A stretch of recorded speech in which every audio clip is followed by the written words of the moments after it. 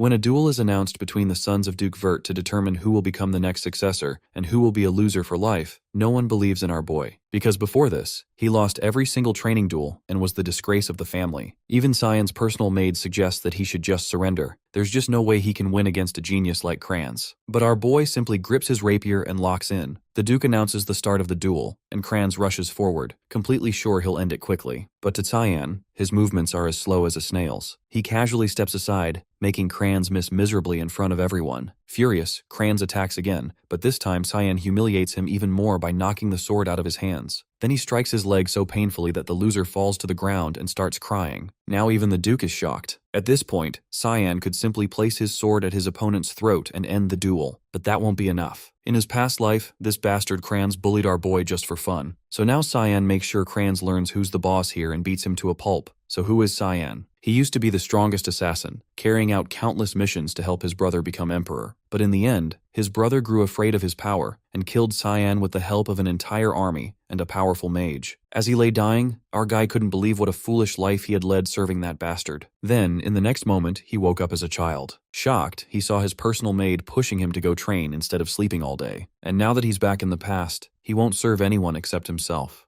Once the duel ends, he is summoned to meet with the Duke. A high-ranking knight escorts him through the halls toward the chamber. Just before they arrive, he spots Margaret stepping out of the office. A crooked grin tugs at his lips. She's clearly just finished ranting about her precious son. He throws a casual jab, asking if Kranz is holding up all right. Her expression twists with fury, and she snaps, demanding how he dares act concerned after what he did out there. He brushes past her like she's air, muttering that that's how duels work, but she's not about to let that go. Loud enough for anyone nearby to hear, she spits that this is exactly why illegitimate brats like him shouldn't be treated like real heirs. Then she takes it further, insulting his mother and claiming he should be groveling in alleyways for scraps. She hisses that he had no business fighting at all. The words sink in and his jaw tightens. Her venom finally hits a nerve. His anger simmers, sharp and silent. He briefly considers killing her but settles on a more satisfying plan to make her suffer instead. He, of all people, knows exactly how to break her slowly and deliberately. Cyan informs her he'll be enrolling in the academy with Kranz. She squints, unsure what he's getting at. So he spells it out, his tone sharp and deliberate. She wouldn't want her son graduating without his limbs intact. Her focus should be on him now. She steps forward, but the knight blocks her way and says the meeting with the Duke is urgent.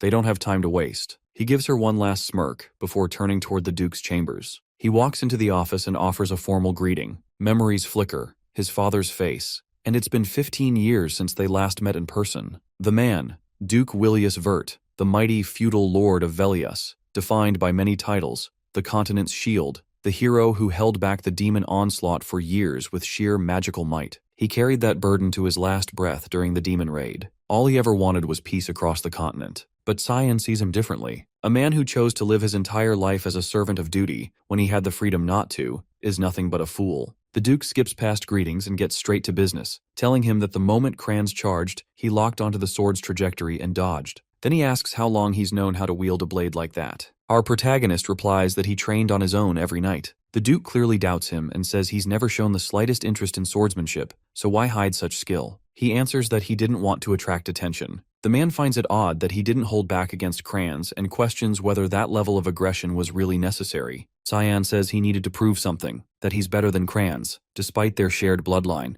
The Duke breaks into a wide grin, intrigued and excited by what he just heard. He's gone beyond expectations. He tells him he could grow into a powerful and dependable ally for Ashel one day. Cyan freezes at the sound of that name. The idea of supporting someone like Ashel, now that he knows who he truly is absurd. Just like always, the Duke's obsession with Ashel hasn't changed. He grabs his son's hands and says he can ask for anything he wants as a reward. It'll be granted. He takes this chance as the opening shot to destroy everything Ashel's built and asks to be sent to the battlefront. Back in his room, the maid nearly jumps out of her skin when she hears what he's requested. She calls him insane for wanting to go to a place swarming with wicked creatures and demonic monsters. Velius, the western territory of the Ushif Empire, is the only region that qualifies as the true battlefront, and even Lamia Valley is considered the front line. It's a brutal war zone that's been locked in a fight against demons for centuries. Because of that, his father gives him one condition. He has 1 month to become strong enough to be worthy of entering Lamia Valley. He has no clue how much stronger he needs to be to meet that standard,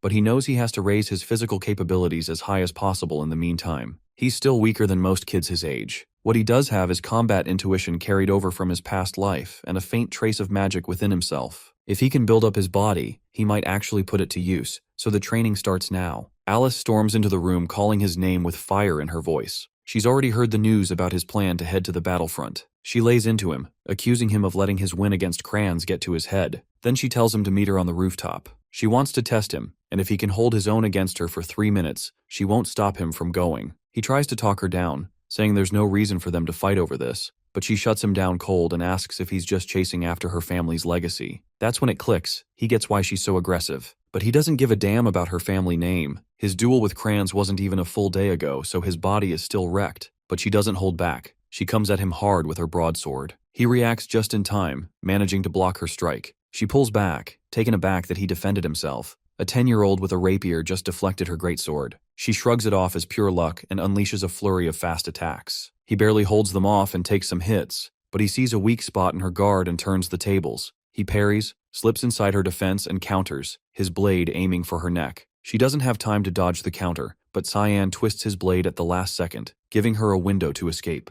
If he hadn't done that, she would have dropped dead on the spot. The Mist's sword technique wasn't built for mercy. Most of its fog-based forms are made for killing, which makes it hard to hold back, especially when his physical strength is still lacking. But now he's starting to burn out. To make up for what his body can't handle, he's been forcing mana through his sword, and he's just about hit the wall. He catches her mid-chant, blending earth and wind into her blade, and shifts into stance. The determination on her face says she's going all in, so he braces for impact, knowing damn well that trying to block that hit could send him flying out of the castle. He charges, hoping pure adrenaline and blind faith will unlock his magic mid-run. But before their blades connect, the Knight Ulkin drops in and shuts the whole thing down, blocking them both. He scolds her for going too far on someone younger. Reality hits fast. She blinks, then suddenly pulls him into a hug, trembling and apologizing for snapping. She just wanted to stop him from throwing himself into the battlefield. He gets it. He knows how she is, how she gives everything she has to everything. His sister, the prodigy who scored top marks across every subject at the Royal Academy, her looks alone had people calling her a child blessed by the gods. She'd trained with the sword since she could walk. She once matched Ashel blow for blow in their fight for the title of Continent's Guardian, but then it all collapsed. She joined the Knights of Light and got killed. He clutches her tight and swears to himself. This time, he'll protect her. In the middle of their moment, she turns to Ulkin and narrows her eyes. Wasn't he the Duke's personal knight? What's he doing here if the Duke already left for war? The knight says he's just acting under orders, to guard Cyan while the Duke's away. It's supposed to be a quiet mission. No one's meant to know. The younger man had already sensed him back in the Duke's office, but still finds it odd that his father wanted this whole thing kept under wraps. Mid-thought, fatigue hits like a truck and he knocks out in her arms. She smiles softly, thinking to herself, he really is still just a kid. The next morning, she heads back to the academy. He gets to work training his body. He can barely crank out 10 push-ups, still weak, and the need to grow stronger is getting louder every day. For the past 2 weeks, he's been grinding through strength training. No results. He misses the strength he used to have. He needs anything that works. While he's sinking into that pit, the maid walks in with a message. A package from his sister has arrived. Inside is a bottle of hellhound blood, something he'd asked her for, a rare material from Lamea Valley. The blood of a demonic beast, notorious for its horrible stench and burning taste. People say it's poisonous, but from experience he knows better. It gives a permanent boost to mana and physical power. The maid looks horrified and asks if he's really about to drink that stuff. He shrugs and tells her that after surviving her cooking, this is basically tea, then downs the whole thing in one go. The heat and rush of power spread through his system. Then he says he's heading out for a walk. He goes to a spot he remembers clearly from his past life. He's been waiting for 2 weeks to do this, specifically for a moment when Yulkin isn't around to report back. Years ago, Ashel received a divine revelation from Lumendel, the god of light. It spoke of an ancient temple hidden in the mountains. He hadn't believed it then, but the place turned out to be real, a zone where mana gathers in heavy concentration. In this timeline, though, that prophecy hasn't happened yet. He's the only one who knows it exists. He crouches, feeling along the earth, searching for the exact spot where the mana thickens. Then he channels his magic, and the entrance to the temple begins to open. He steps inside the temple and instantly realizes something's off. It doesn't look quite the same as it did before. This place, once a shrine devoted to the god of light Lumendel, had its history erased during the demon god war that wiped everything clean 3 centuries ago. He moves deeper into the ruins, eyes locking onto a glow pulsing from a sword, the temple's core. Back in 999 BF, before Foundation, humanity had finally driven the Demon King's forces out of Velius. The demons had power far beyond human capabilities, but humans found salvation in ancient relics called the God's Weaponry, artifacts that turned the tide. Among them was Duran Dark, a sacred blade personally blessed by Lumendel. This sword was credited as the key that let humanity win the war, and it will also be the weapon that ends his life someday. When it's in the hands of Vert Ashel, he places a hand on it. As expected, it doesn't react. He walks away, not even surprised. There's an old legend. After stepping beyond the blade's glow, a strange shadow appears. It looks like the sword's cast at first glance, but it's not a shadow. Where there's light, darkness follows. And this darkness is actually a concealed passage, hidden beyond the altar, leading to a secret chamber. He follows it in and finds a sword resting dead center in the room. His eyes soften. It's like reuniting with an old friend, the same blade from his past life. He steps forward, grips the handle, and speaks its name, Karam. The sword submits instantly. He gives it a few swings, but the magic that once pulsed through it isn't responding. It must still be deep in hibernation. Even so, the rush of finding it again fills him with something close to joy. Then, out of nowhere, a voice echoes through the chamber, asking if he really feels no fear, whether he understands what it means to awaken the demon sealed in that sword. She says it's too late to back out now and lunges, aiming to take his body. But he grabs her by the throat before she can get close. He says she's acting way too reckless and wasn't like this before. The demon looks shaken. How can a kid touch her? He calmly reminds her that the blade belongs to him. She tries to push back, then freezes. She senses something, asks if he's the successor. Why does he carry Eru's presence? He repeats himself. He owns this sword. He inherited Eru's legacy, and she should kneel to her new master. She doesn't buy it, calls bullshit, and attacks. He sighs, realizing words won't work. The will of a demonic weapon always ends with it trying to claim the user's body. So he cuts the conversation short, flicks a finger, and slams her skull into the temple floor. He warns that if she doesn't submit now, things will get uglier. She growls, enraged, so he doubles down, pressing her even deeper into the ground to make his point. The pressure works. She breaks and finally calls him master. With that done, he figures it's time to head back. He's already been away too long. Karam practically hums with excitement, eager to breathe open air again after so long underground. She asks his name, curious. When he tells her, she raises an eyebrow. Out of everyone, why would Eru pick a kid she's never even heard of? He answers that he was chosen in a past life. He's already died once. As they walk, he passes Duran Dark, staring at it. He says it'll need to sit tight. Its real owner won't show up for another 2 decades. Karam still isn't convinced about the whole reincarnation thing, so he cuts the hilt off the sacred blade. She asks what the hell he's planning with that. He says it'll make the future a hell of a lot more fun. As the cart finally reaches its destination, our MC finally steps off the vehicle. Still can't believe the moment has actually come. The Duke is already there waiting, flanked by his knights. His father approaches and asks him straight if he's truly set on entering the battlefront, that if he wants to turn back now, he won't stop him. He gives a firm nod, saying he's confident in the path he's chosen. The Duke turns to Ilkin and commands him to activate the scroll. The knight tosses it out, magic flares, and a hellhound emerges from the summoned light. It's the trial meant to judge his worth. These creatures are low-tier demonic beasts straight out of Lamia Valley. He immediately shifts into stance, eyes locked on the enemy. From a distance, his father reminds him, his actions come with weight. If he wants this, he has to prove his strength and take responsibility by passing the test. A few days earlier, he had gone to Ulkin with a request for a duel. He needed something real. Training by swinging at air wasn't cutting it anymore. He wanted to know what a proper fight felt like. The knight told him he should be sparring with kids his own age, someone like Kranz,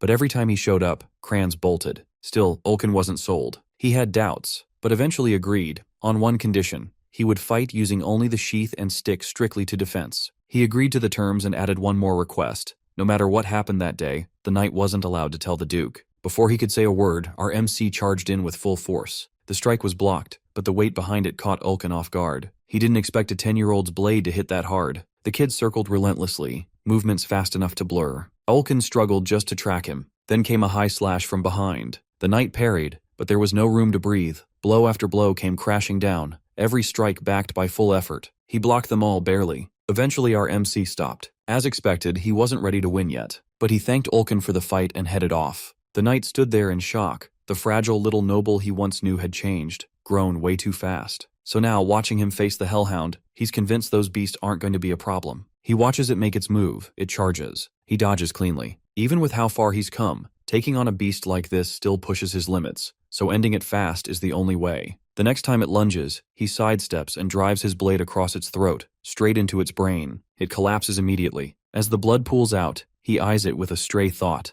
How fun would it be to bottle up a few jars of this stuff? But people would probably lose it if they saw him doing that. His father claps, impressed. The test is over, he passed. The Duke tells him they'll meet again at the front lines. Karam murmurs from his sword, asking why he didn't use her to finish the beast. She needs blood if she's going to wake fully. He reassures her. Soon enough, he'll use her to his heart's content. At the battlefront, a massive ogre is tearing through the front ranks. The Duke gives a sharp command for the soldiers to fortify the defense line and eliminate the ogre immediately. A barrage of magical attacks is hurled at the creature. Binding spells tighten around it, locking its movement with arcane chains. While the beast is immobilized, he charges in with the main force to finish it off. From a distance, Cyan and his maid quietly observe. She breaks down in tears and asks why he insists on being in a place like this. He feels no fear. In fact, he admits the place almost feels nostalgic. The Duke approaches and asks how it feels to stand on the front lines for the first time. Cyan replies that he feels a little nervous. In response, his father reminds him that death can strike anywhere and any time, so staying sharp is non-negotiable. He nods, thanking him for the warning, but he's already aware that scenes like this are typical out here. There are usually 3 or 4 full-scale battles each day, and each one comes with a precise protocol designed to help them defeat the demons. With the advanced knights forming the backbone of the force, they handle any monsters trying to breach the line. When the battle concludes, he returns to his assigned tent, far in the back, deep within the safest sector. But the guards in this area follow orders too strictly, which means he won't be able to summon Karam. He has to wait until dinner to sneak off and train outside. He sees her trembling and asks what she's even doing. She repeats the Duke's warning. He tells her to pack her bags and go back to the castle. She yells that she can't leave him alone. He's hopeless without her there. If she disappeared out of nowhere, no one would care for him. She walks out of the tent, saying it's time to eat. He doesn't like how she acts with him but lets it go. Later that night, once everyone is sleeping, he slides a plush doll under his blanket to cover for his absence. She asks if he's heading out to train. He nods, confirming it. She praises his commitment and says the Duke would be proud seeing him like this. He excuses himself and tells her to handle things and keep his absence quiet. Since it's night, the patrols tend to be tighter. Now is the best window while people are occupied. He cloaks himself in fog magic to slip through unnoticed. He recalls this place should still be crawling with monsters,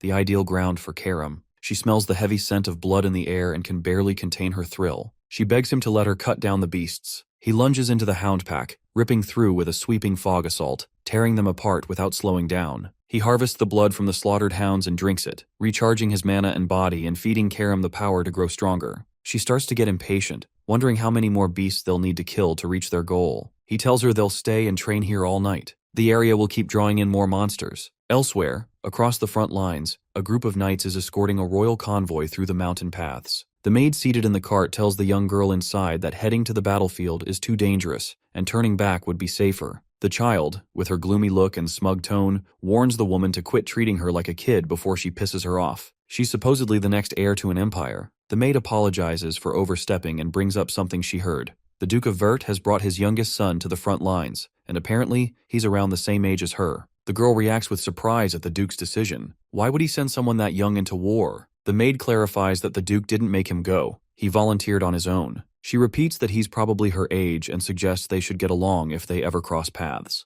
The girl flips into full tsundere mode and insists she's not interested in meeting him. The maid apologizes again, but the girl finally relaxes a bit and asks for his name. She tells her he's called Cyan Vert. The girl whispers it under her breath, clearly intrigued by whoever this bold young kid might be. The following day on the battlefield, Duke Vert leads his knights with precise coordination to subdue the monsters and wipe them out. After clearing the field and eliminating the threats, he approaches his son to ask how he feels after throwing himself into combat. Our MC replies that there's still a long path ahead, but he's eager to walk it. His father, impressed by his courage and resolve despite his age, smiles and says he's proud. He stares at him, surprised. It's the first time he's seen this kind of warmth. Before walking away, the Duke tells him they need a private talk inside his tent the next day. That night, with the camp deep in sleep, he makes his way to the rear zone of the front, like always, to train. But something's off. A death worm appears before him. These creatures usually spawn much deeper in the valley, so finding one here doesn't add up. In his current state, he's struggling to keep up,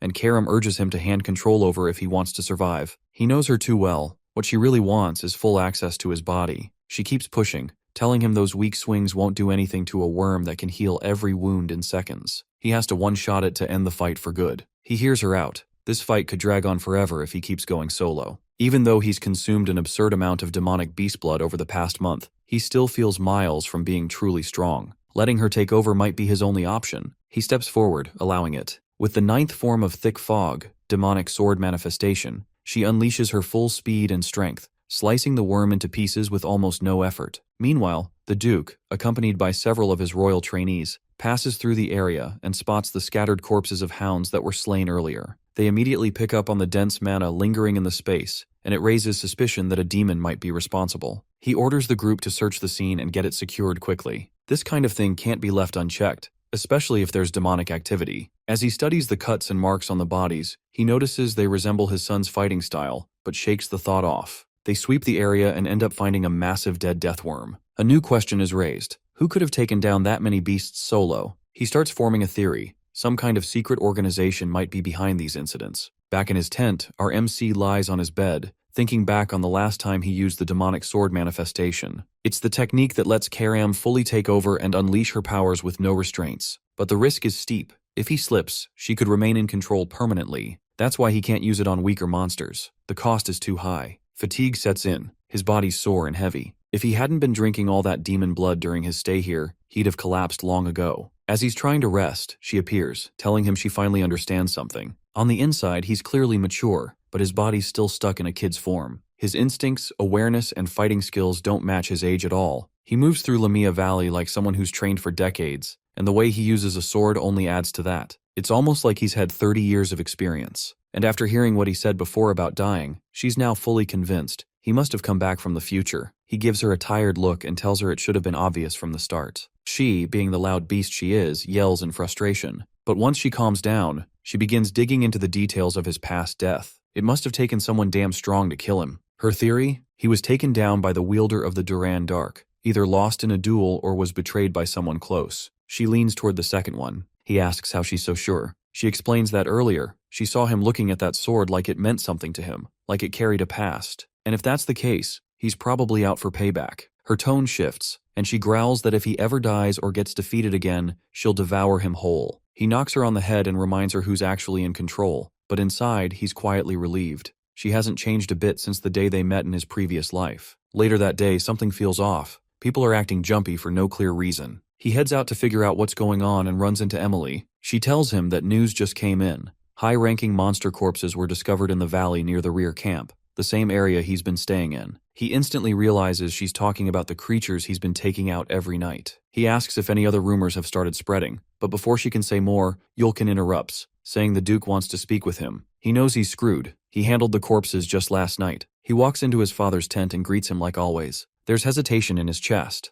If the topic comes up, he doesn't know what excuse to give. His father would immediately recognize his attack pattern. The Duke gestures for him to sit down, and without any build-up or delay, Father immediately addresses the reason Father summoned him. Father questions where he was last night. With no hesitation and a straight face, he lies, claiming he went to bed early. Suspicion flickers. Those markings they discovered yesterday bear an uncanny resemblance to the cuts left by his sword style. But after a moment, the Duke tempers his thoughts, pushing the suspicion aside. There's no way a kid could have taken down something as massive and dangerous as a deathworm. Father asks why he's being questioned. The tone shifts, more serious now, as Father brings up the monster corpses found near the camp. They need to look into it thoroughly, but the one theory Father keeps circling back to is that it might be tied to an old assassin organization known as the Mist. He plays dumb like he's never heard the name before, but the explanation continues. Supposedly, the Mist has existed for centuries. No one knows their motive or ultimate purpose, but they've left a trail of dead nobles in their wake. Their signature? Every kill site is shrouded in black fog. Then one day they just vanished. The last known sighting was 300 years ago. But the troubling part is, the monsters found yesterday were surrounded by that same black fog, the kind linked to Eru, the god of darkness. He's the source of the organization's power and the deity they worship. Based on that alone, the Duke assumes the Mist is behind the Deathworm's slaying and the other recent monster kills. Hearing this, our MC can't help but admire the sharp intuition. Even with the organization having disappeared for centuries, his father pinned the fog back to them instantly. The Duke admits they don't yet understand why the Mist has suddenly reappeared, but regardless, the Empire's higher-ups must be informed. He feels slightly relieved. His father didn't suspect a thing and believed the lie. From that perspective, it makes zero sense for someone his age to be tied to a legendary underground group. The topic shifts. Does he know about the guests arriving later today? He does. The Emperor is set to visit the front. The older man nods, then says he wants a small favor. Meanwhile, the Emperor reaches the battlefield, welcomed respectfully by the knights. The Duke bows on one knee to greet his sovereign, but the Emperor quickly dismounts and tells him there's no need for ceremony.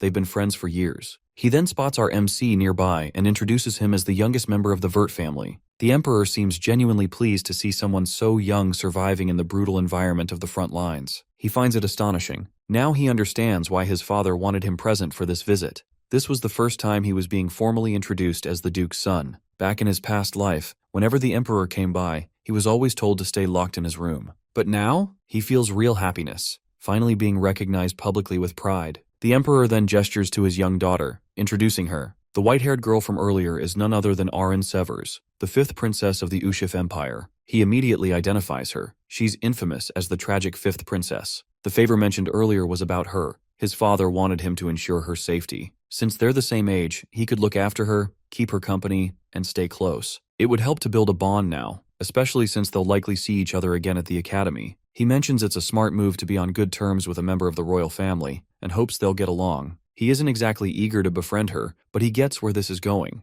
His father wants him to build the kind of bond he himself has with the Emperor. Still, that's just not who he is. There's no chance they'd ever actually be friends. For now, though, he has to go along with it. He ends up walking beside her like he was told. She pauses by the river, eyeing it curiously, and asks why the water is red. He tells her it's called the Blood River. Name says it all. When demons get fatally wounded or lose their ability to fight, they instinctively crawl to this river. Eventually, the bodies rot, and the fluids run into the water, staining it red. The idea of a river full of corpse runoff makes her sick. She then asks where exactly the river flows. He enjoys the chance to spook her, saying it heads straight to the demon realm, and if she swims far enough, she might bump into the Demon King. Their eyes drift to the sky, where a faint yellow glow appears on the horizon. He explains the light means demonic beasts are closing in. She panics, asking why demons would dare come this close to the camp. Meanwhile, up at the front lines, the Duke starts organizing for battle. He instructs the knights to focus on guarding the Emperor, then tells the rest of the army to shift west with him. The Emperor interrupts, declaring he won't sit back and let others shield him. He hasn't tasted real combat in ages and is itching to dive into the action. The Duke has no choice but to comply. They announce the Emperor is joining the charge, while the rest of the knights handle the incoming demons. The Duke then calls out for his son to join the others. He doesn't hesitate and moves to follow orders, but before he can leave, Arryn stops him and asks if he's really capable of fighting demons alone. He gives a nod, but she cuts him off, insisting she wants to come too. If he can go, then so can she. They're the same age. He brushes her off, telling her people die in this. Being the stubborn, loud kid she is, she yells that she still wants to go. He ignores her and calls for Ulkin, assigning him to keep her safe and take her somewhere far from the fight.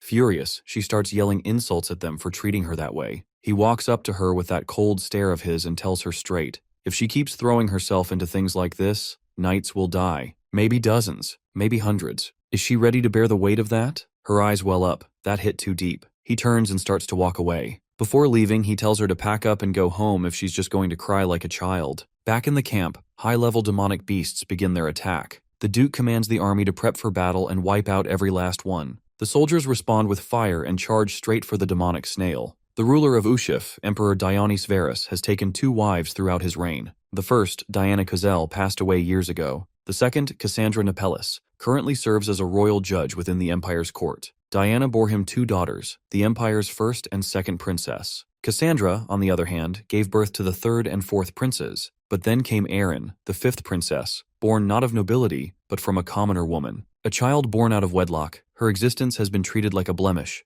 ostracized and labeled as something unnatural, unworthy of royalty. Still, despite the constant humiliation and social scorn, she never let their judgment define her. She carried herself with the grace and presence expected of any princess, and she dedicated herself with intensity to her academic path. Even so, things eventually spiraled. She was later accused of turning her back on the Empire and banished from the royal bloodline. No one knows for sure what became of her, but rumors suggest she caught some incurable illness and died alone on a remote island. That was enough to earn her the nickname, the Tragic Princess. He, for one, believes things could have turned out differently. Always thought she might have stood a chance at a decent life, if only she weren't so caught up in dreams and blind ambition. She drew too much attention. Karam constantly teases him, claiming her story practically mirrors his. Meanwhile, far across the war zone, the Emperor and the Duke have been making significant progress wiping out the monster swarms. Dion channels raw lightning through his body, slicing through the stragglers like they're nothing. He might hold the throne, but he's also earned a reputation as a terrifyingly skilled magic wielder. Creatures like these barely slow him down. Once the area is cleared, the 2 duck inside the command tent to rest. The Emperor pours himself a drink and offers one too, just to reminisce about the old days. The offer is declined. There's no room for Buzz's judgment on the front, so he shrugs and drinks solo. As the quiet stretches between them, he casually brings up a troubling matter. Several nobles have been killed lately, and word is spreading fast. unsettling both citizens and soldiers. The Duke immediately asks whether there's any link between the deaths, patterns, strange signs. Diani tells him the common thread is corruption. Every noble taken out so far had a dirty record, and more importantly, every corpse showed signs of black fog residue. That makes his companion pause. He says he noticed the same kind of fog behind the camp just yesterday, which leads him to suspect that the black fog users have resurfaced. The Emperor agrees. It's definitely something they'll have to look into further. Then the topic shifts. He's heard whispers that Eren is being blamed for the recent chaos, and it's starting to weigh on him. He's been trying to keep things from boiling over, but some factions are clearly looking to use the situation against her. He turns to the Duke, face open and serious, and asks for one thing. If something happens, if he dies first, he wants his old friend to watch over her in his place. The promise is made without hesitation. The Duke swears on his life to protect her, no matter what. And with that, the conversation draws to a close. Back in another tent, he's catching Emily up on everything that went down while she was away. She seems let down that he barely spent time around the princess. He tells her not to expect too much. She laughs, half serious, and throws out that he'll never get married at this rate. He brushes it off and steps out to return to his usual training. But outside, he runs straight into Eren, standing there soaked from the downpour. She walks into the tent beside him and asks where he's heading next. Before he can answer, she tells him to stay for a moment. There's something she wants to talk about. She asks how long he's been stuck out here. He replies, nearly a month now. Not wasting time, he pushes the real question. Why did she come all the way here just to find him? But whatever she wants to say, she holds back. Emily's intense, almost unhinged gaze behind them makes her too uncomfortable to speak freely. He tells her to give them some space so they can talk privately, but she replies with a sarcastic grin, joking that they should all just have fun together. Once she's out of the way, Eren begins by apologizing, admitting she hasn't been behaving like she should,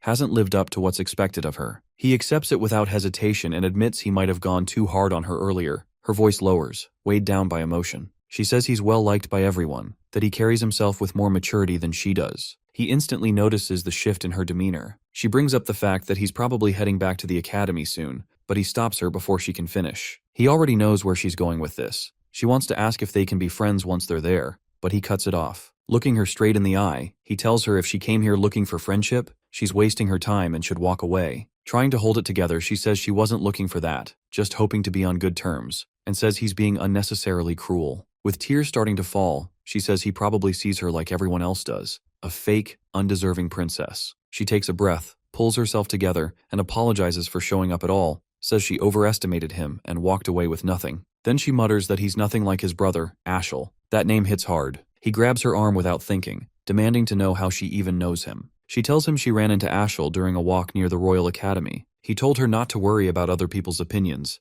only to focus on her goals and what she wants. That makes him freeze. It's clear now that his brother had started manipulating her from the very first moment they met, already laying down the trap. He tries to warn her, but before he can get anything out, a deep rumbling shakes the tent. Emily rushes in, panic written across her face, yelling for them to get out immediately. But they're too late. An orc crashes through the top of the tent, smashing into the ground and launching her through the air like a broken doll. From outside, the nearby knights spot the torn-up tent and realize he's still inside. Emily, sprawled in the dirt, breaks into sobs, convinced he's just been killed under the wreckage. Word of the attack reaches the Emperor and the Duke immediately. Both of their children are trapped inside the wreckage of a tent, torn apart by a high-ranking demonic beast. Without pausing, Diani commands the entire military force to head straight to the scene and secure his daughter's life. Meanwhile, panic floods his mind. He can't wrap his head around why powerful monsters keep showing up this far behind enemy lines. They're supposed to stay deep within the valley. Something feels seriously wrong, and he's starting to suspect he might be the reason behind it. Tears well in her eyes when she sees him alive, after genuinely believing the orc had killed him. But he managed to get out before the structure collapsed. There's no way he'd let an orc finish him off when he's slain demon kings in a past life. Beside him, she asks if the knights stationed at the camp are all right. Then she breaks down, overcome with guilt for coming here at all, knowing they would have followed her straight into danger. The knights approach and reassure her that protecting her is their sworn duty, and they're ready to die if that's what it takes. But the words are cut short when the orc storms back into the scene, grabbing one of them, crushing his body in a single grip, and hurling him across the field like nothing. Without hesitation, he steps in front of her, standing between her and any incoming strike. The orc immediately locks eyes on him, confirming the suspicion. These advanced monsters are being drawn specifically to him. He yells for the others to fall back and get her to safety while he holds the beast's attention. Emily grabs the princess and bolts, leaving him to face the threat alone. But his strikes barely scratch the creature. It's like the blows aren't landing at all. Confused and frustrated, he starts wondering what the hell is going on. Why are they so fixated on him? That's when Karam appears, casually explaining that all the demonic blood he's been drinking to get stronger has left him reeking of power, attracting elite monsters like a beacon. Furious, he snaps, demanding to know why she didn't say anything sooner if she knew this from the start. She just grins wickedly and says she's only here for his body anyway. He doesn't hesitate, grabs her and transforms her into his weapon. With her as his blade, he launches into the orc, slicing through limbs like butter and putting it down without breaking a sweat. But then he spots something worse. Dozens more high-level beasts still on the move. She lights up with excitement, thrilled by the prospect of such a massive feast. The mood shifts when they come face to face with a devil dragon. He tells her to get ready to tear into it, activating his demonic manifestation to wipe out everything standing in their way. Elsewhere on the battlefield, the Duke has just taken out the final remaining monster in his area. Dione turns, asking if there's any word on the kids. The reply is grim. There wasn't a single sign of them near the collapsed tent. The Emperor says he must be panicking over his son, but the Duke answers with a cold expression. Any member of the Vert family should know how to survive something like this. What matters now is the princess's safety. As they speak, the knights arrive, successfully bringing her back to her father. She rushes into his arms, breathless, pleading with him to save our MC before it's too late. Meanwhile, the Duke walks up to the maid and asks if she's his personal attendant. When she nods, he asks what happened. With her voice shaking, she explains that he told them to run while he stayed behind to hold off the monsters. One of the knights offers to go retrieve him if given the order, but the Duke takes a moment, then declines. Their focus has to remain on the current wave. If these creatures break through the camps, nothing will stop them from reaching the Empire itself. They have to return to formation before more lives are lost. When someone asks what's going to happen to him, the answer is calm and final. Our MC has already done his part. He protected the princess. That's what being a Vert means. She continues to cry, still blaming herself for everything unraveling around them. But then a sound cuts through the noise, a voice she instantly recognizes. She looks up, eyes wide, as he appears overhead clutching the reins of a flying dragon, shouting desperately for someone to help. Dragons are majestic beings deeply connected to the Creator, revered for their rarity and dignity. Creatures as weak and limited as humans have no business challenging one. So for him, even laying eyes on a dragon in the flesh feels like a once-in-a-lifetime honor. Unfortunately, the one he's latched onto ends up soaring directly above a crowd of people who know exactly who he is. The worst part, he can't afford to be seen in the middle of a fight. But there he is, plain as day, riding a dragon like some reckless idiot. Eyes lock onto him immediately. The Emperor watches with intrigue and asks the Duke if he's planning to save his own son. The Duke, completely unfazed, just sits there, relaxed and detached,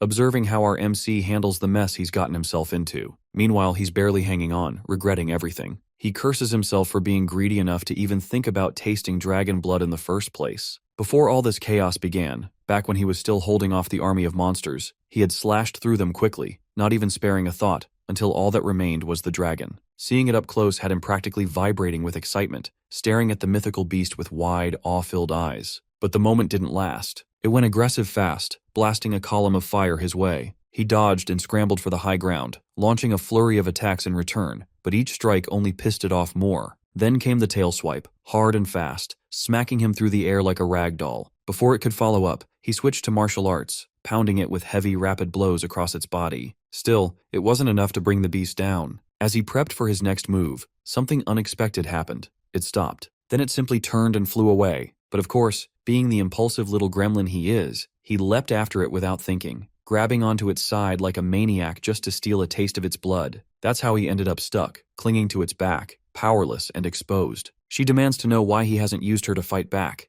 At this rate, he's going to get himself killed. He screams back that if anyone sees him use his powers now, he'll be fried alive. He can't let that secret get out. While they're still arguing, they spot the Duke beginning to cast a massive, high-level magic spell, an 8-star incantation. Panic hits immediately. That serious look on his father's face means only one thing. He's about to target the dragon, even knowing his son is on it. The spell launches. Blades of magic shoot into the air, slicing through flesh with terrifying force. He leaps off just in time, trying to dodge the raining blades mid-air. As he falls, she yells for him to use his powers to escape, to fly out before it's too late, but he still can't risk being seen. Desperate, he scans the area and spots a river of blood not too far off. As a last-ditch effort, he shifts his trajectory and aims for it, hoping it'll cushion the fall. Somewhere else in the valley, a pair of demons had been watching the commotion. One, the older of the two, remarks that it must have been a young dragon getting itself into trouble. The white-haired one next to him counters, saying something incredibly powerful must have scared it off.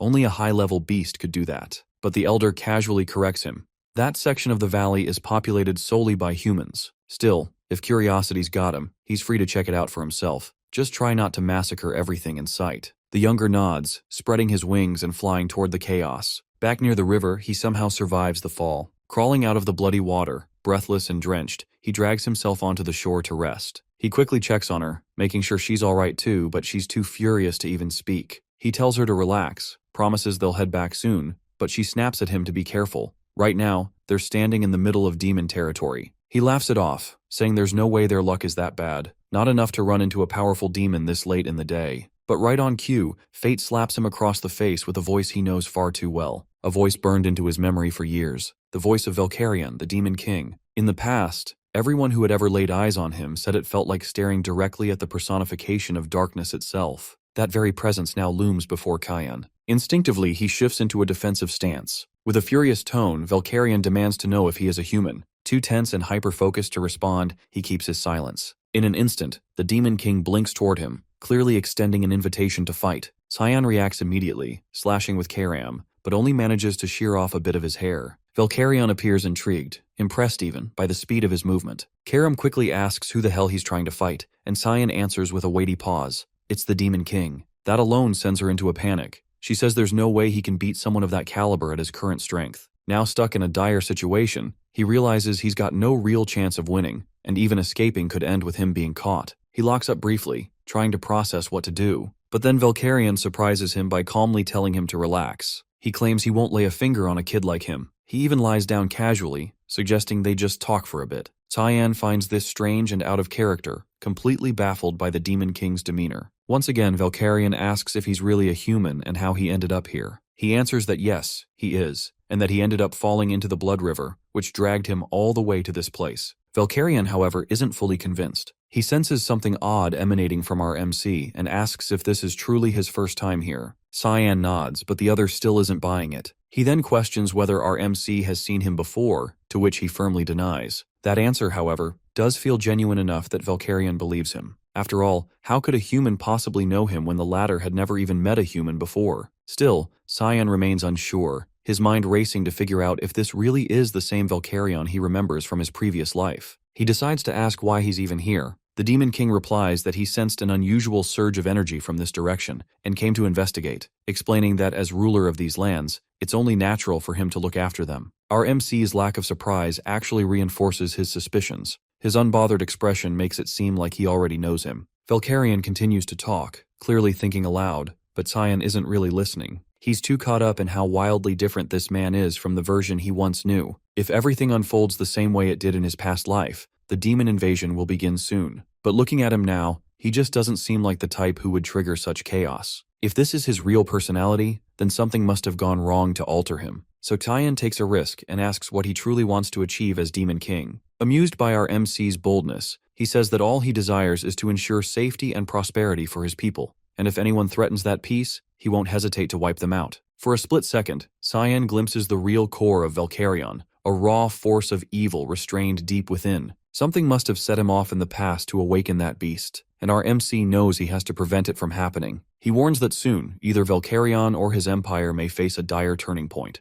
The Demon King frowns, puzzled by the vagueness, asking what he's getting at. Cyan admits he doesn't know the exact details, but if events spiral, a massive conflict between humans and demons could erupt, and he wants terms to stop it. Valkyrian wonders aloud why he'd want to start a war with humans to begin with. Cyan responds with a plea. No matter what happens, promise never to invade the human lands or declare war. That raises an eyebrow from him, who presses, what's in it for him? Cyan promises that whatever threat comes his way, he'll do all he can to support him. Valkyrian still finds it amusing, but there's something about our MC's courage he respects. He asks for his name, and upon learning it, solemnly vows, as Demon King, that he will never initiate war with the humans or encroach upon their lands, regardless of circumstances. But he warns that Cyan must uphold his end. With that said, he takes off into the sky. Not long after, our MC is spotted by frontline scouts patrolling the river. Word spreads fast. He becomes known as the one who survived the Devil Dragon. Later, back within the abbey near the Velius border, Cyan rests in a hospital bed. Erin sits nearby. With flushed cheeks, she hesitantly gathers her words and asks him if he would be hers. Cyan can't make sense of what's unfolding around her. From the look he gives, she picks up that he clearly doesn't want to go through with it,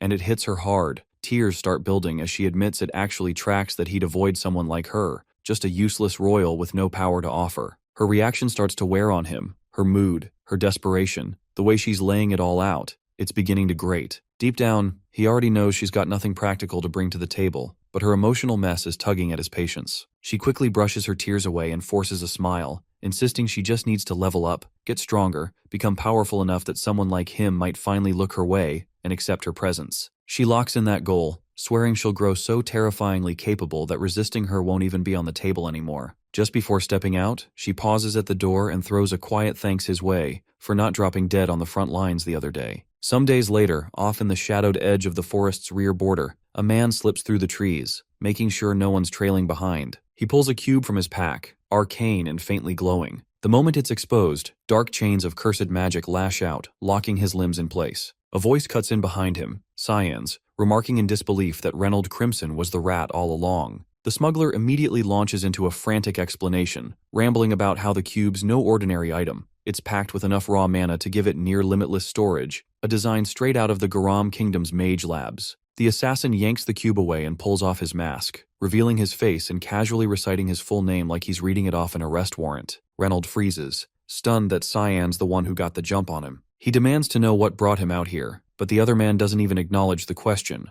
already digging through the crates and supplies the smuggler's been hauling. He notes everything, contraband parts, demonic remnants, and it clicks. Reynolds been draining corpses of their corrupted blood, packing the stuff into carts, and slipping them through the borders with inside help. He's sure of it. Someone's been feeding him access. Reynolds shrugs it off, swears he has no clue what his captor's going on about. But Cyan's way ahead. He's seen the demonic blood floating around the underground markets. Somebody's selling. While he tries to piece together who the mole could be, Reynolds tries to blindside him with a fireburst. He thinks it'll land, but instead, Cyan's already closed in, slicing through his hands and pinning them into the bark of a nearby tree. Then comes the deal. Either Reynolds spills everything, the smuggling path, the identity of the traitor, the whole operation, and gets a clean end. Or he holds out and gets dragged through a torture so drawn out and merciless he'll be begging for death before long. Later, over on the western edge of Velias, inside a trade station near the border, a group of merchants crack open a box of supposed blood shipments, only to recoil when they spot Reynolds' decapitated head hovering in a swirl of black mist inside one of the containers. Not far from the scene, Cyan keeps watch from a concealed vantage point, monitoring quietly as his plan unfolds. Karam, standing beside him, questions why he's letting these traitors walk free. He replies flatly,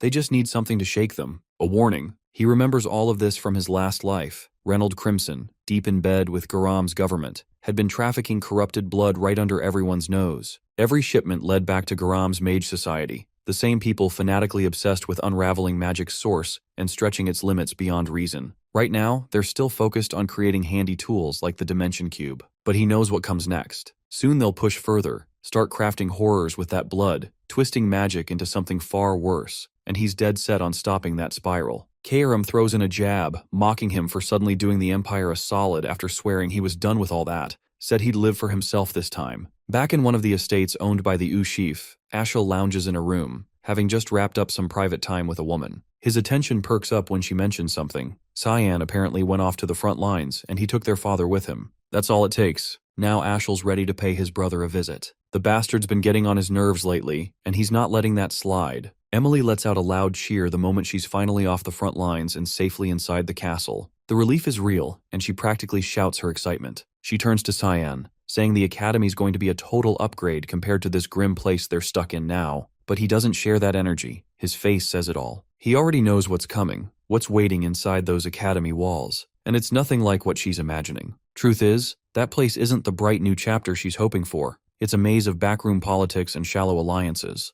Envy fuels everything, and clout outranks talent. Actual learning takes a backseat to social climbing. She, on the other hand, is hyped because she's heard the academy's full of good-looking guys, and she's convinced it might finally be her shot at finding romance. Time passes, and eventually the entrance day arrives. Cyan reaches the front gates and on his way in, runs into Crayons. The moment the guy notices him, he bolts without a word, still spooked from the last time he completely wrecked him. Karam, confused by the sudden retreat, asks what's up with him. Cyan brushes it off, explaining he's just his half-brother. She comments that he doesn't really resemble the rest of the family, but he disagrees, saying he's not all that different from Alice. Once inside, the academy staff greet him, excessively polite, overly respectful, and he clocks something odd. None of them will meet his eye. Their behavior reeks of someone important lurking nearby, probably his father, the Duke, or maybe even his older brother. But he doesn't dwell on it. After grinding non-stop for the past year, he decides to take it as a win. Maybe this is what reward looks like. He moves through the hallway until he reaches his assigned room.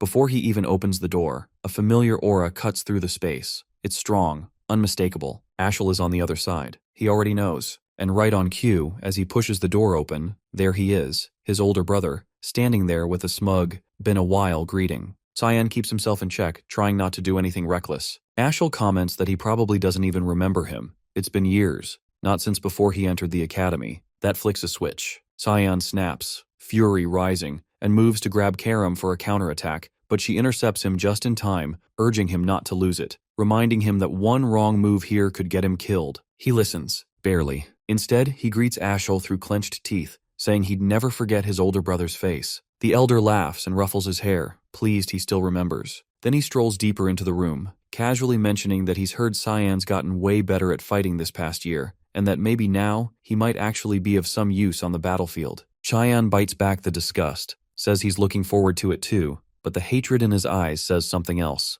Ashel catches that glare and pauses, says he just dropped by to see him, nothing more. But Cyan knows better. He doesn't waste time on people he thinks are beneath him. If he's here, there's a reason. And oddly, that thought calms him down. Meanwhile, just down the hallway, Emily's lugging his stuff toward the room. She yells out, pissed he didn't come help carry it. But as she approaches, she freezes. Ashel walks out instead. He brushes right past her, telling her not to mind him and to just get back to work. Once he's gone, she vents her frustration, demanding to know why the hell Cyan didn't warn her he'd be here today. He doesn't respond, just tells her to leave him alone for a bit. He locks himself in the bathroom, leans over the sink, and throws up. The pressure, the tension, it all hits him at once. When he steadies himself, he turns to Karam, demanding to know why she stopped him earlier. To him, it made no sense. It was the perfect opening. She could have taken over his body right then. She shuts that down, says she didn't hold back because she was being soft. She just wants his rage to keep growing. The more twisted it gets, the better he'll taste. Cyan smirks, says he prefers her this way. Over in Ashel's private room, a butler enters with an update. As ordered, he's been tracking the second princess, and now he's found her. She's deep in the northern region of the White Elves' territory, Fruina. Ashel raises an eyebrow. Fruina's not exactly welcoming, especially to outsiders. But of course it's her. She's got a way with people. Makes sense she'd pull it off. He tells the butler to notify him right away if she ever decides to return. The servant nods, but before exiting, asks if something happened during the meeting. He looks different, happier even. Ashel laughs, shaking his head. Says it's actually the opposite. His mood's crap. All he can think about is that look Cyan gave him earlier, sharp and heavy, like he was staring down a sworn enemy. He orders the man to keep tabs on Cyan from here on out. The butler promises to assign someone for surveillance and leaves. Ashel stays behind alone, still thinking, still trying to figure out what the hell his younger brother might be hiding. Just outside the castle walls, a formation of royal knights waits in full gear, lined up to escort Cyan on his way to the academy. Emily lingers nearby, clearly downcast. She's not allowed to ride along with them, and it stings. He says his goodbyes and tells her to behave, wishing her well before stepping away. Right as he's turning to leave, she calls out to remind him not to get discouraged if people mess with him once he's there, and to take care of himself no matter what. Her words catch him off guard, not because of what she says, but because it proves she hasn't changed at all since his last life. Still the same, still kind, still exactly as she was back then. Like that one time when he was 8, down with a brutal fever, blacking out again and again with no one around to even notice. No one but her. She'd picked him up and carried him on her back, running all the way to the closest doctor. Stayed up through the night beside him, watching over him the entire time. If not for her, he'd probably have died somewhere in a forgotten corner of the castle. Leaning his head out from the cart, he yells back at her, half joking, telling her she better behave, or she'll be punished when he returns. She waves after him, eyes glossy with tears but smiling wide. To him, she's never just been a maid. She's someone he holds close, someone who genuinely matters. Once back inside the cart, something starts to feel off. The escort, 6 nights for one person? It doesn't sit right. He starts to suspect there's more to this than a routine trip. Whatever they're planning, it probably won't wait until he reaches the academy. Hours pass before they pull over. One of the knights tells him they'll be camping here for the night. Curious, he asks where exactly they are. They respond vaguely, claiming it's a location in the center of Saffron, and that they should be arriving at the city by morning. But he knows better. The landscape doesn't match, not even close. No forest like this exists near Saffron. Judging from the surroundings, they've dragged him somewhere isolated, deliberately out of reach. He climbs out of the cart and right away the group closes in, surrounded. Calmly, he asks the only thing that matters. Who's pulling the strings? Who's behind this setup? They don't answer. One of them simply tells him the only thing he needs to know is that he's dying today. A knight steps forward and moves to swing at his neck. He sidesteps effortlessly, then takes the man's head clean off in a single counter. Raising his sword, he levels it at the rest and repeats the question. They rush him all at once, but they don't last long. Within seconds, he cuts through them like dead weight, limbs and armor crashing to the ground. He leaves just one alive. The last knight, staring up in sheer terror, finally understands how he managed to walk away from a demon dragon encounter. The moment they accepted this mission, they were already screwed. He walks over, weapon still drawn, and asks again, "Who ordered this?" No dodging, no delay. Panicking, the knight blurts it out. It was Mrs. Margaret. She's the one who issued the kill order. He doesn't kill him. Instead, they both return to the cart and resume the ride toward the academy. Along the way, the knight offers another piece of the puzzle. Apparently, Kranz had gone to Margaret and asked her for a favor. This hit job? Most likely his request. He grits his teeth. That's enough. He vows to settle things with Kranz later. The knight, looking dejected, asks quietly what's going to happen to him now. He responds flatly. He's useful for the time being. So for now, he can drive. Not long after, the outline of the academy finally comes into view in the distance. They've reached their destination. Back at the estate, Margaret completely loses it when word hits that the mission's gone sideways. News spreads that most of their men were found dead near the road,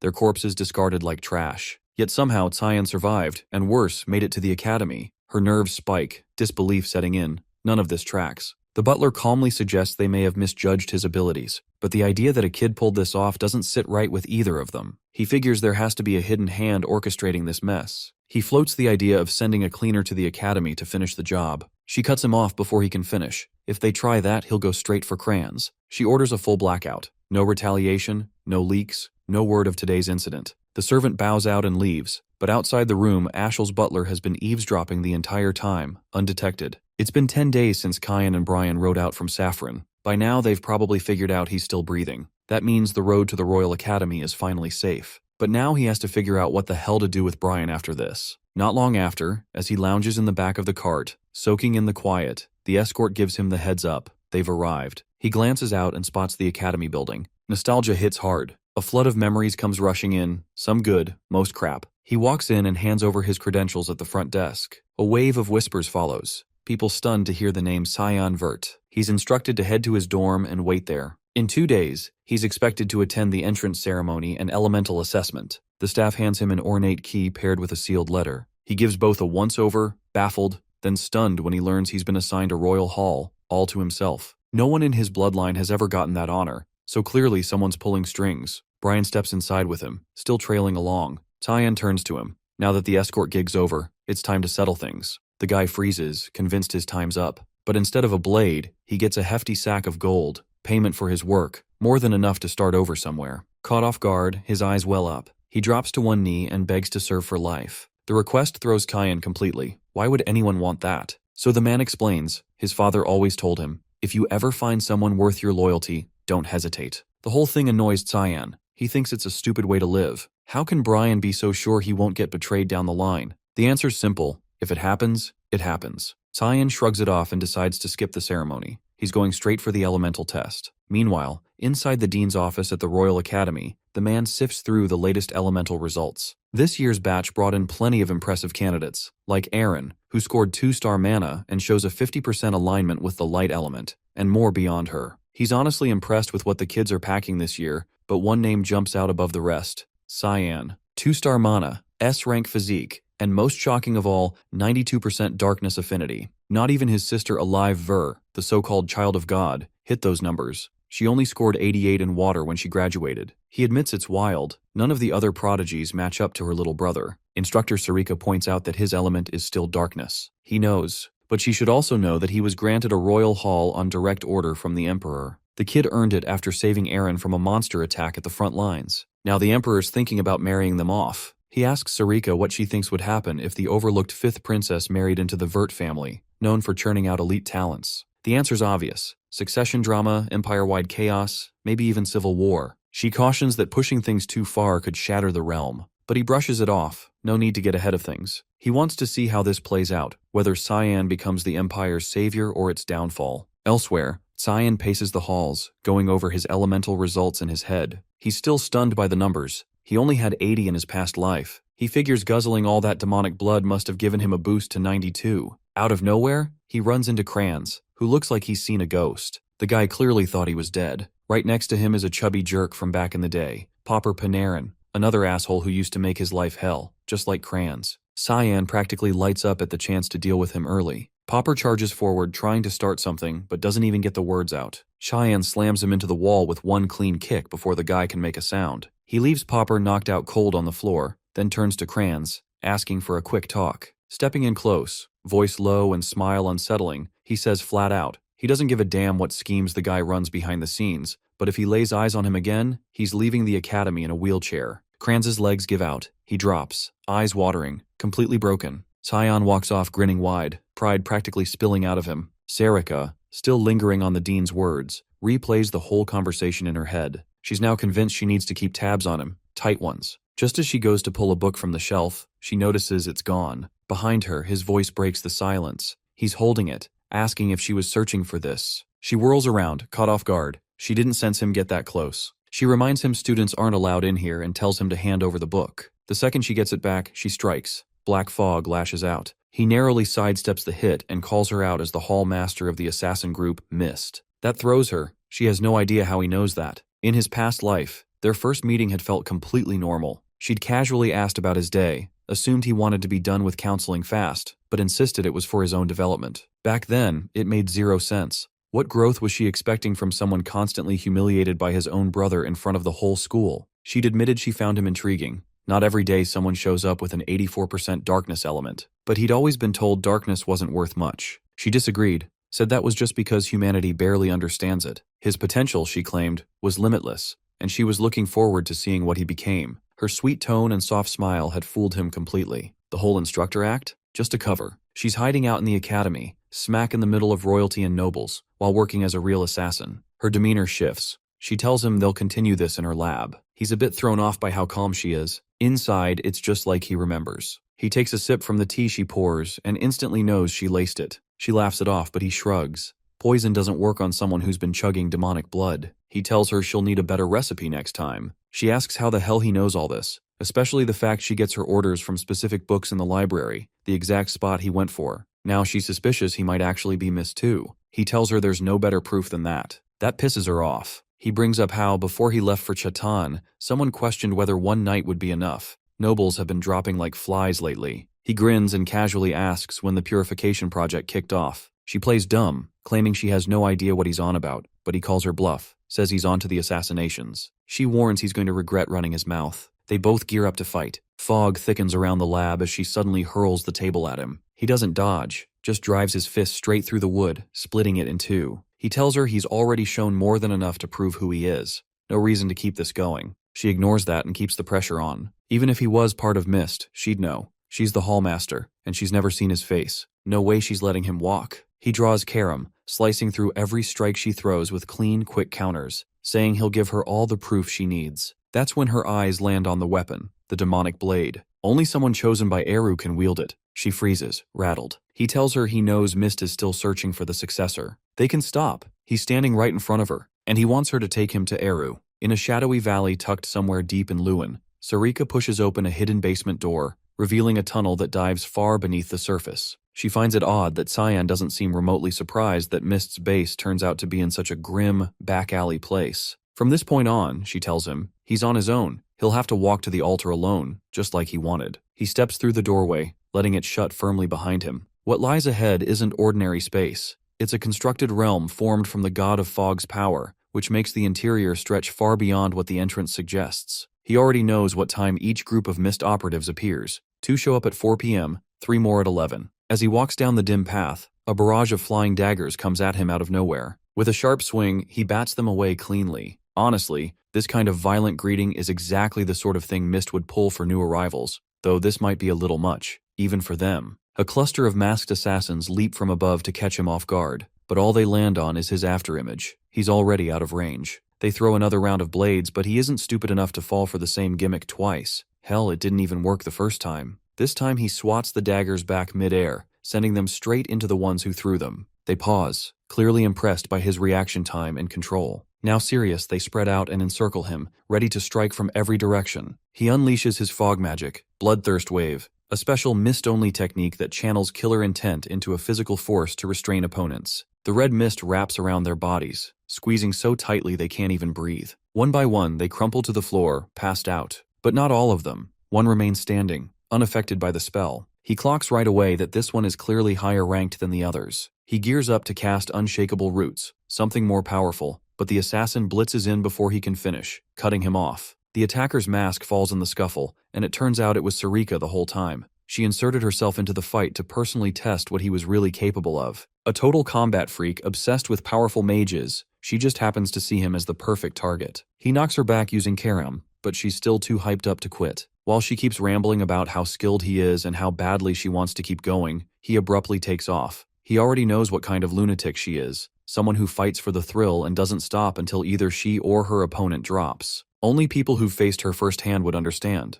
She's the kind that chases until one of you is dead. She sprints after him, casting a speed-enhancing spell to close the gap and launching an attack that he parries without much effort. Still, he has zero interest in throwing down with her right now. She slows and says he doesn't need to worry about people outside detecting his magic. This whole zone is sealed off, built by Eru himself. The outside world doesn't even know this place exists, which means he can go all out and use whatever he has in his arsenal without restraint. But she also warns that if he does, she might not walk out alive. Before he can respond, his legs give out, and he collapses right in front of her without warning. Then Karam materializes into her physical form, stepping between them. Sarika instantly recognizes her and bows in respect. The spirit demands an answer. Why the hell was she attacking Eru's chosen successor? Sarika casually replies it was all just a little test to see if he really was who he claimed to be. Karam is not amused. She's pissed and threatens to take over the fight herself. Before she makes a move, they both notice him on the floor, bleeding out and unconscious. When Karam enters her true form, it drains the life force of the host, and right now his body isn't built to handle that kind of load. She cradles him in her arms, yelling at him like this is the last thing he needed added to his plate. Sarika, still grinning in that weird, creepy way, interrupts to say she's not going to reject the duel that was offered. He forces himself upright, barely holding steady, and asks why the hell she manifested without warning. Karam tells him to stay out of it and rest. She'll handle this round. Sarika lights up at the idea, thrilled to fight the spirit instead.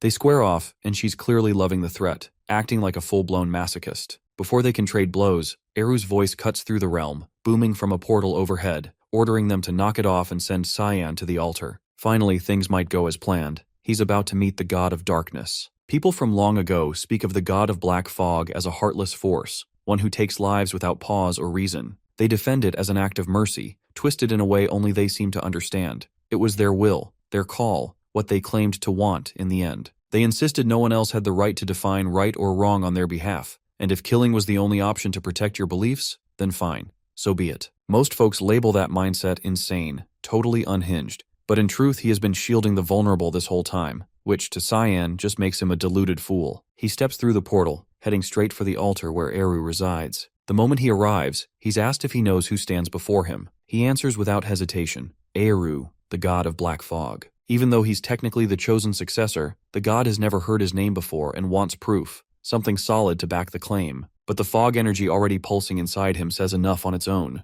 There are only two paths to becoming a successor. Either Eru handpicks you, or the Mist Stone does. Since the god doesn't recognize him, it can only mean the stone chose on its own, especially considering it vanished completely last year, which lines up even more with his identity as the next in line. Eru is honestly impressed that he managed to awaken Karam, let alone control her with such ease. And those eyes, sharp, focused, nothing like a kid's, tell him immediately this boy is from a time and place far removed from his own. Cyan once suspected the god had meddled in his trip through time, but Eru isn't the all-powerful being he used to be. His divine power has been long gone, and Cyan already knows that. Still, he came here hoping for better answers. Eru shrugs it off, saying it's actually worked out well. Less effort for him now that the successor found his own way here. Lazy as ever, just like Cyan remembers. But jokes aside, the god notices something off. His guest didn't come empty-handed. He can feel it, an object giving off a nasty aura. It's the hilt of the holy sword. He questions him. Wasn't the power of the demonic sword enough? Now he wants both? But Cyan has no intention of doing anything with it for now. He just doesn't want the world to remember the blade exists.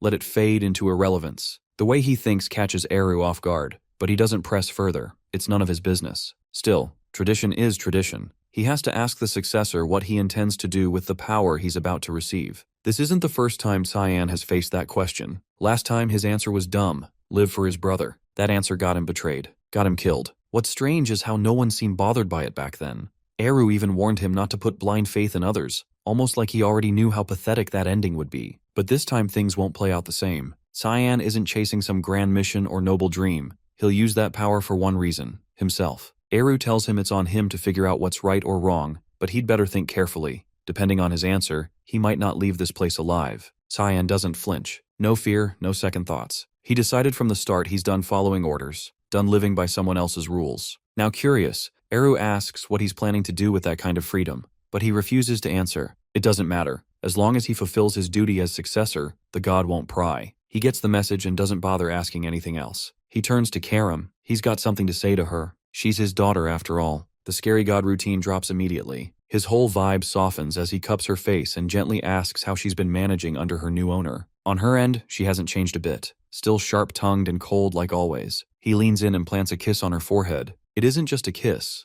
That touch snaps her into her true form, and it doesn't drain any of Tyan's mana this time because Eru gives her a portion of his own life force, allowing her to maintain that body without wearing him out. Then he jokes that she'll need a body if she wants to get freaky with her master. She absolutely loses it, yelling and tearing into him for saying something so disgusting. Honestly, they're kind of perfect for each other. Same chaotic energy. The following day, inside the royal hall, Brian asks what the hell is going on, but Cyan is just as lost, watching it all unfold. At the center of the room, Sarika and Karam stand face to face, tension building with every glare. The sword spirit tries to rile her up, saying it's suspicious how close the constructor and Cyan must be if she's sneaking into his room early in the morning. Sarika doesn't react. She just gives a calm smile and lets it slide. Still, the air thickens like two wild animals sizing each other up before a brawl. Midway through the awkward standoff, he dips, saying he's going for a walk, and leaves Brian stuck between them, right before things finally boil over. Outside, though still within academy grounds, Cyan perches high on a rooftop, quietly observing the students down below. No one can see him. It's his go-to escape spot. His peace doesn't last. The metallic tang of blood hits his nose. Down below, a group of older students are ganging up on a younger kid, beating the hell out of him. One of them brings up doing a little experiment, and the others go along without question. The blonde one forms a glowing sphere of mana and yanks the kid's mouth open. They're about to force-feed it to him. Before he can shove it in, a voice cuts through the air, sharp and clear, telling them to back off. Princess Erin steps forward, aura flaring, calling them out. How could nobles stoop so low and attack the helpless? The ringleader straightens up and introduces himself as Barrett Louis Mill, eldest son of a duke from the Garam kingdom, then asks who the hell she is. She hardens her expression and gives her name with full authority, Erin, 5th princess of the Ushif Empire. Barrett doesn't seem all that fazed by the princess title or the fact she's the emperor's daughter. He already knows she's the youngest of the imperial bunch. Puffing up his chest, he steps closer, clearly trying to intimidate her. She refuses to shake his hand and warns she'll report everything to the academy. In a sloppy attempt to defuse things, he spins around and points to the kid they were beating. He insists it's all just one big misunderstanding, claims they weren't bullying anyone. Turns out the kid's a girl, and according to him, there's no harm being done. He offers to let her speak for herself. The girl stands, trembling and bruised, eyes dulled with resignation. She quietly tells Erin nothing's wrong, they weren't hurting her, and it's best if she just walks away. He bursts into laughter, the kind that screams villain reveal, but she doesn't buy a single word. It's painfully obvious the girl's lying out of fear. Before she can lead the girl away, he grabs Erin's arm to stop her. He tells her it's already too late. Leximus made her choice. Right as things are about to spiral, Cyan steps in, sweeping his legs out from under him and sending him crashing flat to the ground. The inflated aura vanishes instantly. One glance is all it takes for Cyan to recognize Leximus. Hard to forget someone you had a brutal deathmatch with in a past life. She was the continent's top swordswoman, born in the Ushif Empire, but after messy events post-graduation, defected to Count Klein's house in Garam. That duel had been long and savage. He was ordered to assassinate her. Instead, he challenged her formally. He didn't gain a damn thing from doing it that way, but she'd earned it. She never used mana and still held the title of best sword user alive, so he faced her head on. No tricks, no sneak attacks. Back on his feet, Barrett dusts himself off and locks eyes with Cyan. He knows who he's dealing with. Word spread about a battlefield survivor who even stood toe-to-toe with a dragon. Rather than start a fight, he offers a spot in their game. It's called Mana Marbles, a twisted pastime where you jam mana orbs down someone's throat until their internal mana tears itself apart. They're no threat to Cyan, but he's not in the mood for a fight either, so he cooks up a scare tactic. forming a mana marble in his hand and building it until it balloons to the size of a damn cow, then calmly threatening to force-feed it right back. They take Leximus to the dorms to get checked out. She looks okay on the surface, but she'll need to rest a few days to let her internal injuries mend. Aaron stands beside the bed, proud and unshaken, telling her to take it easy. She assures her this was something they had to do and she doesn't owe them a thing, then teases how those cowards bolted the second Cyan showed up. At the far end of the room, he stays quiet, remembering how tough she really was. Cracked ribs, a concussion, still pushing forward. Exactly what you'd expect from the best swordswoman the continent would ever see. She catches him staring and asks if they've met before. He apologizes, saying no, but it's a lie. Aaron asks where her room is. She wants to walk her back so those guys don't mess with her again. Leximus mentions she lives in the commoner hall. That throws Aaron off. She didn't expect that. She blurts out, "Wait, you're a peasant?" Leximus nods. She got into the academy thanks to instructor Veltain, who promised to cover her fees, but after getting dismissed with no explanation, she's left without support. Cyan suggests she withdraw from the academy entirely. Things aren't going to get better here. Aaron, clearly upset, watches his face. He changes tone, telling her to take Leximus in as a servant, train under her, learn swordsmanship along the way. Leximus blinks, confused. Wait, why is he calling her a girl? She'd thought he didn't know. Turns out no one ever told him. She apologizes for the misunderstanding. She dresses in boyish clothes, keeps her hair short.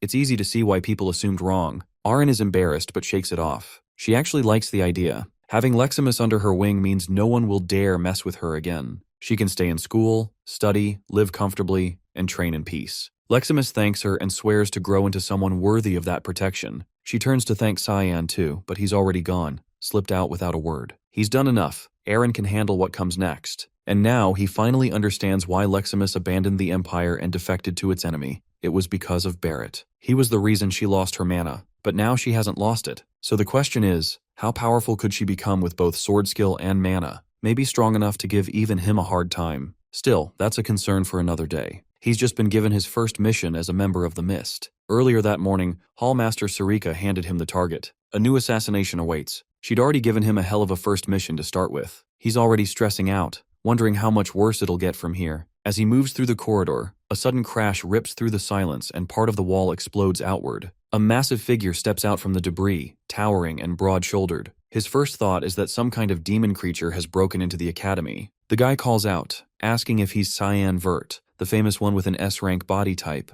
also the youngest in the Vert bloodline. Turns out he's not a beast at all, just another 11-year-old, Seth Chaharkin. Apparently, he's heard the stories, the kid who walked off the battlefield after fighting a dragon and lived to tell it. But the thing that really got his attention? The S-rank physique, a level even he couldn't reach. So now he's shown up just to throw hands and see how he measures up. Cyan finally spots the emblem pinned to his uniform and clocks where he's from. The Sparnia Empire, a desert-based nation tucked on the eastern edge of the continent. Back in his previous life, that place gave even the Ushif army trouble because of its brutal military, led by none other than Seth himself. But for all its might, it still crumbled after the prince suddenly dropped dead from illness. Dude had built himself into a walking tank, but forgot to take care of the basics, like not dying. And now, here that same guy is, standing in front of him way earlier than expected. The timeline doesn't match. They weren't supposed to meet this soon. Fighting random children isn't on Cyan's to-do list today, so he shuts it down. He says the academy doesn't allow street fights. If you want a duel, file it properly with the main office. Muscle mass clearly doesn't equal brain power, because Seth bolts off in the completely wrong direction. Cyan just watches him disappear and lets out a breath, glad he won't have to deal with that walking dumbbell for a while. He's got a mission to focus on anyway. Out behind the academy, tucked away in a shadowy corner, two men are speaking. One's a knight, confirming that everything's ready to go.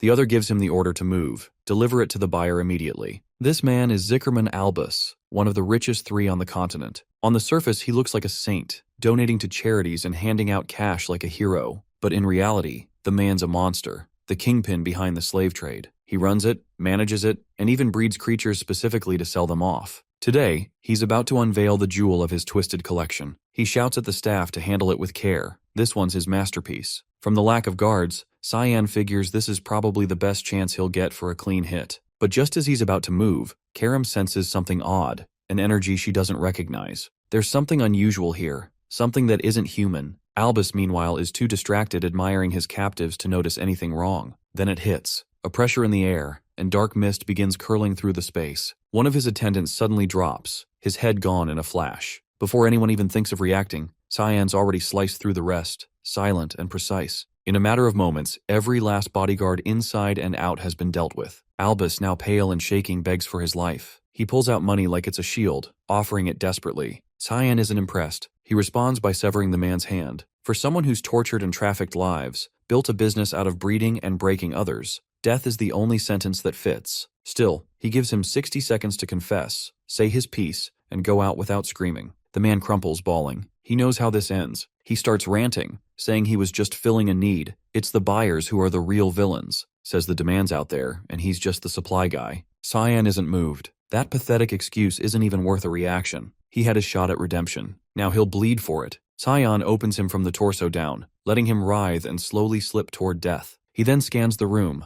hunting for whatever it was Karam had sensed earlier. She guides him toward one of the cages, where the energy feels different, off. He rips the steel bars away. Inside, a woman lies limp, looking dead at first glance, but she's holding something tightly. Turns out she was clutching a dragon egg. He takes it with him. Back at their place, Brian sees it and immediately flips. How the hell did he end up with a dragon egg from the street? Cyan brushes it off. He's not spilling anything. Besides, it's not like it matters. Dragons are basically mana given form, and unless someone can pump that egg full of magic, it's never going to hatch. As far as they're concerned, the thing might as well be a paperweight. But of course, right on cue, the moment he finishes that sentence, the shell starts cracking. To make things even stranger, what emerges from the egg isn't a dragon, but something in between a dragon and a human. This is already spiraling into something far more tangled than he ever expected. The little creature locks eyes with him and blurts out, "Papa!" Without hesitation, she leaps onto him, clinging to his torso like she's found her long-lost father. He immediately turns to Karam, throwing blame her way for letting things end up like this, while she's doubled over in laughter. Back when the mission had ended, she was the one who urged him to keep the egg, just to prevent it from falling into the wrong hands and being used. He argued it would never hatch anyway, not without its mother, and at this point it was no more than a volatile rock. Turns out he'd been completely wrong, and now they're stuck with a half-dragon kid and all the chaos she brings. The issue isn't just weird, it's massive. Her very existence is dangerous. Being a hybrid of dragon and human, she belongs to neither world. The Academy would purge her the moment they discovered her, just to preempt any potential disaster. As for the dragons, they're fanatics about keeping their lineage pure, and if they learn of her birth, they'll execute anyone involved. He's cornered and doesn't know how to handle her. The risk of sheltering a hybrid is astronomical. Logic tells him the kindest option might be to kill her now, spare her from the grim fate waiting ahead. Karam watches silently as he battles through the dilemma, visibly unsure what his conscience will decide. His hand moves around the girl's neck. His choice is made. He'll eliminate her. But just before he follows through, she opens her eyes and calls him Papa again, arms wrapping tightly around him. Her warmth and a strange, foreign emotion sweep over him. He lifts her slowly and takes in the small, bizarre creature clinging to him. Something changes. He decides he'll raise her. With Karam, back in the halls of Vert Castle, Margaret paces in circles, spiraling over what to do about him. If she lets him run free, there's no telling what he might do to her precious spoiled child, Kranz. Her anxious storm is broken when Ashel interrupts, offering to lend an ear if she needs someone to talk to. She quickly dismisses him, brushing it off with an excuse and making a swift exit. Once she's gone, he calls for Kellen and asks for an update.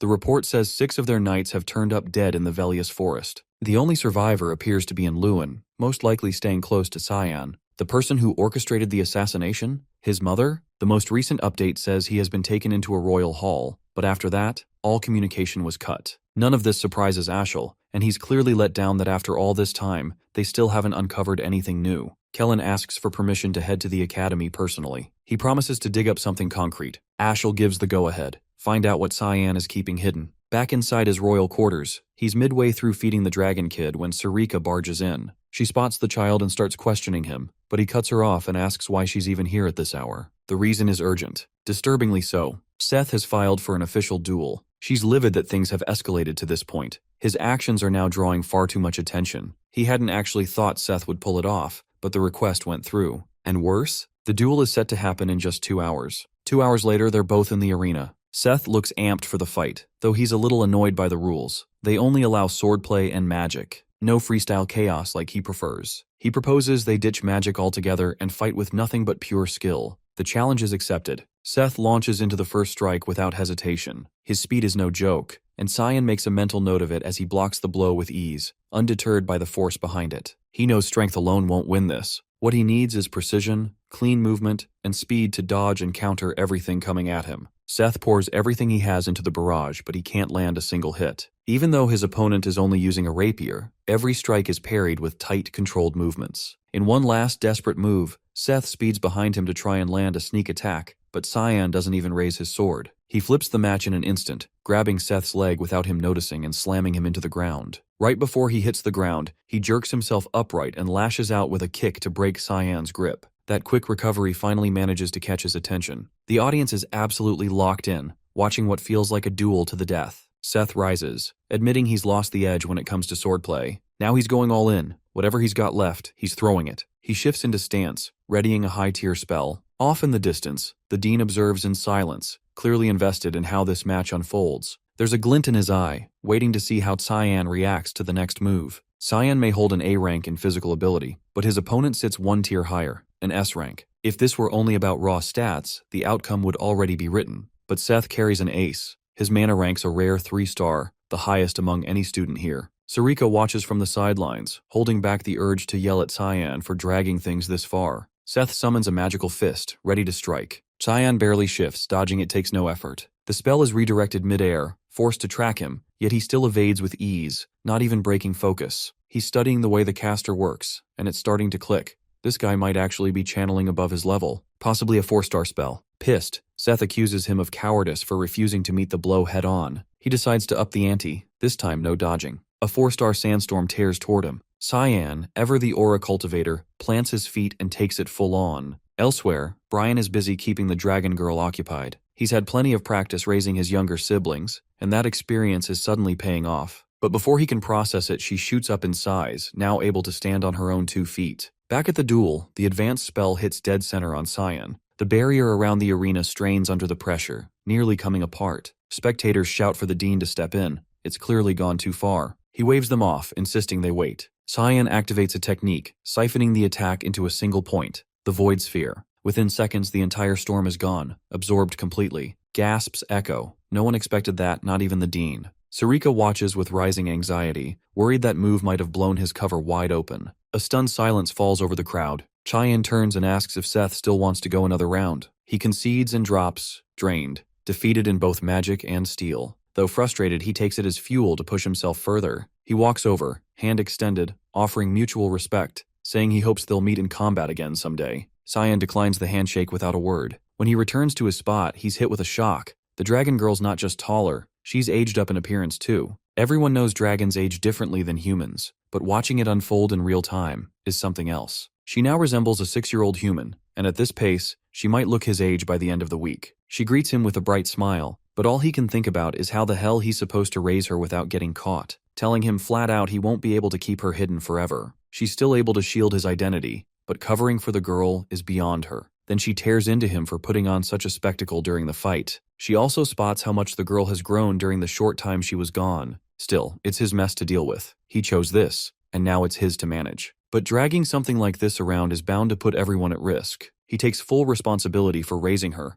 already placing a magic barrier around the room to make sure neither Karam nor the girl can be detected by others. That setup is solid enough to ease Sarika's concerns. Before heading out, she hands him a crimson envelope and warns him not to pull this kind of stunt again. Inside is a formal reprimand for causing trouble during the duel, and a threat that he could be expelled over it. The girl looks up at him, asking innocently if they'll end up living on the streets now. He reassures her with calm certainty. Nothing bad's going to happen. He'll sort things out with the school. He already knows the dean sent it personally, not the admin office, which likely means it's more of a summons than a punishment. In his previous life, he had once gone to that same dean to request entry into the Knights of Light. He had finally decided to follow his father's wishes, surrendering to his brother's commands. The dean hadn't supported the choice. He knew it wasn't a good fit, but he hadn't been able to stop him either. Right before granting entry, the dean had given him a warning, one that proved to be true. Nothing worthwhile would come from chasing that path. Whether he faced consequences or a miserable ending, either way, he'd come out empty. That's the reality of living like someone else's puppet. No matter how things turned out, the resentment would always circle back to his brother. That's what the dean told him the last time they spoke. But now, the situation's changed,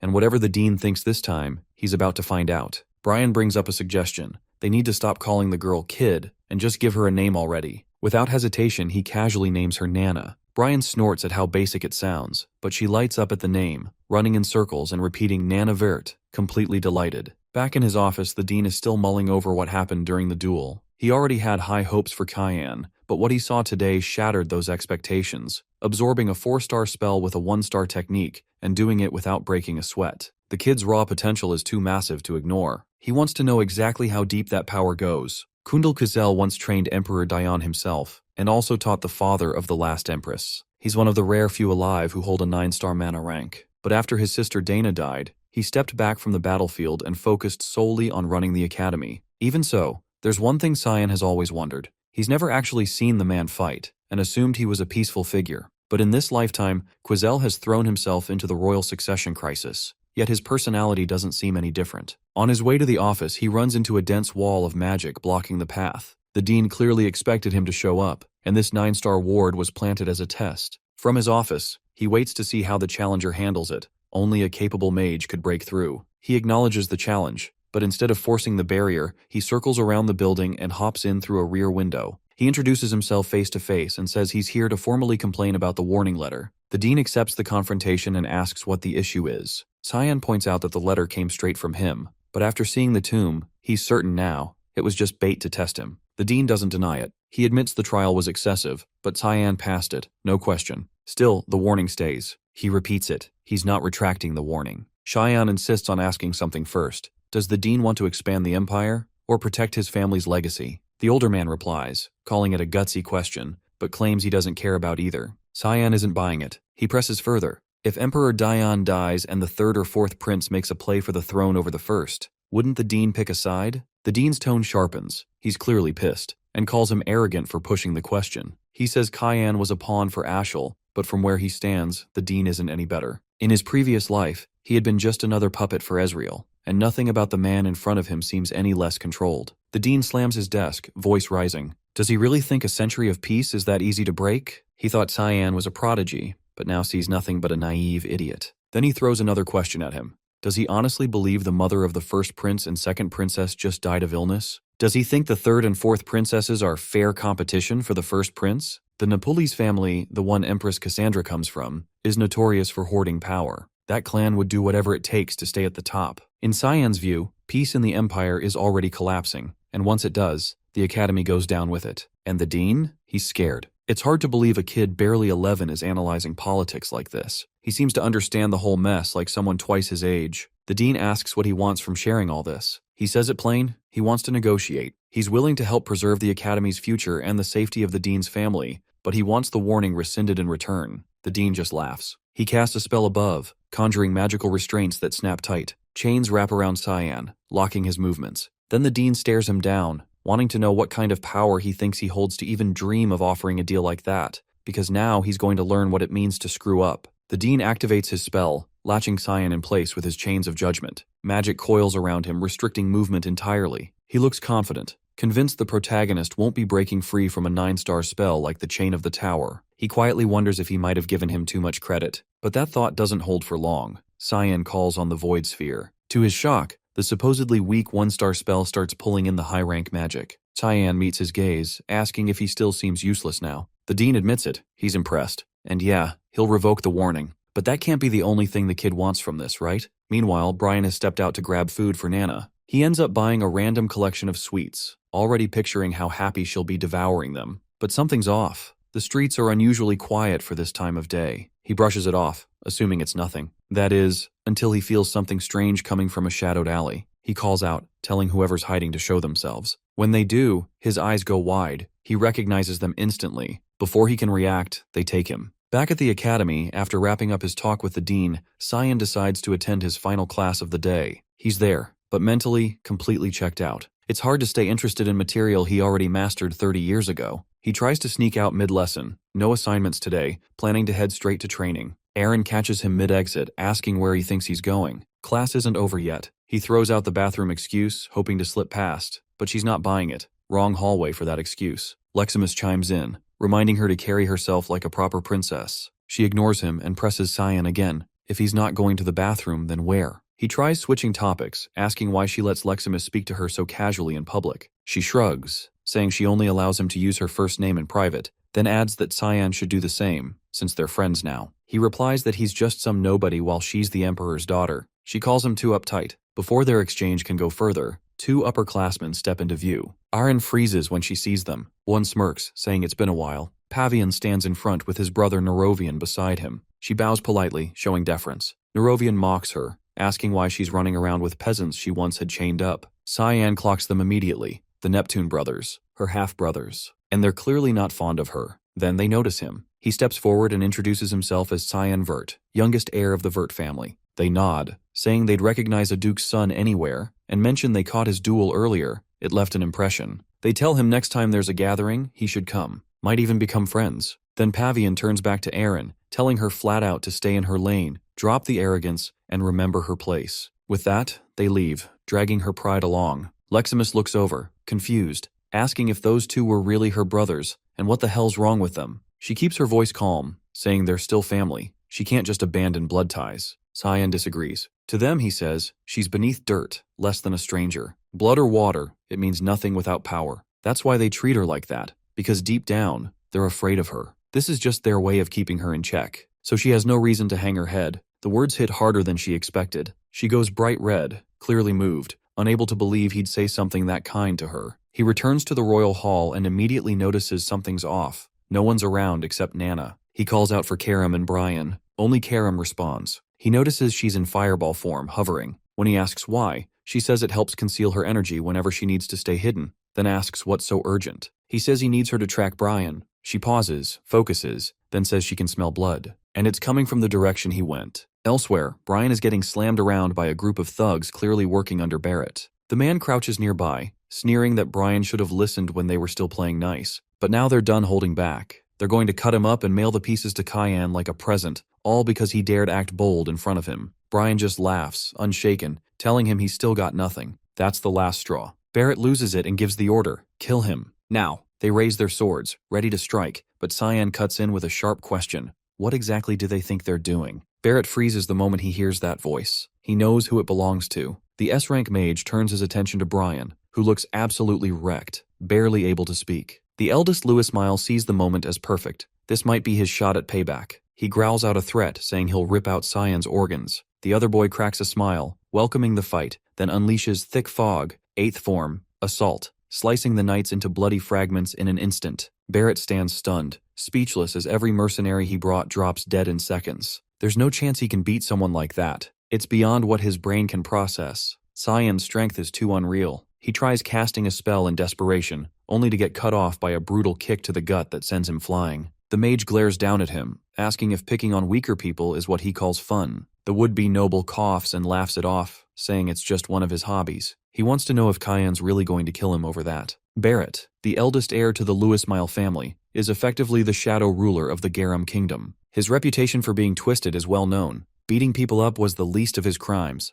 He once set a small animal on fire just for fun. Then came the moment he crossed the line entirely. He murdered a female classmate. His excuse? She was simply practicing magic. Eventually, the Mist issued a purification order against him. When Cyan broke into the Louis Mile residence after the exile, he discovered piles of corpses, dead servants stuffed into the basement. He hadn't planned a quick death. He intended to make him suffer first. But then the criminal laughed, telling him to skip the drama and just get it over with. He claimed he didn't mind dying, said he'd already wrung all the pleasure out of life. Now thinking back on it, Cyan realizes that killing him like that wouldn't have been punishment. It would have been mercy. Barrett already got what he wanted out of life before dying. Just dying won't ever come close to repaying what he's done. The mage grabs him, pries his mouth open, and begins forming a marble of mana. The Louis Mile heir recognizes what's coming and suddenly panics, begging him to stop. He throws out threats, warning what'll happen if Cyan dares hurt someone from the Garam kingdom's most powerful bloodline. But before he can finish, the sphere is jammed down his throat and swallowed. The victor tells him it's fine if he wants to hate him, talk trash, curse him, whatever. But there's one thing he better not forget.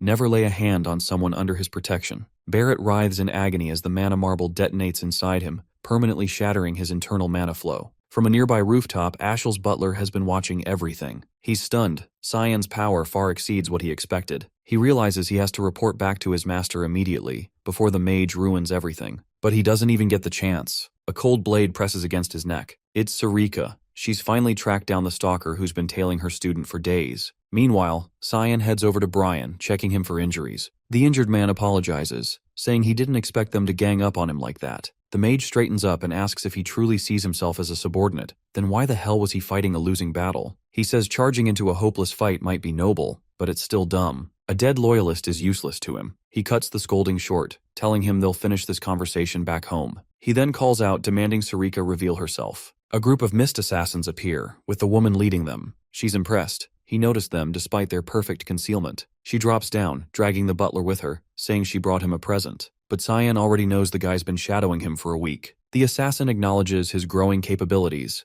outclassing a mist assassin, outwitting the dean, and handling a demonic sword without losing his mind. He checks all the boxes of an ideal successor. Still, she warns him, it can't go on like this. More people are getting suspicious. He promises to be more discreet, but he has no plans to keep playing the idiot who takes abuse from others. He makes it clear, if anyone touches one of his people again, he'll destroy them. No exceptions. Sarika gets it. She respects that he wants to protect his own and prepares to leave. Before she goes, she tells him to deal with the butler and that she'll handle the situation with Barrett. The captive has been listening to every word. He thinks he's about to die, but Cyan has something different in mind. He asks if the man is Ashel's top subordinate. He clearly never leaves his master's side. The mage used to envy that loyalty in his past life. He could kill him here, but there's a better use for him. Cyan casts a shadow personality spell. The butler screams as the dark energy pours into his body, taking control from the inside. Leximus and Aaron are sparring nearby, using their match as part of their training routine. She struggles to keep pace with his speed and precision.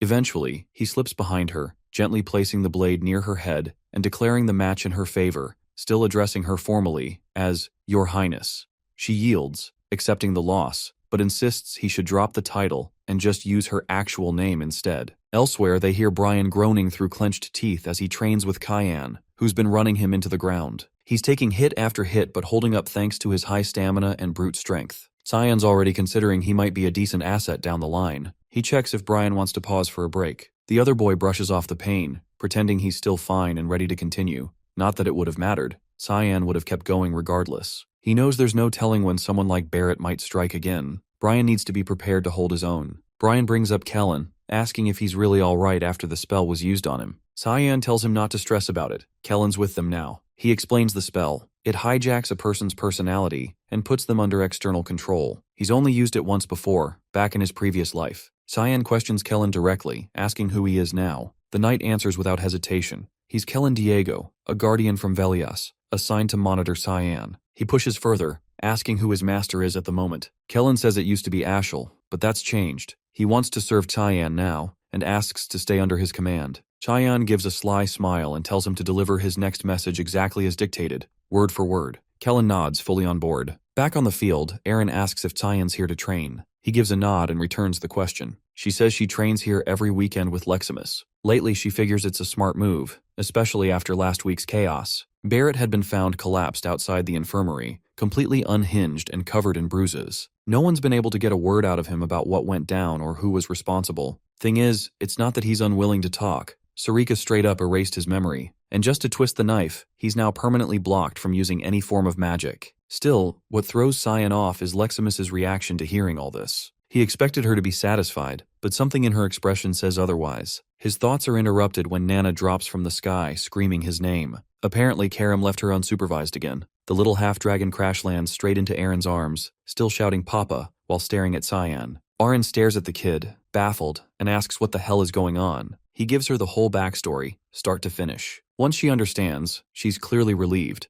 Nana isn't actually his daughter, and there's no secret affair with some mystery woman. He braces for blackmail or some school scandal fallout. Instead, she quietly reassures him she won't say a word to anyone. Not the faculty, not the students. He's thrown off. Why help him when there's nothing in it for her? She simply pities Nana. She belongs nowhere. Neither humans nor dragons will ever accept her. If he's willing to care for her, Aaron's fine with it. But there's one condition. She wants to visit whenever she feels like it. She tries to cover the request with her usual detached tone, hiding whatever she's really feeling. He agrees anyway. He doesn't exactly have room to argue. He jokingly calls it their little secret. As he leaves, she blushes faintly, feeling a weird mix of giddy and flustered, like she's finally stepped closer to him. Meanwhile, in the other room, Karam is roasting him for letting Nana show up in front of classmates. She smirks, teasing that maybe they should get a look at her too. He snaps back, blaming her for passing out when she was supposed to keep Nana in check. The mage shrugs it off without guilt and flips the blame right back at him. Brian steps in with a more practical idea.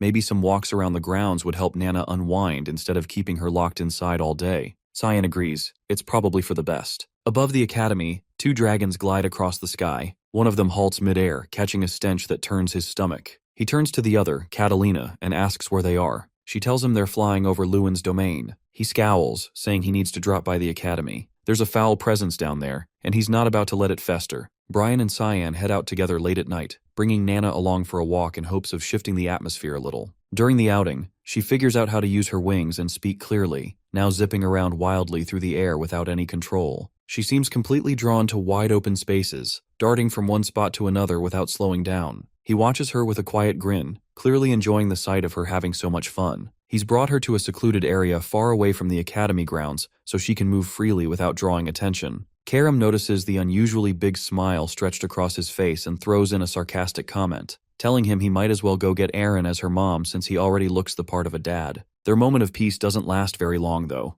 An intense, powerful presence suddenly cuts through the air toward them. Brian quickly reacts, bolting forward to intercept Nana and yanks her away from a fast-approaching attack, barely managing to save her. All 3 duck behind Cyan as 2 hostile figures make their appearance known. 2 dragons, clearly of high rank, step into view, Lucian and Catalina. Lucian's eyes land on Nana, filled with pure revulsion, as both stare at her like she's an abomination. They demand to know if Cyan is her father, having recognized the demonic blade he's carrying. Karam doesn't appreciate the implication and immediately snaps back, only for them to fire off more insults, looking down on the group as if they're dirt. The tension spikes, and they're seconds away from fighting until Lucian signals Catalina to hold back. He says he's not interested in wasting energy on creatures beneath him, and there's no need to fight if they just hand the child over. Cyan doesn't flinch and fires back by calling him a lizard-faced piece of trash, which instantly pisses the dragon off. He blasts a beam of raw mana toward the swordsman, but it's sidestepped in an instant before he activates his demonic transformation.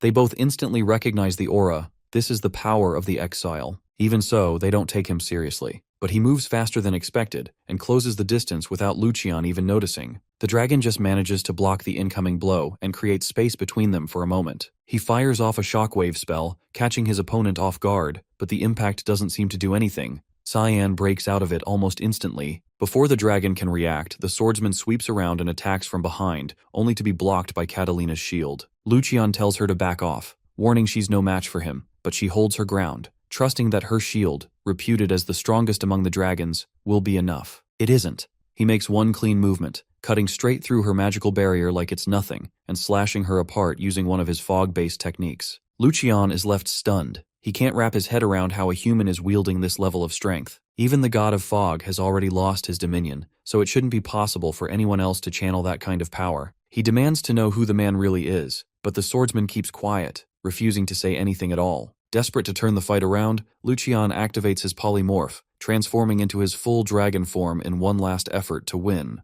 The opponent stays composed, not shaken in the slightest, and charges directly toward him. He knows this is when the dragon is most exposed. Lucian doesn't see it as a problem. He doubts a human would know anything about a dragon's weaknesses, but the swordsman leaps and lands a hit right at the center of his forehead, the core vulnerability. The dragon tries to escape into the air, but fog chains latch onto him and drag him down, sealing his fate. Once the dust settles, Brian runs over to check on things, only to stop in shock as he sees his friend standing there over the defeated dragons, already eating them. Kellen steps into Ashel's quarters and informs him that an unknown force seems to be backing his brother. He also suspects the scouts they sent have likely been eliminated by the same group. Ashel narrows his eyes and asks if that's all he's discovered. Kellen apologizes, admitting he doesn't have anything else to report. But something feels different. Ashel senses a shift in his demeanor. The desperation he showed before leaving for the academy isn't there anymore. He seems like a completely altered man, and that immediately sets off alarm bells. To be sure, Ashel decides to test him with a question. Kellen catches on right away that he's being evaluated, so he bows deeply and begins reciting holy blessings to Lumendel in a show of unwavering devotion. Ashel chuckles and tells him not to be so dramatic.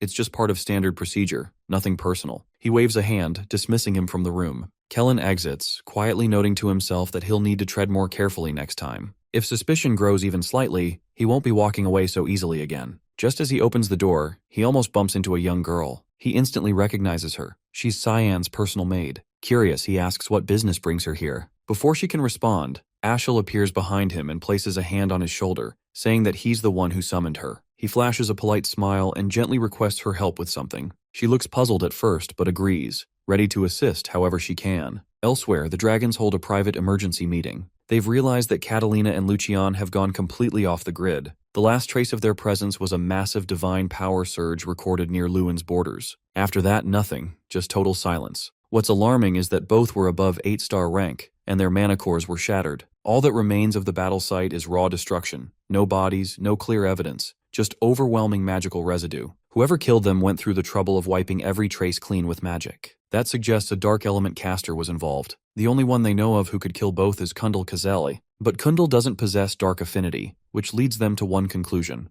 There's someone out there with dark element powers they haven't identified. They already know of Cyan, who's enrolled at the Royal Academy. To them, he's just a teenage boy who happens to wield dark element mana. But now the rumors are piling up. Apparently he survived a clash with a devil dragon. They also suspect he might be tied to the deaths of Reynold and Zykerman, two major players in the slave trade. Both men had been supplying the dragons with human test subjects and magical materials. The leader of the meeting decides they need more information about Cyan. He turns to his granddaughter and tells her to start getting close to him. Back inside the royal dorms, Aaron arrives carrying a pile of sweets for Nana. Cyan stays seated off to the side, watching quietly as the two interact. Despite the peaceful scene, he can't help but stay on edge, worried other dragons might sense Nana again if they aren't careful. He's determined not to let anyone mess with those he considers under his protection. He's already made up his mind to live for himself this time around, and to wreck whatever schemes Ashel has planned. Aaron notices the soft, unguarded smile that crosses his face as he watches them laugh together. She pauses but writes it off as him simply enjoying the moment. Meanwhile, over at the Vert residence garden, Lenal Severus, the first prince, sits with Ashen for a private conversation. It's been some time since they last saw each other.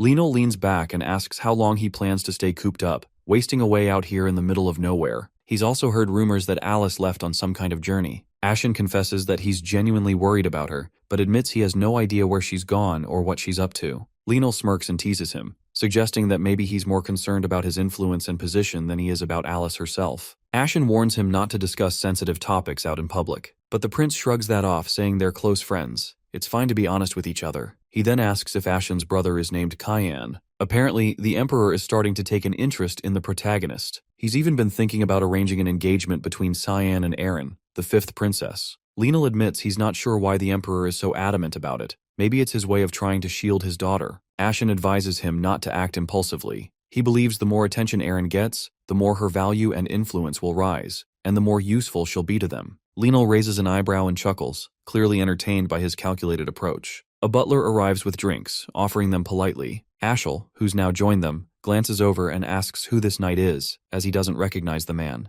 Lenal replies that he's a rare find, a real gem he discovered while scouting through the slums. Ashel nods, commenting that he certainly looks like an impressive specimen. The butler introduces himself formally as Burris Lahallam, the same figure who appeared back in the story's opening chapter. 2 years go by, and Alice makes her return to the academy. She keeps a low profile, trying to ease herself back into the routine without drawing much attention. But despite her efforts, people notice her everywhere she goes. Eventually, she steps into the dean's office. He greets her warmly, welcoming her back and asking if she enjoyed her time away. She explains that she visited Phryne. His expression shifts. He's visibly surprised. That's not a place where humans are usually welcomed. He recalls telling her it might take more than a year to adjust, but that the journey would help her reflect on where she belongs. Now it seems she's made up her mind. Alice tells him that she's decided to join the Knights of Light. He asks whether this means she intends to carry on her family's legacy. She responds that someone has to take responsibility and continue the path. She also mentions being worried, specifically about him. The dean lets out a mischievous laugh, knowing exactly who she's referring to. He reassures her that Cyan can handle himself just fine.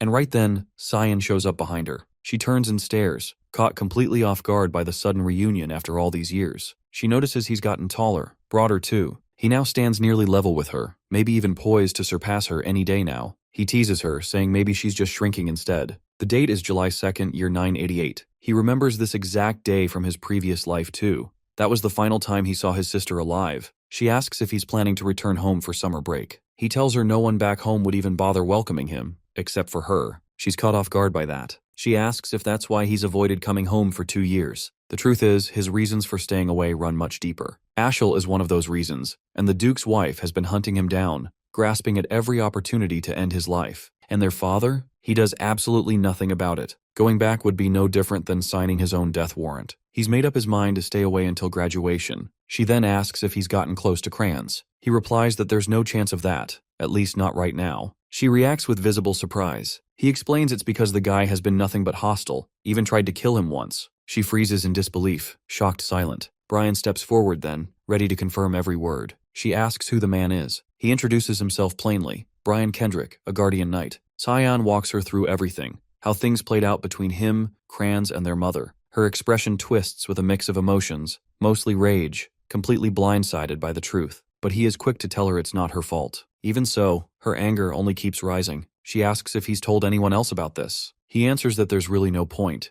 It's all in the past now. But Kranz shows no signs of guilt or even second thoughts. Alice suddenly throws her arms around him in a tight embrace. She says he doesn't have to bottle it all up, that she'll be his shield from now on. She makes him a promise that she'll watch over him going forward. She says she'd love to stay longer, but she's got somewhere she needs to be. She tells him to stay safe while she's gone. She even hugs the guardian, as a thank you for looking after him. He throws the knight a deadly glare, simmering with jealousy over his sister. They say their goodbyes and she heads out, but he can't shake the image of how pissed she looked. He hasn't seen her that furious in a long time. In his past life, during sword training with Kranz, he was getting ragdolled. The older boy told him to stand up and keep fighting, but he had given up and told him to stop. Kranz didn't care what anyone thought. He kept landing punches right to his face until Alice stepped in, ordering him to quit it. She'd made him apologize, wearing that exact same furious face she had just now. It was the only time he'd seen her that mad. Things at the Duke's estate are about to explode, and she needs to learn the truth about her family so he can protect her properly next time. Brian walks up, holding out one red envelope and one black. The red's from the academy, the black one from some janitor. He takes the black letter and flat out ignores the red. He figures the red one's from the palace. It's sealed with the imperial crest. He even asks what it might be. Cyan says the palace usually throws a banquet this time of year. But the black letter?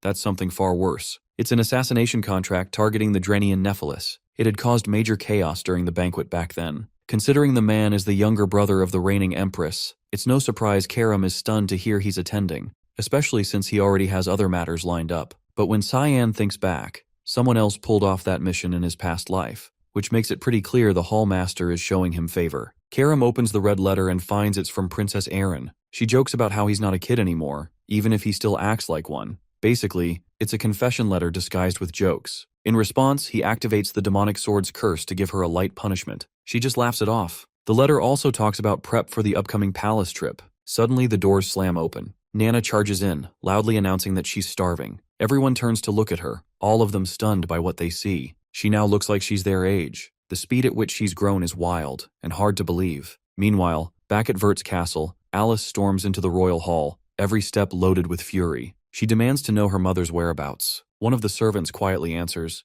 "She's in her room, sitting there." Alice enters without hesitation. Margaret, her mother, greets her kindly, but she doesn't wait. She walks right up to her and slaps her across the face, with everything she's got. The guards rush in after hearing the screaming, trying to figure out what just happened. Margaret demands to know if her daughter has lost her mind, but Alice fires back that it's her mother who's insane. She accuses her of trying to murder Cyan, causing the woman to freeze for a moment in stunned silence before muttering a question, asking if there's any proof. That was the wrong thing to say. By asking for evidence, she's basically admitted to the crime. Alice snaps at her, furious that she dared to lay a hand on him without even having the courage to deny it properly. She screams at the guards to throw her out. 5 guards lunge toward the princess, but she flips back, dodging the rush, then launches into a barrage of attacks using both water magic and spirit arts, taking them down in seconds. The older woman stands there, wide-eyed, watching her daughter dismantle the guards alone like it was nothing. Alice walks right up and says that Cyan's guardian has come clean. He's confessed everything, including naming her as the one behind the assassination attempt 2 years ago. Even if Cyan has chosen to stay quiet, she won't be able to hide anymore. The accused tries to shift the blame, insisting her daughter shouldn't take the word of a commoner over hers,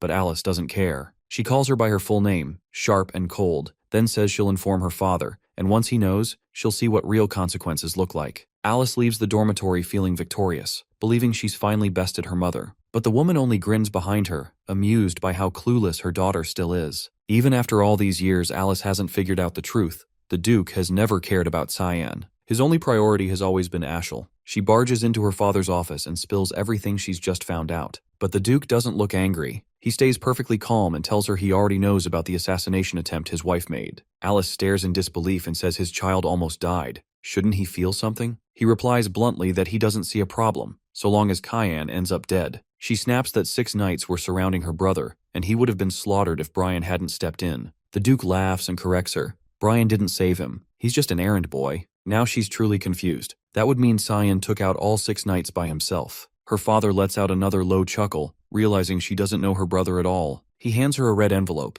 an invitation to a royal banquet. He says he won't be attending, and that she should go in his place. Then he casually tells her not to worry about Cyan. He's far stronger than she thinks. Alice leaves the room, but his words keep echoing in her head. Just then, she runs into a girl with white hair, returning from a long absence. She lights up and throws her arms around her, demanding to know where she's been hiding all this time. The newcomer is Cecilia Rain, a high-ranking member of the Knights of Light, and once Alice's maid, mentor, and close friend. She gently cheers her up and invites her to come along to the banquet with her. Meanwhile, Cyan and Brian have already begun their journey to the banquet. Nana is thrilled, staring wide-eyed at all the scenery and wildlife they pass. He reminds her to hide her tail. He doesn't want trouble. She uses magic to disguise both her tail and wings, making it easier to blend in. He asks if she still remembers what he told her. She quickly nods and says she'll introduce herself as his maid, but he doesn't look too convinced she'll manage to stay normal in public. The cart rolls to a halt. They're being blocked by bandits. Cyan glances at Brian and tells him to deal with it. It's nothing major. Without hesitation, the swordsman slices their throats and finishes them off in one clean movement. He's clearly come a long way since their training sessions. With the road clear, he hops back onto the cart and they continue the trip. In the office of the hallmaster, Sarika flips through some papers handed to her by her assistant. The aide comments that this year's banquet has way more attendees than expected. Maybe they should delay the plan. Sarika refuses. The assassination of the Drenian Nephilis needs to happen now. The assistant hesitates and asks why she's so insistent. Sarika flatly states the truth. He's a predator who uses his magic to violate married women. Someone like him shouldn't live another day. And worse, he's also her fiancé. As she sorts through the papers, something catches her attention. A child she recognizes is on the guest list. She's a rare prodigy with perfect elemental affinity, 20% in every category, but her weak body keeps her from attending most classes. She's the granddaughter of the Garam Mage Association's head, Lunav Reaver. She's never made a public appearance before, so why show up now? The assistant says she heard the association leader personally ordered her to attend. That sets Sarika on edge. She's sure something's up. This banquet won't be simple. Back in the city, Cyan, Brian, and Nana are walking through the streets of a town they've just arrived in. Nana carelessly bumps into a stranger, but her innocent smile makes him forgive her instantly. Cyan makes a mental note. She needs to stop thinking the world is always nice. Suddenly, Brian notices something's off. Her eyes have shifted. She looks like a predator, dragon pupils back, radiating a strange hunger. She says she's starving, and they need to act fast before someone notices her aura. Cyan tells Brian to take her to the nearest restaurant. A few hours and countless dishes later, she's back to her sweet self. Good thing he brought enough money to handle her appetite. Just as he's relaxing, he senses an unfamiliar mana approaching from behind. A voice calls out, asking if he's really Cyan Vert. Cyan reels for a second. She knows his name. That alone puts him on edge. He keeps his tone guarded and asks her location. She doesn't answer. Instead, she casually takes a seat right beside him. He repeats the question slower this time. Eventually, she responds and introduces herself as Lunav, explaining that she attends the same school and is currently in her 2nd year. The name rings a bell. He swears he's heard it before. Still, something about her doesn't sit right. Why the hell is she being this friendly? He coldly replies that he doesn't waste time on underclassmen. She shrugs and says that's fine. Compared to him, she's practically invisible anyway. Brian and Nana both pick up on the interaction. The maid leans in and asks if that girl is one of his friends. The knight, squinting, admits he has no idea who she is, but she sure doesn't seem like one. The girl comments on how close the knight and maid appear to him. With a playful edge, she notes that he feels warmer than the rumors make him out to be. He tries to brush it off, but the way she just complimented him out of nowhere only spikes his suspicions. She asks if he came to the capital because of the banquets. He nods, then immediately questions how she knew that. She answers flatly. There's no other reason he'd bother showing up in this city unless it's for those events. With a flirty little grin, she tells him they'll be seeing each other again at the venue, since she's been invited too. He figures that if she's attending, she must belong to nobility. All of a sudden, she rises and says she's heading out. Time to wrap up the introductions. She tosses him a wish, don't forget her. Then she drops her full name, Donald Rayner. And just like that, it clicks. He remembers her from before, granddaughter of the Gun Major Association president in Rain River. That man must have sent her here. In his former life, she died while studying at the academy. He can't tell if her death was from illness or the grotesque experiments the association had been running. This is uncharted territory. People he hadn't encountered in his past life are suddenly entering his path now, which means the future is in constant motion. And to top it all off, this is happening on banquet day. the day history will later remember as the Banquet of Blood. Elsewhere, Aaron gets dressed for the occasion. She glances at Luxemius and asks if she looks okay. He reassures her. She looks stunning, more beautiful than ever. Even so, she's not convinced about the outfit and switches into a new dress. Luxemius grins, teasing that Cyan's going to love it. Her cheeks light up, her whole face flushing red, completely flustered. It surprises her that he'll be there tonight, even though she's the one who sent the damn invitation. A maid enters holding an ornate box and presents it to her. It's a necklace, sent by her brother, Lionel, who insists she look her best for her future wedding. She blinks, caught off guard by the gesture, but doesn't dwell on it much. Finally, the banquet arrives. The atmosphere is lively. Crowds pack the place, laughter and chatter flooding the space. Cyan moves through the hall, eyes scanning for his target. So far, no luck. That's when he spots Kellen among the guests and quickly asks whether Ashel is here too. Kellen confirms he's currently with Prince Lewin, but before anything else, he has something urgent to say,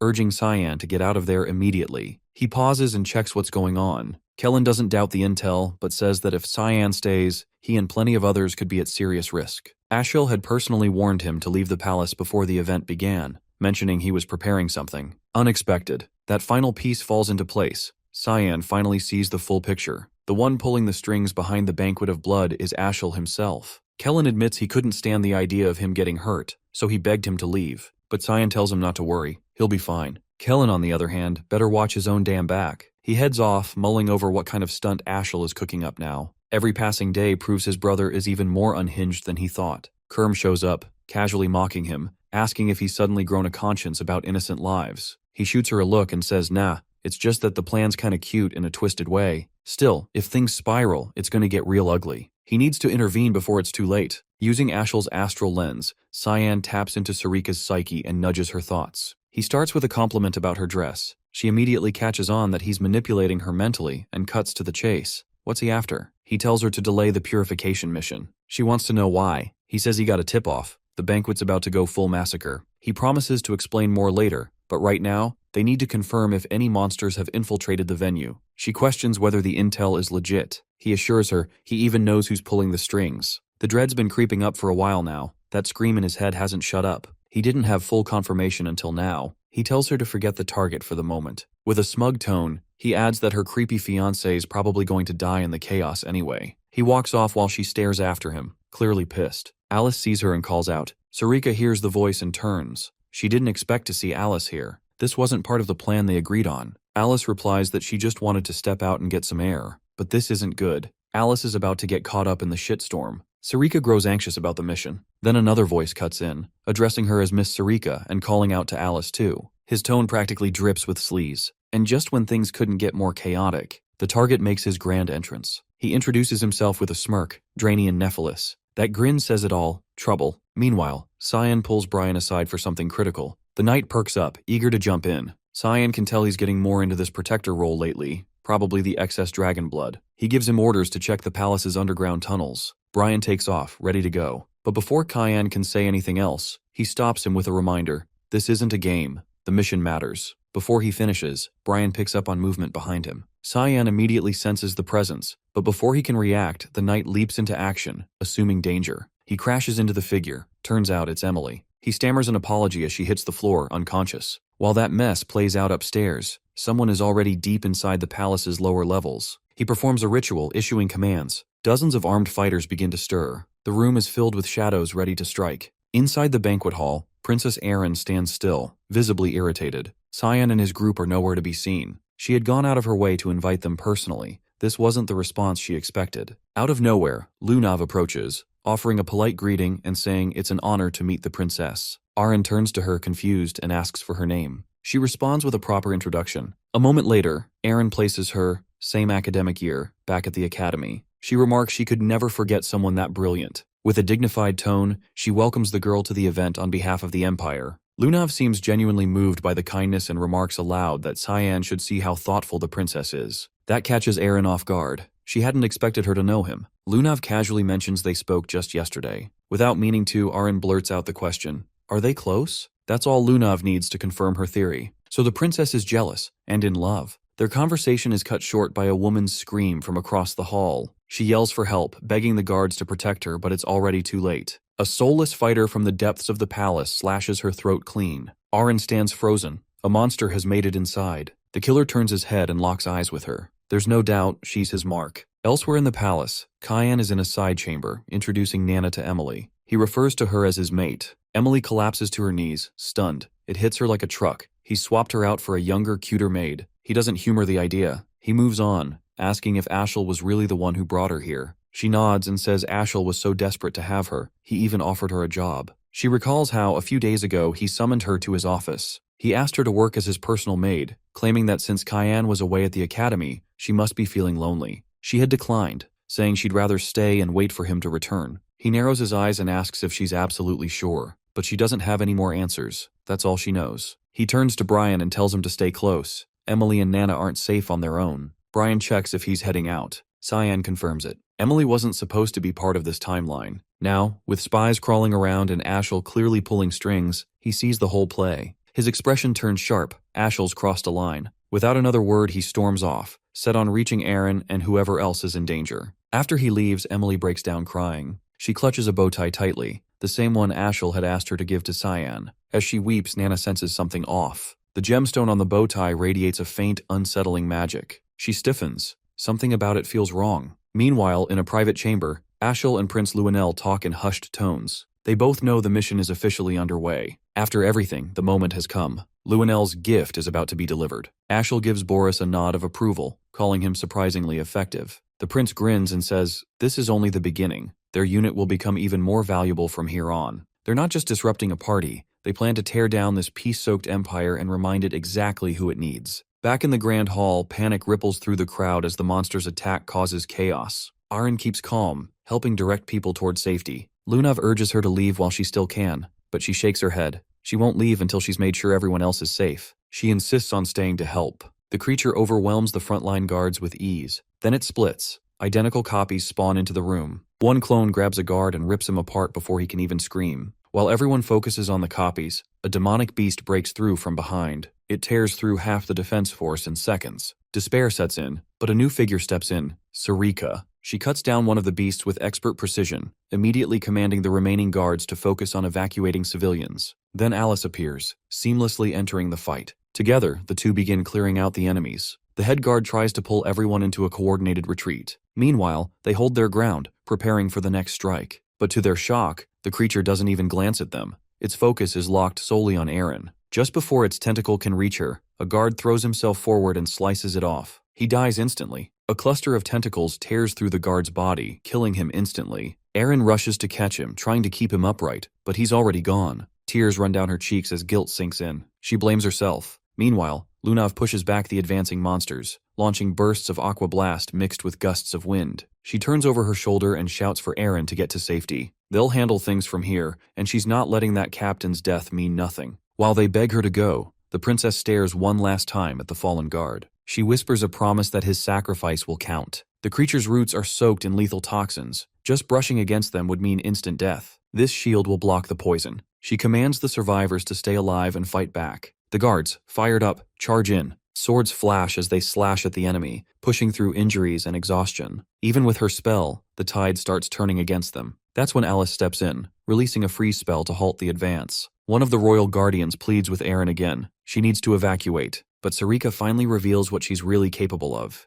Drawing a dagger, she slices through monster after monster with precision. Although she teaches alchemy at the academy, wielding a blade like this risks exposing her true identity, but that's irrelevant now. She shifts to her fog sword technique and slays the towering demonic tree beast. An assassin lunges out of nowhere, catching a guard off guard. The alchemist spins and splits his face in two. She yells to the remaining soldiers. There are still more out there, and they can't lower their guard. Her plan is for Elise to get the princess out while they hold the line. But something itches at her. This still feels wrong. Alice and Aaron sprint down a hallway, escaping the chaos. The princess's thoughts swirl. If this girl really is one of the Verts, that would make her Cyan's sister. The thought snaps her back to him. Is he okay? Is he safe? Their train of thought shatters as a skeletal creature drops into their path. The thing doesn't seem lost. It knew exactly where to find them. Alice eyes the monster. Her gut tells her she can't handle it alone. It's a nightcrawler, a high-tier one. They team up, binding it in place with chains and coordination. Hope sparks as reinforcements leap in. Maybe they still have a shot. The nightcrawler swings with a brutal left hook. Lunav leaps in, throwing up a barrier that absorbs the hit. Alice seizes the moment, already on its back. With a smirk, she launches her attack, declaring her name and promising he'll regret ever showing up. The strike lands hard enough to finish him on the spot. Back in the banquet hall, Sarika brings down the last creature with a strike of fog-forged magic. Something nags at her. She walks over to one of the assassins and pulls off its mask. A chill runs through her. They're not living beings. They're corpses, puppets reanimated through dark magic. It's a twisted resurrection technique requiring ridiculous amounts of mana and setup. With this many, it couldn't have been a solo caster. Someone big is behind this. But the why is still a mystery. Elsewhere in the palace, a squad of marionette soldiers descends on the Emperor. He wipes them out easily, but his body gives out. Collapsing, drained, and gasping, he looks up to find Ashel and Luenel already in the room. The Emperor thanks them for their support, unaware they're the ones orchestrating the chaos. Ashel hurries to his side, swearing loyalty. It's all part of the setup to win his trust. Meanwhile, Elise cuts down one more creature and runs into the next chamber, but it's no better in there. More puppet assassins flood in, relentless. They just keep coming. Emily informs Brian that Ashel has given Cyan a bow tie, but he had already left before she could hand it over. Brian finds it odd that Ashel would give him a gift and admits he has a bad feeling about it. She asks if something is wrong. He isn't certain but notes that Ashel has never sent Cyan any presents before. From what he's observed, Cyan harbors a deep-seated grudge against his older brother Astral, far beyond typical sibling rivalry. From across the room, Nana warns Brian that they need to get out immediately. He asks why, but she only replies that something dangerous is approaching. Before they can respond or ask further, a monster bursts through the wall behind them. Brian orders them to flee while he handles the threat, a powerful beast, a behemoth. Meanwhile, Drainian, the target of the purification, runs desperately for his life. The others help evacuate him. He escapes faster than anyone else, but is ambushed at the front doors by a horde of marionette corpses. Fear grips him. His only hope is to survive and return to his sweet, dear mate, whom he has been tormenting and abusing in his absence. He turns to suggest retreating to the back doors, thinking it might be safer, but before he can get a response, a marionette decapitates him in one swift motion. Just as the marionettes prepare to kill more, Alice intervenes with an aqua explosion. Paired with Lunav's freeze spell, they overwhelm and destroy the marionettes. Everyone in the room stares in shock at their display of power, curious about who they are, but there's no time for introductions. The mage warns that the danger isn't over, and urges them to protect Princess Erin. They turn their attention to the princess, checking if she's unharmed. She, however, is more concerned about Lunav's frail condition. Lunav reassures her not to worry and promises to recover quickly. She warns that the next assault will begin soon, and that Erin needs to evacuate. Despite that, the princess can't shake her concern for them. The guards step forward, pledging to shield her. Alice confronts the monsters directly and commands the guards to use their magic to defend the noble guests. They must hold the line until the battle ends. The Royal Knight's priority is the princess's safety. Alice promises to do everything in her power to stop the monsters, though inwardly she doubts her chances. No matter how many they eliminate, more keep showing up, as if tracking them constantly. It seems they are being tracked through the gemstone given to Erin. Back to Brian, he faces off against the behemoth, doing his best to keep Emily safe and the monster at bay. For such a powerful creature to invade the palace, there must be a deeper plot. Until now, he had Cyan by his side to back him up, but alone, he must defend both himself and Emily. She places her full trust in him as a monster charges. He prepares to block the attack, warning her to stay behind him and not stray. He manages to deflect the strike flawlessly, surprising himself with how strong he has become. This boost of confidence makes him believe he might stand a chance to defeat the creature. He parries every blow, matching the monster's ferocity blow for blow. Emily asks if he's okay. He reassures her that not a scratch will come his way. Then, distracted for a moment, the monster lunges with its jaws. Brian won't be able to block this attack in time. Just when it seems too late, Nana leaps in, forcefully driving the monster away. She seems transformed, like a different person. Meanwhile, Erin and Alice continue battling the remaining marionettes. The princess raises a magic barrier to shield the knights, while her ally uses spirit water spells to immobilize the enemies.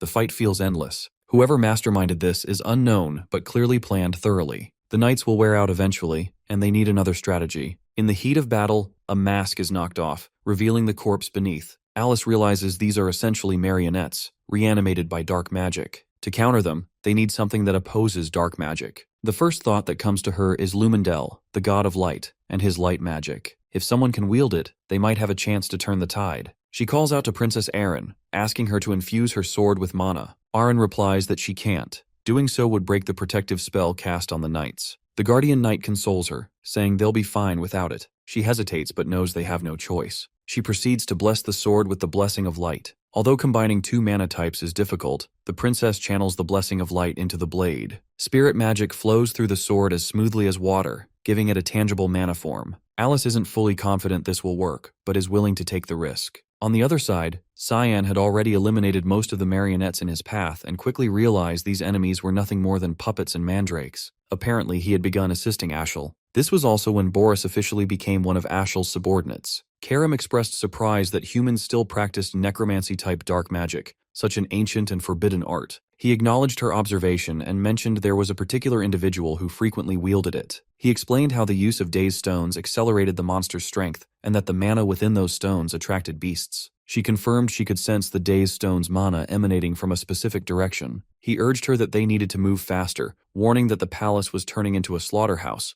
but before they left, he insisted on changing his clothes. Meanwhile, Alice, aided by Aaron, summoned the spirit Marion using light-type mana. Since mana types couldn't be combined easily, the spirit's existence was unstable and couldn't be sustained for long without risking bodily collapse. They needed to end the summon before the spirit deteriorated completely. Suddenly the spirit spoke, questioning why the girl was willing to sacrifice herself. She confessed she hadn't found any other way to defeat the enemies. The spirit expressed disappointment that a child blessed by Freen would face such a cruel destiny. As the marionettes advanced, the spirit's wishless force pushed them back with a single surge of mana. Still, the enemies kept rising repeatedly. Aaron pleaded with her to stop before she died from overexertion, but the mage understood that stopping now would only worsen their plight. She needed to end it immediately. She attempted to invoke the Spirit King's authority, Rongomians. Just as she prepared to summon him, someone grasped her hand and froze her in place. Unable to move an inch, she looked at her captor, initially thinking him another marionette. However, his aura differed, and he wielded black fog magic, manifesting the fog into a consuming force. Once it enveloped the spirit's entire body, the entity began to fade away, whispering its farewells. Weakened by the fog, Alice collapsed to her knees, drained of all strength. Moments before vanishing completely, Marianne whispered that Fruina would always welcome her. Everyone present was baffled by what had just transpired. Sushlona explained that the man had blocked the spirit's mana, nullifying its manifestation, and added uncertainty over whether he was even human. The marionette pressed forward to attack again, but Cyan cut through them effortlessly. Although he attacked, if he took even a small step back, all the enemies gravitated toward the princess's group, as if irresistibly drawn. He asked Karim if she sensed any mana around the group. She confirmed feeling demonic mana emanating from Aaron's necklace. He requested her help to clear the situation swiftly and cleanly. Using his creation space technique, he enveloped the entire room in a fog domain. Panic erupted as no one knew what lurked inside the fog or what threats might emerge. The marionettes began sinking into the mist, consumed within seconds. In moments, all of them vanished completely, leaving the space silent and empty. It was as if nothing had occurred. Both parties were intrigued and amused, wondering who the masked man could be. Suddenly, Lunav collapsed, unconscious from exhaustion. Cyan appeared behind Orion, attempting to remove her necklace. She sensed a vague familiarity but couldn't place him. He shattered the gemstone that had been attracting the marionettes, but the guards attacked, fearful for the princess's safety. Rather than dodging, his body transformed into fog, dissolving from sight. He reappeared beside Lunav, performing something on her,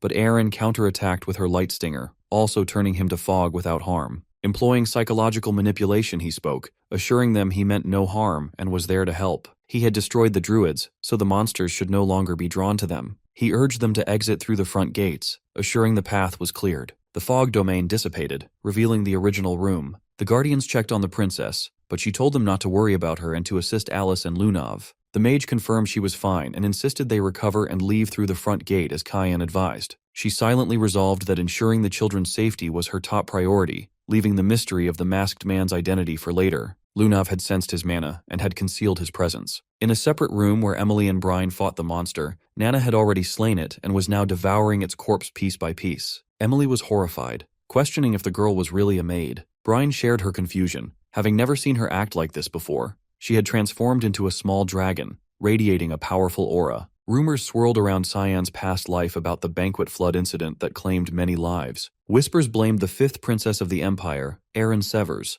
alleging she'd been blinded by her craving for power. The storm that day was likely the real cause, but speculation suggested either Ashel or Luenel had handed her something that sparked the disaster. Following the chaos, both were hailed as empire heroes, emerging as the biggest beneficiaries of the tragedy. Karim struggled to believe they had fabricated the whole event to their advantage, sacrificing their own people for profit. Her disdain ran deep. She even considered humans worse than demons. He responded that this was nothing compared to the atrocities they would commit later, though he admitted feeling regret for the massacres he'd wrought in his previous life. Perhaps he was even darker than them. Rising to his feet, He prompted her to ask if they were leaving. He replied that Nana was probably waiting, and that the knights should handle the palace mess. She hesitated, then recalled her unease about the princess's necklace. She also mentioned Emily, noting the girl carried the scent of Day's stone as well. His shock was immediate. Emily was in serious danger. Nana had lost control, obsessively repeating how delicious Emily smelled as she tried to approach her. Brian stepped in to shield the girl, but was no match for the little one's ferocity. He was forced to admit she was no longer herself. Something monstrous had taken hold. Strangely, she targeted only Emily, ignoring him entirely. He faced a dilemma.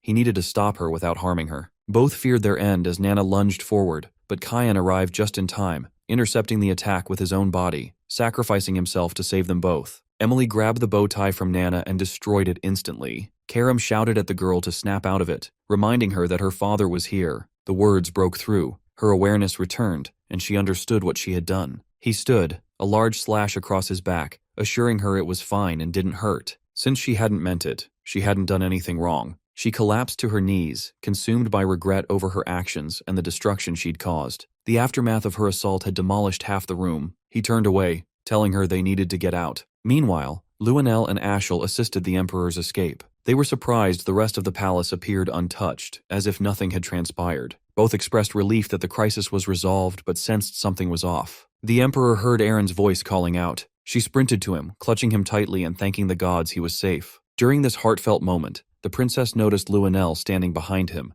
casting her a frosty glare. In a cold voice, the mage said she was glad Aaron was alive. Aaron's contempt for her deepened. She had countless questions but prioritized tending to the others first. Alice, Lunav, and the guards finally arrived and knelt before the Emperor. He expressed gratitude for saving his youngest daughter and promised generous rewards. Eric noticed Ashel whispering to Luenel. Suddenly, he shouted, pointing his sword at her and accusing her of orchestrating the incident. He declared knowledge of her identity as the granddaughter of the Garam Mage Association president and demanded her arrest. The Emperor rebuked him, ordering his sword lowered, while Aaron defended Luenel, noting she'd saved many lives and was an ally. Eric insisted it was a trick, and claimed the Garam kingdom had long awaited a chance to destabilize the Yushif Empire through assassination and chaos. Luenel, unmoved, challenged him to provide evidence. Ashel interjected, revealing a suspicious mana aura had been detected at her residence the previous night. The Emperor demanded proof or for the issue to be dropped. She explained that she had invited them in peace but kept watch as a precaution. She assured him she would uncover more evidence if given time. He consented, though Aaron voiced frustration.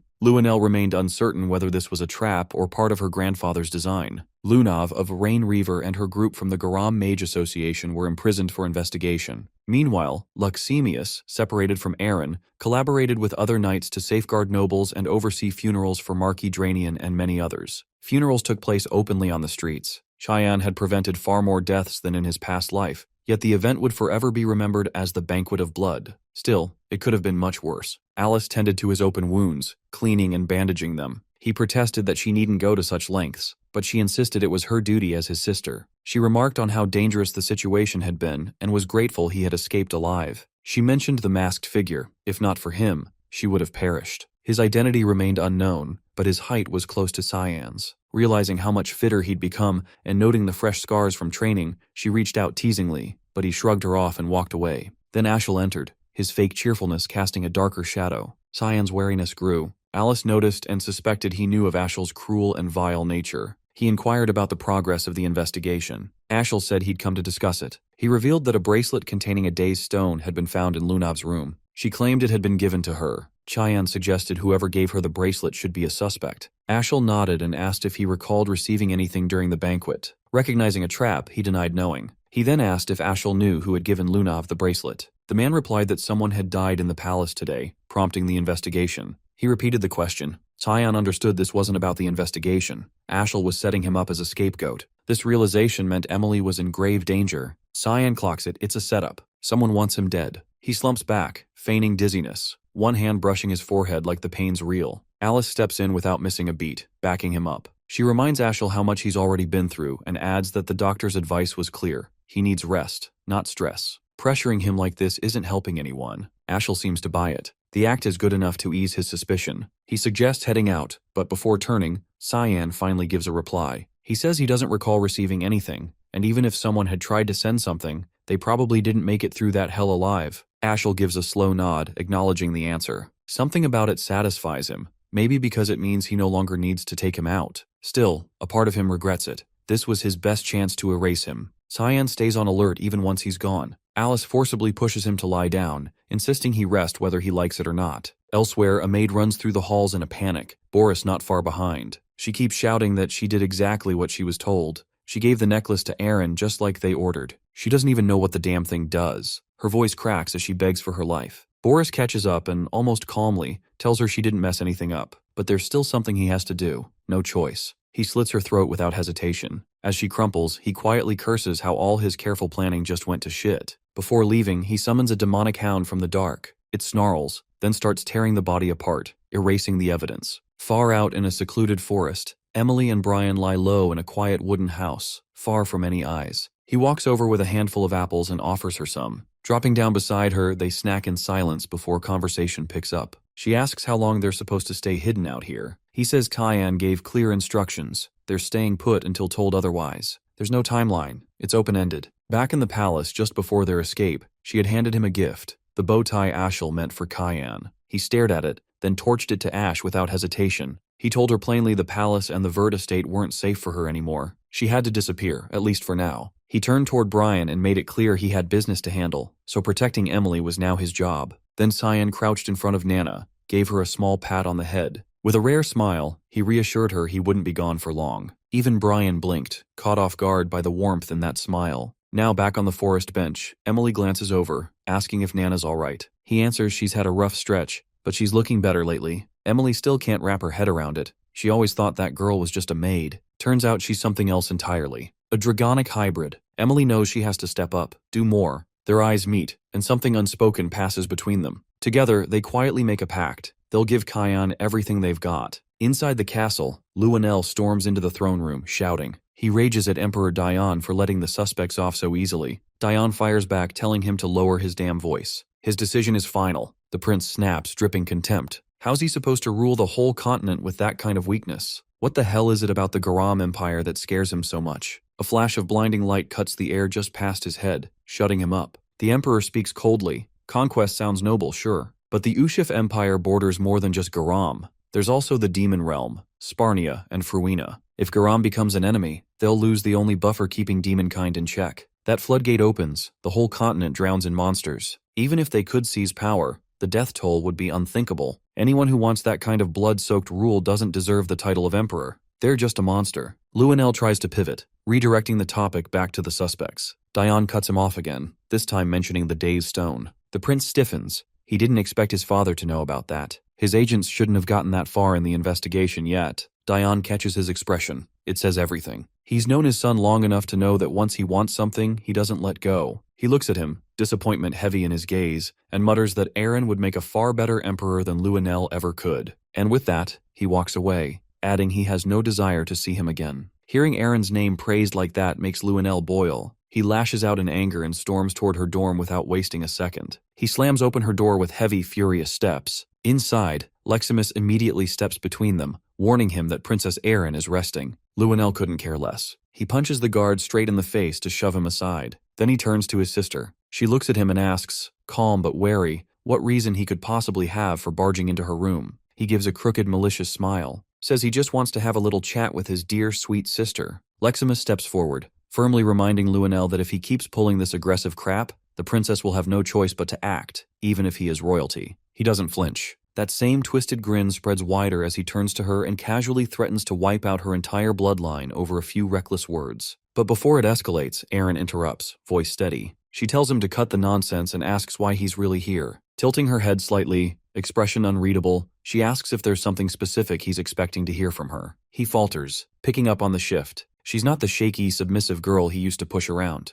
The silence drags and she answers before he can recover. She hasn't received anything from him. That shakes him more than he'd like to admit. It's as if she already knows. A few hours earlier, she had met with the Emperor. He asked whether Luanel had given her anything recently. She told him no, nothing. Dione revealed that the necklace she'd been seen wearing once contained a Dazed Stone, a forbidden gem from the Black Blood tribe. These stones were used to manipulate outlawed magic. Most despise them now, but rumors claim they can command monsters. Recent intel suggested someone inside the palace had been buying them on the down low. The black market merchant Gilbert and the maid Merlita had been arranging the deals. Both were now dead or missing. Shock flickered across her face. Dione pressed again. Did Luanel gift her the necklace? He had ties to both Gilbert and Merlita. She paused, held her nerve, and said again, she never received anything from him. After thinking it through, she brought up Lunav, asking if the investigation had cleared her name yet. If they already knew who smuggled the stones into the palace, then Lunav shouldn't be considered a suspect anymore. Dione nodded, assuring her he'd leave the girl out of it. Still, Aaron couldn't shake the fear that if she exposed Luenell, he might lash out at anyone close to her. She couldn't let anyone else get hurt. Back in her dorm, she repeats her earlier claim.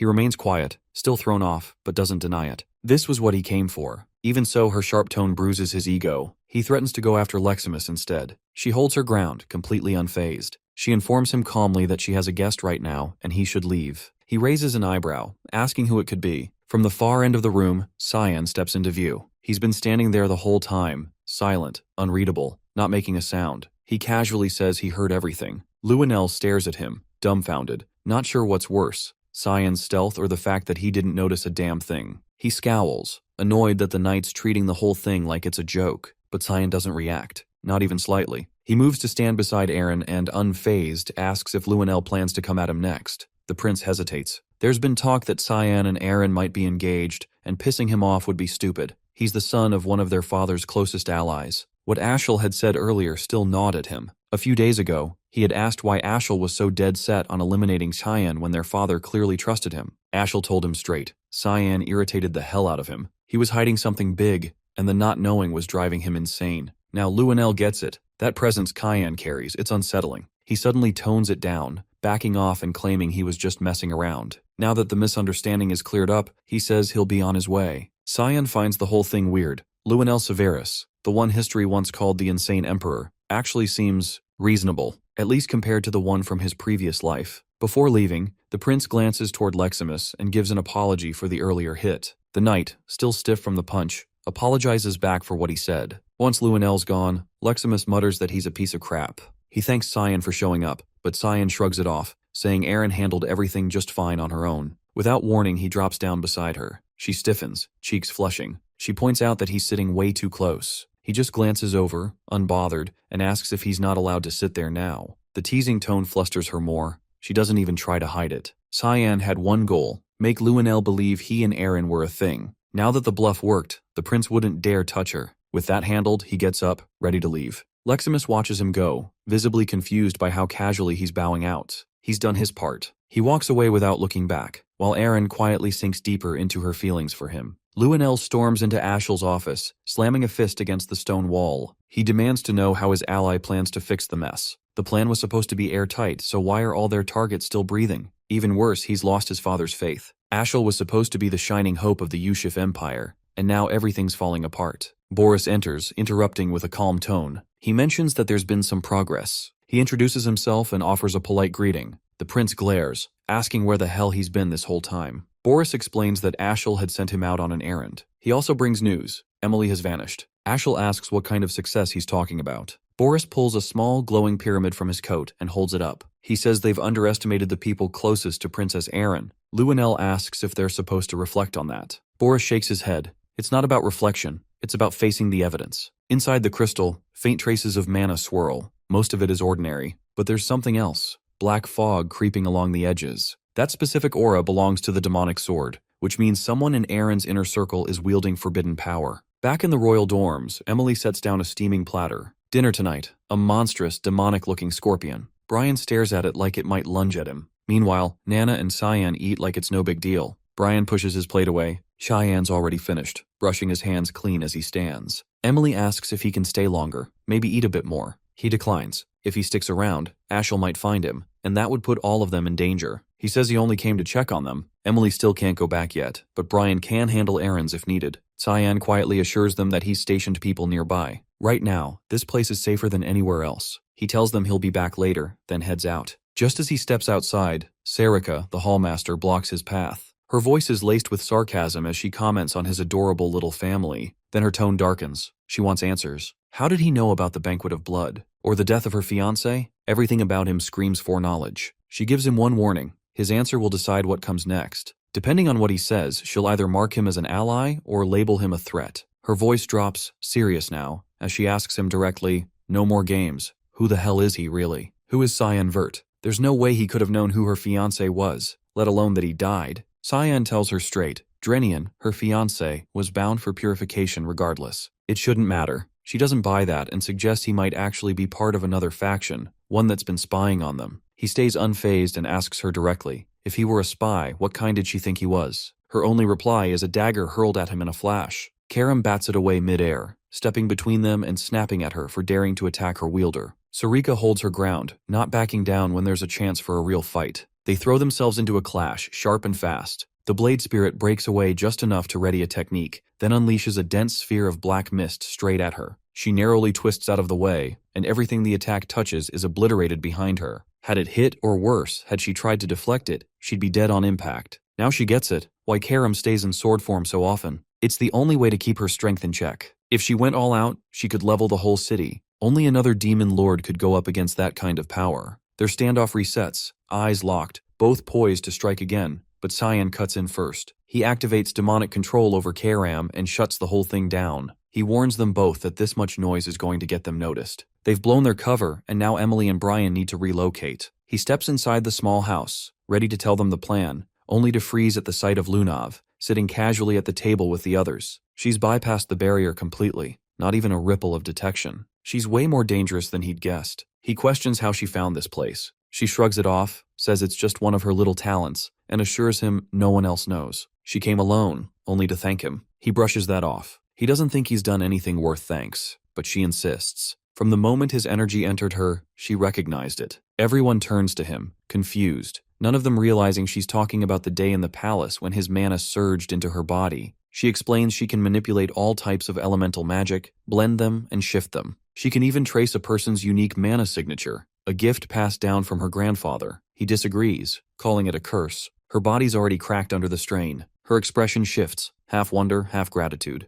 It really was him who helped her that day. He stops her there and suggests they continue the conversation somewhere else. Emily lights up when he says they're going back to Lewin Academy. Finally, she'll get to look after him every single day. Lunav opens up, saying most of her life's been spent locked away in a freezing, dark place, subjected to brutal experiments. She didn't have a choice. It was her role, her burden, as Reigen's Rainreaver's granddaughter. She asks if he also has some fate he's bound to. He says no, so she presses. Then why save them? Why wear a mask while doing it? He answers bluntly, fame's a headache he'd rather not deal with, and she can figure out the rest. She falls quiet, then conjures a swirling orb of black mana in her palm. She tells him that when they first met at the restaurant, she thought she'd picked up pure darkness from him. He's clearly caught off guard. He didn't know she could read mana through touch. Not something he'd come across before, not even in his last life. She continues. The day she collapsed in the palace, the energy he pushed into her didn't match any element she knew. She's convinced it's his, but it's like nothing she's ever seen. So she asks him, what exactly is it? He figures out why she's really here, and asks if she plans on handing that information over to her grandfather. She shuts that idea down, saying it sounds like a hassle. He pushes again. So she's defying him now? She doesn't answer,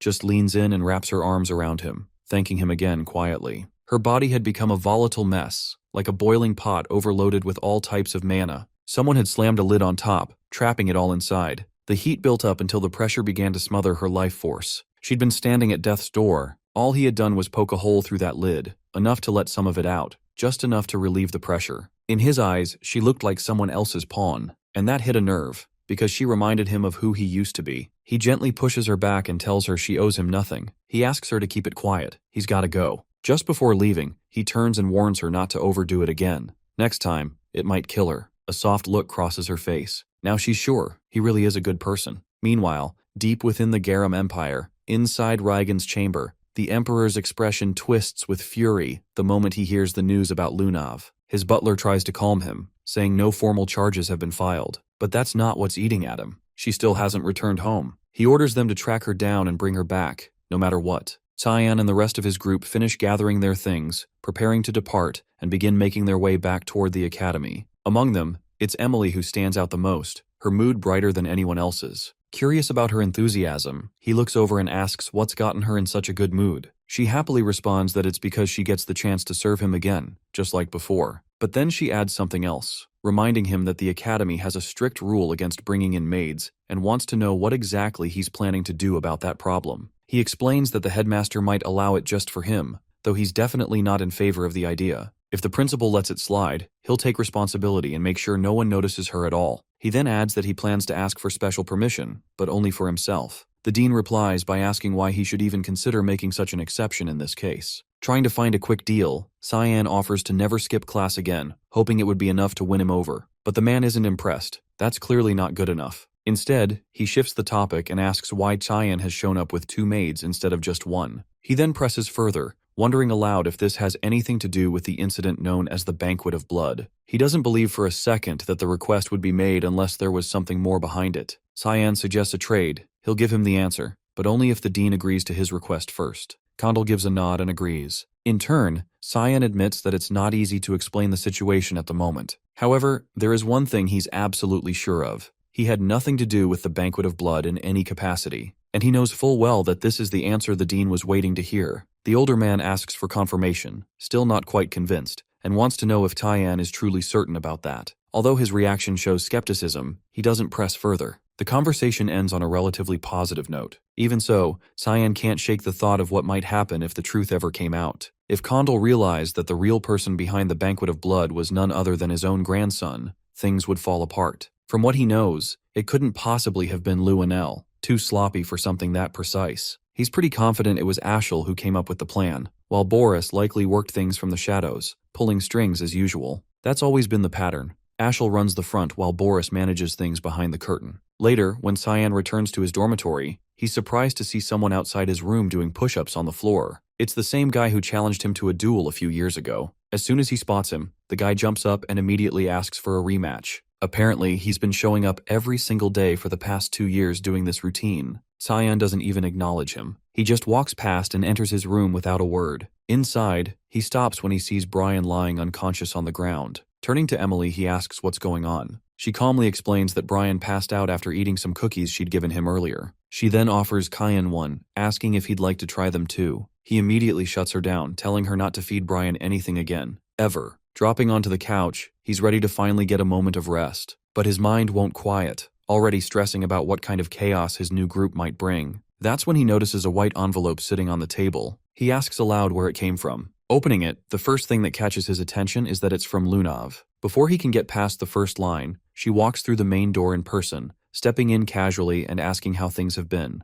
Without hesitation, she tells him she's officially run away from home. Meanwhile, not far away beside a quiet lake, 2 unknown individuals are having a private conversation. One tells the other that guards from the Garam Mage Association are already on their way, so there's no need for concern. He assures them everything has been taken care of. The older man speaks again, saying this is the only option left if they want to stop Reigen's Rainreaver from completely losing control. The woman responds without flinching, telling him not to worry about her having regrets. Even though Lunav was once her student, she feels no guilt over what she's doing. She's revealed to be Mela Aronis, a teacher at Lewin Academy. She tells him plainly she isn't so naive that she'd feel pity for someone like that. She says she'll go to the designated location now and adds that her team should have already reached Lunav by this point. Back with Cyan, he grabs her by the arm and drags her out of the town toward a bench just outside the city. Once they're seated, he demands to know how she managed to bypass the warding spell on the dorm entrances. She tells him she examined the spell's structure using her mana, then used her own spell to cancel it out. He stares, stunned. What she just described goes way beyond basic analysis. She can dissect and reproduce magic instantly. It's not just about scanning. She can flat out replicate. She then asks if he had time to read her letter. He hasn't. She showed up before he could even finish the first sentence. She admits she came early because she didn't want to wait for his response. He presses next, wanting to know if her grandfather sent her here. She freezes, saying nothing. So he pushes again. Did Reigens tell her to approach him specifically? She takes a breath and says that yes, it started that way, but not anymore. Whether he believes her is up to him. Then she shifts the subject and mentions something strange happening at the association. 2 dragons affiliated with them suddenly went missing near the Lewin region. On top of that, some smugglers transporting illegal goods from other countries were recently found dead. Now that she's pieced things together, she realizes he's tied to every single one of those incidents. Up until now, it had just been a guess, but now she knows for sure. Cyan hadn't realized the dragons were tied to the association in the first place. He chuckles and asks what she plans to do with that knowledge. She responds quietly, saying she won't be alive much longer. Even though he helped her before, she's convinced her body's already beyond fixing. If she's lucky, the best-case scenario is 3 years left to live, all thanks to his help.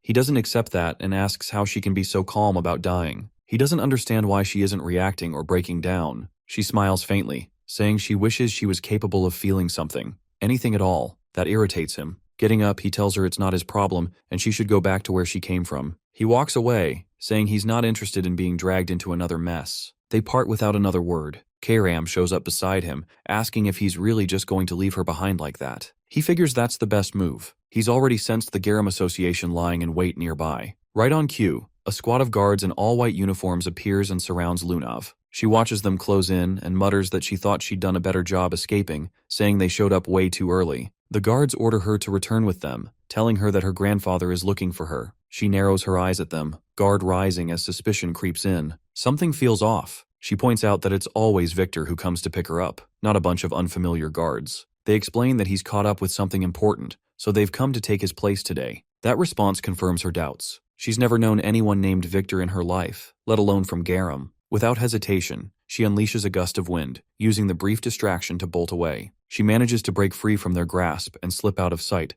but a hand touches her shoulder, and just like that, she collapses unconscious. Her escape fails. The abduction has worked. One of them gives the order to carry her to the carriage and move out. Meanwhile, Karam glances at Cyan and quietly mentions she's picking up signs of fighting nearby, clearly referring to those fake guards. He tenses slightly, now genuinely concerned they might not be affiliated with the Garam Association after all. The group brings the unconscious girl to an abandoned chapel hidden in the outskirts. Once they arrive, one of them notifies their teacher that the mission was a success. She assures them with eerie calm that the girl will serve a greater purpose. While the kidnappers hang around just outside the church, lazily keeping watch, something unnatural starts to creep in. Thick black fog rolls over the area, and before they can react, blades slice through the mist. Screams erupt from the guards as they're cut down in seconds. The whales reach inside the chapel, and the teacher calls out, ordering Ralph to go out and eliminate whoever's responsible. Outside, Cyan stands alone, surrounded by corpses, barely winded from the massacre. He knows that wasn't the main threat. The one he's really here for is still inside. Ralph storms out of the church and lunges at him, striking without a word. Cyan immediately senses that the man shares the same chaotic energy as Lunav, though far more unstable. Minutes later, the fight ends with Ralph collapsed in the dirt, fully defeated. Lema arrives and freezes, clearly not expecting to find her ally in that state. Cyan stares her down and asks if she's the last one left, and what her reason was for taking Lunav. She gives no answer. Instead, she launches straight into a violent barrage, merging fire with thunder in a single burst. Just like Lunav, she's using dual elemental magic. He counters the fire spells with Karam's help and instantly closes the distance. Lema hurls a blast of wind to shove him back and immediately follows with a lightning strike, but the sword spirit materializes behind her mid-cast, interrupting the attack before it lands. The lightning had force, but her aim was off, leaving him untouched. Cyan traps her with his black fog chaining spell, locking her in place so he can interrogate her directly. His first demand, who ordered the kidnapping, and how many more are involved? She breaks into a twisted laugh and tells him they'll come find him soon enough. Her skin begins to deteriorate, rotting as her body starts fading from view. Karam watches the strange decay for a moment, then deduces what's going on. It must be the effect of a heart curb. That's a special artifact that traps mana in the heart, preventing it from circulating. It would also explain Lunav's condition. She's likely under the same effect. Lema raises her brows, startled by how much they seem to know, and demands to know how they figured it out. Cyan, voice low and cruel, tells her she'll get her answer in hell. He drives his hand into her abdomen and tears out a stone pulsing with magic. In his past life, he once discovered an ancient tome locked away inside a Garam research lab. That book detailed everything about the heart curb, how to activate it, control it, and how to destroy it. Karam quietly asks what he plans to do with the artifact now. He tells her to bring Lunav to him. She carefully lays the girl on the ground, preparing for what comes next. Cyan takes the stone in his hand, crushes it, and lets the released mana pour into her chest. If she's been bound by the same artifact as the teacher, this should be enough to shatter it from within. Inside the main building of the Garam Mage Association, Lunav opens her eyes with an odd sensation running through her. Her body feels strangely light, like some invisible burden has been lifted off her shoulders. There's something different. She can channel more energy to Cyan than she ever could before. Across the rooftops, Cyan and Karam stand in silence. She turns toward him and questions what exactly he's planning. He responds plainly that he figured she might still be useful later on.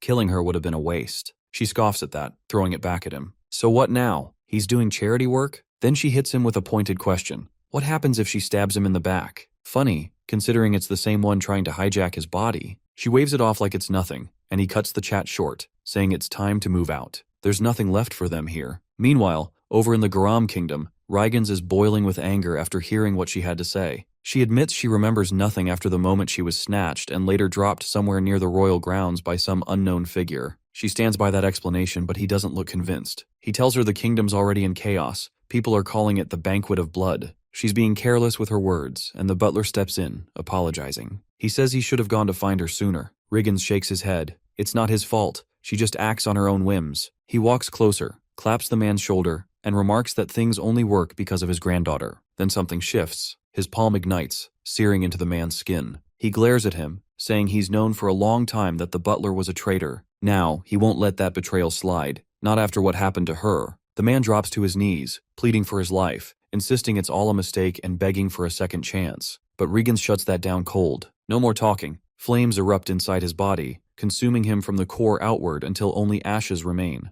Lunav just stands there, frozen, shocked. Regressed turns to her and explains that the butler was one of the people who ordered her capture. Then he asks something else. Did she learn anything about Cyan? She lies, saying there's nothing notable about the guy. It's a weak lie and she knows it. He isn't buying it. His eyes narrow, asking what she really means. She tells him she was up late that night to meet Cyan. Their conversation didn't reveal anything special. That was it. He places a hand on her shoulder and says that's exactly the kind of answer he wanted. But then he asks again, what is Cyan hiding? Regressed knows he's one of the Verts. That alone means he's got secrets or backup. With a straight face, she tells him he's just got a bodyguard and a useless maid at his side. Nothing that connects him to anything major. She pushes back, asking why he's so hell-bent on him in the first place. That question strikes a nerve. His mood shifts instantly, annoyed now. He says it confirms it. Cyan's definitely hiding something. Then he cuts off her questioning. She's a Rainreaver by blood. She doesn't need reasons, just orders. He tells her to leave unless she has anything important to add, and that she's not allowed to step outside for now. She stays put, gaze stuck on the pile of ash where the butler once stood. She's had enough. She's not just family, she's supposed to be a consultant in this house. Back at Lewin Academy, some buff dude's been loitering on top of Cyan's dorm roof for a while. 0 classes, just standing there. Cyan catches sight of him and immediately turns away, not in the mood for whatever that is. As he passes by a few students, he overhears them gossiping. Apparently, classes have been canceled for days and one of the teachers is missing. Then he hears a familiar voice, Erica. She walks up behind him and casually mentions that instructor Nella Aronis has disappeared, and she's got a feeling he's involved. She confronts him directly, asking why he killed her. He looks confused and tells her he's never even met the woman. He doesn't go to his lessons anyway. Nella Aronis had a rep as a powerful mage from Garam. Not unusual for Garam mages to hang around neutral grounds like Lewin, but rumor had it she wasn't a fan of the Rainreavers. That's why the Mist had eyes on her. Lunav's kidnapping wasn't part of her plan. They were about to make a move, but he handled everything before they could even act. Erica says she's the only one who knows any of this, so he doesn't need to stress. Instead, she hands him a new job. He'll need to lay low outside campus for a bit. He asks who'll take over Nella's spot while she's gone. She tells him the other instructors will rotate for now, but they're already scouting for a new mage. She figures the recruitment flyers are already out. Somewhere in the countryside, Boris is riding with a local farmer. He gazes out at the landscape and compliments the view. The farmer asks what brings him all the way out here. Boris says there's a position he's after. He heard it opened up recently, so he's rushing to apply. The farmer connects the dots quickly. He wants to be the new teacher at Lewin. Back in Cyan's upscale dorm, Emily is sprawled across the couch, practically dying from boredom. Karam isn't thrilled about the overcrowding and tells her to move off her favorite spot. They get into a spat, and she doesn't wait. She forcibly kicks her off the seat. Cyan steps into the room mid-chaos and calls her over. They've got a mission. Emily perks up, begging to go with him. But he tells her she's got a more vital role. Her job, make sure Nana never goes hungry. Ever. At first she's offended. It sounds like the dumbest task imaginable. Then she hears a deep growl from the other side of the room. Nana's already starting to shift, predator instincts kicking in. Emily panics, shoves a cookie into her mouth, and immediately reassures him she's got this. No problem. Feeding duty secured. He reminds her, don't give Brian any food yet. He's still recovering. She tells him she's already cooked and prepped. They're covered. Karam asks where they're headed. He tells her, Southwest Ushif Empire, Lambaster, a city built on blood, corruption, and coin. The strong rise, the weak vanish. Below its surface lies a massive underground arena, echoing with the roars of a bloodthirsty crowd. Tonight's fight? A no-rules deathmatch between two warriors, Zalbard and Zyber. Their size difference is almost absurd, yet both are locked in, focused, and ready to kill. Zalbard makes the first move. One punch from him craters the floor beneath their feet. Zyber dances around it, movements quick and precise, but not quick enough. Zalbard grabs him mid-air, fingers closing around his body, and crushes him with one hand. The crowd goes absolutely feral, screaming his name as the victor. Karam and Cyan make their way through the grimy streets of Lambaster. The place reeks of chaos, with drunks passed out in every corner and the air heavy with rot and lawlessness. Even the demon cringes at how gross and unregulated it all is. He explains that unlike Lewin, which maintains neutrality because of formal treaties, Lambaster is a different beast entirely. It's not neutral by diplomacy, it's just completely ungovernable. While they keep walking, a pack of sleazy men steps into their path, eyeing her and trying to flirt like it's going to go somewhere. It's clear now the city's flooded with lowlifes and criminals. They barely get a sentence out before he tells them to back off. Cut to moments later. Those same guys are face down in the dirt, groaning, already dealt with. They head into a bar attached to a hotel. He tosses a fat coin pouch onto the counter with a thud and asks for the best room they've got. The waitress raises a brow, shocked by how young he looks, and casually asks his age. He repeats the order, but this time his voice drops. No more kid energy, just cold authority. He tells her this isn't how you treat customers. That shuts her up. She straightens and gives him a proper welcome to the Lambaster cage. From the window upstairs, he spots a crew of shady-looking men heading off in formation. He knows immediately they're going down to the cage under the hotel. He needs to move fast. The waitress, Lisa, asks if there's anything else she can do. He says he wants access to the cage. She politely refuses. Newcomers aren't allowed. He quickly clocks what's going on. Illegal trades, probably drugs, and she's playing it safe to avoid trouble. He pivots, asking if he's the only new face around lately. What happened to the other guests? That's when he catches the shift in her eyes. Sharp, cold, ready to kill. She apologizes again, hiding behind the excuse that she's just doing her job. He's not buying it. He flicks a handful of gold coins at her. Instinct kicks in. She whips out blades and slices them midair, scattering them across the floor. Even she looks surprised at how fast she reacted, confused that some kid with coins could radiate such intense killing intent. He bends down, picks up a coin, and deadpans that she just ruined him. Then he asks if she just tried to attack him. Lisa scrambles to explain it was a reflex, not an attack, and begs him not to take it the wrong way, but his face hardens. Annoyed now, disgusted, he tells her she has to take responsibility. Backed into a corner, she finally agrees to let him into the cage. She opens a door to the basement and says the staircase will lead him directly to it. She also gives him a VIP token, something reserved for guests in special rooms. If he wears it, it should protect him while he's down there. She still doesn't get why he's so eager to dive into that mess, but warns him to stay out unless he's got more than one life to spare. He ignores her and starts down the stairs. The demon watches him go and asks why he doesn't just order Lisa to drag out the cage's owner, the one who runs the whole underground scene. That's the actual mission. He replies that they don't even know what she looks like. No leads, but they'll have their answers soon. She glances at him suspiciously. He's acting like he knows this place already. He confirms it. He's been here before, in a previous life, back before this whole city went up in flames during the Civil War. She asks just how bad it's going to get. He tells her she'll find out soon enough. The real story behind the Lambaster cage. They finally reach the giant door leading to the underground arena and walk straight toward the ring. Elsewhere, the same thugs he flattened earlier are kneeling in front of their boss, reporting in. They explain that some punk kid wiped the floor with them. At first, the leader laughs, thinking they're joking, but they double down. This kid isn't normal. They swear it happened just outside the city gates. Now the boss is paying attention. They tell him the kid checked into the Lambaster cage and even booked a VIP room, so they couldn't touch him anymore. That's why they came to report instead. He asks if the kid's from any noble family. They shrug. No idea. One of them pleads, calling out for help and referring to the man in charge as Mr. Gunther. Gunther raises an eyebrow, intrigued. He says he's heading to the cage himself to see what kind of kid causes this kind of mess. Back in the underground arena, a fight is already going down. Linda Weasley stands victorious, having just finished off another opponent. He watches silently from the shadows. The demon now sees exactly what's wrong with this place. These brutal underground matches are what dragged the city into chaos. That's why he's here. If he can't approach Linda Mihalov directly, then he'll flip the script and make her come to him. Security around the ring spots him and walks up, warning that this isn't a playground. Perfect timing. He throws down, takes one out, then another, then the rest. When it's over, he dusts himself off and asks flatly where he can register, not as a spectator, as a fighter. The energy in the arena turns wild as the crowd catches sight of a kid, Cyan, stepping into the ring to square off against Zarbark. Laughter mixes with disbelief, the audience buzzing, hyped that someone actually greenlit a child to fight. Most assume it'll be a total wipeout. The brute's no joke, a walking boulder, half human, half ogre by the looks of him. He casually raises one thick finger to squash the kid like a bug. Cyan launches off the ground, lands right on it, and snaps the finger in half. Then he drives his fist straight into the giant's face, shattering his nose and caving in part of his skull. Zarbark crashes to the floor, dropping to his knees after just one hit. For a few seconds, the crowd doesn't make a sound, frozen by the fact that a literal child just demolished him. Then the silence bursts. Cheers erupt. They chant his alias over and over, Lamai Simon. Karam leans in and asks what name he gave them. He says he can't exactly go around dropping his real one, not with noble blood and a duke for a father. She points out that his face is out in the open, so hiding his name is kind of pointless. He assures her that's covered too. He's got an enchantment running. Nothing to worry about. She catches on quick. That means Lord Fogg's power is backing him. He breaks it down.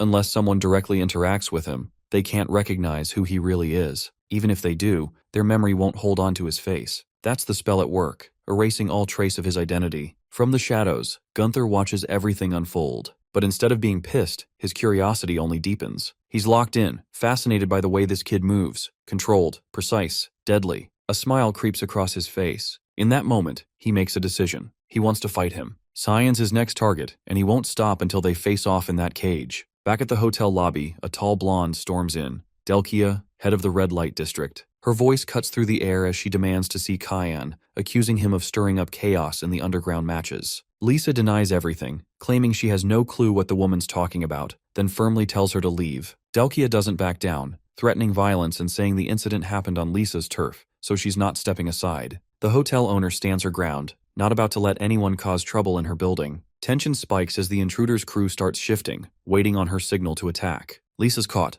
torn between protecting Cyan or staying neutral. Then, out of nowhere, he strolls in like nothing's happening. Cool as ever, he casually asks if someone's been looking for him. The room goes still. No one even noticed he was there. He walks straight to Delkia, calmly suggesting they talk directly instead of bothering hotel staff. She turns to face him, and instantly her expression changes. It hits her like a drug. For a second, the world drops away. All she sees is him. She steps closer, takes his hand like it's the most natural thing in the world, and softly asks his name. He answers with the fake one, Lamaya Simon. She swoons, completely under, saying it's a bold name for a face like his. Lisa watches from the side, clearly disturbed, muttering a warning to him not to go anywhere near Delkia. He shrugs it off, telling her he's got it handled. The blonde slips him a business card, voice dipping to a flirt-heavy tone. She says she'd like a deeper conversation next time, somewhere private. The card's for her personal lounge in the Room of Pleasures, and she hints at a free service. The offer is as clear as it is shameless. With that, she struts out of the hotel, still under his spell. Once she's gone, Lisa immediately scolds him. She's already heard he stepped into the ring and won. Word travels fast around here. He tries to make an exit, but she blocks him, warning him not to even think about going to the Room of Pleasures. He reassures her, those kinds of places aren't his thing. After he leaves, another woman appears out of nowhere across the lobby.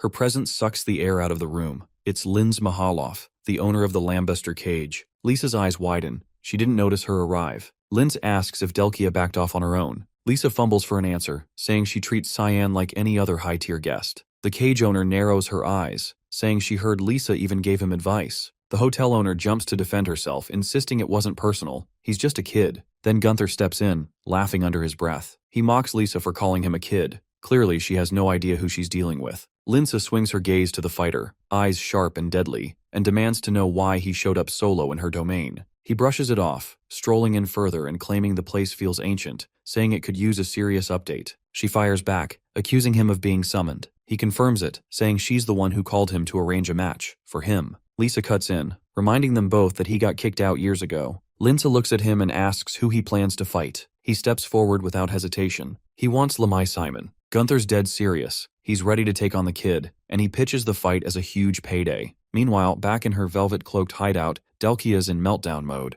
She's pacing, yelling, something's wrong. Her attendants are growing nervous. One whispers that she meant to seduce Cyan, but now she's the one completely undone. The script's been flipped badly. Everyone in the room can tell she's obsessed now. She'll stop at nothing to get him back. Inside, she's been sitting at her desk for hours, trying to sketch his face over and over. But every time she gets close, her mind fogs. She just can't remember what he looked like. She knows she saw him. His features were right there, but they vanish the second she tries to picture them. Frustration turns to desperation. She whispers his name, his fake name, again and again like a prayer.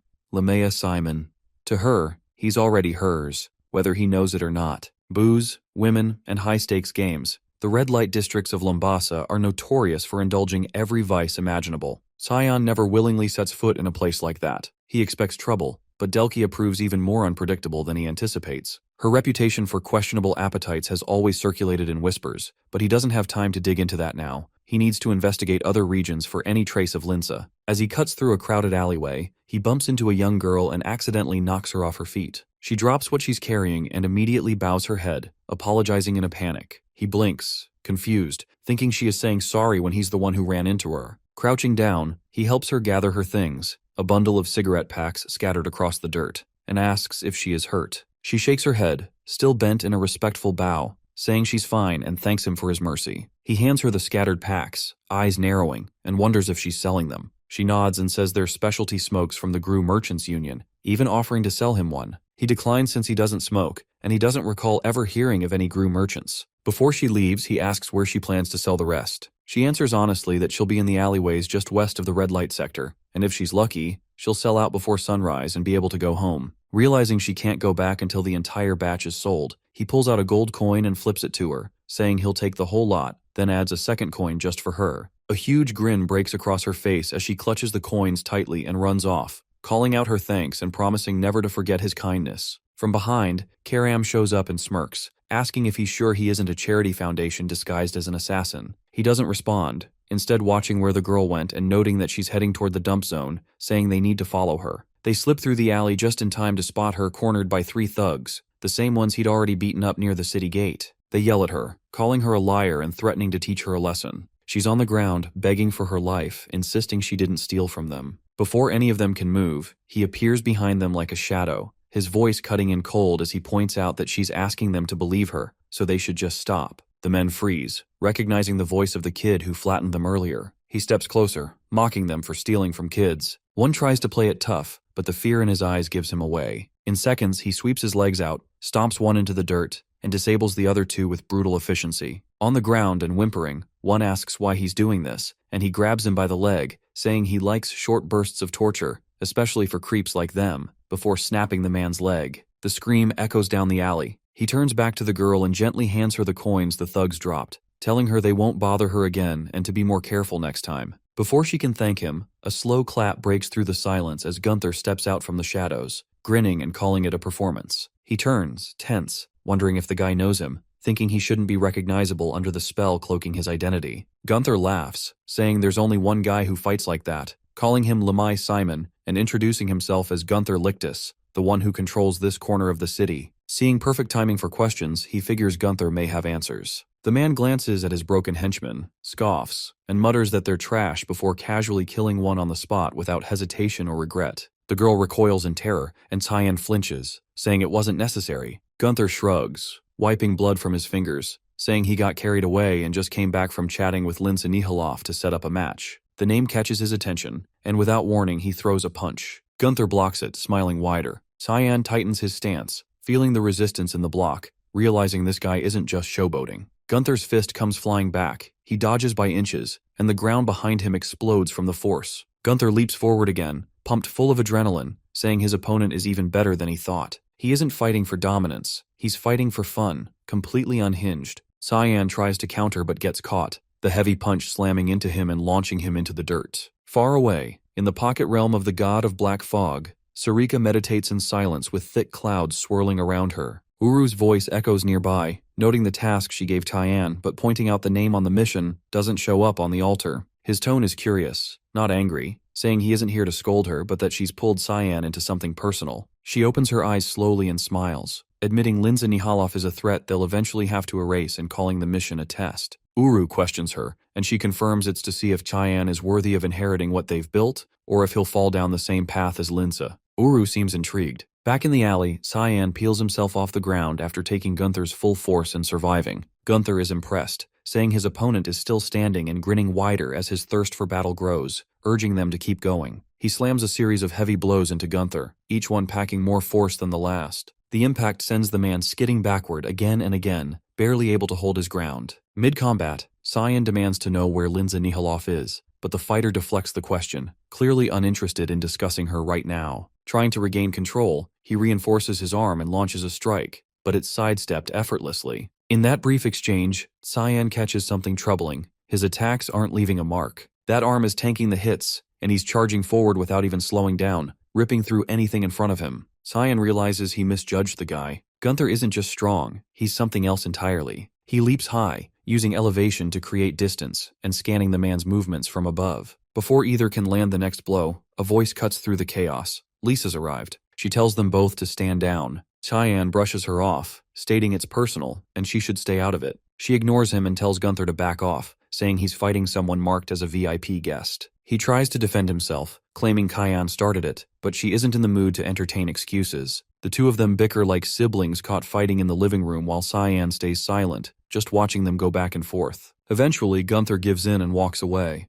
but not without tossing a reminder that he hasn't forgotten about their fight. Once he's gone, Lisa turns to check if Cheyenne's okay. His expression says enough. He's far from pleased. She immediately apologizes for showing up late and for letting things spiral like that. He studies her for a second, then points out that she looks like someone about to ask for a favor. She's caught off guard, but he already knows. Gunther told him she arranged this fight behind the scenes, reaching out to the owner of the venue to make it happen. Cheyenne reassures her he doesn't mind fighting, but he wants something in return. The little girl from earlier should be given a job at the hotel. The news of the upcoming fight spreads fast, rumors flying as everyone wants to know how it'll go down. Over the next several days, he drifts around the area, occasionally stepping into a fight. He picks up some intel about the lambaster cage. Turns out it's not lawless. There are ground rules, no weapons, stop if the opponent gives up. And the most important one, no killing allowed. That rule's about to be thrown out. Match day arrives, and a commentator runs down the details. Both Cheyenne and Gunther are informed there are no rules for this fight, the change made by personal request of the owner. Cheyenne blinks. This is the first he's hearing about it. Gunther, meanwhile, looks like a kid unwrapping a birthday present. He's practically vibrating with excitement. Cheyenne doesn't even get a chance to ask questions before the bell rings. The match begins, the crowd roaring louder with each passing second, the arena buzzing with tension. From a hidden spot in the shadows, Lindsay Nihaloff watches silently, waiting to see what Cheyenne is really capable of. Gunther calls out, mocking, saying if Cheyenne's scared, he can always pick up a weapon. Cheyenne doesn't bother replying. He doesn't need a blade to win. He shifts into a stance, surrounding himself with black fog magic. This is where the real fight begins. Gunther grins, finally facing a real opponent. Without shame, he confesses that killing humans gives him a rush. That's why he was permanently banned from the cage. Cheyenne hears him but doesn't flinch. Gunther lunges, throwing a clean punch toward his face, but misses completely. Cheyenne grabs his arm, moves like a shadow, then, without hesitation, slices it clean off. Gunther screams as his right side spurts blood, the severed arm gone in one cut. Cheyenne gives a quiet warning. If he moves too much, the black fog will finish the job. The silence says it all. He knows it's over. Cheyenne wins. The arena erupts, the crowd chanting his name, electrified by what they just saw. But not everyone's cheering for the same reason. One person watching from the stands isn't focused on the fight. They saw something darker. The black fog from that strike looked too familiar. There's only one conclusion. He carries the demonic sword. After the match, Cheyenne can't shake the feeling that someone wanted him in the dark about the no-rules twist. He's starting to suspect Linz knows exactly what he's trying to do. As he's deep in thought, the little girl from before walks over holding a beer, grinning ear to ear and saying he looked badass in the ring. She's already started working, serving drinks as an assistant at the bar. He notices her name tag, Louie, and figures that must be her name. He pats her head and tells her to give it her best. Then Lisa calls him over. It's time to debrief. Right away, she apologizes again. He gets to the point, asking why she didn't tell him it would be a no-rules deathmatch. She sucks in a breath and shakes her head. She didn't know either. The change was kept between the owner and Gunther. Cheyenne exhales slowly. This approach won't work. He needs another route. As he turns to leave, he stops. An old man is standing in the doorway, the same one he spotted earlier in the crowd. The man introduces himself as Morris, representing the Gru Merchant Union, and wastes no time. He's here to ask one thing. That sword?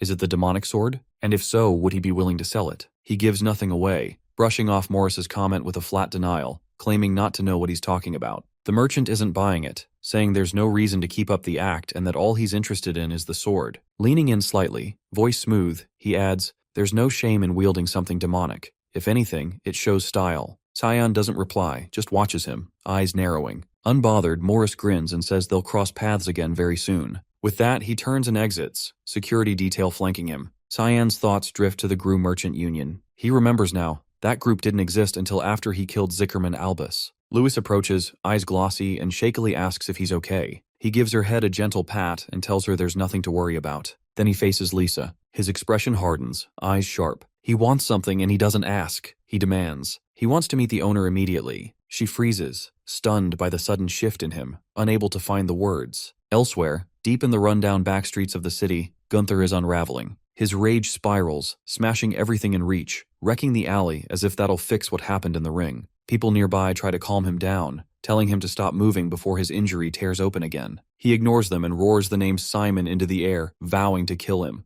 The helplessness is eating him alive. He got destroyed, and it stings. He needs a new plan, something that'll actually work. But nothing comes, not until a thought hits. Louis. Cyan's taken a liking to her, looked out for her. Maybe she's the key. Maybe he can use the kid to get to him. Later that night, with the hotel quiet and the guests mostly gone, Louis is wiping down the bar counter. The door creaks open. Gunther steps inside, that same eerie grin spreading across his face as he asks if she remembers him. She hesitates, then nods. Yes. He doesn't drop the smile and says he needs her help with something. In a nearby room, Cyan is still talking with Lisa. The conversation hasn't cooled down. He wants to know why the owner won't meet him. She tells him flatly it's not that simple. Lince isn't someone people just meet. He narrows his gaze, wondering why she's defending Lince so hard. Lisa's not surprised he already knows the owner's name, maybe impressed, but not shocked. She figured he wasn't just some average guy the moment he walked in. She explains that Lince has been watching him closely. The fight with Gunther? That was her idea. And so was the rule change. Then she gets serious, saying if he's smart, he'll leave. Fast. Because staying might get him killed. He listens but doesn't speak. He can't tell whose side she's even on right now. Maybe none. Maybe she's just doing her job. Suddenly, a scream echoes from the main hall. Louis. They both bolt from the room. What they find is chaos. Tables flipped, walls cracked, and a massive hole blown through the side of the building. Neither can make sense of it immediately. Cyan studies the wreckage in silence before muttering that he might know who did this. Then he spots it. Louis's name badge, tossed on the floor and streaked with blood. He turns to Lisa and tells her to stay put for a while. She protests, saying he doesn't even know who took her. He cuts her off, repeating the words but with ice behind them. He has a damn good idea who it was. Far from the hotel, in a private suite that hasn't seen sunlight in days, Delkia is slipping into madness. She's sprawled across her bed, sketch pads everywhere, each one covered in frantic drawings of Cyan's face. She stares up at the ceiling, face blank, whispering that she can't remember what he looks like anymore. Then a voice cuts through the silence, saying a woman's room shouldn't be this trashed. She shoots upright, demanding to know who entered without permission. It's Morris. He looks her over like she's something pathetic. She recognizes him instantly and asks what he wants. He says it's simple. He's a merchant, and he only shows up when he's got a deal to offer. Glancing at the drawings scattered across the room, he catches on quick that she's completely obsessed. Without wasting time, he pulls out a small glass bottle filled with murky liquid from the Garam kingdom, the strongest paralysis potion they make. With this, he says, she can have Cyan completely helpless. She takes the vial, expression unreadable, and asks what it'll cost. He doesn't flinch. All he wants is whatever Cyan carries. She can do what she wants with the rest of him. The offer sounds like a setup, but Morris insists. That's it, nothing else. He turns to leave, adding that he doesn't care who gets it done. He just needs Cyan out of the picture. And ideally, Gunther handles it first. That's the plan. Back in the slums, Gunther's been waiting. Cyan doesn't take long to show. The brute smirks and tosses something at him. An ear, saying it's a keepsake. The rest of the body? Inside the crate he's sitting on. Cyan stares at the severed ear, barely breathing. His expression goes dark, and his restraint snaps. He warns Gunther that he's going to kill him. The rematch has officially started. Gunther couldn't be happier. Elsewhere, Lince sits across from Lisa, her voice calm as she asks if she believes Cyan will actually kill Gunther. She nods once, certain, no hesitation in her eyes. Yeah, he's going to finish him.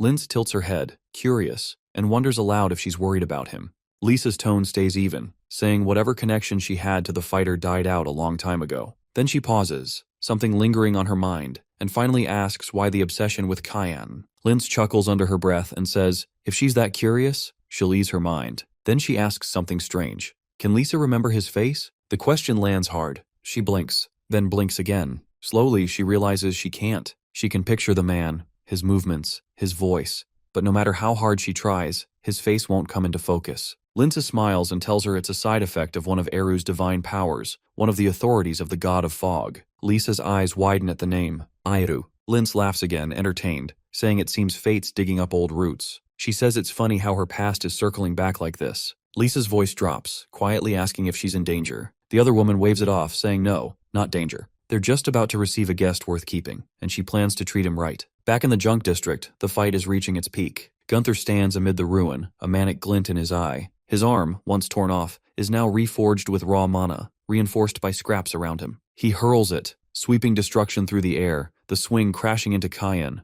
But our protagonist doesn't flinch or budge. Gunther snarls, demanding to know why he's holding back, why he isn't using the same move he pulled last time. He says if Cyan wants to win, he'd better start trying. Cheyenne glances down. The ground is scattered with bones. Human bones. The brawler sees his look and grins, explaining it like it's nothing, saying he's been digging up corpses of people who were worthless to him. This entire pit is a junkyard. Lambaster's always been full of trash, and he and Lisa grew up buried in it, learning to crawl through garbage just to survive. He recounts how he'd fight off anyone who tried to take advantage of them, clawing, biting, punching, whatever it took. Then one day, a boy showed up. That boy took out the old junkyard boss who made their lives hell, saying he'd dropped out of Lewin Academy just to find some fun. And today's fun? Cleaning up the trash. Gunther remembers it clearly. Blood everywhere, bodies stacked like waste. The guy's name was Ashel. He recalls how the stranger walked toward them afterward, smiling, saying everything was fine now, the junk was gone, and they were safe. To this day, he still can't forget that face. That's when everything changed for him. He started looking up to Ashel, wanting to be like him, and swore he'd clean out all the garbage in Lambaster just like his idol. He started small, grew his crew, took over the junkyard himself, got into the Lambaster cage fights to make money, and ended up killing someone. He got expelled and didn't care. The guy was trash anyway, meant to be thrown out. That was the last straw for Lisa, who cut ties. Didn't bother him though. He'd already become one with the trash heap. He repeats the promise he made to himself, to scrape out every last piece of filth in this city. Cyan interrupts, telling him enough to shut up and fight. He points out that the last attack didn't leave a scratch, and if Gunther wants a shot at breaking through, he'd better push harder. The other man doesn't hesitate. This is what he's been waiting for. With a wild grin, he pulls mana from deep within, fusing metal, bone, and debris into a monstrous arm. In one hand something glows. Cyan spots it instantly. An artifact. Old. Dangerous. Gunther smirks and names it. A gravity chamber. He activates the relic, and a field slams down around Cyan, air tightening like a noose as the gravity multiplies 20-fold. He drops slightly,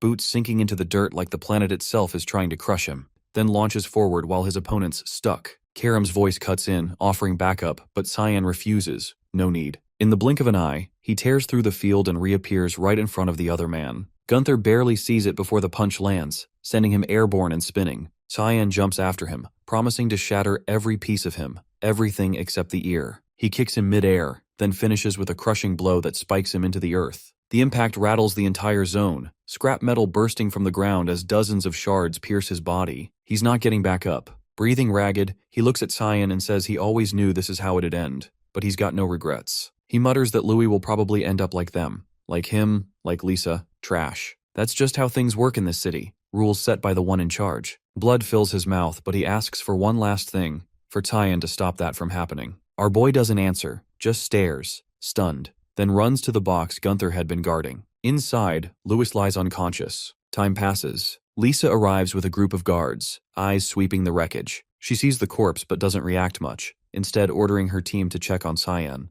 They spot him right away cradling Louis in his arms. He tells them she's not hurt, probably just asleep. Lisa approaches and asks if he's okay. He keeps his eyes on the girl, saying there's nothing she needs to worry about, just take care of her. She asks where he's headed. He rises, setting Louis down gently, and says he's got something to clean up. Lisa asks where. His voice drops, cold and final.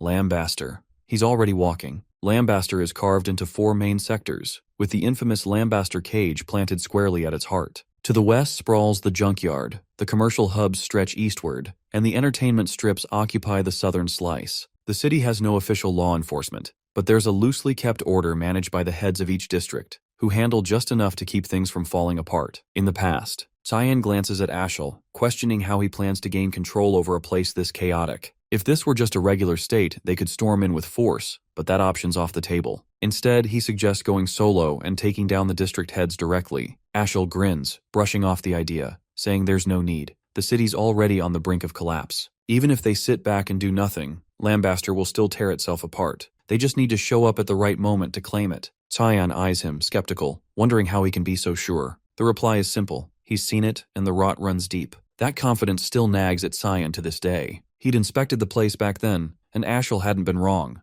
The decay was real. But this time he isn't here to observe it rot. He's here to rip it out from the roots. He steps into Delkia's den of indulgence and is greeted with a cup of tea. The scent hits him. Sweet mint layered over what's supposed to be black tea. It's not subtle. She's barely hiding the fact that it's laced. Pulling him into a hug, she watches closely, clearly waiting for him to drink. The aroma reminds him of a standard paralysis blend sold in Garam. She thanks him for accepting her invite, promising tonight will be worth his time. In that moment, he confirms she knows he's aware the tea's spiked. He locks eyes with her, finishes the entire cup in one go, then slumps over, pretending to pass out. A crooked smile stretches across her face. Finally, she's got him. Now he belongs to her. Meanwhile, in the commercial district at Gru Merchant Union, Morris receives word that the trap worked. A potter informs him a message just came in from the entertainment quarter. He lights up with satisfaction, though irritation lingers. Wasting the gravity chamber on Nanterre left a bitter aftertaste. He went through hell to get that from the Garam Association, but with Cyan captured, the demonic sword is as good as his. One of his guards warns things are going a little too smoothly, suggesting they check the place early. Morris approves but warns them to keep their hands to themselves. Even though they're just doing their job, their eagerness annoys him. He suspects they're after the sword too. Instead of waiting, he hitches a ride in his cart and heads there himself. Pushing open the door to Delkia's chamber, he finds her lounging on the main bed, Cyan unconscious beside her. She teases that he's early and asks if he couldn't hold back a bit longer. She was just about to start the fun. He shrugs her off, saying he doesn't care about the body. It's the sword he wants. She replies coolly that she's already removed it from Cyan.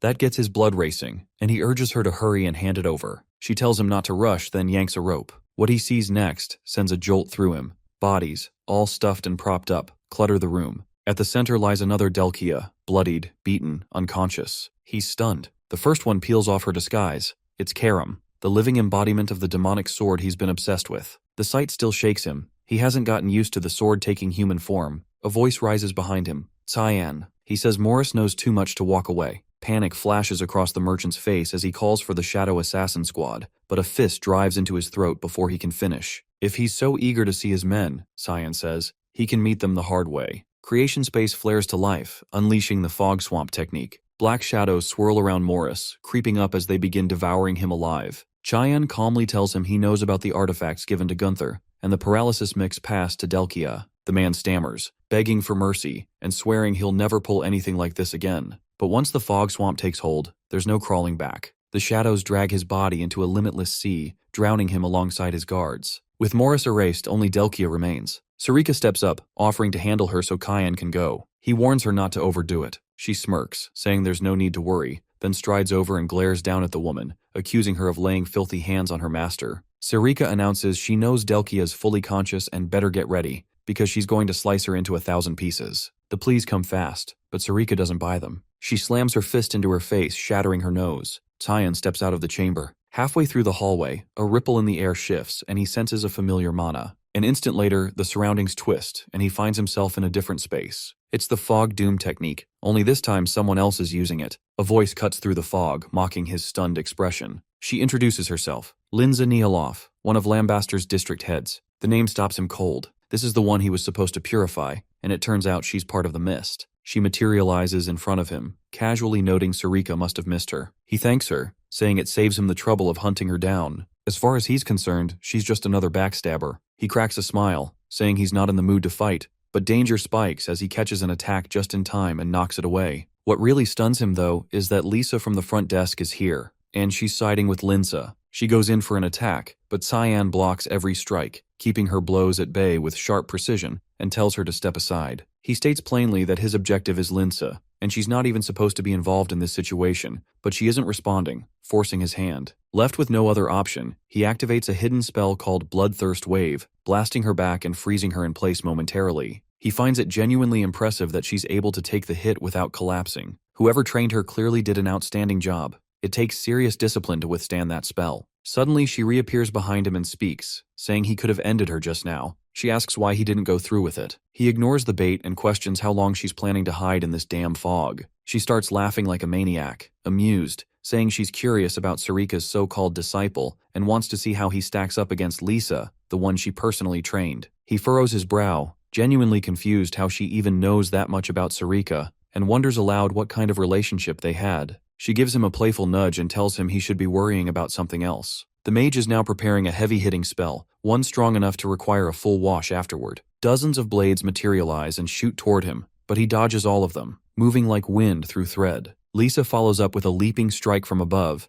and in a cold, cutting voice, tells him she's cut off all ties with Gunther, but he still needs to pay for ripping away the final piece of her bloodline. He locks onto her eyes and immediately spots it. Her mind's been tampered with. Looks like someone implanted a shadow-based persona using a memory shard and layered it with rage. Closing in on him like this, though, that was her first and last mistake. He seizes her by the neck, completely freezing her movement, and then with a swift, deliberate motion, knocks her out clean with a hit to the head. The moment she drops, it's just him and Linza, standing alone in this artificial fog dimension. He calls out to her, asking her to quit hiding. She steps forward, laughing, and says he should have figured it out by now. This fog isn't just around them, it's a domain formed from her own will. He says it's surprising enough to find out she's part of the mist, but what really makes it worse is that she's both a traitor and a damn thief. She tilts her head and casually asks what exactly he's accusing her of stealing. He points straight at her hand and calls her out. That ring she was wearing earlier is an Antbari artifact, a tool that absorbs basically anything, whether that's raw mana or divine energy. She used it to fake her identity as a mist. He smirks,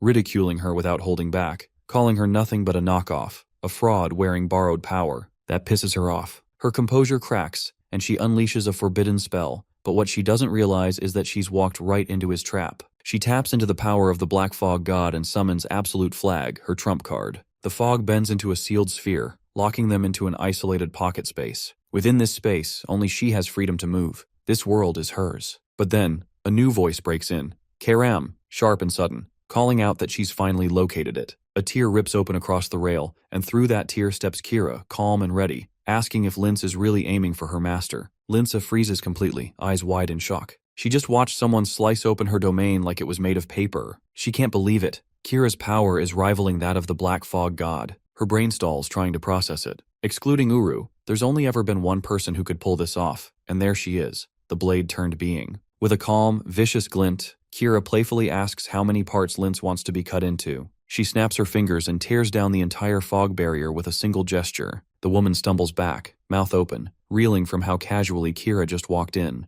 yelling that there's no possible way this brat is the true heir. She insists it's impossible. 300 years and now some random kid shows up? No way. The demon leans in, speaking in a sharp whisper, asking what her deal is. He gives her a look and mutters that she's just throwing a tantrum. Karam boils over, rage spiking. She calls him a child again and follows it up by calling him a fake successor before dashing forward, ready to strike. He doesn't flinch. He grabs Kira, shifting her into weapon form instantly, and with a grin, comments that she's way too sloppy to ever pass as a decent assassin. Both of them activate a high-grade fog skill, Russian Fogstorm, and their weapons crash violently. But even in that clash, Linz has no real power to push back. He asks if she still doubts that he's the real one chosen. He says fine, if she still won't accept it, he'll just show her the real deal. As she stumbles, trying to regain her stance, he unleashes one of his highest-tier fog techniques. A massive orb of dense, churning black energy begins forming. The spell is called Adamant. The mana charges spiraling violently. Before she can even get a breath, the sphere launches toward her.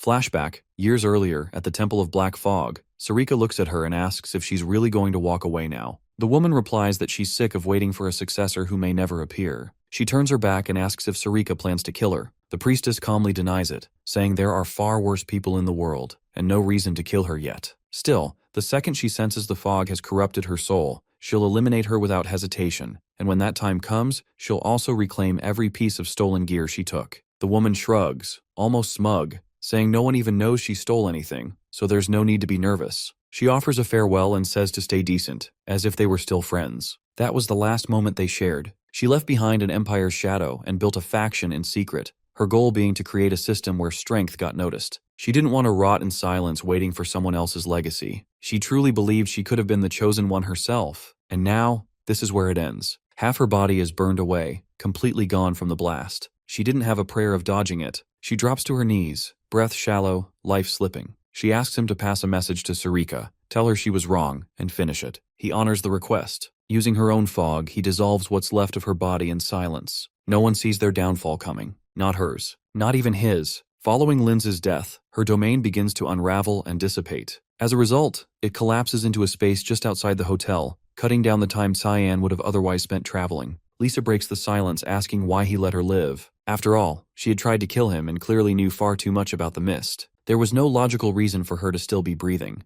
In a detached tone, he asks whether she plans to report what she knows. She firmly says no. That's enough for him. He says she's free to go. Bewildered, she asks what she's meant to do now. Before he can respond, the door bursts open and Louis rushes in, calling out her name in a panic. The girl is nearly in tears, saying how scared she was when Lisa suddenly disappeared. Lisa gently assures her she's fine, asking if she's hurt. Louis says she doesn't care about that. She just doesn't want to be left alone again. Lisa had been the kindest person she had ever met, and she begs her not to vanish again. Cheyenne tells her she's just found her new role. The district of Forva has no managers left, so she should take over and make sure Louis grows up better than either she or Gunther ever did. Lisa silently nods in understanding. He bends down and pats Louis on the head, telling her to listen to Lisa's guidance. Louis then asks if he's leaving. He confirms, saying he has to check out. Lisa follows with a question. Will he come back? He answers with a maybe, but deep down, he hopes he never has to witness what he saw in that place again. He heads back to the Fog Temple to follow up on Sarika's mission regarding Lin's. When he arrives, she seems surprised that he managed to purify Lin's Nihil.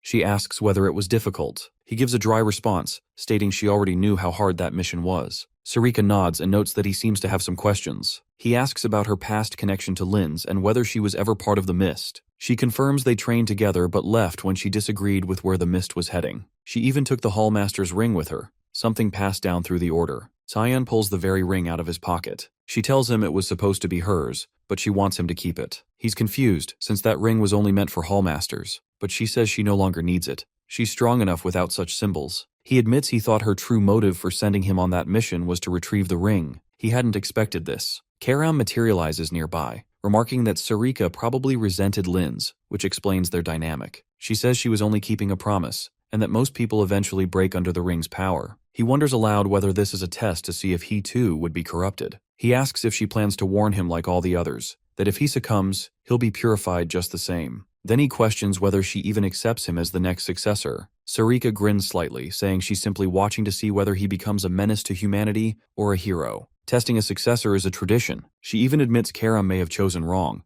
The spirit reacts with anger, but Cyan remains composed. He understands what she means. Days pass. At Lewin Academy, in the dean's office, the administrator is in conversation with a newcomer. With instructor Nella's sudden disappearance, student anxiety has risen. He acknowledges the weight the new appointee carries, but expresses faith in him. The man responds calmly, promising to be understanding toward the students. This is Boris, the newly appointed substitute instructor. Once the meeting wraps up, he excuses himself to tour the academy, but the dean watches him go, sensing something odd in his demeanor. A moment later, Sarika enters the office, apologizing for being late. She was responding to the dean's earlier summons. Boris greets her, introducing himself formally. As he speaks, she immediately senses his ominous aura and the unmistakable stench of blood clinging to him. He radiates danger. The dean mentions that Boris comes from the capital and privately asks her to keep watch over him. Though polite and skilled, there's something unsettling about him. She agrees. That level of blood on someone can't be washed off. It clings, thick and permanent, like the scent of death walking in a man's skin. Later that day, inside the academy, a large assembly of guards has formed, standing in organized lines. The sheer number is staggering. Even Aaron is taken aback. She had heard the guard force had expanded since the Banquets of Blood,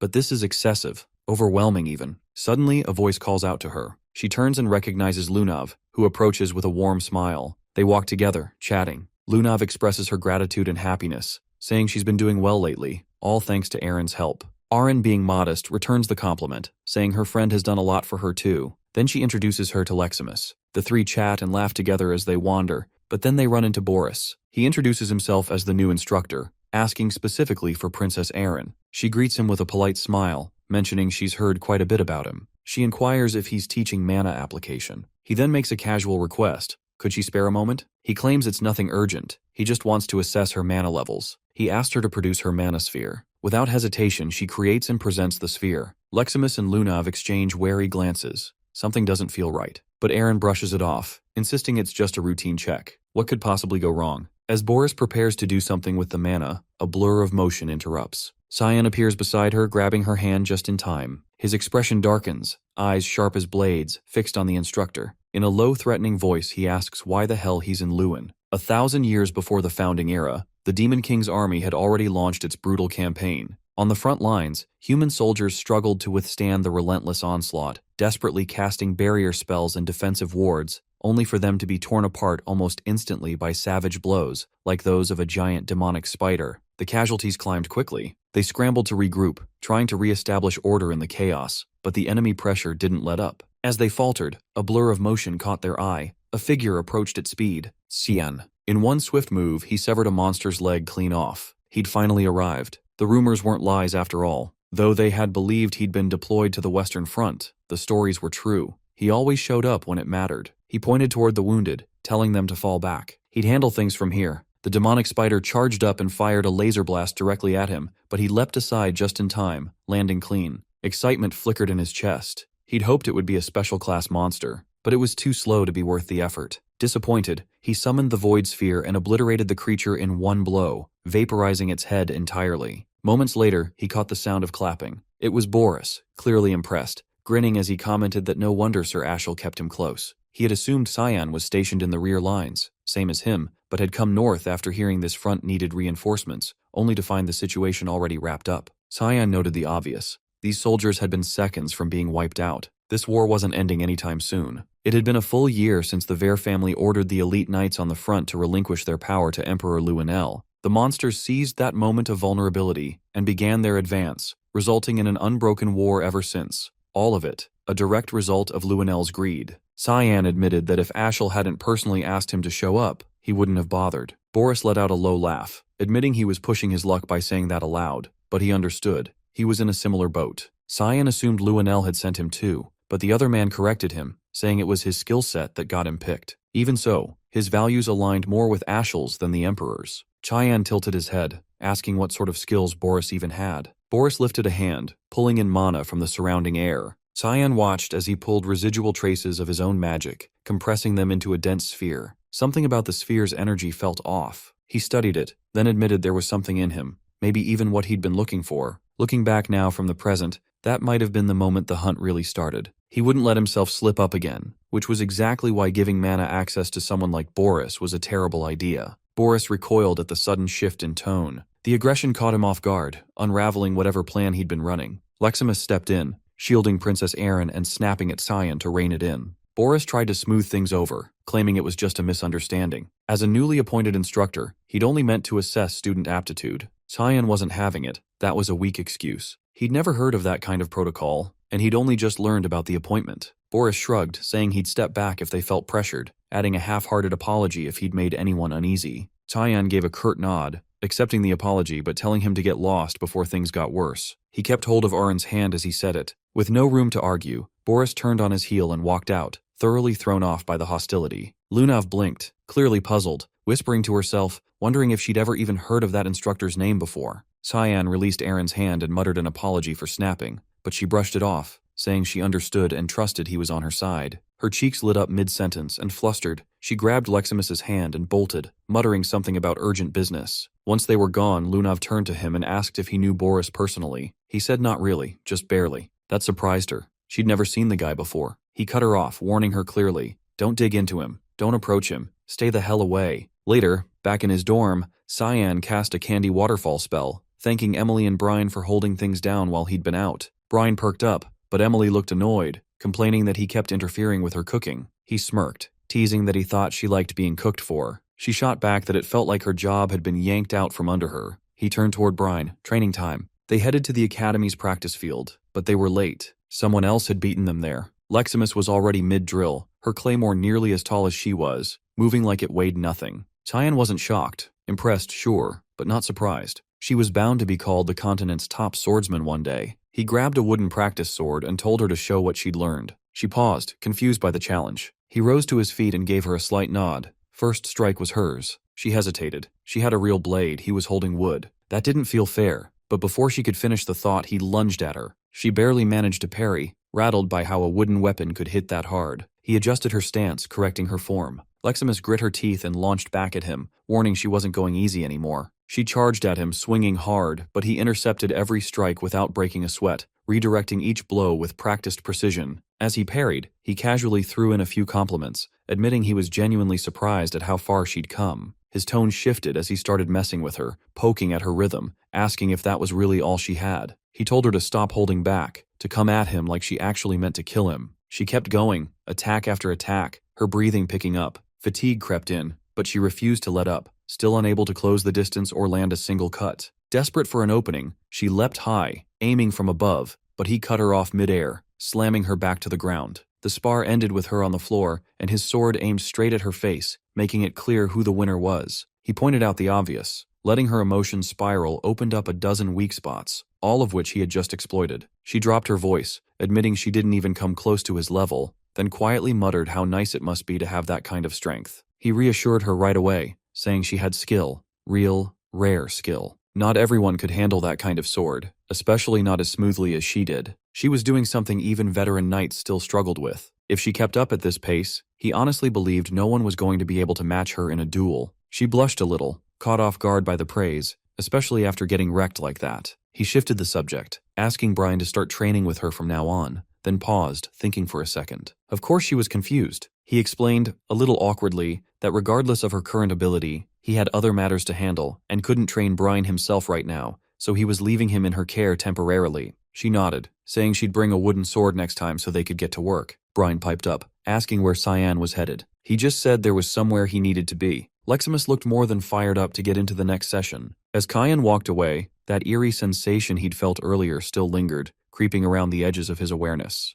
Then he spotted her, Lunav, standing dead center on academy grounds beneath the night sky, unmoving. He walked closer and realized she was watching Boris's tower, eyes fixed on the searchlight. He asked if she was planning to sneak inside. She grinned knowingly, saying he already knew she would. Just curiosity, she claimed. She'd never heard the guy's name before, not even once in the entire Garam Mage Association. For someone labeled an 8th Circle Mage, that was not just weird, it was suspicious. That grin of hers didn't fade. She was clearly sticking her nose where it didn't belong and loving it. Then she turned to him and asked if he was coming too. It felt like he already knew Boris, maybe even hated him a little, enough to get involved. He exhaled heavily. She was dragging them both into a mess, and they both knew it. They waited for Boris to finally step out of his room. Once he was gone, Cyan led the way and cracked the door open with a spell. The room inside was stacked with books, dense with ancient symbols and magical writing. One glance was enough. They both thought the guy was a total academic freak. She picked up one of the texts and flipped it open. Most were heavy on old, forgotten spells, stuff that probably hadn't been used in centuries. Then he froze. He felt Karam slipping away from his body. He asked her why, where she was going. She answered from afar, saying she was heading to the rooftop, telling him to chill, they could keep poking around the lab. He narrowed his eyes, confused by her sudden departure. Before he could dwell on it, Lunav called him over. She'd found something, a strange, dusty volume older than the rest. From one glance, his expression darkened. This wasn't just any book. It was Hearth-Kreia, Boris's armor. Meanwhile, up on the roof, Karam lifted her head, catching a foul, almost rotten smell in the air. She muttered that it was already about to emerge. She called to it, Hearth-Kreia. A presence descended from above. A voice echoed out, calling her by name, saying it had been far too long. 3 centuries to be exact. She forced a grin, anger barely held in check, saying she was doing perfectly fine until he showed up. The voice teased her, saying her personality hadn't changed one bit, joking that maybe that was why she ended up picking Cyan as her wielder. That hit a nerve. She snapped, lunging at him, but he calmly held up a hand, telling her to relax. He wasn't here to fight. He just wanted to talk. She demanded to know what he was really up to, what his endgame was. Down below, Cyan and Lunav were still locked on the old book, Hearth-Kreia. She studied it closely, saying it didn't read like any magic text she'd seen before. It had the structure of a historical chronicle, but everything was encrypted in strange glyphs and codes. Decoding it would take time. She flipped a few pages and pointed out one image, a half-drawn sun. It was the only symbol she recognized, but even that looked off, unfinished. She asked what he thought it meant. A sun, trailing darkness behind it. His face shifted immediately. He slammed the book shut and told her they had to destroy it now. That book was the core of everything, the banquets of blood, and all the disasters that followed. But before they could move, a voice cut in from behind. Boris, calm, cold. Cyan hadn't even noticed him coming, too caught up in the book's danger. Boris casually took it back, holding it in his hand like it was nothing, saying he'd been debating whether to drop by, but now they'd saved him the trouble. He called it an interesting coincidence, but spying, that's where the fun stopped. He lifted a hand and cast a spell, blasting Lunav clean through the window. He apologized, sounding almost sincere, saying Cyan didn't need to worry. She was fine. He'd only sent her back to her dorm. Now that they were alone, he said they should talk. He'd been curious about Cyan, about the version the world saw and the one hidden underneath. Cyan clenched his fists. This was bad. He wanted Boris dead right now, but Hearth-Kreia complicated everything. The timing was awful. Karam was still gone. Cut to Karam now lying stretched out on the roof tiles. Hearth-Kreia, or what was inside it, spoke again, asking what she thought it all meant. He told her that the one he served wasn't just powerful, he was chosen, blessed by a god. That meant she was already on the losing side. She didn't blink, didn't care, saying she was a demonic sword, not one of Lumendel's lackeys. She wasn't turning on her wielder just because some divine clown said so. He shrugged, saying that was fine. There were ways around that. If she took over Cyan's body, became the wielder herself, she'd be even more dangerous. She laughed, low and sharp, calling the idea stupid and asking what half-baked schemes they were even trying to run this time. Good versus evil, light clashing with darkness, creation opposed by destruction, dualities locked in an endless cycle of conflict. And as always, light wins in the end. That's how the story wraps up, just like all the others. It's been 300 years since the war between gods and demons reached its final blow. Life on the surface is thriving like never before, but gradually the world is moving on. The old legends are fading. Reverence has turned to apathy, and eventually, they came to a decision. After long debates, they agreed.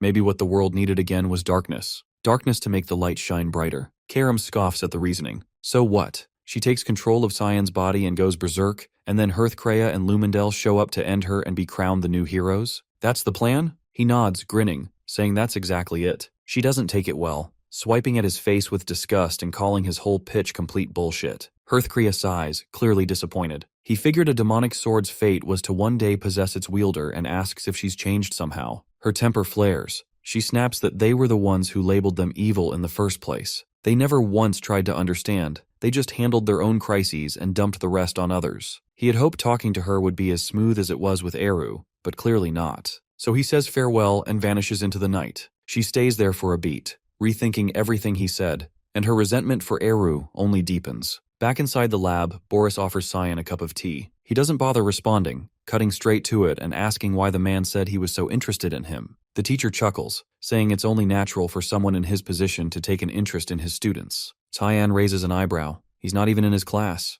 There's nothing left for him to learn here. Boris casually asks if the dean or his father, the duke, know about that. Cyan tells him to stop dancing around and just say what he really wants to say. The mage drops the pretense, asking if they've met before. He says he's been getting this vibe since the beginning, like Cyan despises him, like he wants him dead, but he's certain they've never met. So he wonders if maybe our MC already knows of him. The answer is flat. No, he doesn't know him. What's more shocking is that no one knows him. An 8th Circle mage should be a household name. Boris says he just likes to live quietly. Cyan shoots him a cold look and asks where he's really from. The reply is evasive, claiming it's a small, obscure place he's probably never heard of. But Cyan sees through it. He's lying. He always has been. Even in a past life, he buried his origin deep, refusing to let anyone in. Cyan asks if there's anything else he wants to know, but Boris glances at the time and smiles, saying it's late. They can continue this conversation another day. Once Cyan leaves, Boris speaks to Hearthcrea, saying he got so caught up in the moment that he couldn't even think of the right words. But now he understands why Ashel felt so threatened. It's Cyan, the one behind the dying princess, the little brother of the savior, chosen by Lumendel, bonded to a demonic sword. Hearthcrea materializes, saying this is what destiny looks like. It's Karam who's supporting him. Maybe he is the darkness they've been waiting for, and if that's true, then he will be the one to make Ashel burn brighter than ever. Just like the prophecy, the black fog that blotted out the sun, the savior's bitterness will soon surface. Karam heads to the Hall of the Black Fog. Eru looks up, surprised to see her arriving alone, and asks what brings her here. She doesn't waste time, asking if he really doesn't know, telling him she just ran into Hearthcrea, didn't even know he was that close. His expression darkens, asking if the other god tried anything, but she isn't buying his act, saying he already knows everything. So why isn't he doing anything about it? They're the ones being pushed out. He tells her there's nowhere lower than where he's already fallen. He has nothing left to lose. Her voice rises, saying they're trying to use her and Cyan. Eru asks if that's truly what she wants, to protect Cyan. Then he grants her the right, giving her an official decree. All the mist will move with her, she and Cyan together. She asks him if he's really not going to act himself, if something happened between him and Lumendel. He says every decision he's made for her sake. She turns away, saying she's tired of hearing his pitiful justifications. Skolden has turned him into a recluse, a coward, and she walks out of the hall. Elsewhere, a priest finishes a blessing over Alice. She's kneeling as a proxy of Lumendel, pledging herself to the great god of light. The priest asks if she's truly ready to become a beacon in this cruel world, ready to take the front lines, to fight, to die. He calls her by full name. She accepts the vow, pledging herself to Lumendel's cause. Her expression is composed, but her heart isn't fully settled. Is this really the path she should take? Lately, the Empire's been conscripting all its strongest into the Knights' solidarity, tossing them onto the front lines. Even during disasters like the Banquet of Blood, the Royal Guard had no way to respond. She's dreamed of joining the Knights of Light for years, but maybe what she needs to protect isn't out on the battlefield. Maybe it's somewhere else. A voice cuts in. Someone congratulates her from behind. Cecilia. Alice quickly apologizes, saying she should start calling her by name now, since she's just a novice knight. Cecilia laughs, waving it off, saying she can call her normally, at least when it's just the two of them. Alice bows politely, saying she still sees her as a senior and should show respect. They walk together, chatting on a bench. Alice admits she's worried, afraid she may have chosen wrong. Cecilia faces her seriously, saying that's impossible. She's known her too long to believe she'd ever pick the wrong path. Alice confesses she's still torn.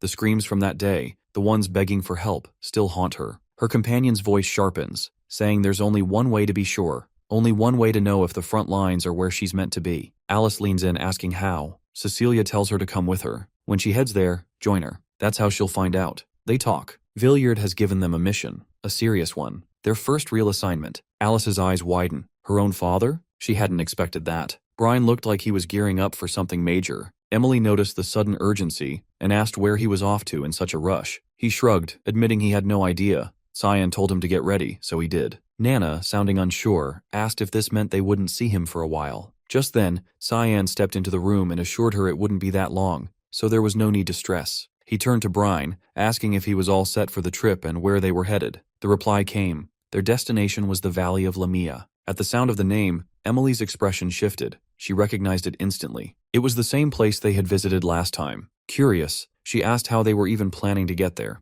It was absurdly far. He activated a portal using the ring gifted to him by the hallmaster, saying this would make the trip quick. They needed to move fast. This was the day Alice was supposed to die. Meanwhile, Alice and Cecilia had finally made it to the front lines. Their commander informed her they'd reached their post at last. He acknowledged the tough road she had taken to get there, expressing pride in her role as one of the Knights of Light. She remained modest, replying that she still had a lot to learn. Sliding down from her horse, she mentioned the Duke was waiting for them now. She took her place behind her father, addressing him with formal courtesy and stating she had come in response to his summons. He let her know that today, the second, third, and fourth princesses were all expected to arrive, and she needed to prepare accordingly. She nodded her agreement. He was exactly as cold as she remembered. Soon after, the group spotted the royal guards approaching from the distance. The entourage had finally shown up. Among them were the third prince, Fabian Severus, and the fourth prince, Neruvian Severus. Both looked visibly bothered and unimpressed by their surroundings. The second princess, Violet Severus, offered thanks for all their efforts. The Duke stepped forward,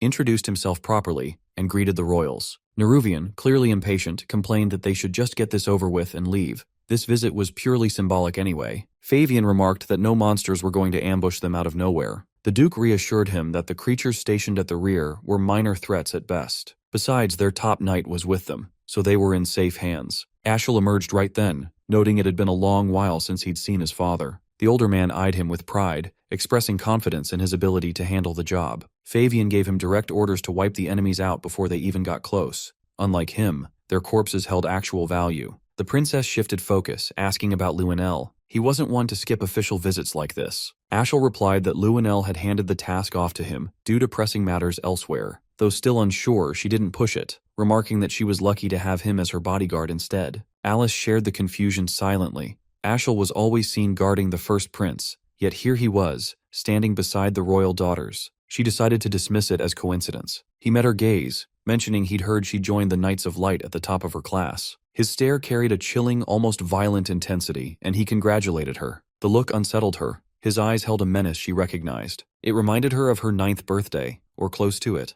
Back then, he had gifted her a magical scroll. It was a 4th-star spell, far beyond what she could use at the time, clearly meant for later. Years passed, and once she gained her 4th star of mana, she recalled the scroll and prepared to activate it. But just before she could, Cecilia had stopped her, telling her it was a summoning spell, one that would have unleashed a mid-tier monster. If she had triggered that scroll, it likely would have ended with her dead. Now she couldn't shake the thought that he might have known exactly what would happen when he gave it to her. Her suspicions about him only kept growing. The royal convoy, along with their army escort, began moving toward the battlefield. Neruvian questioned why Luenel had sent him to them. Fabian muttered that the whole thing felt sketchy, maybe even deliberate. Someone like him getting slotted in as their personal guard? Definitely worth raising eyebrows. The princess cut in, reminding them that they already knew the kind of person Luenel was. If they didn't want to wind up dead, they'd better stay alert. Suddenly, the caravan ground to a stop. Everyone stepped out to check what was going on. They saw Alice sprinting toward them, panicked, yelling about screaming.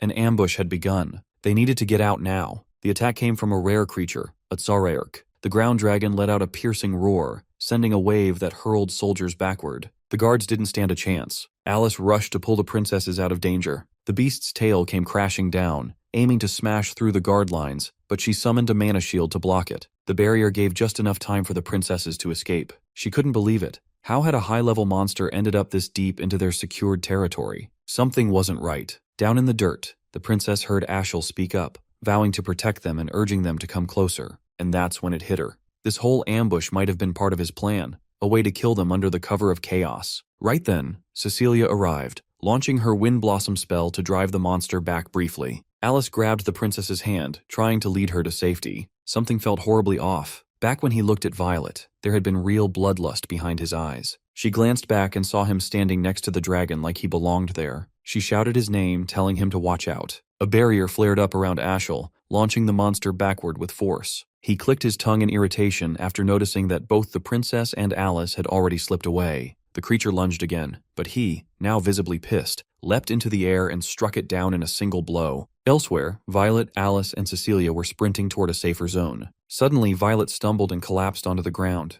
Alice rushed to her, checking frantically if she was all right, offering a hand and asking if something was wrong. The princess gave a faint smile and said she wasn't going down that easily. Before Alice could react, a blade drove straight into her body. Cecilia had attacked from behind, betrayal as brutal as it was unexpected. Shocked and reeling, she managed to gasp out a question, asking why her friend would do this. She crumpled to the dirt, a vital organ pierced, shrieking in agony. Violet stood over her, explaining that she was Ashel's younger sister. She had suspected something was off the moment she learned Luenell wasn't attending, especially given how obsessed he was with being part of everything. She believed this was all a ploy to quietly remove them under cover of chaos, letting others take the blame while they stayed clean. Alice tried to explain, insisting she only wanted to protect people, but Violet cut her off, saying she already knew how power-hungry the Verts and Luenell were. She mocked the idea of sitting still and waiting to be executed like a fool. She told her to spit out her last words while she still had seconds to spare, laughing as she added that maybe Luenell would swoop in and rescue her in time. She tossed down a scroll,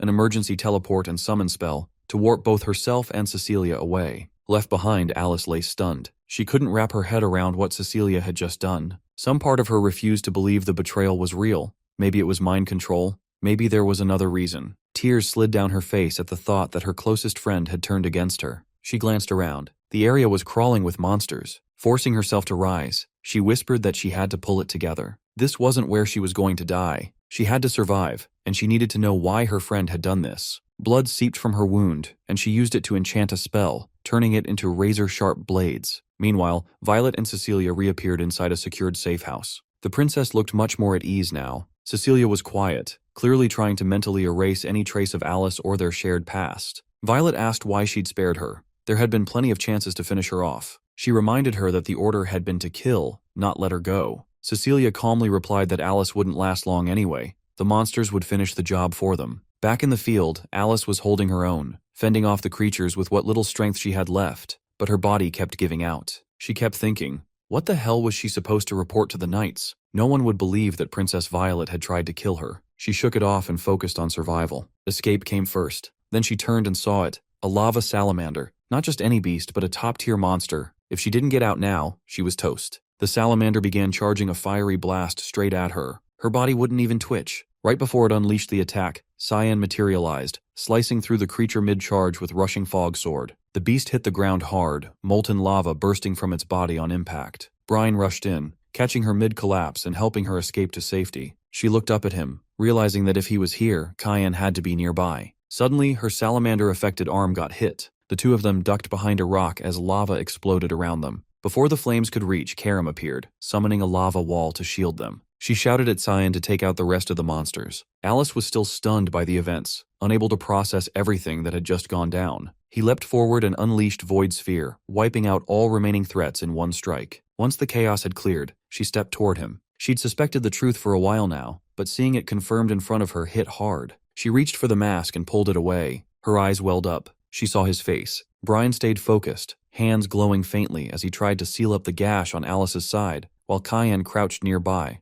attempting to walk her through the truth behind everything. He explained that Cecilia hadn't been acting on her own. She had been planted by Princess Violet from the start. She muttered that she hadn't realized until just now, and admitted bitterly it made her feel like an idiot. Even so, she still intended to move forward with her plan, to erase her family's legacy, no matter what. He cut in, telling her none of this was on her. The blame sat squarely on Cecilia, Violet, and Ashel. She blinked in shock, asking if Ashel had really been the one pulling the strings behind all this, and whether Cyan knew something about it. After all, this whole mess traced back to their father. He didn't hesitate. He was sure Ashel had pushed the idea onto their father, and she knew just how far he was willing to go when it came to him. She stared, puzzled, asking why someone would go that far for his sake. Cyan told her flatly it was so Ashel could be the one to shape the family's legacy as he saw fit. Her expression darkened, twisted with fury. She couldn't believe he'd go as far as murdering his own sister over something so meaningless. Her knees buckled, and she dropped down, still not fully healed, still worn out. She looked up, voice low, asking if he was absolutely certain about Ashel.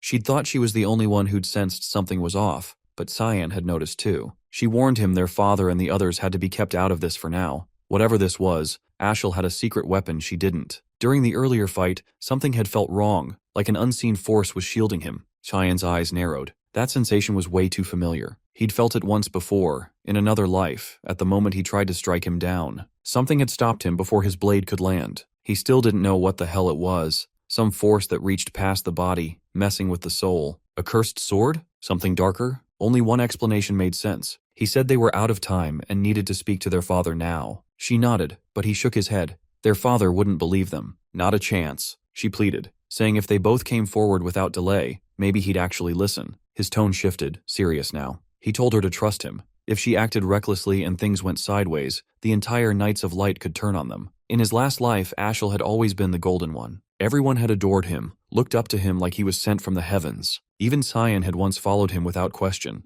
People treated him like a messiah, never doubting a word he spoke. But looking back now, Cyan couldn't help but think something about that had always felt off. The way Ashel had been adored, it wasn't just admiration, it was worship. And if some still questioned him, they never said a thing. Even their father, an emperor who died chasing his own dreams and fears, had trusted Ashel completely, not a shred of doubt. Cyan had clung to that trust too, right until the end. When the betrayal hit, he'd felt nothing but rage. And one nagging question kept digging into his mind. What the hell made everyone believe in Ashel so blindly? But the answer had always been right there. It was him. Cyan said it aloud. Ashel had become an untouchable icon, carrying the divine authority of the most revered god in human history. He was the chosen one, humanity's supposed savior. Meanwhile, on the rear end of the battlefield, the royal guards had formed a shaky perimeter around the princesses, trying to keep them safe. The girls stood frozen, shaken to their cores, unsure what to do as the ground rumbled beneath them. A massive earth dragon lunged forward, claws raised to strike. Then Ashel appeared, cutting in just in time to shield them. The dragon launched another strike, but he raised the shield of judgment, blocking the blast for everyone behind him.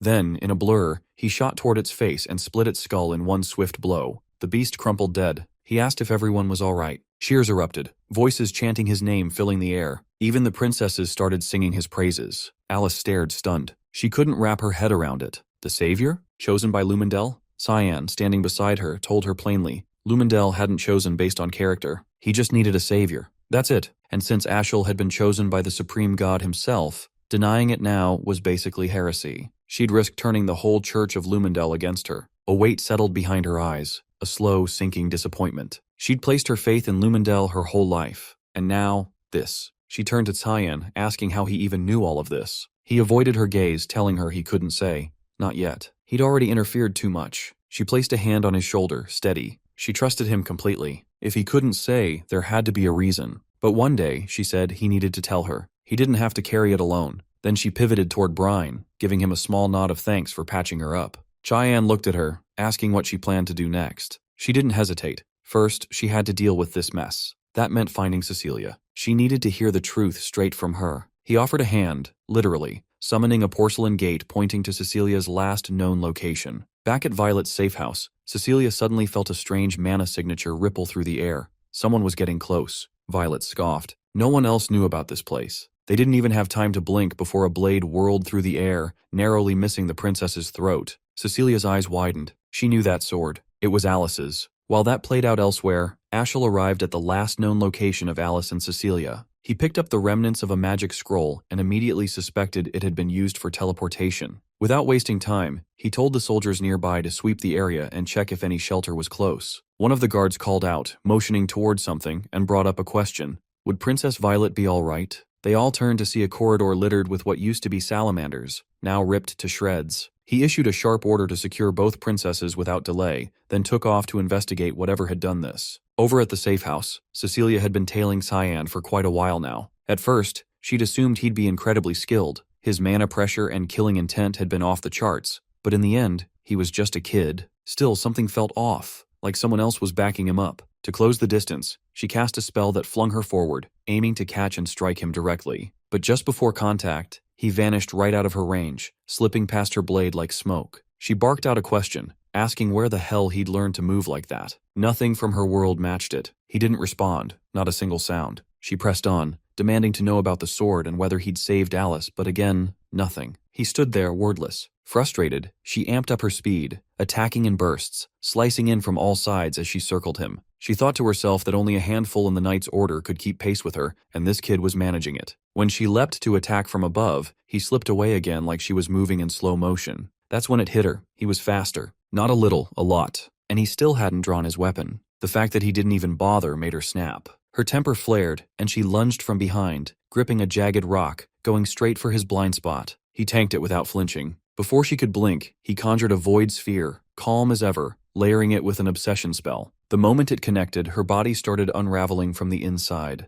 Crashing to her knees, she knew she was done. Pathetic, she called it. A humiliating way to go out. This wasn't the kind of place she ever thought she'd die in. She called him Grim Reaper, half in awe, half in horror. Even then, she asked if he was seriously just going to stand there silent, even now. Desperate, she begged him to at least answer one thing. Was Mr. Leximus still alive? He dropped to one knee, eyeing her curiously. He asked what kind of expression that was. Was that relief? He admitted he'd expected something messier. Anguish, maybe. She gave a faint smile, telling him to think of it as justice finally cashing in. That this ending, ugly as it was, kind of fit. A voice rang out across the space, asking, "Justice for what exactly?" Alice stepped into view, eyes locked on her, asking how she could do it, how she could betray her. The other woman looked up and smiled weakly, eyes wet, saying she was just glad Alice was still breathing. Alice screamed, cutting her off, demanding an answer. She wanted to know why she'd lied all this time. Years back, her village, just a nameless dot on the map, was wiped out by monsters. Every building gone, every person dead. She'd been the sole survivor. Barely clinging to life, she'd thought it was the end right there. But then came the sound of voices. A rescue squad combing the wreckage. They dug her out from beneath the collapsed rubble. Despite the shortage of supplies, the princess overseeing the mission had food and water rationed just for her. It was nothing short of a miracle. She had been pulled from death's door by either royal knights or rafters. She couldn't even remember which. And the one who took her in after that was Violet. From that moment, it felt obvious. When someone saves your life, you owe them yours in return. Later on, the chance to repay that debt finally came. A direct order from the princess. She was told to infiltrate the Vert household, keep an eye on them, and wait for further instructions. That's how she ended up planted inside as a maid, and through that, she got to know Alice. But now, looking back at it all, she wasn't sure it had been worth it. A part of her wished she'd just died with the rest of her village, buried with the rubble and silence. Then came that day. They'd all been standing by, waiting for someone to show up. Violet had pulled her aside and given the command, "Kill Alice." She was labeled a threat. Alice, stunned, asked why Violet would see her as dangerous. The maid answered without flinching. The princess had always seen the Vert family as suspicious, ever since she noticed how closely Ashel and First Prince Luinal were aligned. To Violet, that loyalty meant the Verts were probably backing Luinal, and in the paranoid world she'd been backed into, that assumption only grew worse. She spiraled, gripped by fear and distrust, because that's who she was, someone who only trusted herself when the walls closed in. The would-be assassin gave a faint, bitter smile, saying she was nothing like her, and wondered aloud how she'd spent her whole life taking orders from someone like that. And the worst part? Alice had trusted her the entire time, and in return, all she had done was betray that trust. That's when Cyan snapped awake and cut through the moment, calling it what it was. Bullshit. If she thought admitting guilt was some kind of free pass for forgiveness, she was way off. Alice tried to step in, asking him to slow down, give her a second to figure out how she felt about all this. But he raised his blade toward the kneeling woman, cold and unshaken. This wasn't a minor offense. She shut her eyes, ready to take whatever came next. Alice screamed, pleading with him to just listen a little longer before doing anything final. Brian held her steady, whispering for her to put her faith in Master Cyan. The sword came down toward the condemned. Back at the safe house where Violet had holed up, the silence shattered as the door slammed open. She immediately demanded to know who dared to break in. Calling out for Cecilia, she suddenly realized she had no idea when the girl had disappeared. Ashel stepped into the room. He told her he'd come to get her out. A sharp draft crept down the princess's spine, her thoughts snagging on one question. How the hell did he manage to track her here? She flashed a calm, almost mocking smile, noting how he was practically radiating intent to murder. With a sharp edge to her voice, she called him out for barging in uninvited. tossing in how insanely rude it was. He met her gaze, voice level and frosty, admitting outright that killing her was on the to-do list, and that Fabian, Neruvan, and she were all supposed to be casualties, taken out by the monster. She threw it back at him. There was no way in hell he could walk away from something like that without consequences. Her hand went for a teleport scroll, but he shredded it mid-move, coldly stating that he wasn't finished here. She asked if he was seriously planning to carry that scheme all the way through. He answered with a shrug of uncertainty.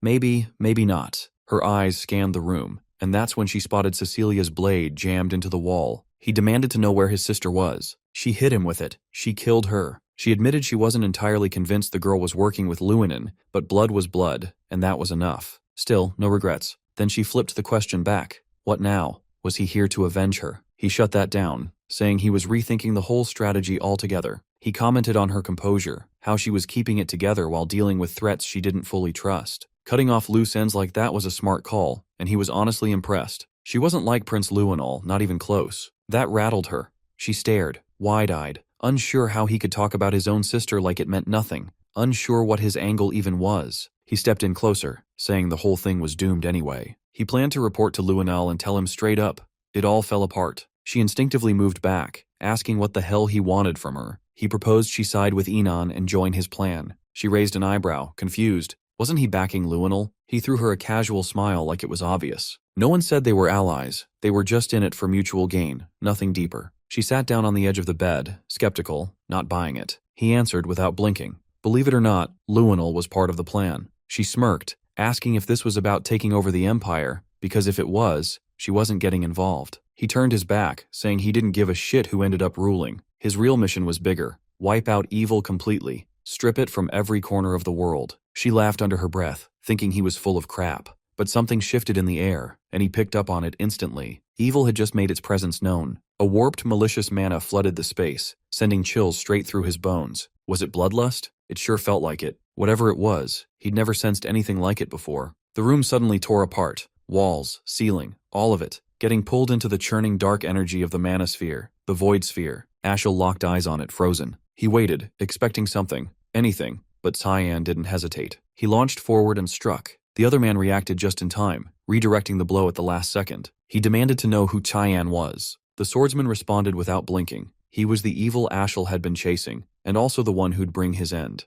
Their blades crashed together, the two of them clashing hard, ricocheting across the space with such force it sent shockwaves, even catching the princess in the crossfire. Ashel threw up a mana barrier around her, shielding her from the fight, and moved her away from the destruction as the safe house started to tear apart. The next hit sent him flying, thrown far off course. She called out, checking if he was okay, but he was barely keeping pace. Cyan's pressure was relentless. He pushed back with a full-force attack, loaded with adamant energy, and hurled it toward his opponent. Ashel followed up with an Escalon incantation, slicing the manosphere clean in two. The split protected them both, briefly. Cyan teleported behind him in a blur, catching him off guard. No time to counter, no chance to dodge. He went for a finishing blow, but right before the sword connected, a glowing shield activated and blocked it. Karam let out a guttural scream, like something had just torn straight through her. Cyan froze, thrown back by the force of the same barrier. The mage turned to her, watching closely. Something about this wasn't normal. He tried to steady her, assuring her he'd get through this, no matter what. Cyan stared at her, confused, asking what was happening. She barely got it out, saying it felt like her whole body was being shredded from the inside. Must be his power. It sucked for both of them. Ashel stepped closer, questioning why Cyan backed off when he swore he'd be his end. Then he moved in again. The other man hesitated. Sure, he'd love to finish this, but now that he'd seen what the mage's magic was capable of, he knew he needed to retreat. He tossed something at them, Cecilia's sword and her bloodied shield. Violet reacted immediately, demanding to know what he did to her. He answered flatly. He purified her. Ashel studied him, asking if that was the endgame, wanting to know who gave the order. Cyan said nothing about orders, claiming the mist. That's who he was from, the ones who never forgive. He didn't do this because he was told to. He did it because it had to be done. And yeah, that confirmed it. The rumors were real. The mist was back. Before Ashel could respond, Cyan faded, his body breaking into air and vanishing like vapor. The mage's expression darkened, something heavier settling in. The realization hit. The mist had been sabotaging him from the beginning. Later, far from the battlefield, Karam was still curled up in pain. She admitted it. She honestly thought she'd die back there. Cyan asked if it still hurt that much. She nodded, struggling through the words, saying it was the worst pain she'd ever felt. Even if they wanted to take him down, they couldn't touch him. And this was way more tangled than she ever imagined. He said there might be a way through. Then he revealed it, Durandark's elemental stone, the purity of the gods. It was just a theory, but he believed this could give them a shot. She grabbed his hand, pleading with him not to do it. She knew the risk. This could kill him. He knew too. It was dangerous as hell, but it was the only viable path. He had people to protect, and he refused to repeat the mistakes of his past. If the enemy's strength was absurd, then he'd just have to become absurdly strong too. After a while, Cecilia finally prepared to depart. Before leaving, Alice handed her a small token, Marianne's token. Access to the spirit realm was tightly controlled, but with it, she would be able to enter Fruina without issue. Alice warned her to stay alert. Tears spilled down the knight's cheeks as she thanked her profusely, voice trembling with apologies. Alice turned away coldly, making it clear she hadn't forgiven her, warning never to show her face again. Cecilia nodded, understanding the severity, and said she would be going now.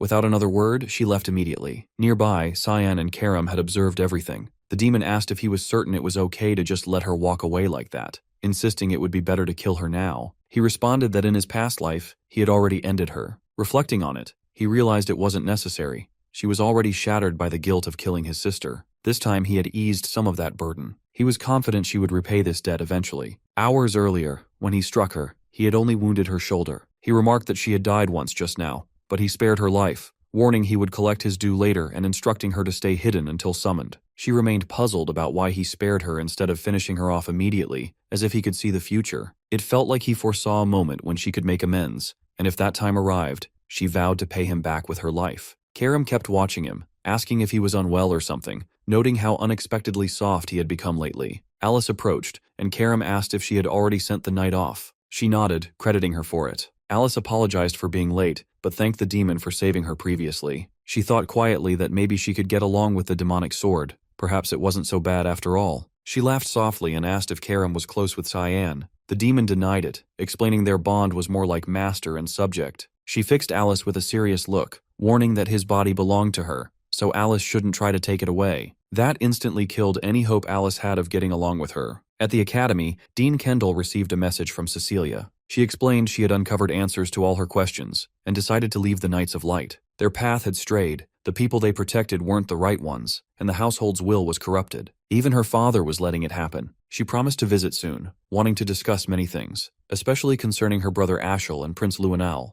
and said she would explain more in person. The dean thought privately that both families were a mess, but she was still as concerned about her brother as ever. He vowed to at least pretend to care about Ashel, since she had asked him to. Turning around, he apologized to Boris for keeping him waiting so long and asked how life at the academy was going. Boris replied that he was slowly adapting. The teen wasted no time, asking why he had called him and expressing curiosity about when Boris would admit he worked for his grandson, Prince Luanal, and whether there was a reason he had been hiding it. Boris smiled, saying he wasn't hiding anything. It simply didn't relate to his work there. The teen leaned in, serious, asking what purpose he actually had there. Boris answered that he was searching for someone. When pressed if he had found that person yet, he confidently claimed he believed he had. Kundal interrupted, telling him to stop and warning that if the person Boris was after was Cyan, he should give up whatever he was planning. Kundal's aura darkened ominously. Boris felt the threat but respected his determination. Afterward, he retreated to a secluded spot to write a message, noting he hadn't expected such a reaction from Kundal and commenting that Cyan had impressive connections, becoming more intriguing by the minute. He sent the scroll skyward. Hithkria asked what the plan was now, warning that if another human got involved, things would get harder. Boris assured him he knew, and there was no need to worry. Hithkria cautioned that Karam wasn't like him. She had a physical form. Boris comforted him, saying he just needed to sever her connections first,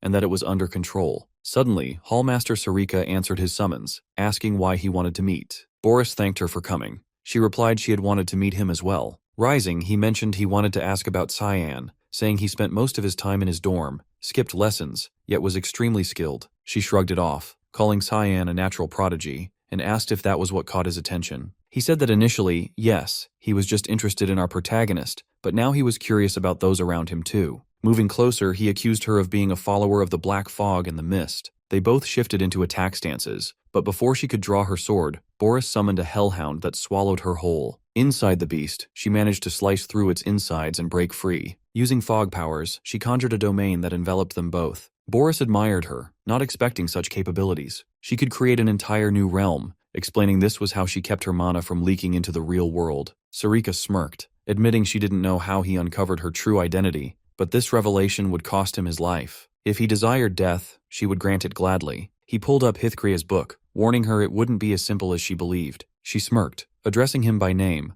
Cyan, but mocking that his confidence wouldn't last much longer. Without hesitation, he summoned Marines who immediately surrounded her from every direction. In response, she called forth her fox assassins, declaring she was ready to begin his purification. At that moment, a portal materialized inside the royal dormitory, and both he and Brian stepped through. Nana immediately lashed out at him, chiding him for how much she had missed him. She had grown noticeably larger since the last time he saw her. He asked how she had been doing, and she replied she had been training diligently with Sarika, just like he had instructed her to. Over the past weeks, she had been honing her skills under the woman's tutelage. About a week ago, he had requested Sarika train Nana to control her emotional breakdowns, emphasizing that the banquets of blood must never happen again. Nana had held up remarkably well, having slain countless monsters during her training. He patted her head, acknowledging how tough that must have been for Sarika, who was known as the best at managing instincts. She kept hugging him tightly, adding there would be no training today because Sarika had other plans. He inquired what those plans were. Karam stepped forward and revealed it was purification. Sarika had been ordered to purify Boris. He asked what she meant by that. Karam explained that since Boris was an instructor, Sarika, being one herself, should have easy access to him. He was confused as to why she would take such action, and questioned whether Karam realized the opponent they were facing. She sarcastically asked if he meant the scripture, mocking him and claiming neither Sarika nor Mist could handle that. He exhaled in relief, confirming she was aware of the decree, then asked when she intended to tell him. She laughed, saying she didn't think it was necessary. He quickly gathered his belongings, stating there was no time for rest or delay. His bloodline was the real danger here. He instructed Brian to handle things in his absence, and the man reassured him not to worry. Brian asked if they should stay put or leave, and he told him to take Nana and Emily to her new screens. Brian questioned if he was going to leave the girl behind or bring her along, but he patted her head, emphasizing it was too dangerous to remain here, so they all must leave as well. He promised to return once the situation was under control, but made it clear he was leaving everything else in Brian's hands for now. Meanwhile, Sarika struggled to maintain her defense against Boris. The more she looked at him, the more repulsive he became in her eyes. All of her fog assassins had been defeated, and the marionettes continued to reappear relentlessly. She finally realized the banquets of blood had been orchestrated by him.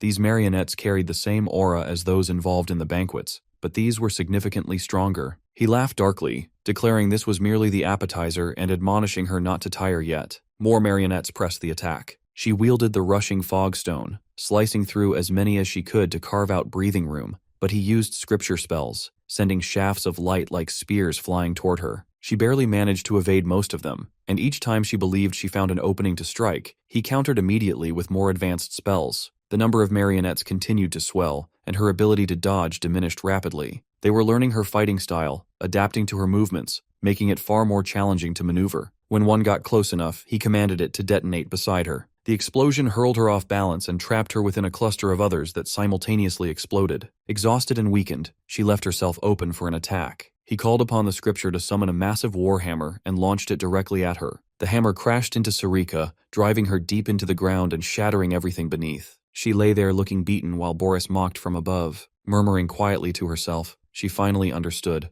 The marionettes could track an opponent's mana. These weren't ordinary puppets. She guessed his spellbook was the source of his power, something extraordinary given the mana she sensed. It had to be a divine weapon. He applauded her sharp battle instincts and extensive knowledge with a dry laugh, then shrugged it off, summoning a fresh wave of marionettes to assault her. Still, she refused to surrender. Rising instantly, she gathered mana and unleashed a secret fog technique called the expansion. Her shadow grew, twisting into a demonic form, the Mammon of Greed. He froze, stunned by the sight, unable to grasp how she pulled this off. The mana he sensed from her before had vanished entirely. What new kind of mana was she tapping into? The demon swung a massive arm, crushing countless marionettes in its path. The puppets scrambled onto its body, trying to attack, but it sprouted more spikes, shredding them and absorbing their energy. He found himself at a loss. She had conjured a demon familiar whose mana surpassed all expectations, but it was a temporary shield. Now she was drained of mana herself, and even casting a simple spell would be nearly impossible. Flipping open his spellbook to strike again, he suddenly lost sight of her as she vanished and reappeared behind him,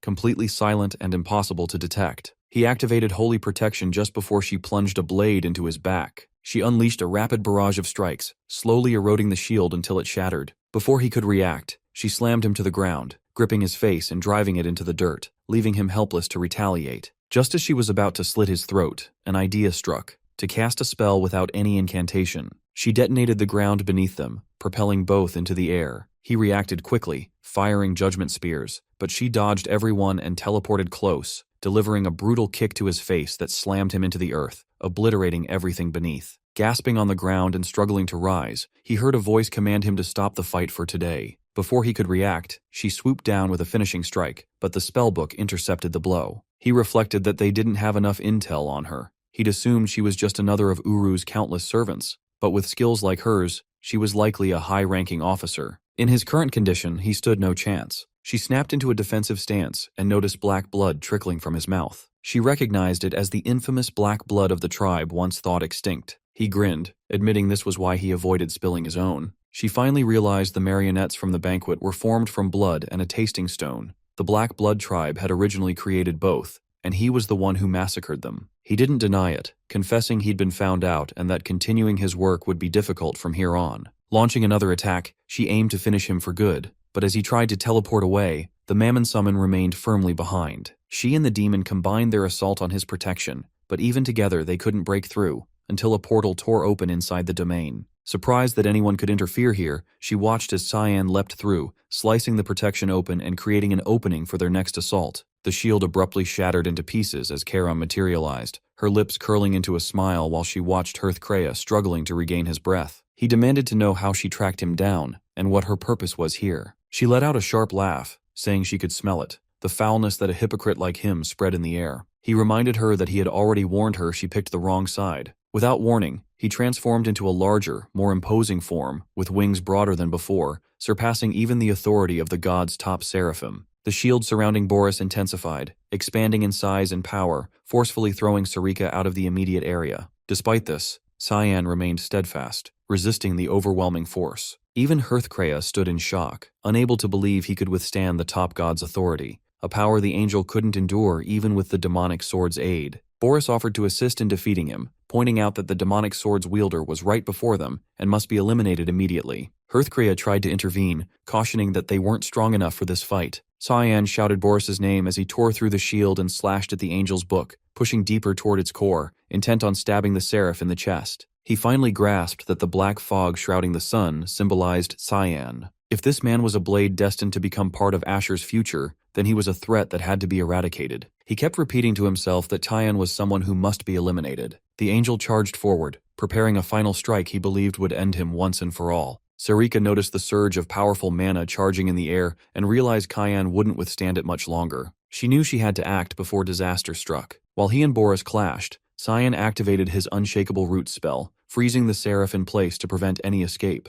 Boris countered by summoning a hellhound, aiming to devour him, but at the last moment, Sarika arrived just in time to rescue him, unleashing the secret technique called Unified Demonic Human Form. Moments later, a massive explosion erupted, shattering the entire domain around them. She remained unsurprised, sensing that this was the overwhelming force of a god's power weapon. Because they escaped, the purification mission had failed. Cyan rose to his feet, questioning why she had intervened, and she told him she had saved his life. He bent down to pick up Karam, asking if she was all right. She stayed silent for a few seconds, then said she needed some rest for a while. He knew she had probably experienced the pain directly, but had managed to endure it regardless. He promised himself that when the real battle came, he would have no choice but to use that weapon. At Brno, Commerce City near Lewin, Alice moved through the crowd searching for someone until she finally spotted the Academy's dean. She had doubted he would appear, but here he was. They found a cafe to talk somewhere more private. He mentioned it had been a long time since he left the Academy, and she replied she was equally surprised, given he rarely left the school grounds. He explained it was because of the letter she had sent. The situation seemed serious now. The will of the household wasn't the main issue anymore. Ashel and Lewin represented the bigger problems. She asked if he knew anything about the man. He replied he wasn't entirely sure, then asked what she would think if Ashel became the household head. She looked down, mentioning that countless silenced citizens had joined the Knights of Light. He would likely become the leader of the Empire's most powerful army. The dean nodded, adding that Lewinel, his grandson, would probably command the knights alongside him. Alice looked up, saying that was exactly what worried her, then asked his opinion of his grandson. He glanced down, recalling that once, long ago, her brother Cyan had asked him whether he valued the Empire's prosperity or the honor of his household more. It was as if Cyan had foreseen the future. The dean admitted he hadn't been cautious enough about what they might do, his face darkening. She asked what he meant, and he told her he didn't know for certain, but urged her to leave the empire for a while. A great disaster was looming. He would do what he could to make things right, but couldn't guarantee anything. She asked what disaster he meant, and he warned that a coup d'etat was brewing,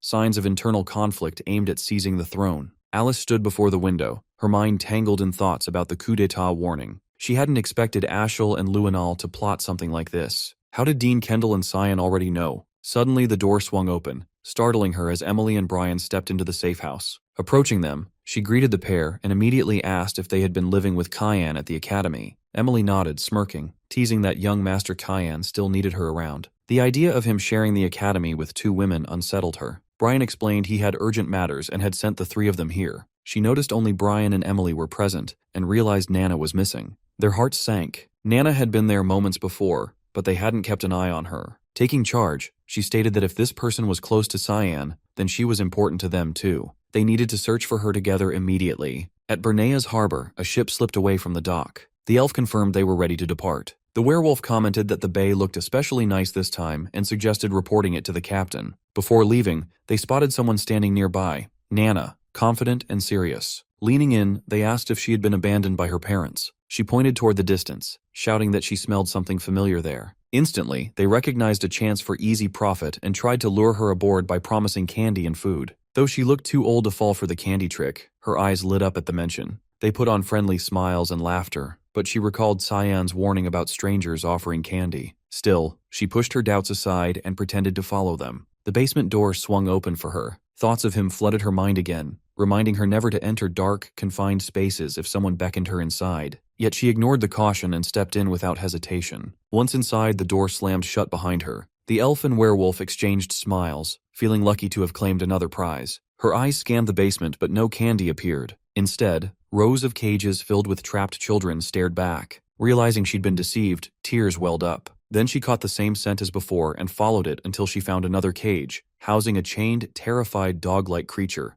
a high-ranked monster called Red Ganon. She reached out, gently patting his head, asking how he ended up here and if he wanted to be freed. He barked affirmatively. Without hesitation, she bent the steel bars of his cage. The children behind her pleaded to be released as well. Turning, she flashed them a sinister, twisted grin. Meanwhile, the elf and werewolf approached the captain, announcing they were ready. He commended them, saying departure from the harbor was all that remained. The man introduced himself as Red Ganon, Merchant Unit CEO Tolino. The dwarf asked if they would negotiate their sales again. Tolino nodded, explaining Maurice had gone missing, which meant the Grey Merchant Union was finished. Without having to pay Maurice's fees, they expected increased profits. Plus, the Garam Association paid premiums for younger kids, so bonuses were on the horizon. The dwarf recalled Albus was the first, and now the Grey Merchant Union had fallen. He confessed a bad feeling, trusting his woman's instincts that never failed. They looked at him, puzzled. "You should just be more cautious," Tolino advised, telling them not to overthink. They had a Knoll champion backing them. As they spoke, a pig exploded on the horizon, emerging from the ship. Suddenly, Nana dashed in front of them, shouting, "Bad adults!"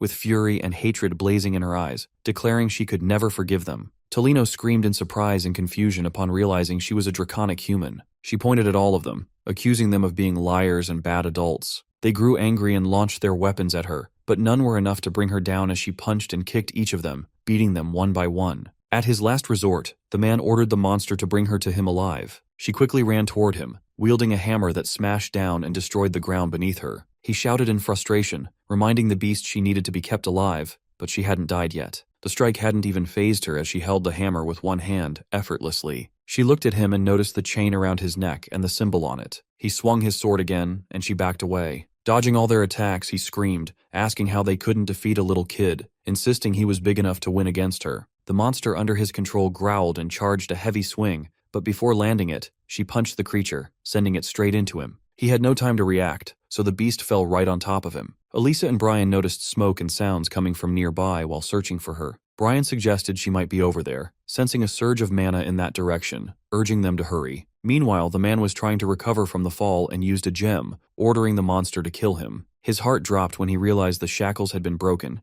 and he no longer had control over it. The beast growled, looking at him with a devious gaze. It approached and crushed his hand by leaning on it. She then confronted the monster, moving closer. She brought a small gnoll creature and asked if he was their parent. He smiled upon seeing them. Then she said goodbye as they parted ways. Now she missed Cyan even more after witnessing this wholesome scene. She heard a voice behind her, thanking her for saving them. Turning around, she wondered what to do with all of them. She called out to the man's servants, telling them they needed to take responsibility and bring the children to their homes. But she warned that if they didn't, she would simply eat them. They complied, having no other choice, and took the children to their respective homes. She had saved them all, and wondered if Cayenne would praise her for that. She had finally done a good thing without causing trouble this time, and wished he would. Suddenly, a hand reached out and patted her head. She turned and saw Cayenne smiling brightly. She asked how he had found her, but he said it would be strange if he hadn't, given all the mana coming from her. Seeing no one else inside the safe house, it was obvious she had been missing. He told her with a warm smile that he would find her no matter where she was, because he was her papa after all. However, he couldn't ignore the immense mana radiating right now. Suddenly, Brian and the others finally reached the place, expressing relief that Nana was okay. But Cyan was angry at Brian for not doing his job properly. Alice was surprised to learn the child they had been searching for was a draconic human. Meanwhile, in the Uchif Empire's capital, at Gwizdal Estate, someone ran to the front door, asking what was going on and why someone who usually stayed at the academy would come here out of nowhere. The dean entered the estate with servants bowing respectfully to him. The blond man asked what had brought him here, referring to him as his father. The dean, wearing a serious and angry expression, told him to talk, noting it had been a while. They have gone to a private room. The dean has told him it has been 2 years since he relinquished his position as duke, which is why he has not intended to intervene in how things have been run. But he has asked how the fees for the estate have dropped so drastically, while the funds being sent to the emperor's family have increased so significantly. He knows very well that the current emperor's family has been sending exorbitant amounts of money to them every year. Their political standing will be degraded if they do not pay such amounts, and then they will place their own person on the throne. He has shouted, asking if he does not want Luenal to become the emperor. The dean has slammed the table, saying that it is enough, and asking if he really believes Luenal has the qualities of an emperor. The man has answered that it does not matter as long as it is someone from the Quizel family. The dean has told him it is just like when he married his own sister off to the emperor,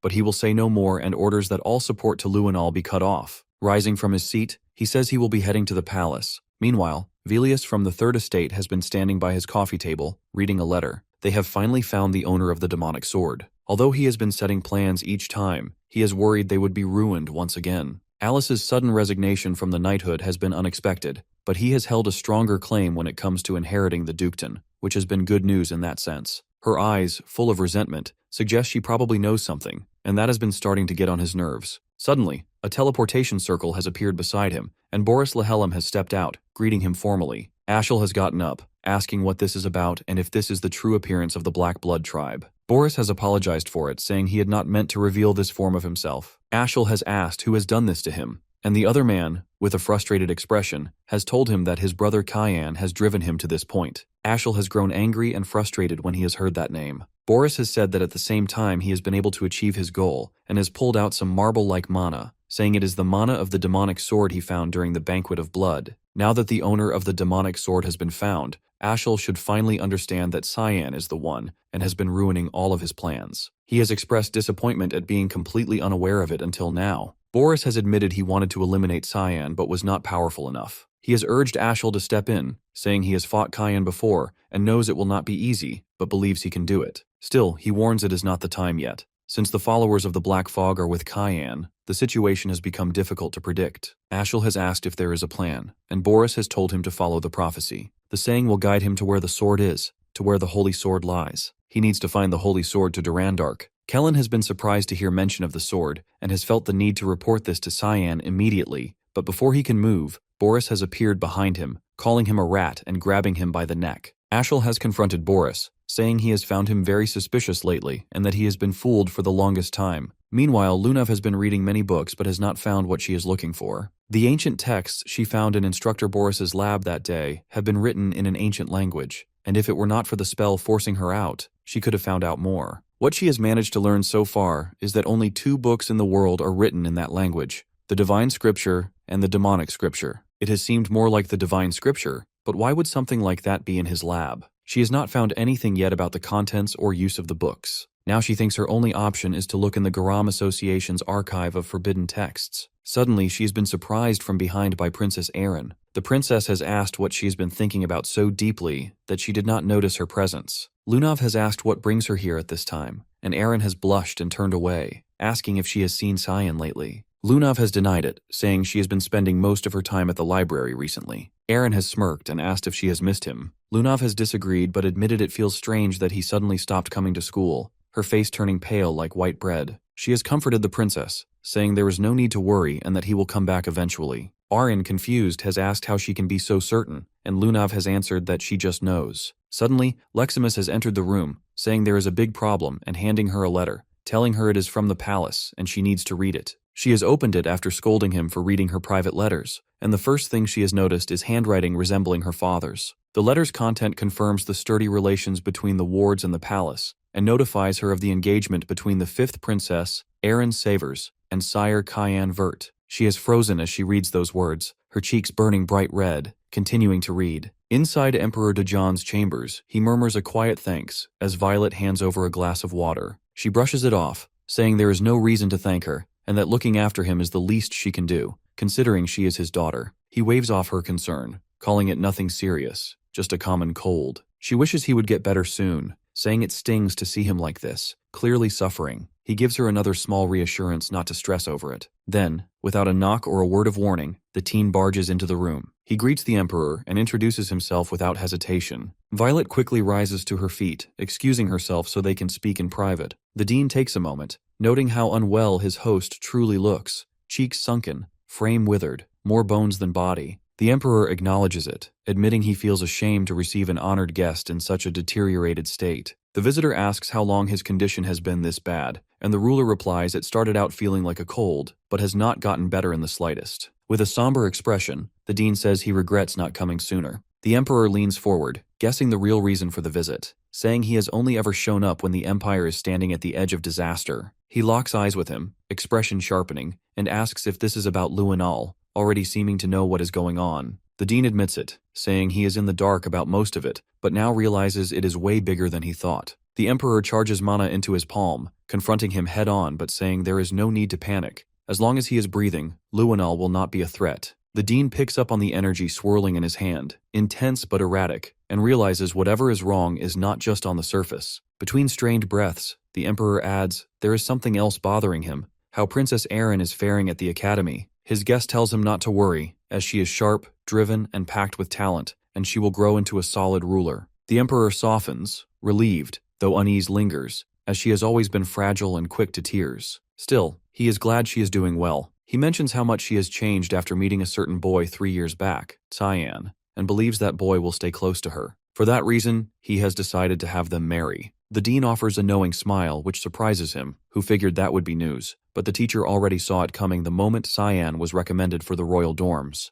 The Emperor lets out a low laugh, then asks for his honest opinion of the kid. Without skipping a beat, the dean flatly replies that he is a disaster, cutting class more often than people eat, and never once seen opening a book. In all his 5 decades of teaching, Cyan is the worst student he has ever had. That leaves the Emperor second-guessing the engagement plan, but the dean changes the tone, saying our MC might be awful academically, but is gifted in ways that matter, and with him around, no one would dare lay a hand on Aaron. The Emperor finally exhales, comforted by that, before asking what is really eating at him. His guest stiffens and, after a long pause, confesses he is afraid of what might happen if blood gets spilled between his children. While that conversation unfolds, Violet, having exited the room, bumps into Luinal. He demands to know if she just came from seeing his father and grandfather and what she was doing there. She barely glances at him, saying he should go see for himself and ask them directly. He tries to stop her, saying he is not finished, but she brushes him off, calling him irritating. That ticks him off, and his voice rises, asking if she wants to start something. She throws him a sly smile, saying she would not stoop low enough to hate him. He snaps, asking what the hell that is even supposed to mean. She grabs his face without warning, grip tight, leaning in, and says she thought he, of all people, would understand. Close to his ear, she whispers that she knows what he has done, that he has tried to kill every one of his siblings. He slaps her hand away, warning her to shut up if she does not have proof, then turns on his heel and storms off, announcing he will get answers directly, and next time she should learn to keep her mouth shut. As he walks toward the room, rage burning in his gut, his thoughts spiral. Someone has betrayed him. The question is, who and how much does Violet know, and what is she plotting? Elsewhere, Princess Erin fumes after hearing the news, wondering how her father could decide something this massive without even talking to her. To protest, she slams her head against the desk, though she admits she does not hate the idea and that it probably makes political sense. But still, he should have said something. Leximus, meanwhile, is practically buzzing, saying he is all in and that he watched her go through heartbreak before, so this feels like fate or divine timing. She lifts her hand dramatically, declaring she will take young Master Cyan for herself. That is when someone barges in, scolding Leximus for making a racket in the library and bothering the princess. The moment she sees him, she grabs her noisy companion and hauls him out. He asks Lunav what is going on with the two of them, but she dodges the question entirely, cutting straight to hers, asking if he likes Aaron. He blinks, caught off guard, and immediately denies it, saying mentally he is in his 40s while she is still a kid. So hell no, that would be gross. She smirks but says nothing. He notices a pile of books spread out over the table and asks what they are for. She explains she is digging into clues from the scripture they spotted in Instructor Boris's lab, which turns out to be written in some ancient dialect. He tells her she probably will not find much here, and if she really wants to learn more about the Holy Scripture, she will have to check the archive of forbidden texts. He points at one of the books, asking if she has read that one. She flips it open and says it is just a travel journal. He draws her attention to a specific line and quotes it, "A mountain packed with sand trees, where demons defeated in the divine war lie buried." Then he asks if she has any idea which mountain it might be. She blushes, admitting she does not know, and asks what that has to do with the scriptures. Cyan's expression hardens as he tells her he is not searching for the holy texts at all. He is after the demonic ones, the Lemmiharam. She looks at him, stunned, mind-spinning, unable to grasp how he knows the titles of both the holy and demonic scriptures. Those names are supposed to be tightly held secrets, known only to a select inner circle within the Garam Mage Association. She quickly says she doesn't know anything about it, apologizes, uneasy. He doesn't press further, just turns and starts walking off, telling her to reach out if she discovers anything related. Once he's gone, she speaks to the presence lurking behind her, calling her out, Lamella. The mage steps forward, bowing her head, explaining she was ordered not to leave Lunav alone under any circumstances. Lunav narrows her eyes, not buying it. It sounds more like surveillance than protection. Her tone shifts, firm and cold. She tells Lamella not to move an inch but to answer plainly. Hearthcrea and Lemmiharam. How many people within the association would even recognize those names? Lamella admits barely anyone. Speaking those names out loud is forbidden. She has no clue how someone so young could know about them. Lunav orders her to pull whatever record she can find on them from the archive of forbidden texts. The mage panics, saying if she goes through with something like that, she could end up dead. Mr. Regens would explode, but Lunav fixes her with a sharp, dangerous stare, reminding her that she too has the power to make Regens furious with just one word. They need to figure out how he learned this. She lays it out clearly. Lamella has a choice to make. The mage swallows her fear, nods, and quietly excuses herself. Message received. Lunav turns her focus back to him, planning to question him herself. Whatever he's hiding, she needs to get closer to find out. Sometime later, he walks alone, still mulling over the cryptic phrase, "a mountain full of trees and sand." He thought maybe Lunav would have a clue, but it turns out she didn't. Guess he's on his own for this one. Then a voice breaks his thoughts. Someone beside him comments he looks like he's got a storm brewing in his head. It's Seth, offering to listen, saying he's a man of high empathy and emotional depth. His whole look has changed, more polished, more socially acceptable. Cyan stares, thinking this must be it. Seth's finally lost his damn mind. He tries to leave. He doesn't have time for this right now. Seth's all brawn, no brain, not exactly what he needs at the moment. Then something clicks. Seth's from the desert. He stops, turns back, and asks if he's ever come across the phrase, "mountain full of trees and sand," or the name Lemmiharam. Seth laughs, saying it's been a long time since he heard that name. That was the first opponent who ever made him taste defeat. He was just 6 when it happened. He had wandered into some nameless ruins chasing strength. Back then, he didn't have the bulk or the skill. Lemmiharam? A nightmare, massive, wild, and overwhelming monster. He stood no chance, blacked out mid-fight, came to with no injuries, must have bolted on instinct. It was humiliating, but if he hadn't run, he wouldn't be alive now. Cyan blinks. Wait, so Lemmiharam isn't a book? It's a creature? Seth nods. No getting around it. He has to see this thing with his own eyes, asking where the ruins are. Seth admits he doesn't know the ruins' exact name, but the region? It was called Nordeli. In the old tongue, Nordeli literally means mountain of trees and sand. Cyan freezes, then yells, he needs to go there right now. Seth looks confused. This level of enthusiasm from him is almost terrifying. Seeing him like this throws Seth off. He can't believe it. Cyan actually wants to go on an adventure. His thoughts drift back to when his friends used to ditch him, crying to their moms, running away even when he swore he hadn't broken anything this time. Someone used to dry his tears, telling him not to worry, that someday he'd find someone who liked him just as he was. If he kept working hard, one day he'd find a friend who'd go on an adventure with him. Tears fill his eyes. Not from sadness this time. This is that moment. Without hesitation, he agrees, then dashes off, literally breaking through a wall to get packed.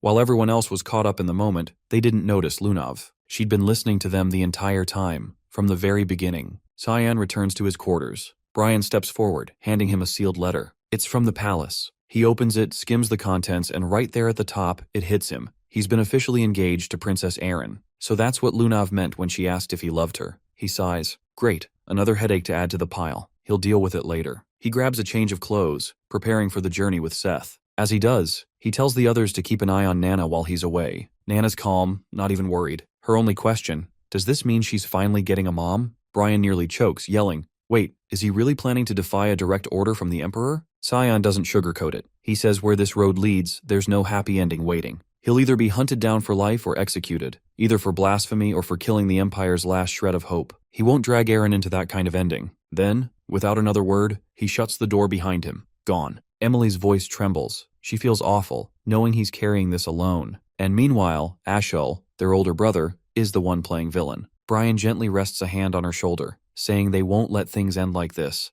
They'll give everything they've got to help him. Just then, Nana speaks, but her voice is different, eerily calm, slightly deeper. They turn, startled, and freeze. Her face has shifted completely. She now looks exactly like Cyan. She's shapeshifted. Meanwhile, he and Seth have already crossed into the southeast region of the Sparnia kingdom. Their destination lies to the north. They're flying, literally, on a magic carpet Seth calls Alamut. It's fast, blazing fast. What should have taken days only takes half a day. He glances ahead, voice serious. Does Seth really remember where they're headed? The desert warrior shrugs confidently, saying there's no need to stress. The path's still clear in his mind. All they need to do is get through that dust storm up ahead. Cyan looks toward it and immediately knows this isn't just some harmless gust. But Seth brushes it off. It's just your average Sparnian dust storm. He just needs Cyan to trust him. They black out, and when their eyes snap open again, they're past the storm. Clear skies now. Looks like they made it through the dust wall intact. Seth's awake too, no injuries, just groggy. Cyan glances over and asks how much further they've got to go. His gaze shifts forward, catching sight of something ahead. Seth confirms it's the ruins. Visibility's still bad thanks to the sand,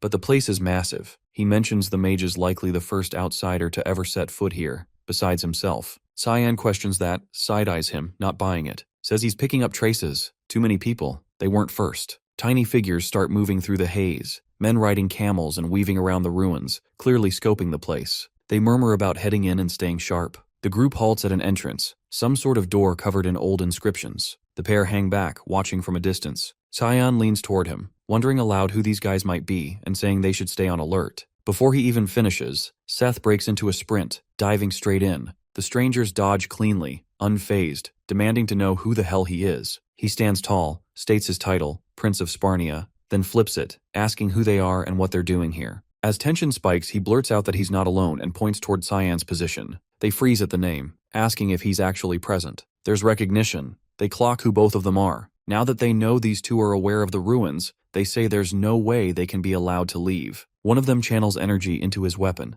electric sparks racing along a spear, then lunges at the prince with the charged blade. Seth responds instantly. His hand moves, sand rises, and a defensive mold catches the incoming mana, flips it, and launches it back. The redirected strike obliterates the door behind them instead. The attacker completely whiffs, rattled. He whips around to call his backup, but freezes. Cyan's already dealt with the entire group. Frustrated, the man surges with power, mana flaring around him, but then a voice cuts through the tension. Stop! Cyan instantly recognizes the tone. Lunav steps out of the dust and walks toward them, saying the group's with her, calm but firm. She looks to the guy with the sword and tells him to lower it. He does more than that, dropping to a bow and apologizing, clearly not realizing they were her people. She turns to the mage, asking how he's holding up. He skips the pleasantries, grilling her about how she even knows this place exists. She smirks, teases him, says she could smell him from a mile off. The guy nearby clearly doesn't enjoy the flirting. Elsewhere, Nana has fully shifted her appearance. Now she's basically Cyan's clone. Clothes, posture, everything.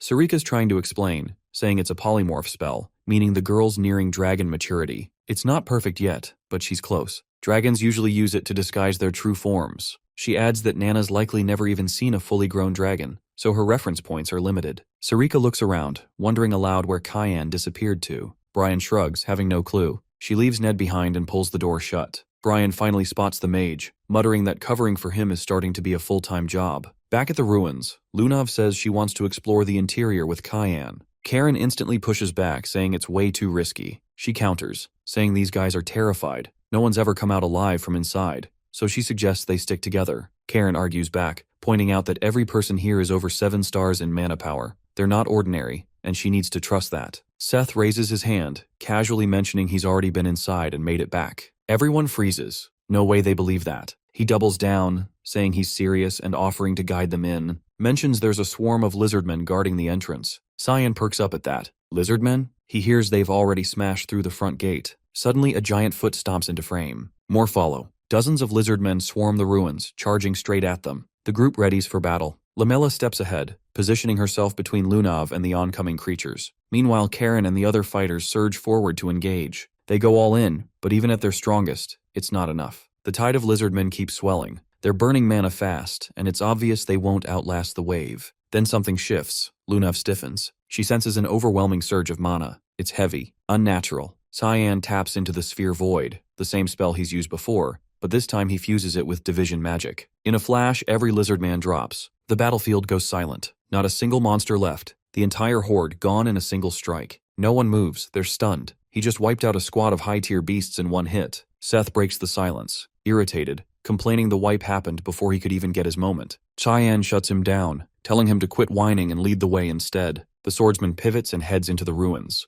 Lemela watches the structure around them, noting this isn't just a regular ruin. A place like this wouldn't have its own defense system unless it was something else. She explains the whole area is built from condensed mana. That makes it a dungeon. They step inside and come across another sealed door. They try to break the enchantment, but nothing works. The spellwork is unfamiliar. Karen suggests brute force might do the trick, but their attacks don't even scratch it. Seth starts to snicker. The fighter gives him a look, then tells him to handle it if he's so confident. The man casually flicks his hand, and a subtle pulse of mana unlocks the door instantly. But what's waiting on the other side isn't a hallway. It's a monster. Huge. Seth steps forward, warning the others to stay back, saying he'll handle it. He charges mana into his fist, fires off a grand cannon spell, and obliterates the creature in one clean hit. They press on, deeper into the dungeon now. It's not just monsters. Traps too. Unpredictable, complex, dangerous. There's also a strange entity. Pure mana, not even remotely human. Cyan's never seen anything like it, and every door they encounter only responds to Seth. They start piecing it together.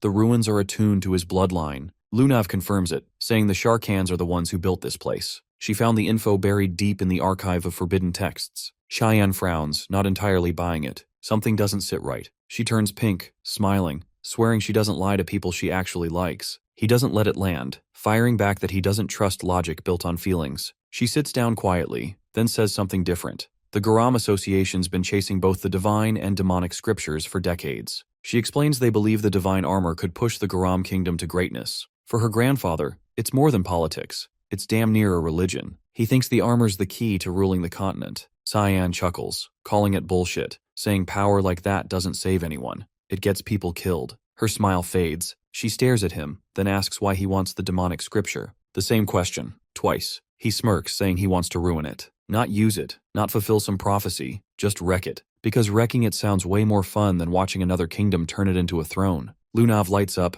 eyes wide, smile spreading, saying she's in. She'll help him. He blinks, asking what the hell she means by that. She leans in, saying she'll help get the book just because she feels like it. He groans, telling her to get some sleep. She grins and refuses, wanting to stick around longer. He stands up immediately and walks off, wondering why he's even talking to a 12-year-old about this. Karen's been nearby the whole time, overhearing everything, and he's not loving the vibe. Jealousy rising, anger simmering. They reach the final doorway. Seth steps up and opens it, mentioning it's been a long time since he last came through here. What lies beyond stuns everyone. A massive chamber. And in the middle, something ancient and unnatural. An object pulsing with dark energy. Definitely not normal. Cheyenne points to it, asking if this is the Lemiharam. Seth warns him, telling him to keep his distance, saying he's way too close to the source. But before anyone moves, the artifact flares to life. Lunav shouts for everyone to back off. Something's wrong. The mana coming off this thing feels dangerous. The Lemiharam begins to twist, shaping a body from pure mana, forming into a monstrous figure. The air shifts, the world around them distorts, and a whole new realm unfolds before their eyes. This thing isn't just a monster, it's something else. And Cyan can't even tell if this is really the demonic scripture they've been chasing, or something much worse. Without warning, the monster lunges. Garu bolts forward, unleashing a bolt charge straight into it, but the thing doesn't even flinch. The impact does nothing.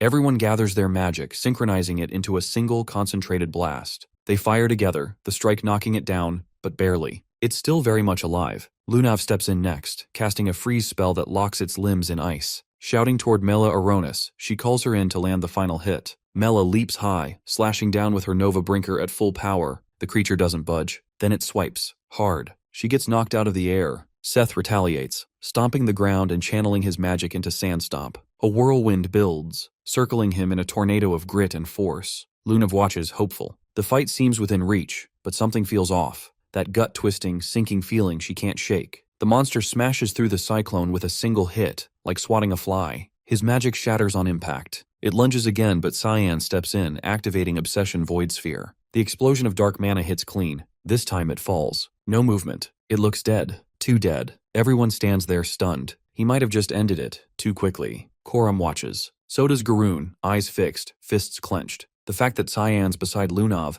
it eats at him. Before the moment sinks in, the creature starts shifting. Its form warps, fading back into whatever its original shape was. Then the realm around them collapses. They're back in reality. Cyan looks around, straight to Seth. "Where's the demonic scripture?" he asks. Seth blinks, shakes his head, saying he's never gotten this far before and has no idea. Out of nowhere, bones ignite. Blue flames crackle from the skeletal remains. Spirals of blue wind tear upward from the ground. In seconds, both are swallowed by it. The ground beneath them caves in. Mela grabs Lunav's arm to stop her, saying it's too late, that even Cyan wouldn't survive what just happened. But she doesn't flinch. She looks at the rubble, eyes hard, insisting he's still alive. She tells Mela to help her clear it. The other mage hesitates, unconvinced, but Lunav turns to her, dead serious, saying she feels him. They're linked. She knows he's still out there. Meanwhile, Cyan and Seth aren't in the same world anymore. They've landed in some other dimension entirely. Standing before him now is something else. A creature. Massive. Pure mana. Its name etched into the air around it.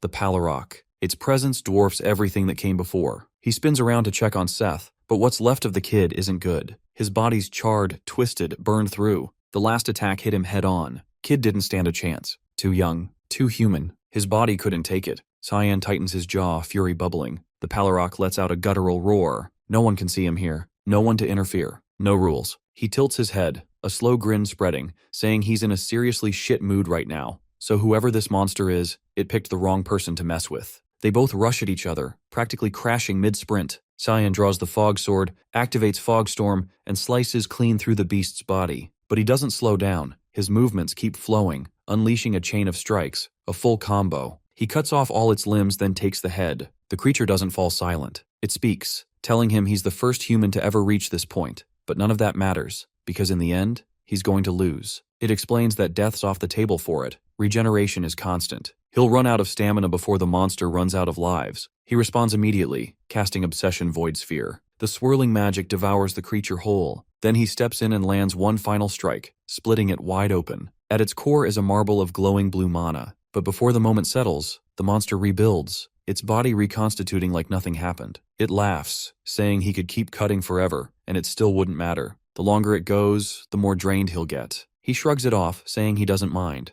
calls it good training. He tells the creature to keep regenerating forever if it has to, because he's not stopping. Above them, back in the rubble, Lunav and Lamela are still digging, trying to find where Cyan and Seth fell. Lunav notes that if there's some kind of magic barrier keeping the ruin intact, they're stuck. Nothing they do from the outside will help. She quietly wishes Seth was with them again. Karen approaches, checking on her, asking if she's hurt. He tells her he's found a way out, that they should move while they still can. But she doesn't budge, says she's staying. Period. He blinks, asking what she's even saying. The whole place is about to come down. They've got minutes, maybe less. She turns toward him, firm, unreadable. Cyan's trapped. She's not leaving. If he's going to bail, fine. He can go. Karen snaps, saying there's no way anyone could survive getting buried under that. She answers without hesitation that Cyan's not dying that easy. His voice rises, screaming now. Why is she so obsessed with him? Did she ever care about them? He brings up Azra Moore, Candle, all of them, dead, right in front of him. And now what? She's going to throw their lives away too. He offers to escort her out, saying he's served her faithfully for years, and if she was going to fall for anyone, it should have been him, not Cyan. He tells her no one else on this planet gives a damn about her the way he does. They're meant to be. She looks him dead in the eye, her face twisting. Contempt, plain and sharp. She says she could say that about Cyan, but not him, and that hearing it from Karen makes her feel sick. That breaks something in him. He snaps, saying he doesn't care if she mocks his feelings anymore, and if she won't come willingly, then he'll force it. Lamela steps between them, telling him he's going too far. He grabs her by the throat and slams her into the wall. Electric energy bursts from his hand, surging through her. She goes limp. He turns back to Lunav, saying it's just the two of them now. But a voice cuts through the silence. Calm, detached. "Put her down," he yells, demanding the speaker show themselves. A giggle echoes. Then the voice replies, amused. "All right, since you asked nicely, but you'll pay for opening your damn mouth." Elsewhere, Seth wakes up. He's not sure where he is. The place looks nothing like where he fell. All he remembers is the Lemmy Haram's blast hitting him straight on. That's the last thing. He wonders if he died. A voice, female, chimes in, saying no, not yet, and it's been a while. He blinks, confused, asking if she knows him, who she even is. She guesses he doesn't remember. It's been years. Apparently, she saved his life once. She waves it off, saying it's fine, she's not here for him anyway. What she really wants is our MC traveling with him. She cups his face, saying she needs his body just one more time, then leans in and kisses him. His eyes flash open. His body, now reanimated, rises. Back in the other realm, Cyan is still locked in combat. Every technique he's ever learned, he's using it. The creature now isn't laughing. It's begging, telling him to stop. He doesn't. He strikes again. More slashes, tearing the monster apart, again exposing the mana marble. But this time he doesn't waste a second. He casts Void Sphere, then overlays it with Obsession, slicing the marble in two. The monster lets out a final scream, then dissolves completely. What's left turns to sand. Nothing more. A single slip of paper flutters out from the dust. He catches it and unfolds it, realizing it's only a fragment of the demonic scriptures. He mutters under his breath, "All that effort for just a piece?" If Karam were conscious, she would have known. But she's still down, burnt out from that last fight against the bullies, stuck in a coma with no end in sight. He glances around, asking himself why he's still trapped here. The dimension should have collapsed.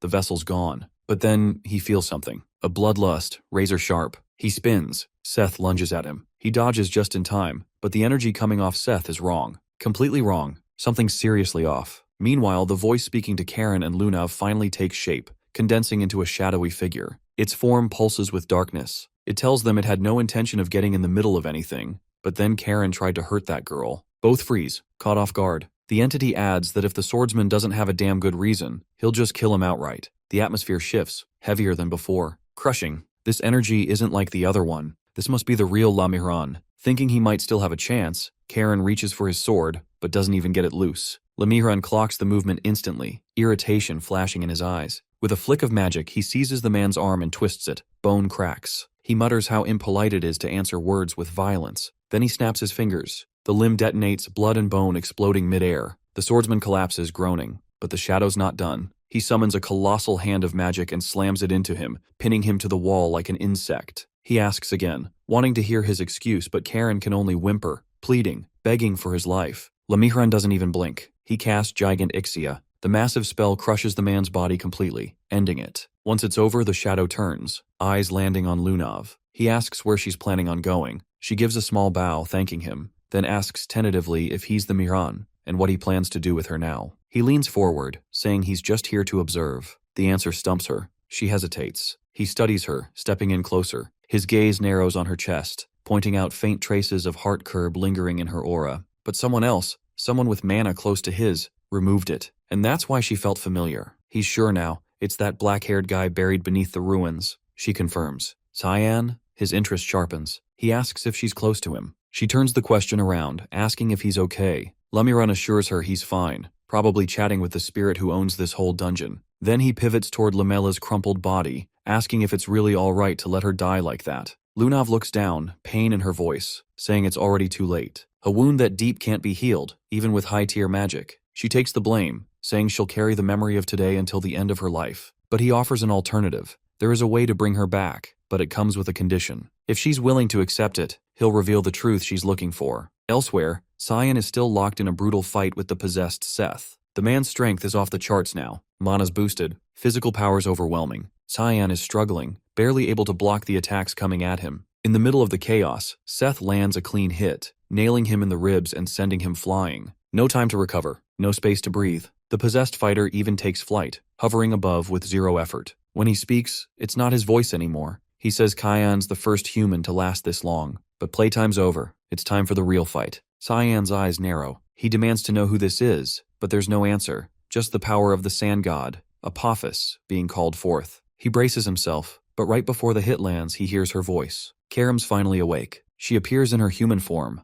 conjuring the Black Fog's vigilance magic to block the attack. Cyan sighs with relief. She tells him she's still tired, every nap feels like not enough, and she's definitely going back to sleep once this is done. Seth hits the dirt hard, then says it's been a while since their last run-in, back during the God-Demon War. Karam doesn't hold back, snapping at her. Acting friendly now won't undo the crap she pulled with her master and hijacking a human body for fun? Not cool. She calls her by name, Sabalom, the sand god. Karam gestures to the tattoo burned into Seth's chest, saying it's the crest of the Chaharkan tribe, the ones who serve Sabalom, and accuses her of interfering with mortals just for her little desert cult. Sabalom shrugs it off, teasing her, saying she's just playing around with her master and Karam shouldn't be so possessive. Cyan watches, baffled. These two are talking like old frenemies. He cuts in, asking why the sand god is guarding the demonic scriptures. Karam answers for her, explaining the place isn't hers. She just loaned it to the tribe that worships her. They built the shrine, and after the war, she took Lamiran in for safekeeping to keep the divine armor out of the wrong hands. Then she leans closer to Cyan, asking point blank if he's after Lamiran. He doesn't hesitate,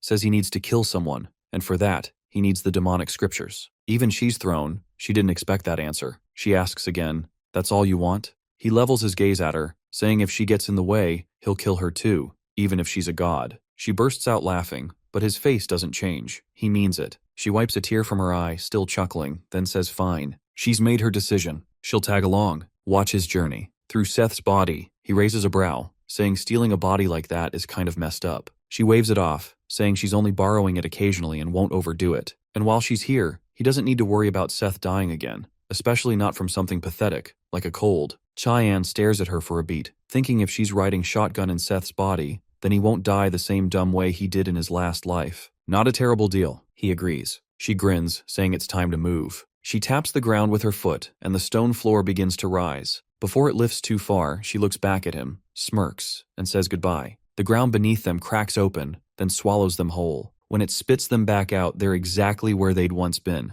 trapped under all that rubble. Seth blinks awake, disoriented, lost. He doesn't know where he is or why he's still breathing. Lunav sees Tyan first, then Lemela. Relief washes over her face like a crashing wave. She'd been terrified he wouldn't make it back. He scans the ruins. It's absolute devastation. He asks what happened here, because if this place was under Sabalom's protection, then whatever tore through it had to be Mihran's work. Then his gaze falls on the scriptures, now in her hands. That answers that. She tells him only she and Lamela made it out. Everything else a blur of chaos since he vanished. Seth speaks up, urging them to leave, saying something's messing with his head. Some woman's voice whispering warnings over and over. She keeps saying this place is going to collapse soon, and it won't stop. Sabalom's still inside him. Cyan gets it now. With Lunav in possession of the demonic scriptures and Sabalom tethered to Seth, there's nothing left keeping this dungeon together. And so it begins to crumble. She gathers them, telling them to stay close. She's casting a teleportation spell. He hesitates, saying the distance is too far, too risky. Then it hits him. She's not casting a basic spell. She's about to use a 9th star teleportation spell. His eyes widen. Right as the whole place begins to fall apart around them, she casts it. A second later they're gone, and safe. Elsewhere, Nana is deep in her own training. She's been practicing her morphing magic, transforming herself into Cyan. No horns, no wings, no tail. A perfect match, down to the exact way he stands, blinks, breathes. Hours later, she walks into class. Everyone turns in surprise. Cyan? Here? But it's not him. It's her, giddy, living out her dream. She's curious what her dad's life feels like, picturing him spending his days surrounded by loyal friends and passionate teachers. Leximus and Aaron look her way. Leximus tilts his head, asking if she's good. Aaron doesn't say much, but she feels the weight of the engagement talk looming. As she strolls through the academy halls, she feels completely alive. It's a thrill to live beyond the window pane, to walk, to talk, to be him. No one suspects a thing. But before she can make it back to class, Sarika steps in, arms crossed, eyes narrowed. She asks what Nana thinks she's doing, wondering if she really believes it's okay to be out here like this. Nana freezes, busted. If the dean saw her, she'd be exposed, punished. Tears prick her eyes. She starts to cry, afraid, cornered. Before Sarika pushes it further, Aaron steps in, saying she needs a word. It's not the best timing, not even close, but Nana sees the out. She grabs Aaron's hand and pulls her away fast, saying they need to talk, now, in her room. Aaron stammers, shocked, blushing, but goes anyway. Leximus watches the whole thing and decides not to interfere. Back in the wild, the teleportation worked. They made it. Cheyenne pulled it off, something Saya honestly wasn't sure he could do. He's gone further than she expected, past the mark. Lamela urges him to rest, saying they should head to the nearest village. Saya turns to Seth, asking if he recognizes anything around them. He squints at the unfamiliar terrain, then nods. He knows this place. It's Nordelli, the city of the outsiders. Before anyone can speak, a group of men emerges from the shadows, blocking their path. One steps forward, his tone sharp. He wants to know why Seth has come back. Seth stares at him, then recognition clicks. Barnithy? He smiles, takes a step forward, arms open, but the man holds up a hand, halting him. No warmth, no reunion. It's been 6 years. 6 years since he vanished. And in that time, these people have rebuilt, piece by painful piece. Barnithy says if Seth feels any shred of guilt, he needs to turn back. This piece, they bled for it. Don't ruin it now. Seth reels at the words, clearly stunned, and blurts out if they hadn't been tight before. Barnithy gestures toward one of the men nearby, asking if he recognizes him. He squints, puzzled, then gives a slow shake of his head. He's got no idea who's standing there. Barnithy snaps, yelling that the guy is his son. Back when Seth was younger, he knocked out one of the kid's teeth just because he wanted another shot at training. He brushes it off, claiming it was just kids messing around. But underneath, he knows the truth. He never got married, not with all the lives that were lost. But that's not even close to the worst damage he's done. He's made a habit out of wrecking village wells. He's smashed through buildings like it's a sport. No rhyme, no reason. Instead of walking through doors like a normal person, he punches through the walls around them. Cyan doesn't look surprised. She's heard it all before. He's always been a pain since day one, the royal chaos magnet. Barnithy pleads, begging him to stay far, far away from their lands. Then, right in front of them, his body shifts, new tattoos snaking across his skin like fire. A voice cuts through the air. It's Sabalam, the sand goddess, stepping in. She refuses to watch this go down in silence, saying it's personal. He's her mess to deal with, and she won't let them rough him up. Barnithy fires back, asking what the hell she's even talking about. Sabalam introduces herself plainly, the one who treads the desert, the one who unleashed storms, the one who brought collapse with her. As she speaks, she takes form, merging into a humanoid shape, and makes a request. She wants the two of them to stay in the village. She accepts their offer. Cheyenne rolls her eyes. She's clearly done with all this divine drama. When the goddess finally vanishes, Seth looks like he's seen a ghost. He asks if they heard her too. Cyan nods, deadpan. Because of Sabalam, they're sticking around. Barnithy and his crew drop to their knees, throwing out apologies toward the sky, begging for her mercy. Elsewhere, Leximus shuts a door gently, feeling hopeful that today might actually turn out all right.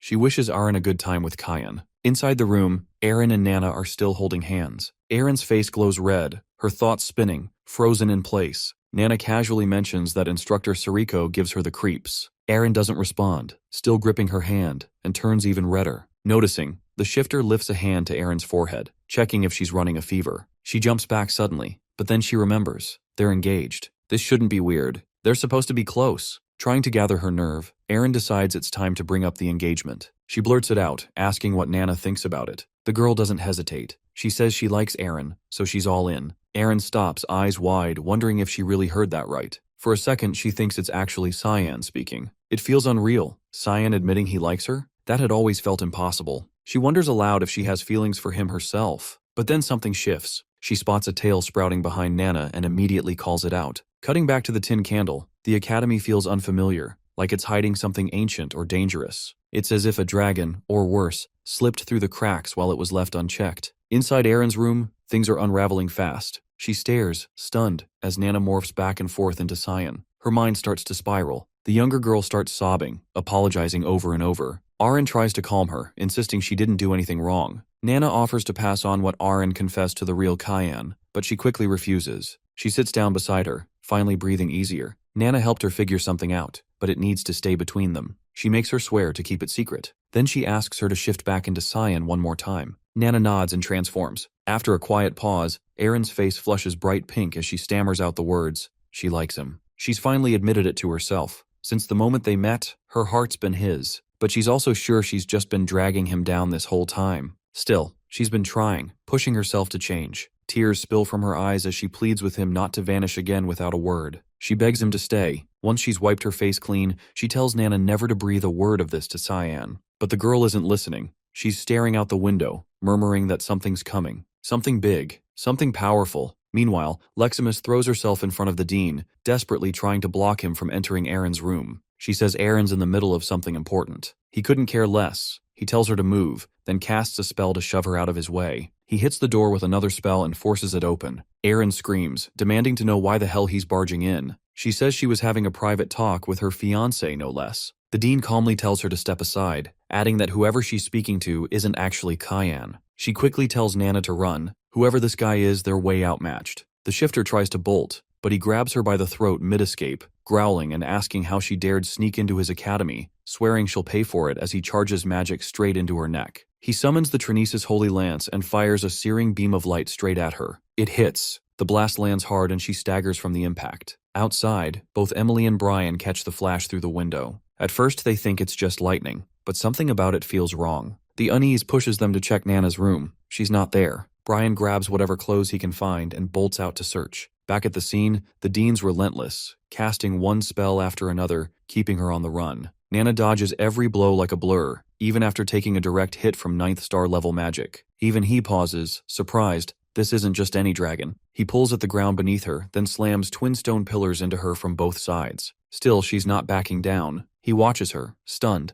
and asks if some divine being is riding her body. She doesn't feel fully dragon, doesn't act fully human either. So why the hell isn't she fighting back? He wonders if she's waiting for someone. Catching her breath, she quietly says she doesn't believe he's evil, and she doesn't hurt good people. That throws him. How can she tell? She says she can smell it. She can tell who's kind just by the way they carry their scent. Her teacher told her, only fight when it's time to teach bad people a lesson. He presses, wanting to know who this teacher is, asking if it was them who dragged something as unclean as her into the academy. That word hits her like a slap. Her eyes darken and her body begins to shift, scales spreading, posture changing. She's going full dragon. He reacts instantly, casting Star Judgment with lethal intent, shouting that he won't let her live. She catches the blast mid-air, flings it back like it's nothing, but he's already teleported.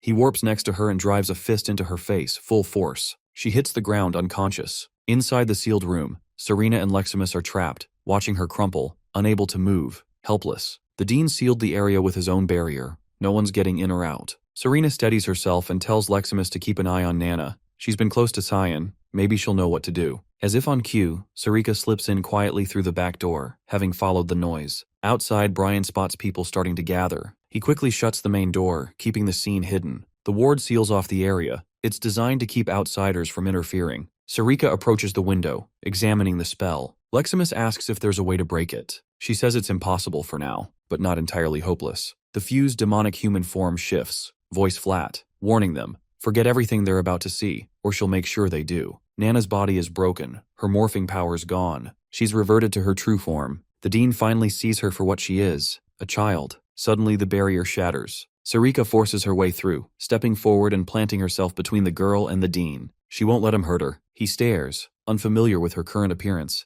and demands to know the connection to the half-dragon. She says it plainly. Nana is her student, and she'll take full responsibility for what happened. His tone shifts, cold, decisive. He tells her this isn't about responsibility. She needs to move. He's ending this now. Nana rises weakly, voice trembling, apologizing. She swears she's not a bad kid and begs him not to punish Sarika. Tears stream down her cheeks as she cries out. He looks at her. For a moment, she reminds him of his daughter. He turns away, rain pounding harder outside. He says she's clearly hurt and needs healing, then tells Sarika to bring her to his office when it's done. The mentor shifts back to her regular form and thanks him. He warns her not to be grateful yet. They'll be discussing the consequences soon. Meanwhile, somewhere else entirely, the crowd roars. Seth is officially crowned, now worshipped as the vessel of the goddess Sabalom. Cheers erupt around him. Seth stares blankly, confused by the crowd's cheers and the fact that he's dressed in makeup and women's clothes. Barnithi steps up, beaming, saying he always had faith in him, that he knew this day would eventually arrive. Seth's expression twists into frustration. He yanks at the outfit, ripping it apart, yelling for them to stop with this ridiculous charade. Cyan watches the whole thing unfold from a distance, lips curled in amusement. Behind them, Karam appears, cutting through the mood. She mutters that she has no idea what Sabalom's endgame is. She suspects the goddess is using Seth to monitor them, but what for, she can't figure out.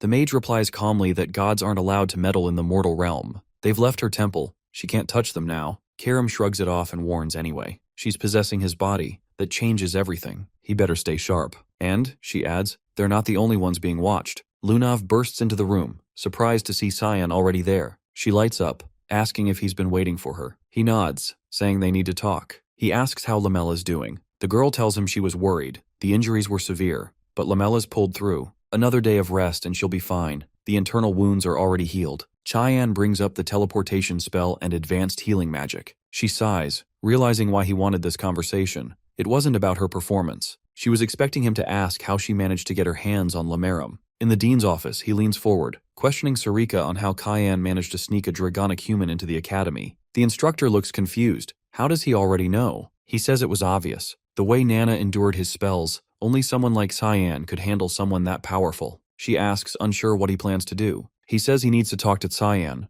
though he already knows how that'll end. Cyan will sweet-talk his way through, and the dean will end up giving him free rein. Sarika starts to say she'll take full responsibility as his instructor, but he cuts her off, asking if that means she's planning to resign. He moves on, stating coldly that good and evil are already defined by the world, and what's evil is always tied to the ominous, something she should stay away from. Sure, she might carry that darkness inside her, but she was trying to protect someone. She may believe that side of her is who she truly is, but it doesn't matter. She's with the mists now, and that's still better than pretending to be pure. She blinks, surprised by his words. He turns away, saying the Empire's headed for disaster. He tried to stop it, did what he could, but fate doesn't care. As he walks away, he rests a hand on her shoulder. When the moment comes, she needs to step up and do what she's meant to do here at the academy. He leaves her standing there, stunned and unsure what to make of his warning, this looming catastrophe, this mysterious role. But just before stepping out, he turns back to ask one last question. What does Nana like most at night? Later, in the infirmary, the dean quietly enters while the girl is still recovering. He looks at her, and something in her face triggers a memory. His daughter, Diana. He whispers an apology and asks for her forgiveness. His expression softens with a quiet smile. He doesn't know why he thought of Diana,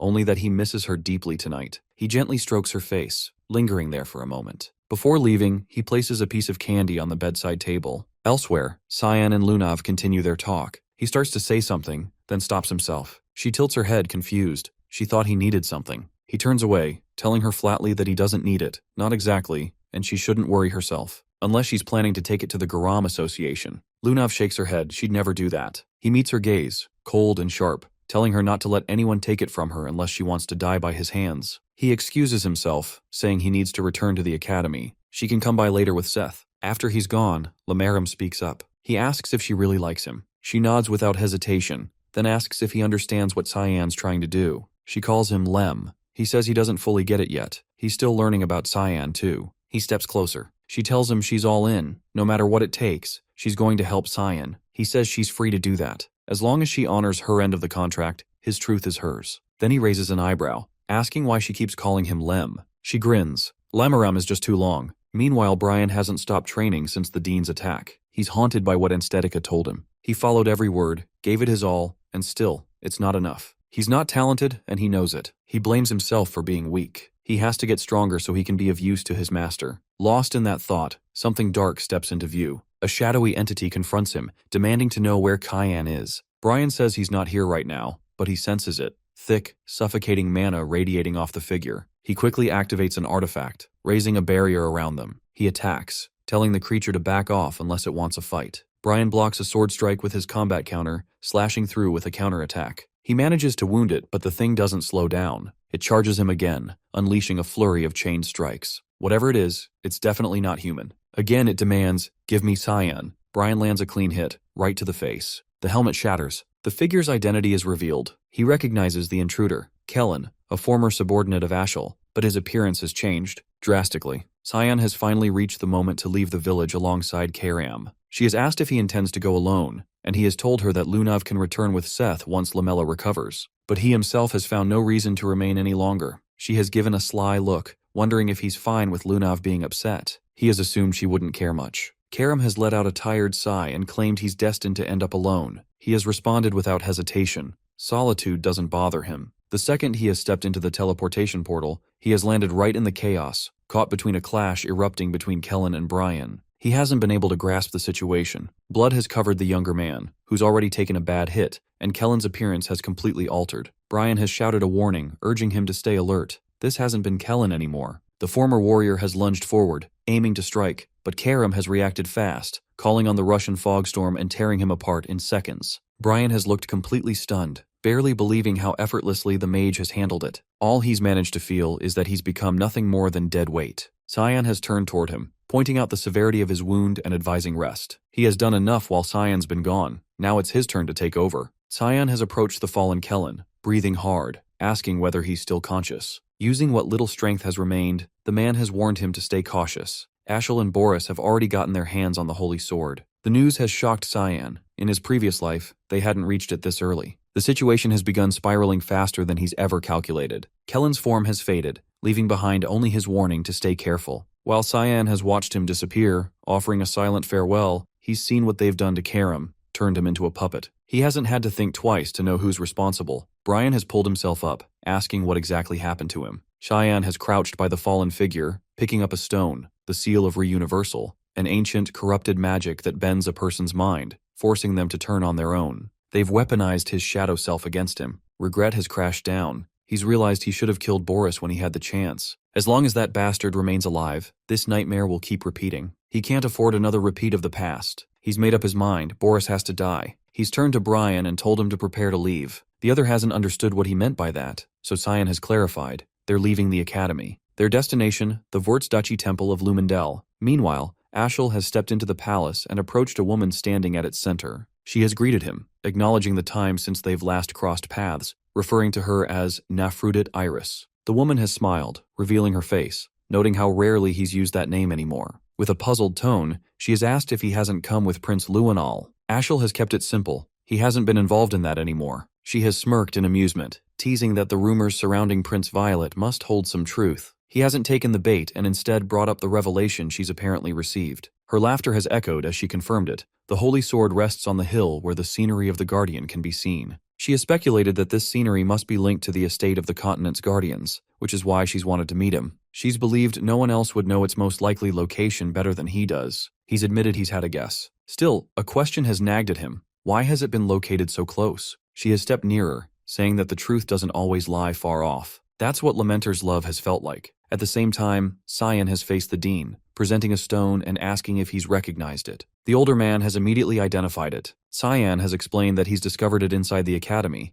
but before he's finished, the Dean has cut him off, assuming he's tangled himself in more trouble again, dabbling with forbidden magic. Without giving him a moment, the Dean has also asked how long he's planned to hide a dragon in his room. The realization has hit Cyan. He's completely busted. The Dean's anger has exploded. He's shouted that Cyan's behavior has been insane and that he should leave if this is how he intends to act. Cyan has agreed, admitting things will get worse if he remains in the academy. The older man has slumped back in his chair, surprised at how compliant Cyan has been acting, and asked what's gotten into him. Cyan has explained, the seal of reversal belongs to someone behind the banquet of blood. That person has to be stopped, and he's the one who has to do it. Otherwise, innocent people will keep getting dragged in. The Dean has sensed the rage simmering inside Cyan, wondering what has driven him to this point. After a moment's pause, the man has picked up the stone again, preparing to share something unusual. He has asked Cyan if he knows what closely resembles the stone, something called the Day's Stone. There's a theory that both originate from the same source, tied to the Black Blood tribe. Though that group has been thought extinct, rumors still whisper of a few remaining in the slums of Exilium, near the capital. Cyan has been taken aback, asking why he's only hearing this now. The Dean has handed the stone back, telling him to stop carrying everything alone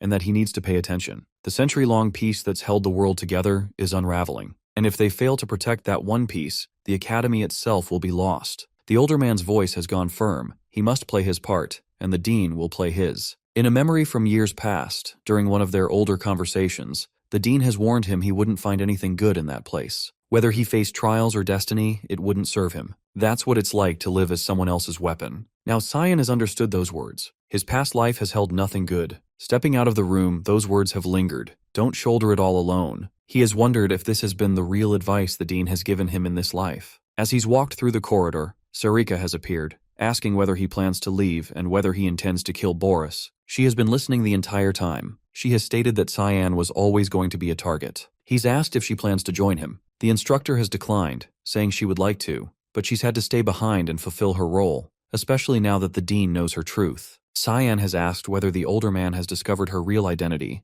but she has realized that he's known from the beginning. Karam has appeared, pointing out that the Dean hasn't earned that title for no reason. He's not someone to underestimate. Sarika has said that he probably has a plan, but she's leaving Boris to Cyan. And as a parting note, she's asked him to pass a message before killing him. Tell Boris to go to hell. Cyan has acknowledged the request, assuring her Boris will suffer hell long before reaching it. In the fields near the very Duchy, Ashel has found the entrance to the Duran Dark Sword. It has been surprisingly close to the estate. After hours of traveling, he's asked her if it's really the Holy Sword. Both have been struck by the glowing aura and visual force of the weapon. He's taken hold of the blade and called its name. Eris has felt uneasy about how crookedly it's embedded in the ground, but has assumed it's probably fine. Suddenly, a woman's touch has reached him, claiming him as the heir to the god of light and her master. With a flick of her finger, she has hurled him into the air. Anger has flashed across her face. She has cried out in frustration, saying he's taken too long to return. Tears have spilled as she shouted at him, calling him a fool and berating him for leaving her behind. She has pointed at him, promising she will never forget, and never forgive, what he's done. Once he managed to stand, he realized the figure in front of him was nothing more than a child. Ares had taken form within the space, clearly not an ordinary presence. She must have originated from this blade. She must be the spiritual embodiment of Durandark. Her appearance was a surprise. He had never imagined her looking like this. With tears still falling, she motioned to herself and blamed everything on Ashel. Then her voice broke into a scream, wondering how he even knew, as if he'd walked into this moment with the foresight of a prophet. She explained that the wielder of the demonic sword had stolen her power and demanded that Ashel retrieve it as soon as possible. Back at Lewin Academy, Cyan remained by Nana's bedside while she continued to rest, recovering from the last battle. Relief quietly settled over him. She hadn't been hurt too severely. She had survived an encounter with the most powerful mage on the continent, and that fact alone left him astonished. She had reached a point where she no longer relied on him. While he reflected, Brian entered the room, his first words apologetic. Chian looked at him with confusion, but the knight confessed that he'd felt like a disappointment, never good enough to call himself his guardian. The young mage fixed him with a plain look and told him to do better. Rising from the chair, he said there was a destination he needed to reach. Brian asked where he was headed, and Cyan mentioned a location on the outskirts of Lewin, leaving the rest for Master Sarika to explain. He instructed the knight to go on ahead. He'd catch up later. The shift in Brian was instant. He lit up with energy and determination, ready to take on whatever came. Just before leaving, Cyan turned back to acknowledge him. If it hadn't been for Brian, Nana wouldn't have grown the way she had. That much was beyond even his reach. He told the knight he'd done well, then walked out. Down the hallway, Emily rushed after him, holding a lunchbox and a strange monster-themed hood. She called out, saying she'd packed him food, but he had already disappeared from view. Elsewhere, within the Northern Asians' quarters, Rygans, the leader of the Garam Association, stepped inside. He turned to his subordinates, demanding confirmation that this had been Karen's last known location. Under his breath, he muttered about the younger mage's ambition. Such bold goals, wasted in a place like this. He reached down to retrieve an artifact and activated it with a spell designed to summon the dead. Mana surged through the ancient runes, reshaping into Karen's form. Rygans wasted no time, asking about the fate of the demonic scriptures. The resurrected mage replied that they had vanished, now in Lunav's possession. The elder pressed further. What purpose had brought her here? Karen explained that Kayan Vert had been hunting the scriptures, and Lunav had joined in to help. Rage ignited in Rygans at that, and he dismissed the younger one on the spot. Turning to his followers, he ordered them to locate Lunav and bring her to him immediately. Beneath Exilium, in the city's hidden pathways, a group of half-humans gathered. They'd been collecting a rare type of mana stone, one too volatile for normal humans to endure. Only creatures like them could handle its power. A half-panther laughed, making a joke about how the city had earned its name, the City of the Dead. A bunny-eared hybrid cut him off, urging caution in his words. Mr. Boris had been waiting for them. Before any of them had a chance to react, Cyan emerged and instantly took down the four-armed one. The others snapped into position, preparing to retaliate, but he sliced through the flames with precision. Their caution turned into full-on defense, but he summoned the fog storm again, cutting straight through the half-panther. Only the bunny remained standing. Cyan stepped toward her, asking for the one he was looking for. She recognized him instantly, Cyan Vert. In panic, she triggered a massive fireburst, destroying the entire space in an instant and blasting him back. Far from the chaos, Lunav sensed a sharp jolt. Something had gone wrong with Cyan. Carmilla and Seth noticed and asked what had happened, but she brushed it off, claiming it was nothing. Seth, trying to shift the mood, showed off his enchanted rug.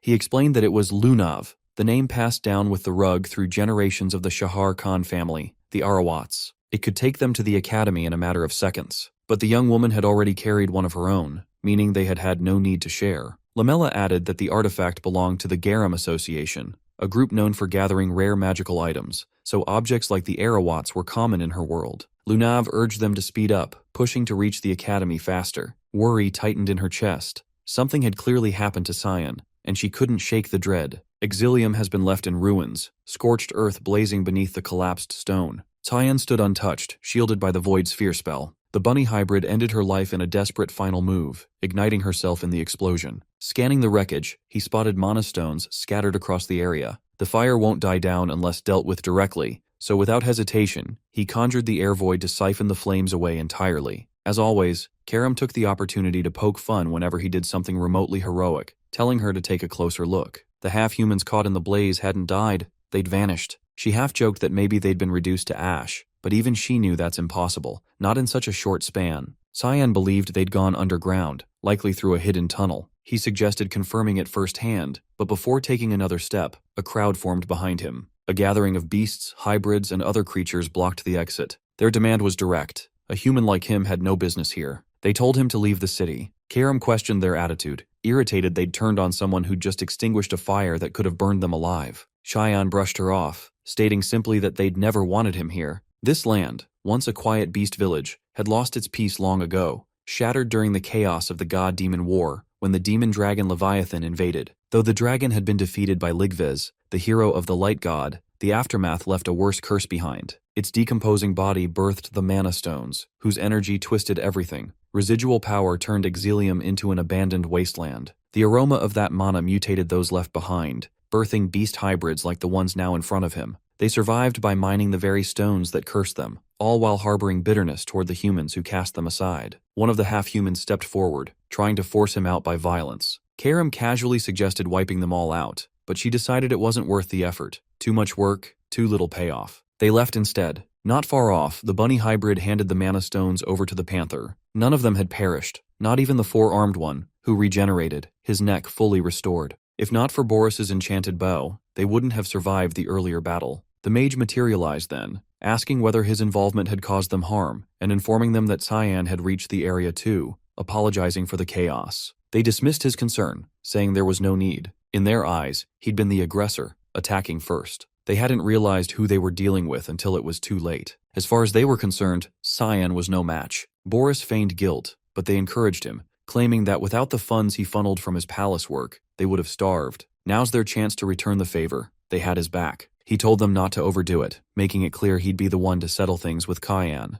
The panther lifted the box of mana stones and handed it over. It wasn't a huge stash, but enough. Boris took the box and slammed it down, releasing the stones. The impact triggered a ritual, magic lighting up the ground beneath him. Earth confirmed they were short on time. Someone had already discovered them, closing in. In that instant, while their focus was elsewhere, Cyan launched another attack, but the panther intercepted him mid-strike, flinging him back. He grinned through it, surprised they were still alive. The panther grabbed him and barreled through the wall, dragging him outside. Boris turned to Earth, saying this had been the only viable way to beat him, and began chanting, a call to awaken the Leviathan, the same beast that once raised the village. At Lewin Academy, inside the royal dormitory, Leximus and Aaron lounged together. He noticed her mood shift and asked what had been bothering her. She flushed, looked away, and said she couldn't bring herself to face him. Leximus pointed out that he'd never been the one to come see her first anyway. Her frustration briefly flared, but she managed to calm herself, suggesting they return. He offered some comfort, reminding her their purpose here was simple, just to check on Nana.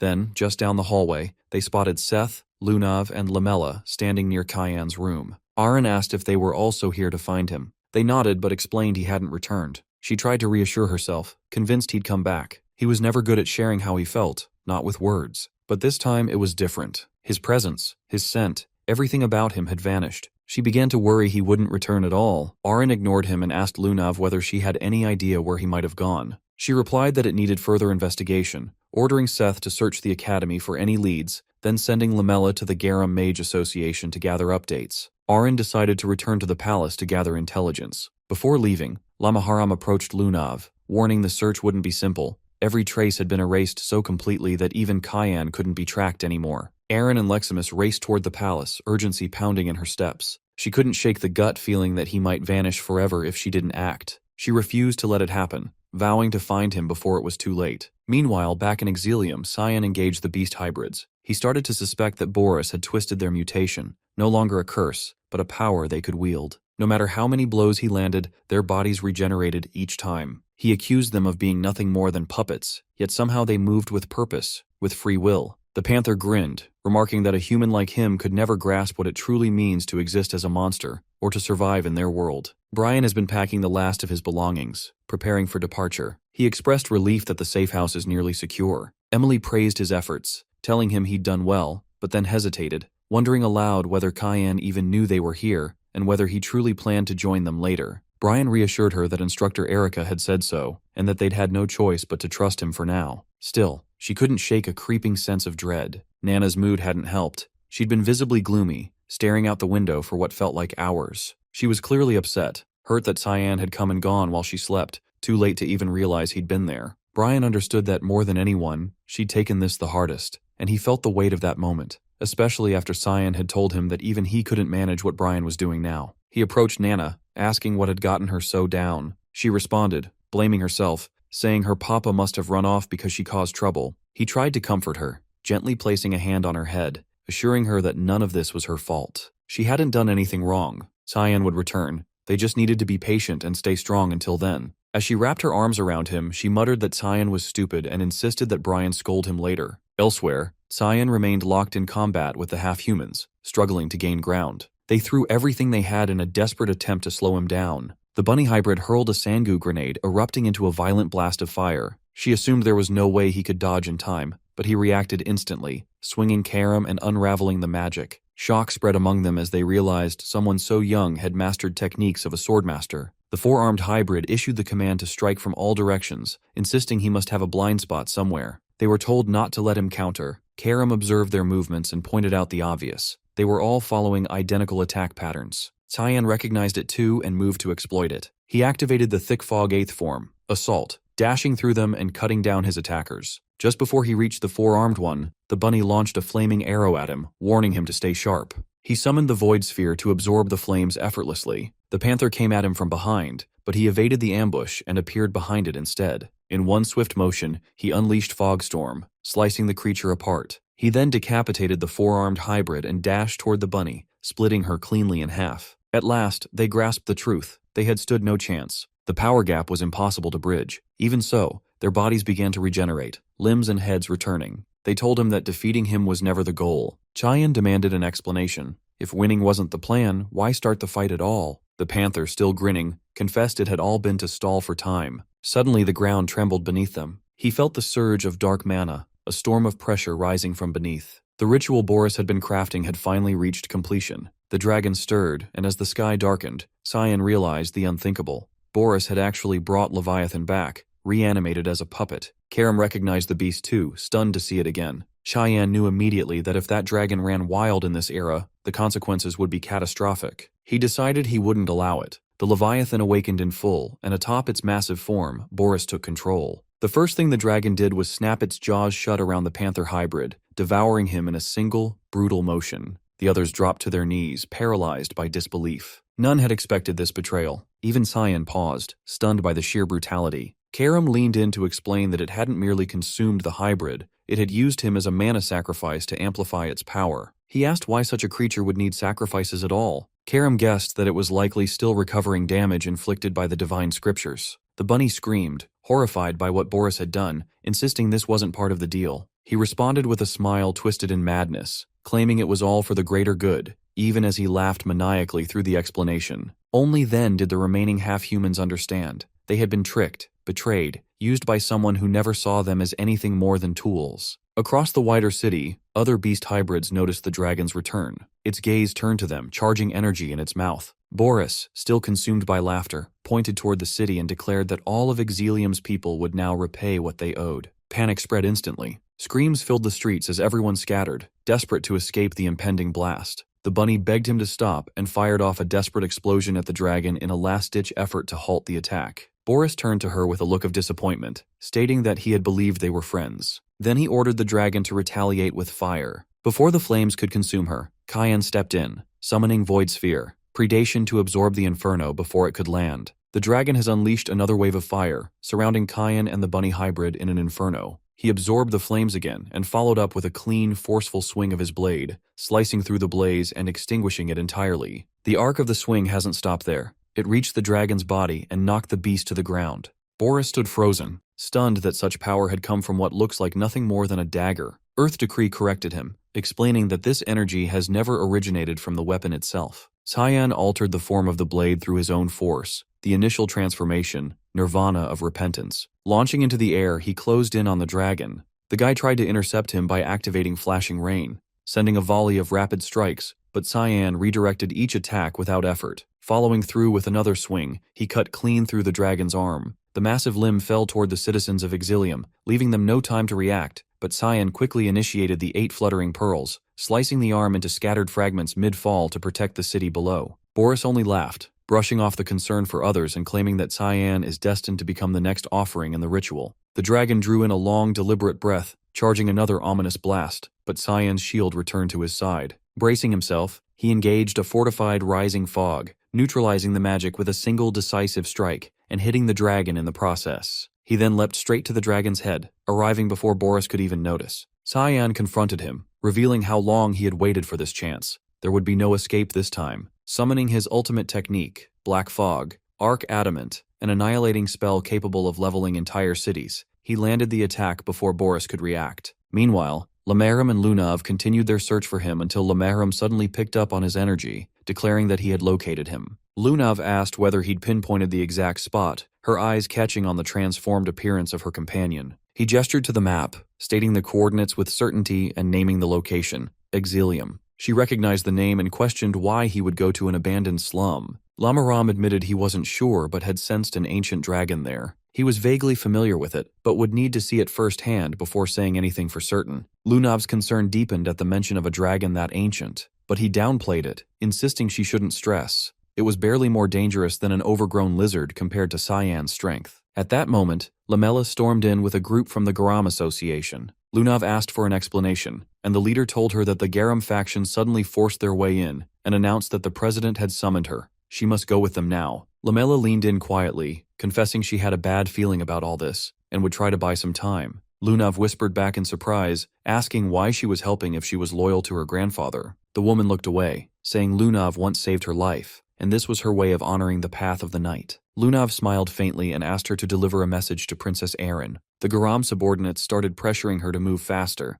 but Lamela reassured her not to worry and promised to deliver the message when she could. Lunav reluctantly complied and followed them, guessing it must be related to what happened at the ruins, and assuming the president might now target Cyan. She made up her mind to stop him before that happened. Back in Exilium, the battle was finally over. The dragon lay defeated, permanently he believed. Boris had vanished, apparently disintegrated, but the peace was short-lived. Shouts erupted behind him, accusations flying. People screamed that everything had gone wrong because of him, blaming him for bringing ruin, shouting that it was all because a human showed up. Others hurled false claims, demanding he leave. Karam muttered again that killing them would be simpler, but Cyan dismissed the idea, saying it was fine. This way, his weight wouldn't have to stretch on as long. Hours passed before word reached Luinal Severus. When he heard of Boris's death, fury took over. He cursed the man, calling him a useless bastard, shouting that he rescued him from the gutter and reshaped him into someone closer to human, only for him to die without paying back the debt. Then Ashel stepped into the room, asking if Luinal had sent for him and what he wanted. The Emperor erupted, screaming that Boris was gone and Exilium was ruined. Ashel responded calmly. He had already known. Luinal demanded to know why Ashel hadn't come to him the moment he found out, but the other coolly replied that he had business elsewhere, something more pressing than Luinal, and now he was confident he knew who caused the downfall. The Emperor frowned, puzzled how Ashel could know, but the mage dodged the question and told him to prepare for departure. Their next stop was Luin Academy, and he was already making arrangements. Luinal asked who they were going to see, but Ashel told him to wait and promised to explain on the road. Humiliation settled in. Luinal realized that Ashel held the reins, and he was the one being pulled along. Elsewhere, Boris turned out to be alive, barely. Dragging himself across the ground, broken and gasping, he soon lost his strength and collapsed. Cursing his luck, he mumbled that resurrecting the dragon was a failure and admitted his shame. Had the plan worked, he could have healed himself. Nearby, Earth Decree, severely damaged, spoke to him, telling him it was all right. There was still an offering nearby, one strong enough. Boris looked up in fear, asking what it meant and what it intended to do, but the being told him not to be afraid. This was the will of God. Then it consumed him, sacrificing Boris in order to restore its own strength. In the proximity of Luin, the royal carriage has been rolling steadily toward the academy. Luinal Severus has grown visibly restless, demanding to know the identity of their intended contact. Ashel, keeping his gaze fixed on the passing landscape, has calmly explained that they've come to seek an alliance with the academy's dean regarding Cyan, Luinal's younger brother. The elder, baffled, has questioned what connection Cyan might have to anything relevant. Ashel has revealed that our MC has been the one to eliminate Boris, and that he currently holds the demonic sword while also serving as an assassin for the clandestine syndicate known as the Mist. Luinal has frozen in disbelief, unable to accept it without certainty. The mage has confirmed that the details have come at the cost of Boris's life, and every disruption they've encountered has pointed back to Cyan. The realization has finally settled in. He has played them all along. Ashel has added that a bounty has already been issued, and he's confident the Academy has become aware by now. The Elder, disturbed, has asked for clarification on the bounty. With a slight grin, Ashel has stated that Cyan has been tied to the Banquets of Blood and labeled as the mastermind behind an assassination network. Their crimes can all be pinned on him cleanly. Though the mage has claimed that turning against his brother brings him sorrow, he's convinced that eliminating him has become necessary for both justice and continental stability. This, he said, is simply divine will, an unavoidable path laid out by the god of light. Elsewhere, Lunav has entered a chamber where her grandfather has been waiting. She's demanded to know why he's come all the way to Luan. Reagan, taken aback by her lack of hesitation, has wasted no time and accused her of accompanying Cyan to the Nortelli ruins and assisting in the theft of the demonic scriptures. She's denied any involvement. The Elder, enraged, has accused her of shielding our MC and unleashed a gravitational spell to pin her down. Despite the crushing pressure, she has stood firm, challenging the baseless assumption. Her resistance has surprised him. She's endured mana intensity far beyond his expectation. He's reminded her of her future within the Garam Association, warning her not to be ruled by sentiment. He has then amplified the gravity, forcing her closer to the floor, but she's had enough. She has cast the spell away and declared that he won't extract anything from her. He's hesitated for a beat before snapping his fingers, triggering an enchantment. Tendrils of magic have erupted from the walls, ensnaring her. He's declared that she won't even get the chance to regret this. She's asked whether he intends to kill her, but Regan has insisted that the association's future can't be discarded. Strange glyphs have flared along his arms, runes of Narasha. She's recognized his attempt to fracture her mind. The Elder has vowed to erase the memories he finds useless, hoping to resurrect the version of her he once preferred. Meanwhile, Ashel has been stationed outside Cyan's royal quarters. He's sensed our MC's presence along with his allies. Turning to the Holy Sword, he has asked whether she can trace his location. She studied the sealed door and declared it wiped clean. Someone has purged every trace. Her mood has soured at the knowledge that this has been the residence of the one who insulted her, and she's promised quiet retribution. The mage, conceding that the interrogation strategy has failed, has reminded her that palace troops have already been dispatched. It's now a waiting game. She, skeptical, has muttered her distrust in humans and dismissed the delay as his problem to deal with. Elsewhere within the academy, the dean has just finished reading a sealed letter, muttering to himself about the complexity of the situation. Without warning, Luanel has barged into the room. The dean has greeted him with a cold stare. The visitor, unsettled, has accused him of harboring resentment, denying any friendliness between them. The dean has responded calmly, but Luanel has persisted, blaming him for cutting off Kizel's funding and poisoning his father's perception of him. The elder has refuted it again, claiming he only sought to prevent bloodshed. Fury has crept into Luanel's voice. He insists that others, Violet, Fabian, Nerovian, and Aaron, are all clawing for the throne and would stop at nothing to secure it. The dean has dismissed him as pathetic, telling him that the throne belongs only to those who've matured enough to lead, not to those who grasp for it. He's turned away, reminding the young man of his father's efforts to maintain peace and urging him not to unravel it. Luanel, with a bitter grin, has scoffed at the idea. He's pointed to the dean, accusing him of hypocrisy for raising a demon under his roof, and demanded Cyan's location. Before the dean could respond, Aaron has entered the chamber, startled to see Luanel present. She's admitted she had only come to inquire about our MC. The prince has rudely dismissed her, but the dean has promptly ordered him to leave, reminding him that she had requested this audience first. The younger man has protested his rank, furious over being made to wait. The dean has attempted to mediate, but the argument has escalated until Ashel has walked in and announced that the dorm has been found completely vacant. He's declared that Cyan now poses a threat to the Empire and urged the dean to cooperate. Aaron, horrified, has asked what he meant. The mage has explained that our MC has been implicated in the Banquets of Blood and the Exilium disaster, backed by a web of eyewitness testimony. He has turned to the dean again, asking whether the palace has sent him a letter. The elder has confirmed it with a grim nod.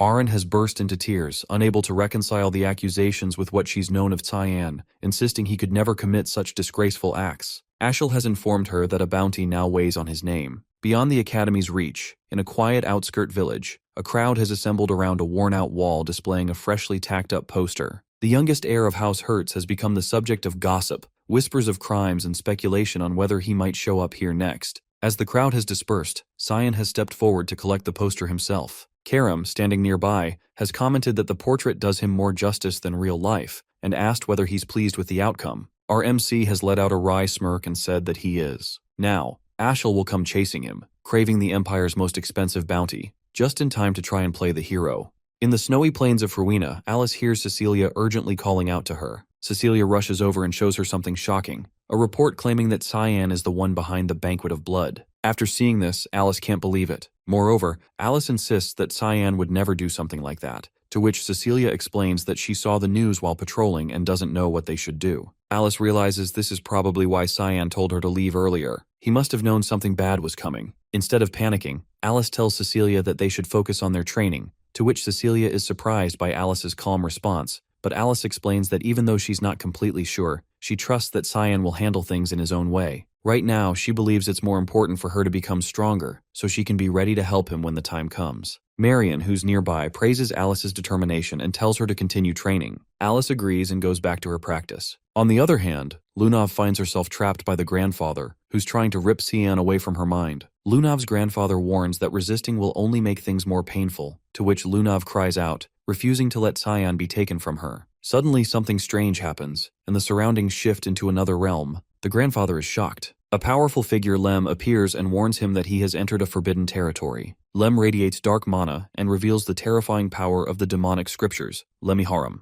The grandfather realizes Lunav had these demonic scriptures all along. After that, Lem calls him an inferior being and tells him to choke on the truth he was so desperate to uncover, and Lunav finally gets out of his grandfather's control, and he sits down on the floor, accepting his defeat. Lunav questions whether Lem caused this, but Lem accuses Lunav of planning it from the beginning, which Lunav doesn't deny. Instead, Lunav thanks Lem and says it's time to go help Cyan. As they prepare to leave, someone calls out to Lunav. After this, Lem stares coldly and asks what they're looking at, standing at Lunav's head. In a safe house on the outskirts of Lewin, Brian shows a wanted poster with Cyan's face on it and warns that royal knights are swarming the streets, searching for him. Also, Brian insists Cyan has been framed, and Nana echoes his concern. Tension rises as Brian prepares his sword, declaring he made an oath to protect Cyan and Nana with his life. Nana joins him, ready to fight. Suddenly, there's a knock. A girl hesitates, then opens the door, and Cyan stands there calmly. Everyone is overwhelmed with relief. Brian tears up and Nana runs to Cyan, calling him Papa. After that, Cyan tells them to keep quiet because he had been really worried. Cyan confirms he's not guilty and says he won't bother explaining himself and warns that this place isn't safe anymore because Ashel now has the Holy Sword, and it won't take long before he finds their location. Cyan says the only option now is to hide inside his other dimension because the entire empire is turning into his enemy. Brian, emotional and firm, declares his loyalty will never shake and promises to protect Cyan no matter what path he walks, to which Cyan accepts it, though the girl thinks Brian gets too serious sometimes, and Nana urges him to hurry. With that, Cyan turns to Lem. Now that the distractions are out of the way, Lem smirks, ready to go wild, but Cyan reminds him there's something specific he needs to do.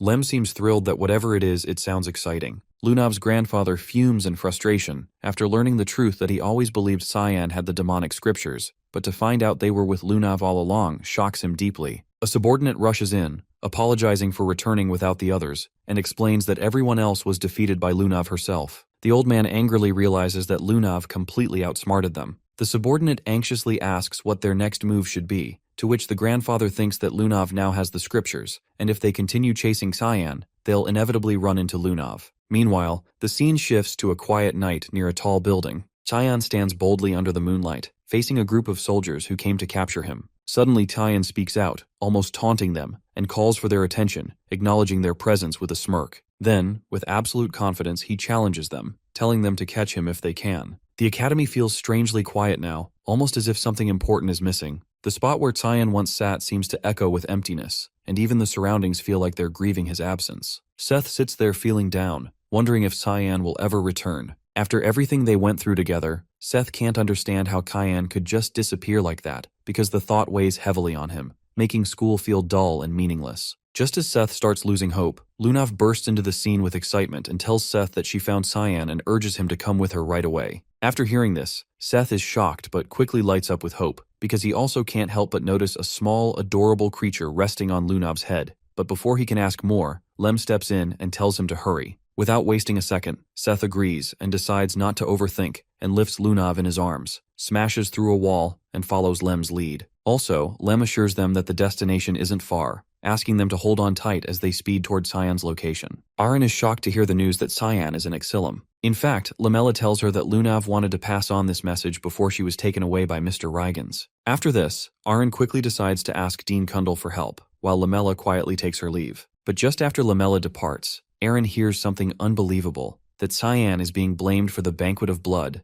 accused of destroying Exilum, and even being labeled as a member of Mist, a dark organization tied to the evil Black Fog. Aren feels crushed because she realizes she truly didn't know much about Cyan at all, and now everything seems like a lie. All her training, all her effort to grow strong enough to stand by his side suddenly feels meaningless. Indeed, Cyan seems far out of reach now, like he's in a place of darkness where someone like her can never follow. The helplessness makes her feel even worse, and despite being a princess, Aren feels completely useless. Just then, her grandfather Dean Kundal questions her gently, asking how much of the news she actually believes, to which Aren, holding back tears, says firmly that she doesn't believe any of it because Cyan has always supported Aren and always been kind. Aren knows deep down Cyan could never do something like that. Dean Kundal gives her a nod that if that's what she believes, then there's no time to waste and they need to move quickly. Elsewhere at the same time, Cyan is surrounded by a crowd of enemies and challenges them all at once, clearly unimpressed by their movements. Redbeck, the Academy's top student known for his exceptional stamina and mana ranks, steps forward and believes he can finally bring Cyan down and unleashes his most powerful attack, Dragon Spear, in a dramatic display of fire and strength. Everyone watching expects this to end the chase, but Cyan defeats Redbeck with ease.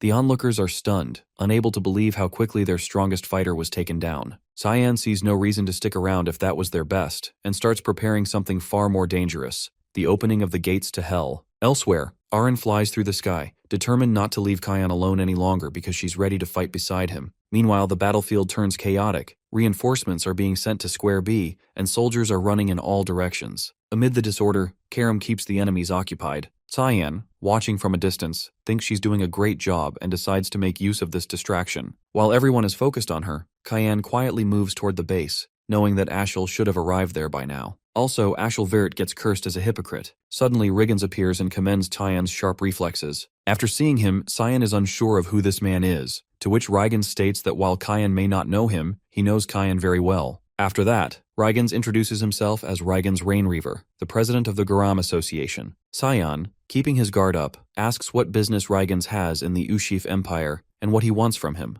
to which Riggins appreciates Cyan's directness, noting it's a trait he shares with his father. Without wasting any time, Riggins presents his true motive, that he wants Cyan to marry his granddaughter, Lunav. After hearing this, Cyan is left completely dumbfounded by the unexpected proposal. Riggins offers more like forces Cyan to join the Garam Association, since most of the incidents, like ruining the excavation of the ruins, halting the smuggling, and cutting off connections with the dragons, were all his doing. Moreover, his granddaughter is head over heels for him. Despite the undeniable offer, Cyan decides to turn it down, saying there's no way a 9-star sage can't bring a fruition. He's sure that Riggins has some ulterior motive involving Lunav and him, which he won't allow. Riggins is furious but promises that if he can't have him, then nobody else can. Honestly, Riggins sounds more like a crazy ex-boyfriend. At the Brno estate, the report that all the knights were knocked out by a mere kid infuriates Lunel. But a bigger issue arises. The Garam Association members ambush their knights and are currently locked in battle with them. Lunel throws the messenger aside and orders that they all be killed. He laughs madly, convinced it's a provocation from the Garam kingdom. Then, he commands that the Knights of Light be sent if reinforcements fall short.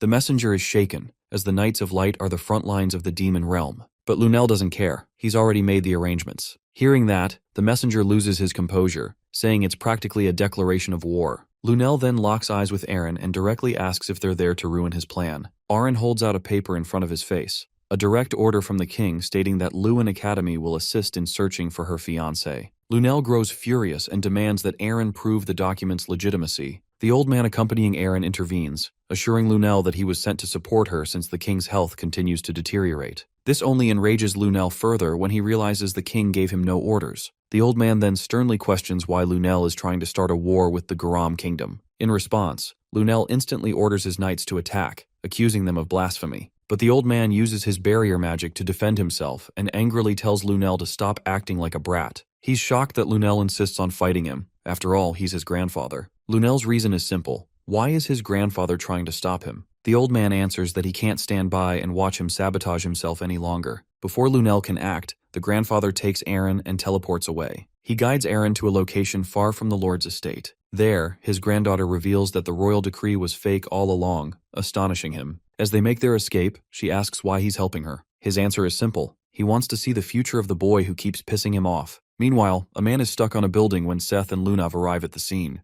They survey the area and find Cyan holding someone by the collar. Seth cheerfully walks toward them, but Lunav's bag suddenly yells that it's not Cyan. Alarmed, she stops Seth, and the fake Cyan smirks. He's impressed that she could tell because she's a demonic scriptures owner. The fake Cyan reveals his true form, the demonic sword Karam. Seth is shocked to see his old buddy turned into a girl. As Karam explains how the plan unfolded, they sense a powerful aura passing nearby. Lunav quickly realizes it's her grandfather's aura. From the bag, a shadow emerges, remarking that Reigen sure is fast and assuming that Cyan must be there too. He decides to take them to him. Karam mocks him by calling him a halfling, though still impressed by his strength. Meanwhile, a group of knights hears a loud thud, assuming it's an explosion coming from the direction they were headed. The ground starts shaking, and they think it's an earthquake, until they see Seth and Lunav advancing. The sight alone is enough to make them wet their pants. Ashel sees the explosions from the distance and tells his guards that's where the traitor of the Empire, Cyan Vert, is. He tells his guards that their duty is to eliminate evil in the world, raises his sword, and asks them to follow him on his hunt for Cyan. The knights cheer for him in unison and follow him behind. The Holy Sword reminds the successor that he needs the powers back to fulfill his duties. Some guards gossip that rallying the knights against his own brother is what can be expected from a Vert. His fellow tries to warn him that someone might hear, but the guard insists that there are already enough rumors. He explains that the rumors say this battle won't end in Brno and they'll be charging into the palace next. The guard hopes the rumors are false, but his fellow shows him around to see how ominous all the other knights are. Meanwhile, our protagonist pins the fighters into the wall. Those watching him are shocked to see his demonic energy. He hurries them to came at him. The fighters feel insulted, but right then, Reigens flies in. He now understands why his enemy is so important to Lunav and realizes that he can't let him live. Reigens summons the meteor. Everyone around sees the 9-star spell and runs for their lives while our hero stands fearlessly. Cyan stands staring at the spell coming down. He now understands how evil his opponent is, seeing him not care about his subordinates. As the meteor rains down, the people run for their lives but stumble into Seth. He pushes them all away with the tornado, and Lunav walks in, hurrying him to get to their friend. At the battle, Reigen stands tall above his meteor. Suddenly, our hero breaks through the spell with his Void Sphere Obsession. He then uses the Division spell. Reigens is impressed with his use of the Void Sphere but diminishes it instantly. Our protagonist is shocked to see his spell countered so easily, and Reigens reveals his Caligorna's bead. He reveals that the bead's oblivion counters the Void Sphere. Our hero is shocked to see his opponent with such a rare artifact. Reigens then uses the bead's Soul Harvester. Suddenly, Lunav steps into the fight, ordering her grandfather to stop. She tells him to deal with her if he really wants her demonic scriptures, and tells him to stay away from Cyan. Karam tells our hero that he found some bet and that he feels his brother is close. Seth tells his friend that he heard about him being framed and tells him to leave the fight to him. Our hero wishes his friends good luck and leaves to face his real enemy. However, Reigens refuses to let him off so easily and sends his Soul Harvester after him. Suddenly, Lunav uses the Seeds of Restraint. A crown manifests on Reigens' head, and then Lunav casts a verbal promise fulfillment spell. Reigens screams in pain and drops his beads. The soul harvest on our hero's tail disappears. Reigens is confused, wondering how his granddaughter planted the Seeds of Restraint in his head. Lunav explains that she did it when he entered her head, and reminds him that that's why he should stay away from her. Reigens reminds her of the consequences, but Lunav has already prepared for it, and now, she intends to show her grandfather the truth he desperately wanted. She proceeds to show him the power of the truth that he desperately sought. Meanwhile, the guards are shocked to see the patrol team running back. Our hero cuts through the patrol teal with his Rising Fog spell. The knights see him coming and draw their swords out. They're shocked to see the patrol team be defeated by a 13-year-old kid. Our hero leaps towards them. The knights see his demonic sword and run towards him. Our hero uses the rushing fog storm followed by a serial slash, cutting through the knights at once. Right then, the knight summons Lumendel's arm and crushes our hero down. He cheers excitedly seeing his attack land, but then our hero breaks through it. The knight then summons the perfect thunder, but our hero dodges it. He leaps towards his opponent, grabs him by his face, and smashes him into the ground. Right then, Ashel walks in. He uses the God of Light's power Sun Carriage. Our hero realizes that his brother is starting off with a strong attack. He takes the blow and runs through to face his opponent. However, Cyan can feel Karam's pain and realizes that he shouldn't have directly taken on the Holy Sword's attack. Meanwhile, Karam withers in pain. Duran Dark comes in, looking down on her, thinking she's tamed. She tells Karam that she should have taken over the body of her owner as she usually would. Karam starts laughing at her. Duran Dark grabs her by the collar to ask her what she plans to do with her powers. Karam continues to laugh and tells her that seeing her face was totally worth being tamed.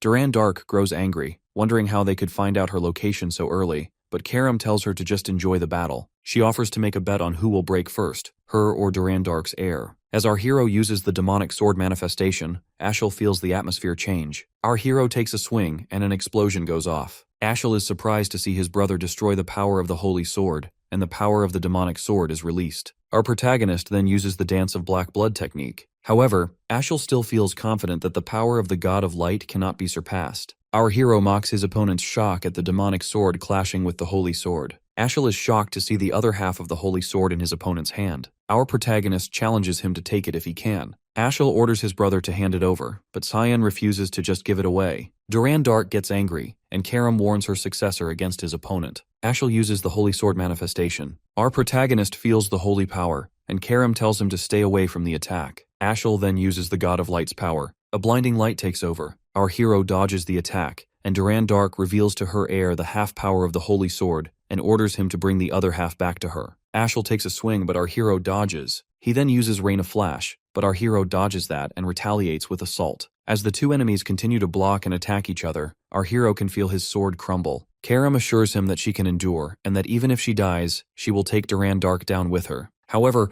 our hero knows it's a hopeless bluff because he heard those words in his past life too. When they were against the Demon King, Karam assured him to take care of his opponent, and that day, he lost Karam. Our protagonist refuses to repeat his past mistakes. He knows he needs to look for attack opportunities while dodging his opponent's attacks. Ashel attacks again, and seeing his brother dodge it, he realizes that his sword is at its limit. He takes another swing, and Duran Dark reminds Karam about their bet on who will break first. Meanwhile, the knights see the fight from the distance and realize that they can't interfere at this power level. They ask the other knights if they are going to intervene, but the knights don't answer. Instead, they all jump into the battlefield. Ashel lands a blow against his opponent, but our hero blocks it with his sword. Our hero uses his Void Sphere division to hold off the knights. He struggles to keep Boris's knights back. As the two continue to fight, Ashel asks his brother if he still wants to keep fighting, reminding him that he can't win. Our protagonist assures him he's perfectly fine and calls his opponent arrogant. Ashel summons his power and asks for the other half of the power back. He then summons the Holy Lance of Lu and lands multiple attacks against our hero. Meanwhile, the knights are impressed by Ashel's ability to fight.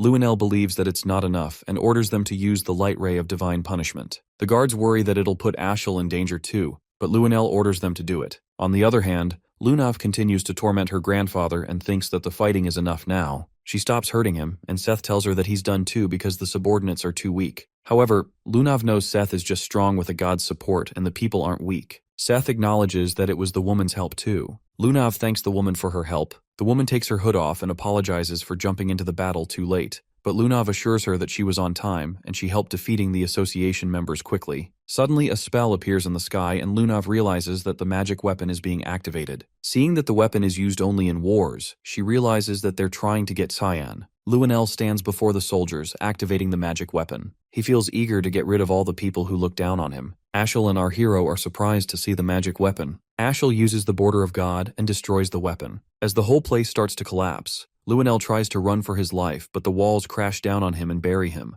Suddenly, Aaron jumps in and tells Ashel to stop and tells him she is going to take Cyan. As the fifth princess of the Ushif Empire, she orders him to put his weapon down. Dean Kundal steps in and restrains all the blood monsters, realizing that Ashel and Luinel could be related to the Banquet of Blood. Ashel breaks Dean Kundal's magic spell, leaving him shocked. He then releases his Godstinger attack at the Dean. Arn screams for Dean, and Cyan tells her to leave because he worries she'll just get in his way. However, Erin refuses to abandon her fiancé, even though that's not the engagement our hero agreed to. Ashel thinks that the princess is seduced by his sibling and thinks it's his responsibility to save her. He uses the God of Light's supreme authority, the Halo Bringer. Our hero recognizes the ultimate skill of Lumendel that can slay even a god. This ability killed our hero in his past life. Right then, Aaron steps forward to shield Cyan and asks Ashel to stop. However, Ashel does not intend to go against the will of God. He releases his attack. Aaron closes her eyes, but then our protagonist pushes her aside to face the moment he's been waiting for. His opponent is surprised to see him smiling. The whole mana energy strikes our hero, and an explosion goes off. Dean Kundal continues to take down blood monsters, but more just keep coming back, and he knows that's just stalling the worst. Suddenly, Dean notices a chaotic mana, and when he turns around, he sees our protagonist going all out with his power. Ashel is confused seeing his opponent. Lundell tells him that his opponent is trying to take power. However, he finds it useless because our hero doesn't possess demonic or divine scriptures, and without God's promise, he'll die. But then, Erin comes forward to save her friend. She knows she can't go back now, otherwise she'll lose Cyan. Right then, Lunav Rainreaver and her friends join the battle. Lunav asks Dean for his help in getting close to Cyan. Without any questions, Dean uses his reverse wave and clears the pathway for Lunav. As they rush through the battlefield, the monsters leap in on them, but suddenly Seth jumps off and pushes the monsters back while the rest run for Cyan. He and Lamella stand back to take care of the monsters while Lunav takes care of Cyan. Lunav hurries at Lem as Cyan's mana continues to weaken. Princess Erin and our hero stand side by side, struggling to hold their ground.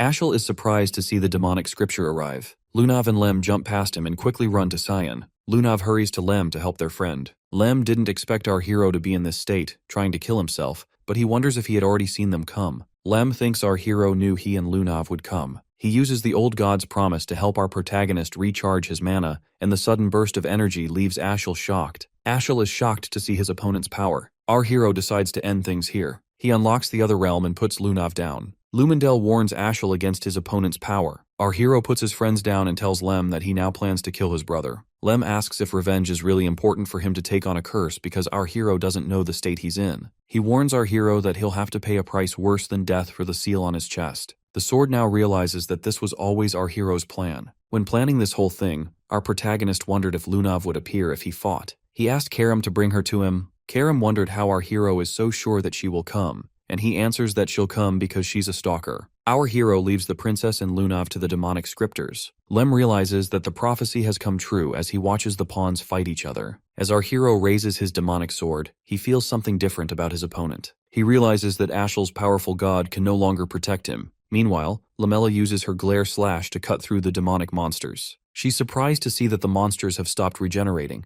which makes them realize their link has been cut off. Dean Kundal walks in, thinking that the monster's power source must have disappeared, and feels glad to see his students okay. However, Seth came to help his friend during his exams, and Dean suspended him for 2 months. Lamella sees the portal to the other realm, thinking that it's the cause for the destruction. She wonders if something can be done about it. The Dean takes a closer look and sees Erin and Lunav passed out. He rushes to them and finds them okay. He heals them with his magic, wondering if they were sent to the other realm on purpose. Dean Kundal realizes that Cyan must have created this realm and wonders what is going on. On the other hand, Ashel is surprised to see himself bleeding. Lundell warns him that his opponent can even devour light now, and he might die for underestimating his opponent. Our hero asks Karam how he feels about this change, and Karam answers that he feels so powerful that he wants to destroy everything. So our hero allows Karam to utilize his power. He uses his Dance of Blood, second form Harvester. Ashel uses his Halobringer. Our protagonist uses his Fog Sword and cuts through the attack. A ray of mana rains down at the darkness.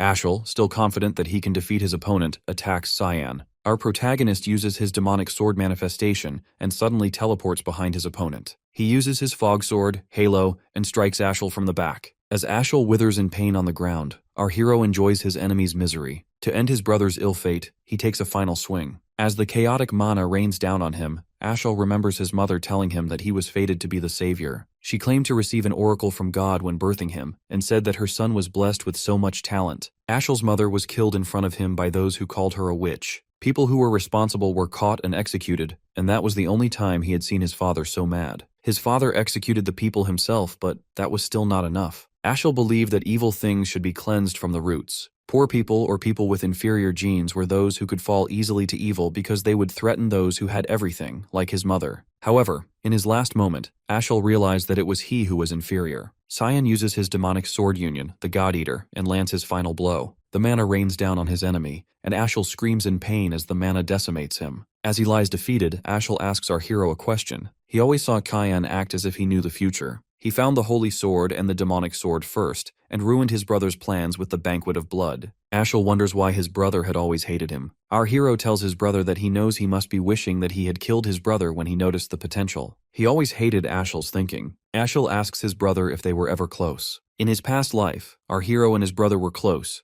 but Ashel threw it all away. Cyan walks away thinking that it's over. But then, the holy sword speaks up. The demonic sword tells our hero that he made a huge mistake by using the demonic scriptures to take the sword's power and warns him that a worse pain will rain down on him. Meanwhile, a man in the hood tells Nana that the dark fog has swallowed the light. Nana tries to fight Brian for her father's safety. The hooded man sees them ignore him like our hero always does. Nana attacks Brian, insisting that she has to go to help her papa. Brian tries to convince her to wait, reminding her that the young master was worried about them. Right then, a woman walks in and tells Nana to sit down. Nana calmly sits down, and the woman tells them again that the black fog has swallowed the light. She knows that there might be a reason why Nana is so aggressive and decides to take her to go check up on our hero. On the other hand, the holy sword destroys the other realm. Karam feels that the power is too much and starts to lose his form. Our hero tells Karam to return to the sword. He feels something strange about the seal. The other realm starts to disappear, and suddenly, huge light explosions come down from the sky. From the light emerge the Giants of Light, and they take our hero along with them. Aaron slowly gains consciousness and sees our protagonist being taken away. This was the last memory of our hero that she had.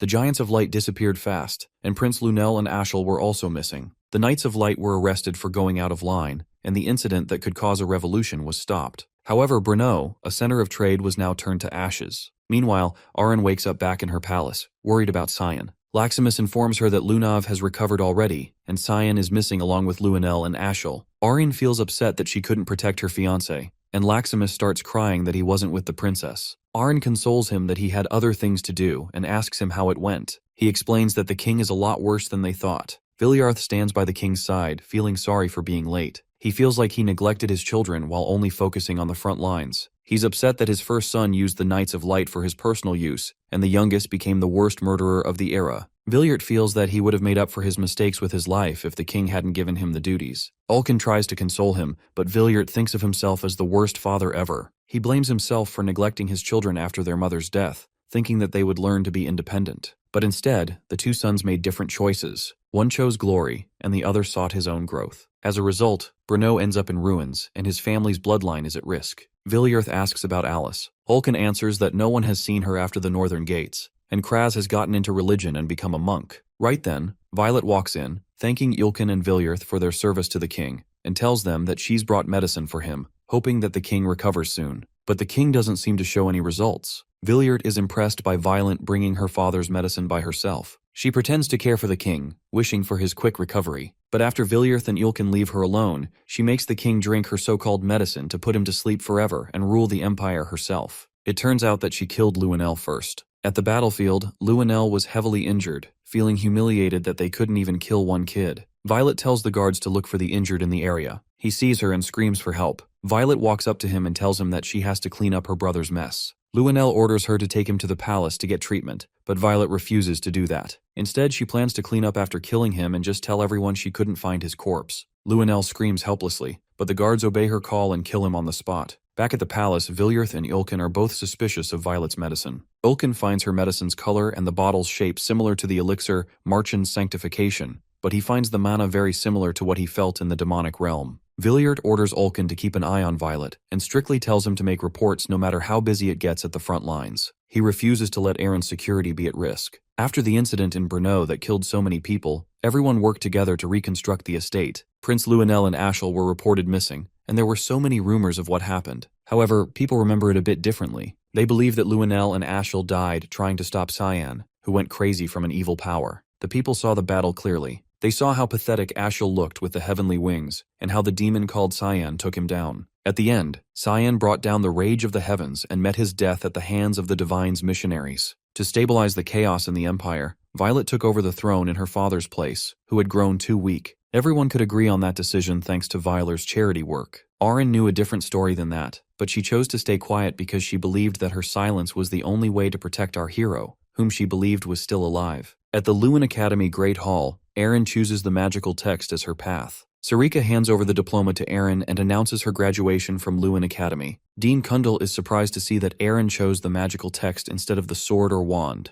It's been 3 years since the incident, and Princess Erin has been searching for clues on the Giants of Light. Kundal explains that the Giants of Light are called Nephilim, and they are missionaries of light sent by Lumendel. Sarika is confused, wondering why Lumendel would intervene directly, and Dean has no clue why. There are no records that can tell whether Nephilim are gods or humans. Kundal tells Sarika that Erin has still decided to stay in the academy because of Kyan and asks if he's okay. Meanwhile, Erin visits Lunav. The two catch up, and Lunav informs Erin that President Regans is doing better, but he still has internal wounds to recover from. Erin thinks she must be worried, but Lunav feels satisfied to have taught Regans a lesson. Lunav asks about the progress on finding Tyan. Erin explains that he's trying, but she has found nothing except that the Giants of Light are called the Nephilim. The two compete amongst each other to find Cyan first. Meanwhile, the Nephilim hold Cyan hostage for crossing a line that no creation of a god is allowed to cross. As a result, our hero has no right to continue living in the world that they will descend upon. As a punishment, they rain down suffering on our hero that no human can ever experience.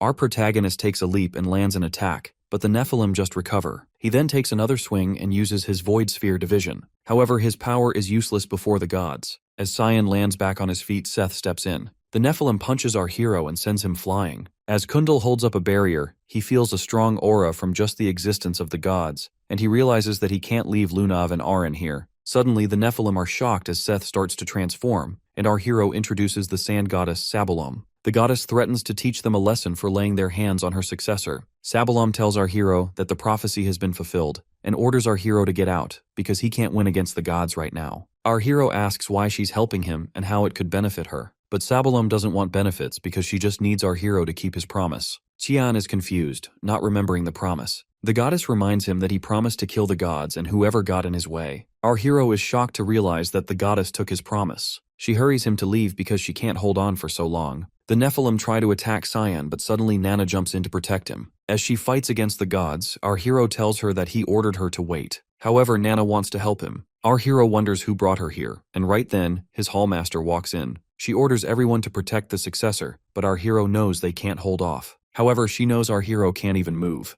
Cyan realizes he can't fool the hallmaster. He can't move a finger, and Karam is sleeping too. The hallmaster orders Nana to go. Nana picks our hero up and makes a run for it. They open a portal and escape through it. After our hero and his friends escape, Kundal wonders what he's supposed to do with the giants. Suddenly, the Nephilim start to disappear too. Seeing how they all disappeared after Cyan left, the Dean thinks there must be a seal on our hero, and he realizes that he can't be exposed to the public even if he's framed as a traitor to the Empire. Meanwhile, at Ushif Empire Palace's conference room, Violet tells her council that she's going to introduce a mage who will help them. Everyone is surprised, thinking that Kundal has agreed to help them. However, when Violet asked Kundal, he refused to help her in her ambition. He strictly warned Violet to let Aren and Cyan alone, and assured her he doesn't care how she writes the story of the incident. Violet knows the old mage doesn't change his mind and assures her men that she found a perfect candidate. Everyone is suddenly surprised to see the mage because they all thought he was dead. But then, Boris walks in and greets everyone. Violet informs them that he came back from Demon Cyan. She tells them that Boris is an 8th-ranked mana user, perfect as the royal mage. As Boris shows gratitude,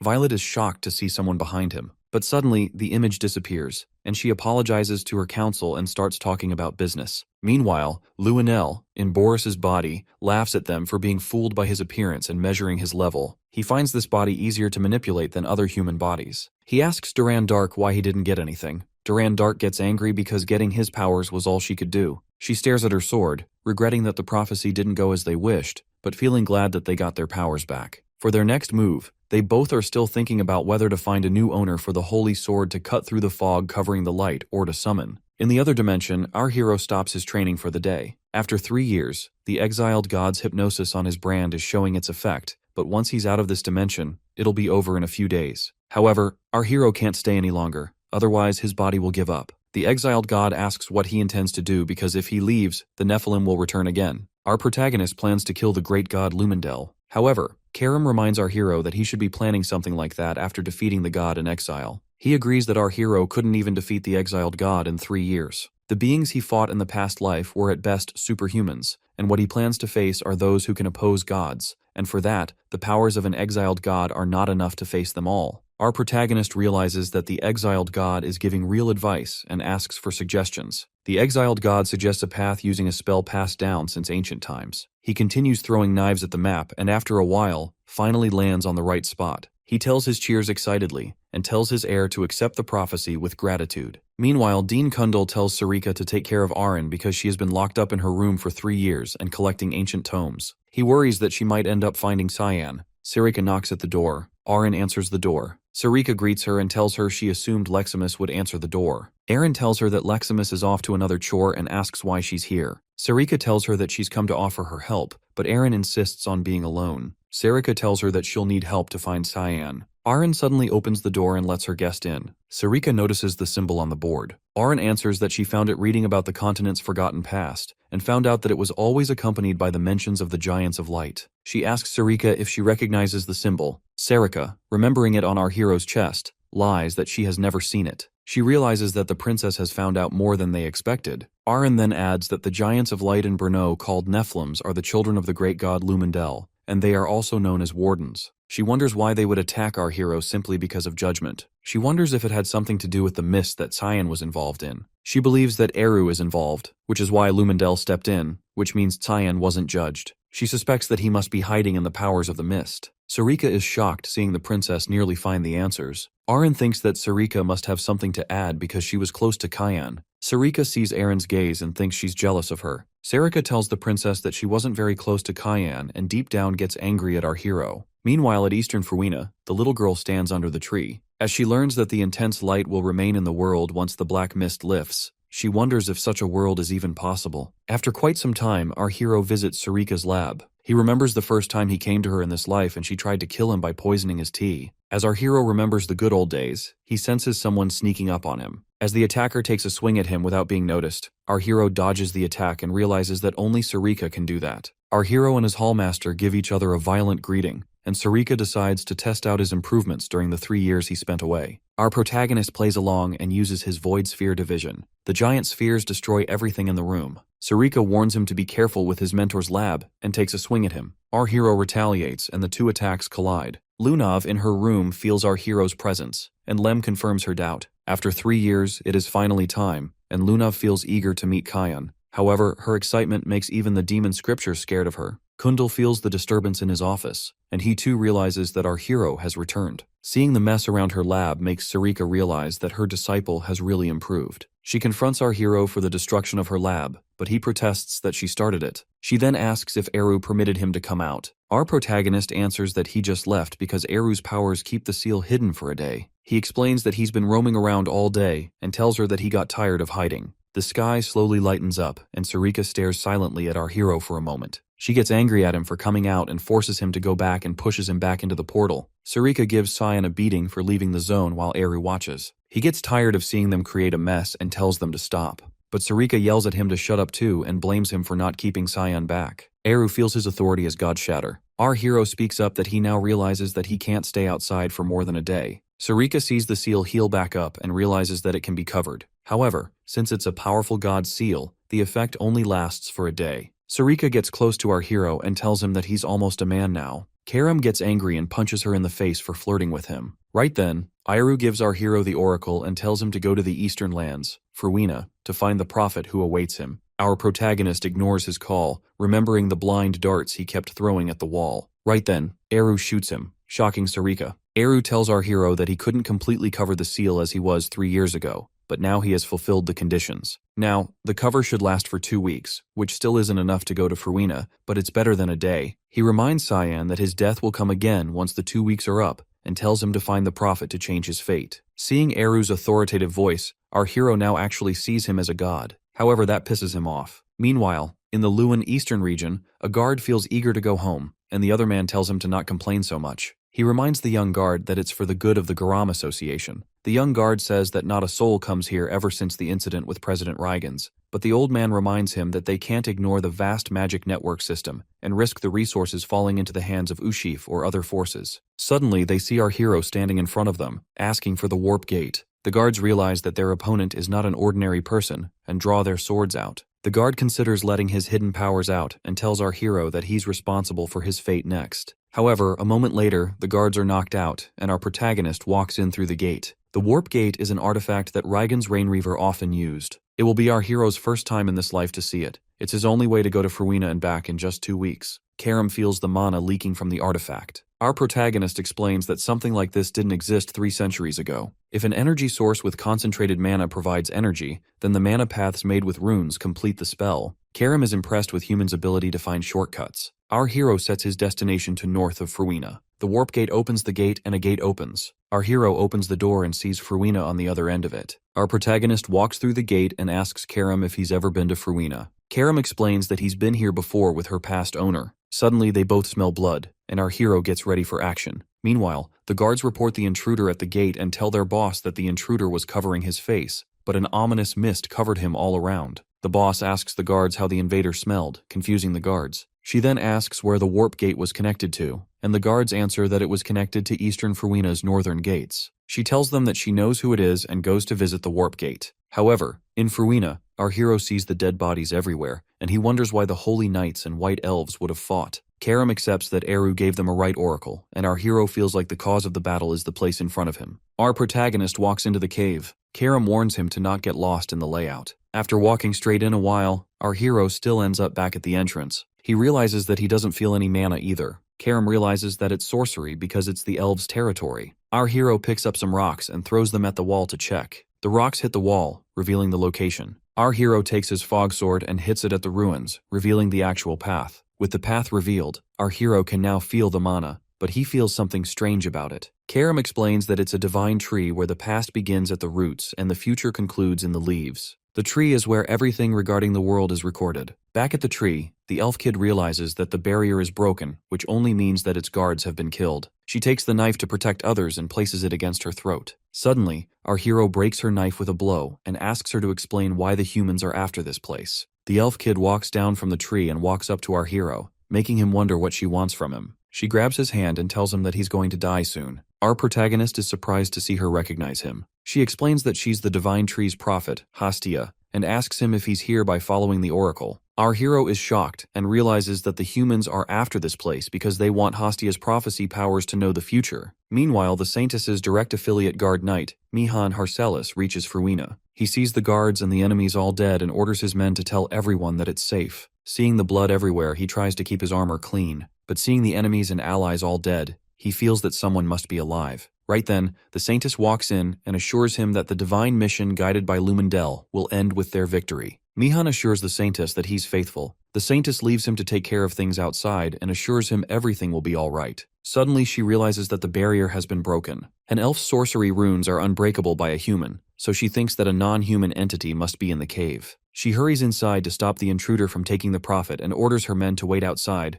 while an elf watches them from a distance. Meanwhile, Hastia feels upset that the ones protecting the entrance died because of her. Our hero wonders if holding hands is necessary when talking. Hastia explains that it's a curse called Divine Tree's Silence. In exchange for seeing the future, her voice was taken from her. So, they have no choice even if our hero is not comfortable. Suddenly, someone walks into the cave, and the prophet recognizes the intruder. She explains that this woman is the one who chased her here, and ordered her men to kill all the elves who protected the entrance. The Saintess apologizes for killing everyone and says that it wouldn't have happened if Hastia had agreed to go with her. She asks the prophet if she wants to go with her now to avoid more casualties. Our hero steps forward, and the Saintess introduces herself as Nephrodite Iris, the Saintess of Lumendel. She feels that it's a day of glory to have met our hero in a place like this. Our protagonist is surprised to see that the Saintess knows him and decides to test out her power. As he takes a leap to attack her, Iris extends her hand. Our hero recognizes the symbol on her hand. As he draws out his sword, he's surprised. Karam thinks the seal is activating early, but then he realizes that it's not his seal, but that Iris has the same one on her hand. The Saintess summons the emissaries of light to take away the dark fog. The Nephilim attack our hero, and while they fight, the Saintess grabs Hastia to take her away. She now realizes that they need to touch in order to talk. Suddenly, Hastia is surprised to see that the Saintess is an elf, and asks why she's betraying her own kind. Iris tells her that she wants her prophecy powers. Our hero falls to his knees after the battle, and Karam informs him that the Saintess took Hastia. The light emissaries stand above him. Our protagonist gets angry for having his plans ruined. He takes a swing and breaks their shield apart, and instead of dying an easy death, he decides to fight the Nephilim. Meanwhile, Iris walks out with the elf prophet. Hastia asks her if the prophecy power is really worth so much that she's willing to kill her own people and warns her that she'll lose her voice. However, the Saintess remains true to Lumendel's mission. Hastia then tells her that she's going to die. The Saintess thinks she's trying to get him scared, but the elf kid explains that it's a prophecy, a future she saw. Suddenly, Iris hears someone scream at the end of the cave. She runs to find Mihan struggling. Mihan tells her to stay back. He uses his Holy Stroke Vigilante to attack his opponent, but the intruder pulls a giant boulder before him to block the attack. A giant stone effortlessly blocks Mihan's spear. He's impressed at first, but then realizes Garnian simply stomped the ground and raised the earth to stop the strike. Mihan can hardly believe someone can do that. Mihan introduces himself and asks for Garnian's name. Garnian shoots back, asking why he'd bother introducing himself to a dead man. Mihan knows elves usually rely on bows and magic, while barely any bother training their bodies or becoming warriors. Curious, he asks Garnian what skill he used to block that attack, since it sure didn't look like magic. Garnian says it was magic. Mihan points out he didn't sense any mana at all. Garnian insists it was definitely magic. Meanwhile, Mihan notices Garnian's ears drooping suspiciously, making the whole answer feel pretty sketchy. Just then, Iris jumps in and reveals that Garnian can't use magic at all. Despite that, he's known as the strongest warrior of the White Elf clan, a recluse who lives deep in the frozen valleys. Seeing him here is surprising enough. Garnian is in no mood for introductions. Pointing at Iris, he demands to know if she's the ringleader and orders her to hand over the prophet. Iris quickly explains that she's only God's messenger, but Garnian readies a punch. He declares that there's no need to learn the name of someone who's about to die. Mihan immediately warns Iris to watch out, but she suddenly pulls a dagger to Hestia's throat. She then threatens Garnian, saying that if he kills her, she can't guarantee the prophet's safety either. The threat works. Garnian stops at once. Burning with rage, he snaps his own dagger in half and calls the situation pointless. The threat didn't work. Mihan can only stare in shock. Garnian just crushed solid steel with nothing but raw strength. With a cold glare, Garnian warns Iris that she's going to die regardless. Iris starts sweating heavily under the pressure. Hestia then asks what she's waiting for instead of running away. Iris loosens her grip and takes off. As she runs, she tells Mihan to handle things here while she goes to request reinforcements from Lord Rumendel. Mihan is shocked as she is not going for reinforcements. She's running away in pure panic. Garnian says the same thing, and Mihan immediately snaps back that he already knows, so he can stop repeating it. Then Mihan boldly steps forward. He declares that he doesn't need reinforcements because he wants to challenge the strongest warrior of the White Elf clan. He starts introducing himself as the strongest spear of the Knights of Light and a disciple of Grandmaster Duke Wallace. Unfortunately, Garnian couldn't care less. Before Mihan can finish his grand introduction, Garnian drives a fist straight into his stomach. Mihan can only curse his luck as he's attacked mid-speech. The punch launches him high into the air, cutting the introduction short in the most painful way possible. With Mihan out of the way, the savage elf turns toward the supposed ringleader and orders Iris to stop right there. Iris is drenched in sweat. Mihan, a man who was full of confidence, didn't even last a moment against this monster. Then she crashes right into our boy, who happens to be chasing after her. Casually carrying the severed head of a Nephilim, he asks why she's always in such a hurry. That only makes Iris panic more. She quickly asks what happened to the Nephilim and wonders if Cyan really defeated God's sentry. Cyan apologizes, but says he never believed it was a real Nephilim to begin with. Now Iris is sweating even harder. She asks how her Nephilim could possibly be fake. Cyan explains that if it was real, it was an incredibly poor imitation. Its equipment broke far too easily, and it couldn't even regenerate after losing its head. He then suggests that if she's going to copy something, she should at least do a better job. Iris is left stunned. She can't understand how the power granted to her by Rumendel could be nothing more than a fake. Karam can tell that Iris was completely clueless the whole time, but then she suddenly calls Cyan's words blasphemy. A strange pattern appears on her glove, and she declares that she'll prove her power by doing it again. She never gets the chance. Before she can activate anything, our boy drops her with a clean kick and knocks her out cold. Grabbing her by the arm, he prepares to take her away for questioning. Then a new problem appears. Hestia suddenly clings to him, and Cyan realizes he almost forgot she was there. She's in tears, saying she was terrified because of the Titan earlier, but now she's relieved to see him unharmed. Unfortunately, the trouble isn't over. Garnian suddenly appears behind Cyan at ridiculous speed and throws a kick. Cyan narrows his eyes and tells him to back off, but Garnian attacks anyway. Cyan blocks the kick with one arm. Even so, he's forced backward. In fact, he's sent sliding across the ground. His arm trembles slightly as he realizes something alarming. Garnian pushed him back using nothing but raw strength. Seriously, what kind of elf is this guy? Garnian demands that Cyan hand Iris over. Before things escalate, Hestia jumps between them and insists that Cyan isn't an enemy. Only then does Garnian take a closer look. He realizes the person he's attacking is Cyan Verte and asks if he's related to that child. That single question catches Cyan completely off guard. Cyan wonders if this muscle dude just hinted at his big sister Alice. Later, in the elf town, an elderly elf introduces himself as Elfuis. Elfu thanks our boy and welcomes him to the town. He tells our boy to make himself comfortable here, but the way Hastia is glued to our hero's hand,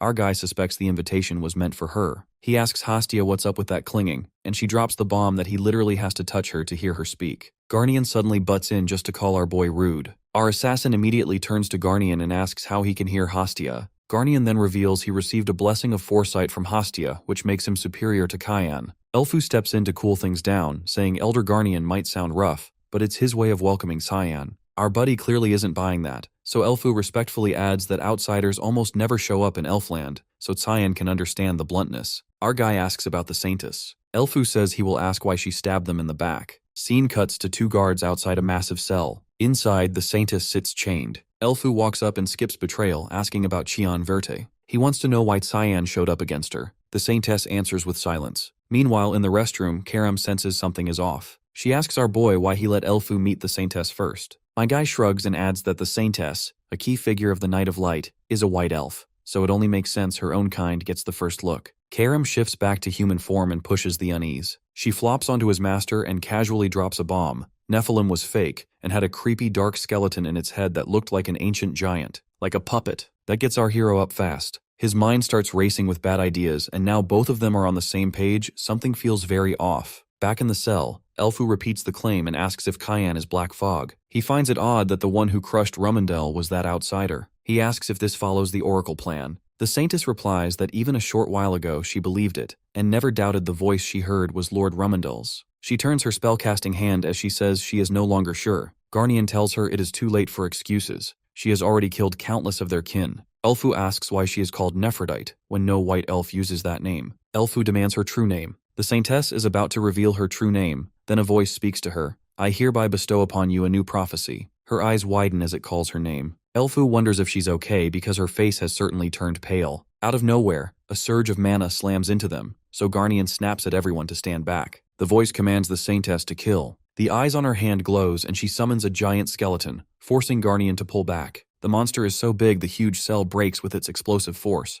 However, Garnian still maintains a composter, but the skeleton beast mere arm is the size of the entire door. The summoned beast is a boss-level titan. It roars to scare the enemies, but Elfu commands Garnian not to get distracted and save the townspeople. Right then, the building started to crack. Garnian curses as it starts crumbling. One huge boulder is about to fall off a few folks, but Garnian pops out of nowhere and lifts it up with sheer strength. Everyone starts to evacuate and Elfu presses them to move fast. Meanwhile, the Titan is asking for the Prophet's direction, but it sees no one. It plans to destroy the whole place to force her to come out. Before he begins, a fog blade slices its head in one sonic strike. Then an attack of 8 fluttering petals completely subdued the Titan, and of course, it's Cyan. He made a boss look like it was spawned by mistake. Historia feels the building shake and runs outside, sensing a huge surge of mana. She freezes at the sight of an ancient giant barely functioning and wonders what happened to Sir Cayenne. Meanwhile, our lad is fully convinced the Saintess will not summon that useless Titan again. Karam points out that summoning a beast in such a tight space is basically suicide. Our boy wonders if the Saintess is even alive, then realizes she is since he can still feel that nasty holy power. Karam questions what could push her this far, and our boy says she just wanted the Prophet that badly. Karam then adds that if she went this extreme, even risking her own life, someone must be pulling the strings. So our boy heads straight to the Saintess and asks if it is the same bastard they are thinking of. When she does not answer, he nudges her to get up and realizes she is still alive. She barely opens her eyes. Our hero leans in and tells her to speak and name the bastard who gave her that fake giant. Answer him and he will make her death less painful. She finally says her real name, Neria. Our hero just scoffs like who even asked for that. The Saintess goes on. 100 years ago, she was a prophet candidate chosen by the divine tree. She believed she wanted it more than anyone, but failed in the end. That failure broke her, so she left the frozen land and wandered. She got tricked and sold as a slave again and again, and kept running until she met a group of armored men, the Holy Knights of Rumendel. Around then, she started hearing divine prophecies, and became a saintess after a blessing appeared on her hand. Our boy calls it all fake, just a setup to sell some holy dream and stretch her life like a tool. He grabs her hair and says he only cares about the voice she hears. That shocks her. He tells her that voice is no oracle. She asks what it is supposed to be. Our hero switches his tone and tells Boris to quit hiding and show himself already. The Saintess almost gets chills. Suddenly, a man appears lounging on a throne. He says as expected, you never disappoint, Black Fog Tyan Verde. Then he casually drops that Boris is already dead, and he is far older. Our hero is confused. The ancient guy just snaps his fingers and says they will meet soon and he will be waiting. Suddenly, the glow in the Saintess' eyes fades as she screams in pain and then collapses to the ground. She dies just like that. But the real concern is the ancient being our boy knows nothing about. Our hero asks her if she knows anything. Right then, Hastia comes sprinting over and she latches onto our boy, thanking he is still alive. She admits she was honestly worried something could have gone wrong with him. Soon after, Elfu arrives too and says he now feels even more indebted and thanks again. Hastia says they both did well, adding that it is actually comforting that the two of them are elders of their kin. Garnian drops his usual comment, and this time our hero interrupts asking Hastia how Garnian is even able to understand her. She explains that Sir Garnian is her guardian, the warrior who is chosen to protect a prophet. Guardians are granted a blessing that allows them to communicate with the prophet even from a distance known as the blessing of foresight. That same blessing also helps the guardian onto the path they are meant to take. Our guy thinks for a moment, then says he does not fully get it but still wants to become a guardian. She pauses and asks if Chayan means he wants to be her guardian. Garnian cuts in at once and shuts it down hard. Chayan fires back asking who he is to decide when it should be the prophet's call. Garnian says this is not something a human decides on a whim. Our guy just stares at him. Garnian tells him to come along, done arguing. Even Elfu quietly says it is better to follow stubborn Garnian. As our guy follows him, they end up at a frozen lake tucked in the middle of the mountains. Garnian tells him this is where he trained, guided by the blessing of foresight. The test is simple: beat him. Our boy scoffs and calls it easy, saying no matter the rules, he is still winning. Garnian gets irritated and moves in instantly, attacking without hesitation. Just as he closes the distance, our boy shifts back. He leans his body just enough to slip past the strike. One hand touches the ice for balance, and in the same motion, he drives his leg straight into Garnian's gut. Garnian takes the hit and feels the pain, but still pulls back for a punch. Our boy quickly realizes this guy just absorbed that kick. In the very next moment, Garnian's punch crashes down and shatters the ice, but it hits nothing. Our boy is already gone. The frozen lake cracks. Garnian is left sweating, realizing Tyann dodged it clean. What he does not realize yet is that Tyann is already above him, ready to drop the next hit. Tyann deliberately throws a lighter punch at Garnian's face, though it still smashes the ground apart with explosive force. Garnian asks if Tyann pulled that punch on purpose, figuring a direct hit would have straight up killed him. Looking at the massive crater in the lake, he admits Tyann has clearly gone past the limits of a normal human. Then he half-seriously wonders if Tyann is planning to go around killing gods next. But our boy brushes that aside and simply asks if that settles it, if he is now the better pick for the guardian role. Not long after, the prophet officially declares him her guardian. She sits on her divine tree and starts casting the spell, but nothing happens, and our boy gets annoyed that he cannot hear a thing. Hastia turns to him and asks if he can hear her now. Tyann says yes, and she confirms that from this moment on, he is her official guardian. But instead of reacting properly, our boy casually asks about tomorrow's weather. That completely throws her off and she just stares, confused. He repeats the question and she admits she has no idea about the weather. Our guy instantly concludes that foresight might not be all that impressive after all. Hastia tries to recover, saying she can at least predict snowstorms and heavy rain. But our boy is clearly not convinced and starts thinking becoming a guardian might not help him much. Right then, Hastia says to follow the goddess of water, claiming his path will reveal itself there. She just got this prophecy from the divine tree, but our boy already turns away and tells her not to just say whatever pops into her head. She nearly breaks down, begging him to believe her. Then she adds that the tree mentioned someone from his family waiting there after many years. That finally makes him pause. This time our boy actually believes it, because that can only mean one person, his sister, Lady Alice. Then our boy calls out, asking about his sister Alice. He wants to know where she is. Elfu explains that after she left for the temple of Lady Aquentus, there has been no contact at all. Our guy double-checks if Aquentus is the goddess of water. Elfu nods and says the goddess lives somewhere in Fruina, guiding water spirits. But her identity is hidden behind a veil, so no one actually knows where her temple is. Our hero then turns to his so-called prophet and asks if she knows anything. As expected, she just stands there blank again. Tyann straight up calls her useless, and that immediately pushes her into tears. Karam says she knows the location. When he asks for details, she just tells him to follow her. Our boy narrows his eyes, already wondering what she is up to. Still, he says his farewells to the elves and leaves with her while Hastia can only watch him go. As they walk, he glances back and sees the elf town slowly vanish under camouflage magic. Karam says they've reached the spot, and our guy feels the temple is oddly similar to where Karam was sealed. Anyway, he placed his hand and the stones started to shake. They start to join in until a fancy door gets into shape right in the middle of nowhere. Right then, Hastia comes, yelling for our boy to stay. She tells him they need to stick together, and she needs something to confirm. Karam appears in her human form and goes straight to scare this lil prophet. Hastia started weeping and shaking in horror, wondering if this scary lady is the true form of a demon blade. Karam makes even menacing faces to scare her away. Meanwhile, our boy just reaches the door, leaving them behind. They immediately beg him to wait and run behind him. Inside the maze, the paths twist endlessly until Hastia says to follow the water to find the way. Tyann doubts her, so she insists she is a prophet, which only reminds him she cannot even predict the weather. While they argue, Karam just stands there like a glitched NPC since she cannot hear Hastia at all. They reach the waterfall and it is way bigger than expected. The entrance sits on the other side, but there is still no path across. Then our boy suddenly warns them about incoming danger. Hastia tenses up while Karam cracks her knuckles ready to throw hands. In the swirling water, a red-eyed monster glides below. It rises and towers over them, clearly trying to flex its ridiculous size. Our boy asks what this thing is, and Hastia says it is the ruins guardian of the relic serpent. Meanwhile, Karam is already stretching like she has been waiting all day to fight. She summons her sword and says this will not take long. The serpent locks onto her and gives chase. Its long body helps it hound Karam nonstop, but she knows it's slow, so she swings her fog blade and slices off its tail in one clean move. Then another slash takes out its venomous fangs. The serpent drops its guard and ends up getting its whole body stabbed and battered. As it collapses, Karam still wants smoke, so she starts hitting it with sharp words. The relic serpent basically begs her to stop spitting venom after already winning. Then our boy walks in, asking the serpent if it saw any women come here. Karam feels Cyan just hijacked her moment. The serpent tries acting tough and loyal, but a solid beating from our boy fixes that fast, and it spills about an outsider who came here recently. Cyan asks why she came. This time the serpent admits it has no clue, and practically begs Cyan not to beat it again. Our hero beats it anyway, making Hastia see him as her ultimate guardian. When Cyan goes to threaten the poor thing again, a voice cuts him off. It's her guardian asking how he even found a place no human should reach. Hastia speaks up, calling her Lady Marianne. The name makes our guy think he might have just run into someone rare and actually worth the hype.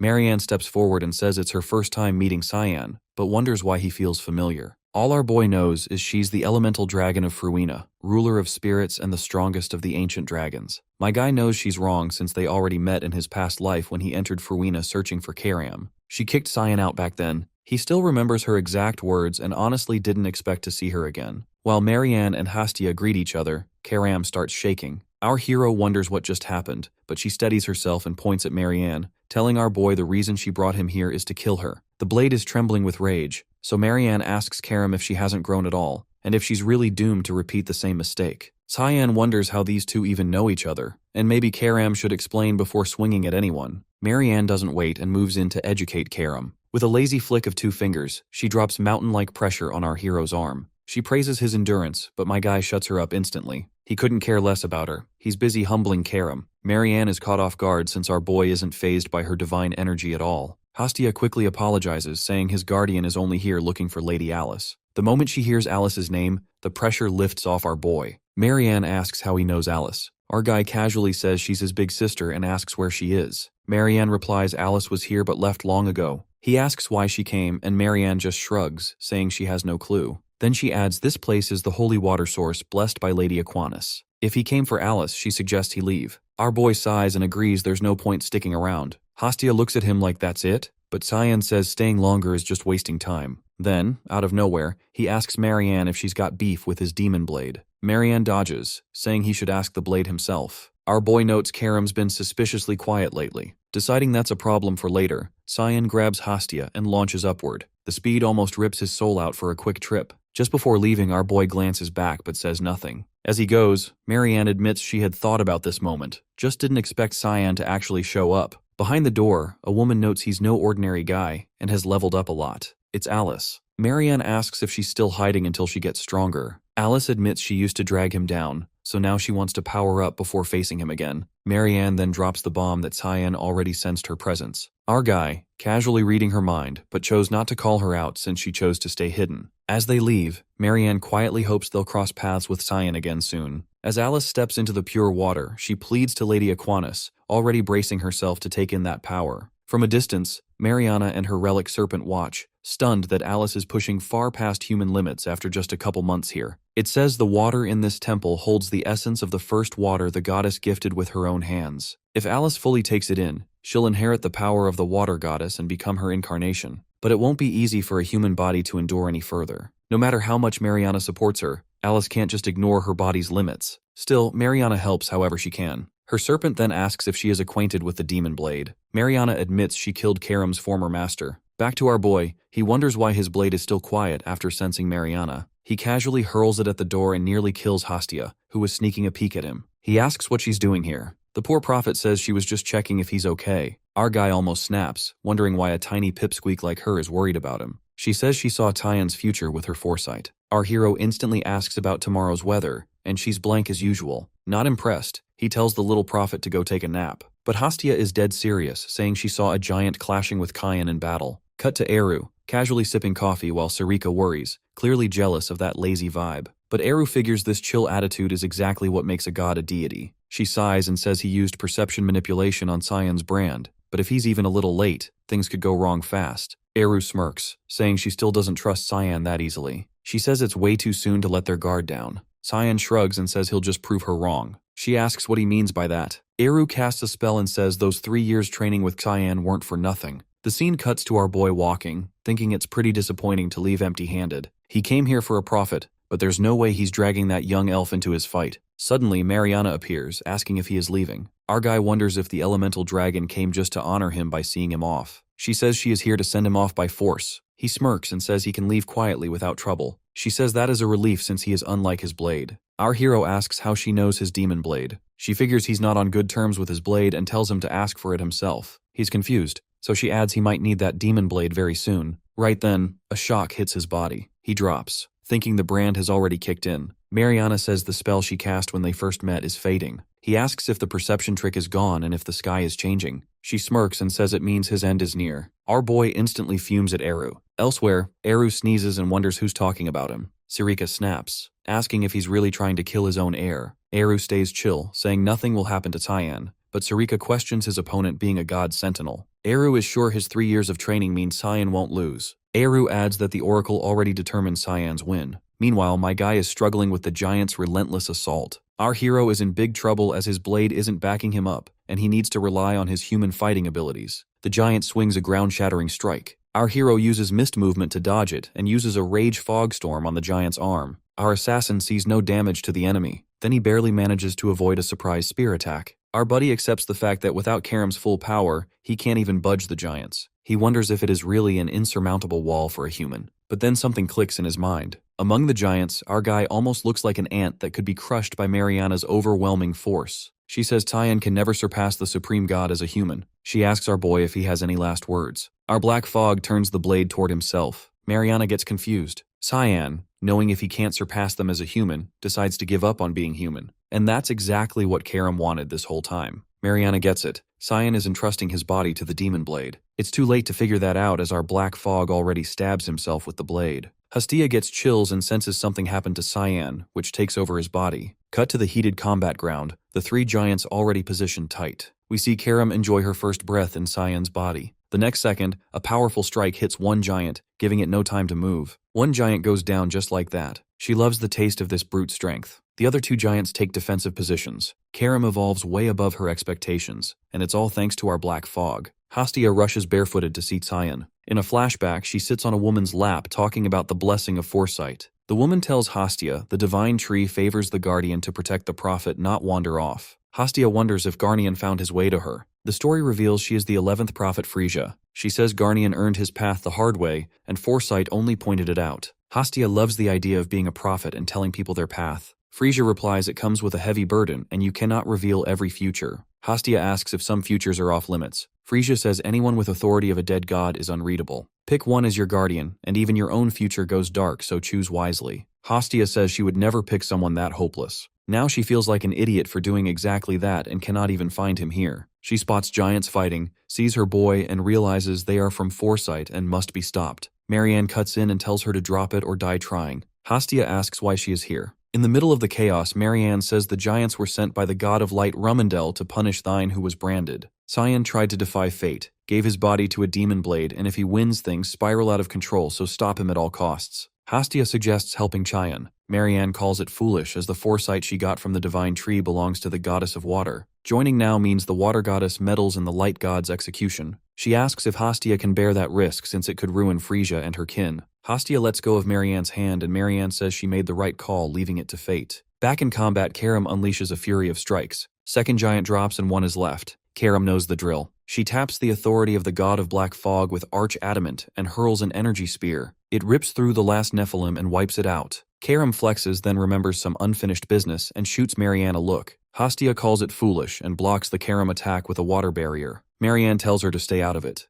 Hastia tone flips and she hushes Marianne, saying she needs a word with the demon blade alone. Marianne hears Lady Aquinas in her voice. Karam strains against the goddess of water until she tells her enough. Karam shifts into Karam her real body as she realizes it is Aquinas. The water goddess says thrashing around will not fix the past. Karam tells her to stay out of it. She has every reason to want revenge. Aquinas tries to cool her down, saying her current master would never die that easily. She presses her forehead against Karam and says she will tell her about the path. After some time, Cyan opens his eyes and sees cute little Hastia. Before he asks, she tells him he felt unconscious fighting the giants, and Marianne moved him here. Our boy lies unconscious for almost half a day. All he remembers is handing over his body to Karam and nothing else. Now when he sees his blade, there is no response from it again, which starts to annoy him. Hastia eyes him and asks if he's really Cyan. He fires back with a casual question about tomorrow's weather and boom, instant trust. Then he says he's leaving. She wastes no time and asks to tag along. Word's out, the battle rumors already hit the elven lands and made Elfu uneasy. Mariana handled it and put Xian's protection spell back up like nothing happened.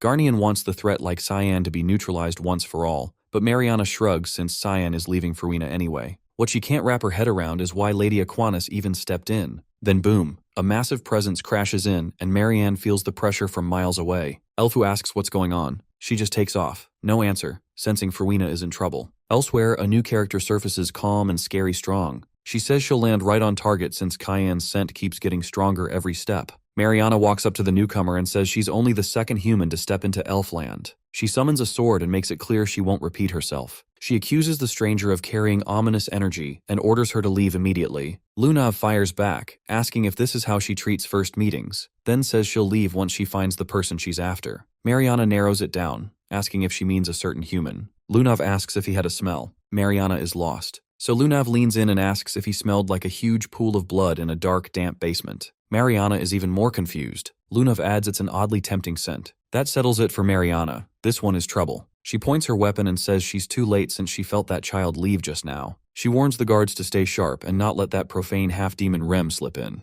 Lunav clearly has a point, and her guardian suggests listening to Mariana. Its name is Rem. Rem admits Mariana is not someone she can handle alone. She's an elemental dragon, a rare ancient favorite of the world. As Mariana flies off, Rem mutters that it's surprising she's still alive. Lunav shrugs and says you never know. She then asks if Rem knows so much because he's lived that long. Rem says that's only half true since experience stacks over time. Lunav wonders if a human like her could ever reach that level. Rem says it's not impossible, maybe through necromancy. Lunav looks like she might actually consider that option. Cut to our hero returning home while Sarika is busy grabbing Eru. She's shocked Cyan slipped past the Nephilims. Eru starts to praise the clean escape, but Cyan nails him with a snowball right to the face. With a dead serious look, Cyan cracks a joke and Eru realizes the young boy got better at jokes. Our boy asks Eru why he dropped the perception trick. Eru casually says he just wanted to see how much his air improved. Cyan, annoyed, says that's not a good excuse to toss him into a death trap. Eru then asks why he and his blade seem so out of sync, but Cyan is clearly not in the mood. Later, after hearing the story, Eru notes the fight must have been pretty wild.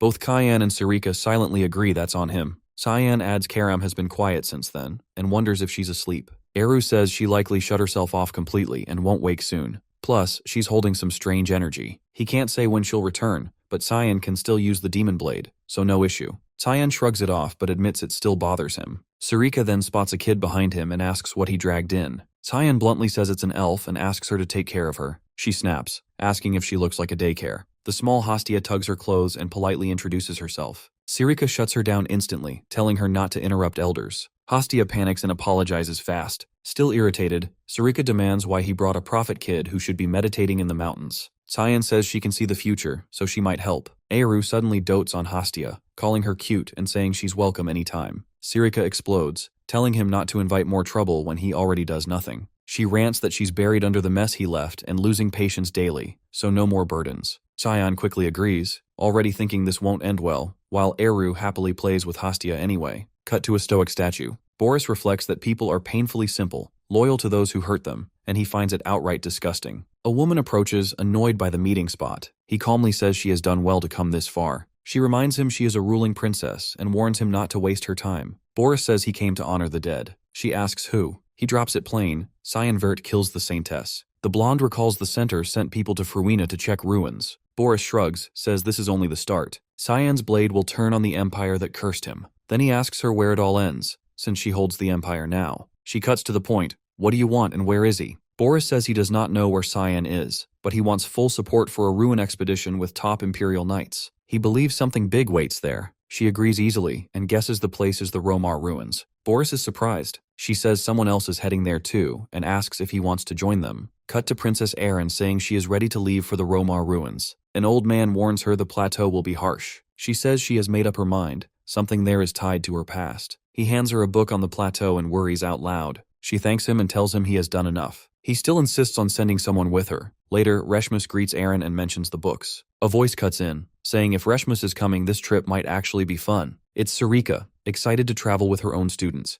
Yet she sighs inside, wondering if this is just a daycare. Transition to Hastia. She has been with our boy for 2 days and still hasn't received a single oracle. She breaks down and regrets choosing someone so hopeless to be her guardian. She even starts doubting her own foresight, wondering if she is even fit to be a prophet. As she lies there in despair, she hears someone nearby angrily asking why his fortune turned out unrequited. An ugly woman snaps back that fate cannot be changed, and if he keeps annoying her, she will have him thrown in jail. The guy ends up weeping while the woman bluntly tells him to go earn more money. Hastia watches him leave and then quietly steps into the tent. The woman asks who she is. Hastia introduces herself and asks if she is a prophet too. The woman confirms it and quickly guesses that Hastia is dealing with some kind of problem. She casually shuffles her cards and says she can read everything through them. As she lays the cards out, she asks Hastia to pick one. Thinking the granny is kind of cool, Hastia eagerly grabs a card. The granny reveals that Hastia feels stuck because she wants to help someone but has already hit her limit. Hastia nods in agreement. Then the granny flips another card and says this must be the source of her trouble. As Hastia looks at it, the granny calls it the hermit. She explains that the person Hastia wants to help is probably extremely hard-headed.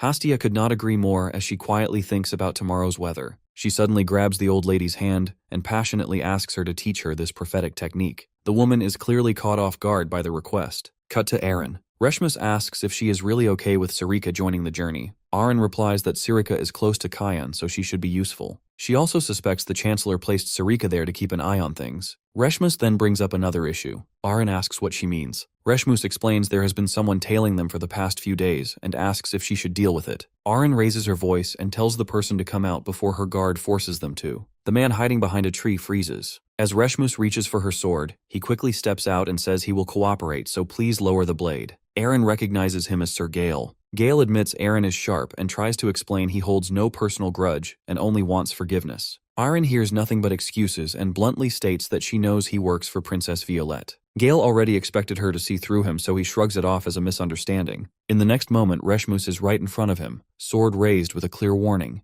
Gale instantly draws his blade and their swords clash, sending sparks flying. His expression hardens as he tells Reshmus to stay out of their conversation. Aaron shuts him down, saying she has no interest in talking to someone this rude and suspicious. Instead, she challenges him to avoid bloodshed by revealing what he reports to Princess Violette. Gale responds that he now serves in the Imperial Knights, but was once an elite knight of the Knights of Light. There is no way someone freshly graduated like Reshmus could defeat him. Reshmus shifts her footing and attacks again, this time landing a solid hit to his gut. Gale staggers back and decides to withdraw, sticking to his orders to avoid further conflict. Before leaving, he tells Aaron to tend to Reshmus's wound. Only then does Reshmus realize she has been cut. Aaron rushes to her side as Gale adds that the injury is not fatal and should heal quickly with proper magic. Aaron's expression turns cold with anger as she says she will not forget this. Gale casually replies that he is simply following orders from the Imperial family with no personal intent. He adds a final warning that many others will be watching her since she was once the fiancée of the killer Cianverte.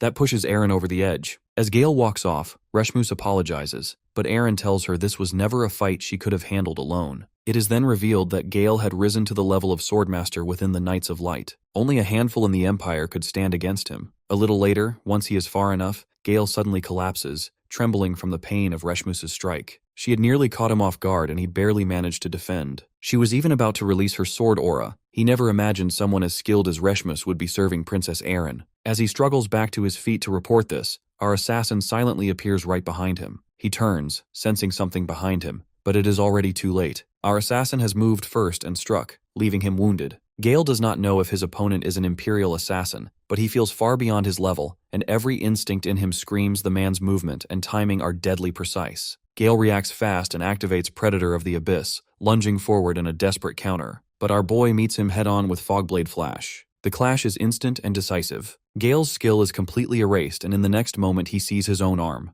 cleanly sliced off. While Gale cries in pain, our hero asks him why a loyal vassal of Duke Vert is working for Violette. Gale asks how Cyan knows him, but that's not what our boy. He removes his mask and demands an answer. Gale is shocked to see him, and our hero coldly says his reply will decide if he dies in pain or not. We come back in time where our guy fights the top knights of Garam. They were furious since he killed their Count Pyron, but pulling off one Fogblade Stormwrap takes care of them. Still, our guy is getting annoyed by their increasing numbers and the fact he's got no reinforcement. Suddenly, a phantom beast leaps onto an opponent. It's actually Gale who showed up with reinforcement to back our guy up. The enemy realizes they get surrounded. Gale orders his men to kill without mercy. Back then, Gale was one of the rare knights who could wield the blade, a straight-up prodigy in both swordplay and summoning magic. He was also among the few disciples Yulkin personally trained from a young age. So seeing someone like him serving Princess Violette, our hero can't help but ask why he bailed. Gale feels oddly honored that the youngest master of House Verta actually acknowledged him. Then Gale drops it. His so-called betrayal was just orders from Duke Verte, our hero's own father. Cut to the Garam Council's main hall. Old Garam asks how long he was out of it.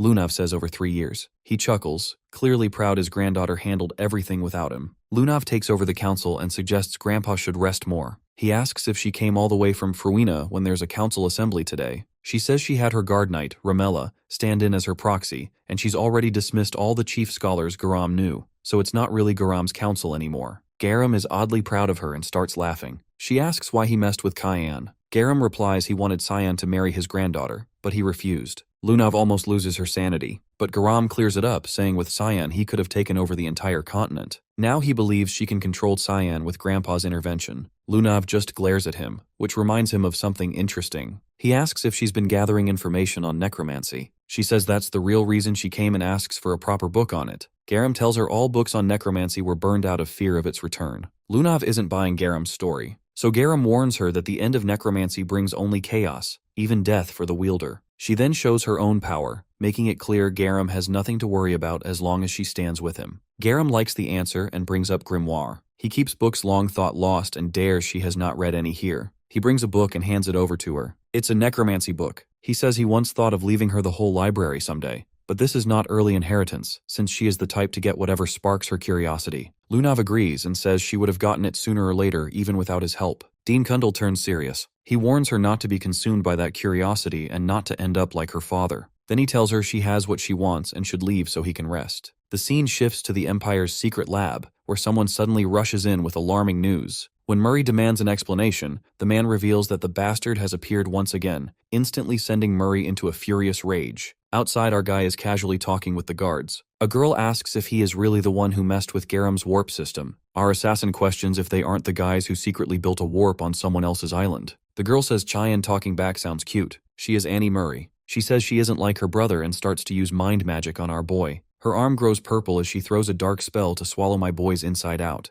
Chayan realizes it's mind destruction magic. Surprisingly, Annie starts to sweat heavily with face all pale. As she looks inside Cayenn's state of mind, there is pure chaos. Annie falls as she could hold to watch the horrific sight any longer. The guards accuse Cyan of doing some magic to her. Murray steps in the chat and orders the guards to step back as Cyan isn't someone they can mess around with. One guard asks Murray that his sister has been defeated and whether he will just stand by. Murray calmly says he will not interfere, which stuns the guard. Our hero walks past them, praises his decision, and says he will use this route often so he needs Murray's support, and Murray agrees while sweating heavily. Actually, Murray fears Lady Lunav's death threat for even touching Cyan, whom she calls her target, so he prefers to never see Cyan again. Later, Lunav hears Cyan show up again. Murray reports that Cyan just slipped through the warp gate at the ruin branch. She asks if there are any injuries. He says only one is hurt. She clarifies she means if that man is hurt. He says Cyan passed through the warp just fine, but Murray notes he did seem to have a companion. They all spot a girl chasing after him.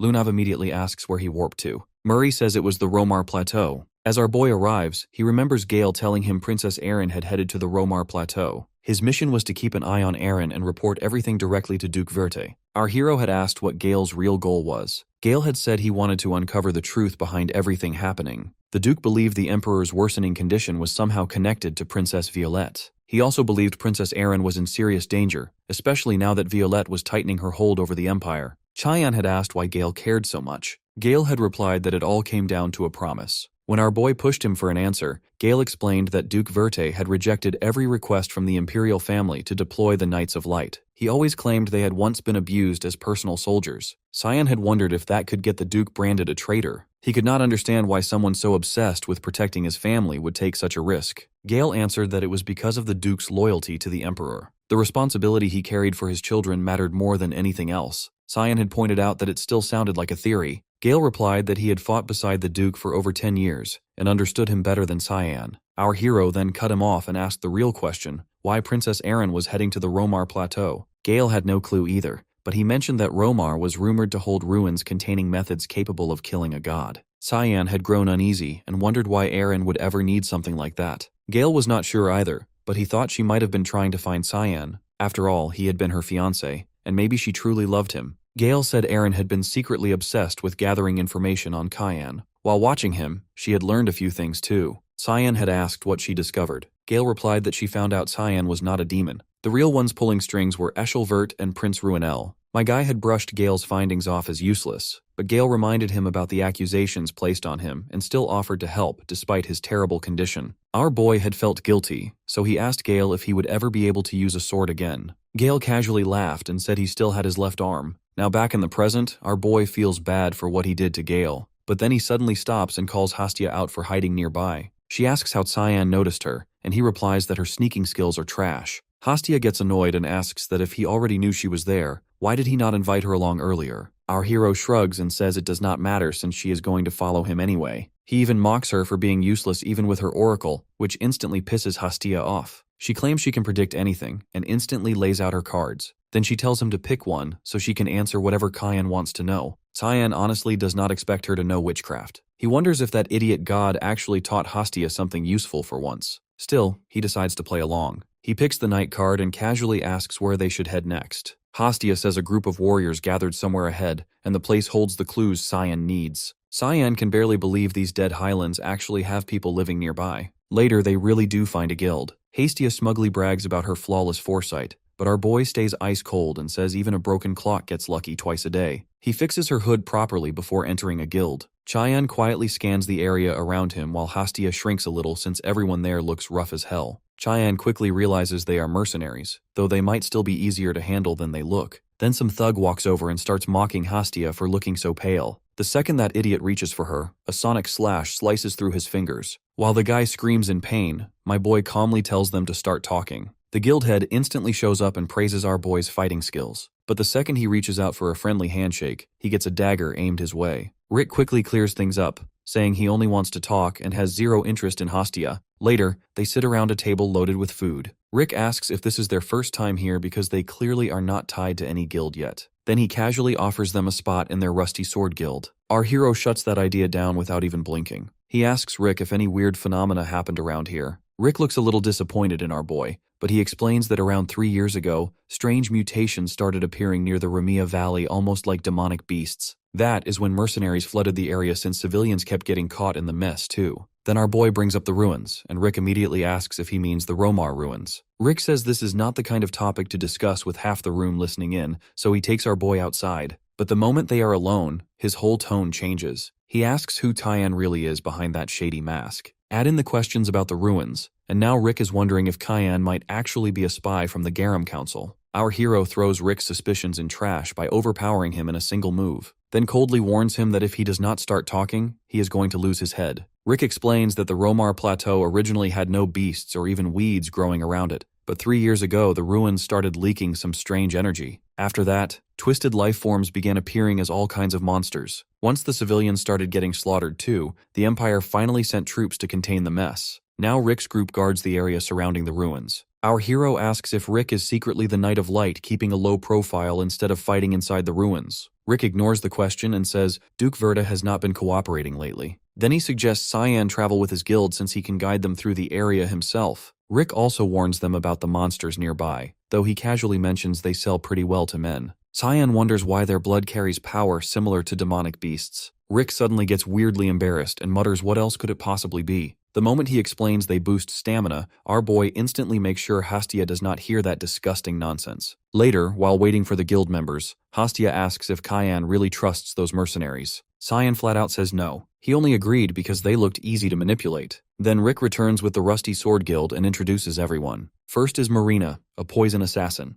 The giant carrying an axe is Malbec, and the bored-looking flame mage is Alts. The whole group keeps staring at Hastia in a way that feels incredibly shady. Rick once again assures them his guild members are way more reliable than they seem. Our boy dryly reminds him that Rick himself is still coming along with them. Rick then leads everyone through a broken pathway and says it is a shortcut leading straight to the ruins. Our boy immediately catches the nasty smell of blood and becomes certain there are rotting corpses nearby. Little Hastia starts feeling sick too, so our boy quietly tells her to listen carefully. Hastia notices Cyan is using mind-link magic to speak directly to her. He warns her that the moment he gives the signal, she needs to shut her eyes and ears immediately. When she tries responding, he repeats himself in a dead serious tone and warns her that otherwise she is going to puke her guts out. As they continue deeper inside, Rick mentions they have gone so far underground that even sunlight cannot reach this place anymore. Meanwhile, Our boy notices the blood stench growing stronger with every step they take. Then Rick suddenly says they have arrived. They stand before a disgusting pit overflowing with corpses, and our boy asks if this was Rick's plan all along to dump them into a graveyard full of bodies. Rick drops the act and grins, saying Cayenne will die while the virgin elf stays useful to the guild.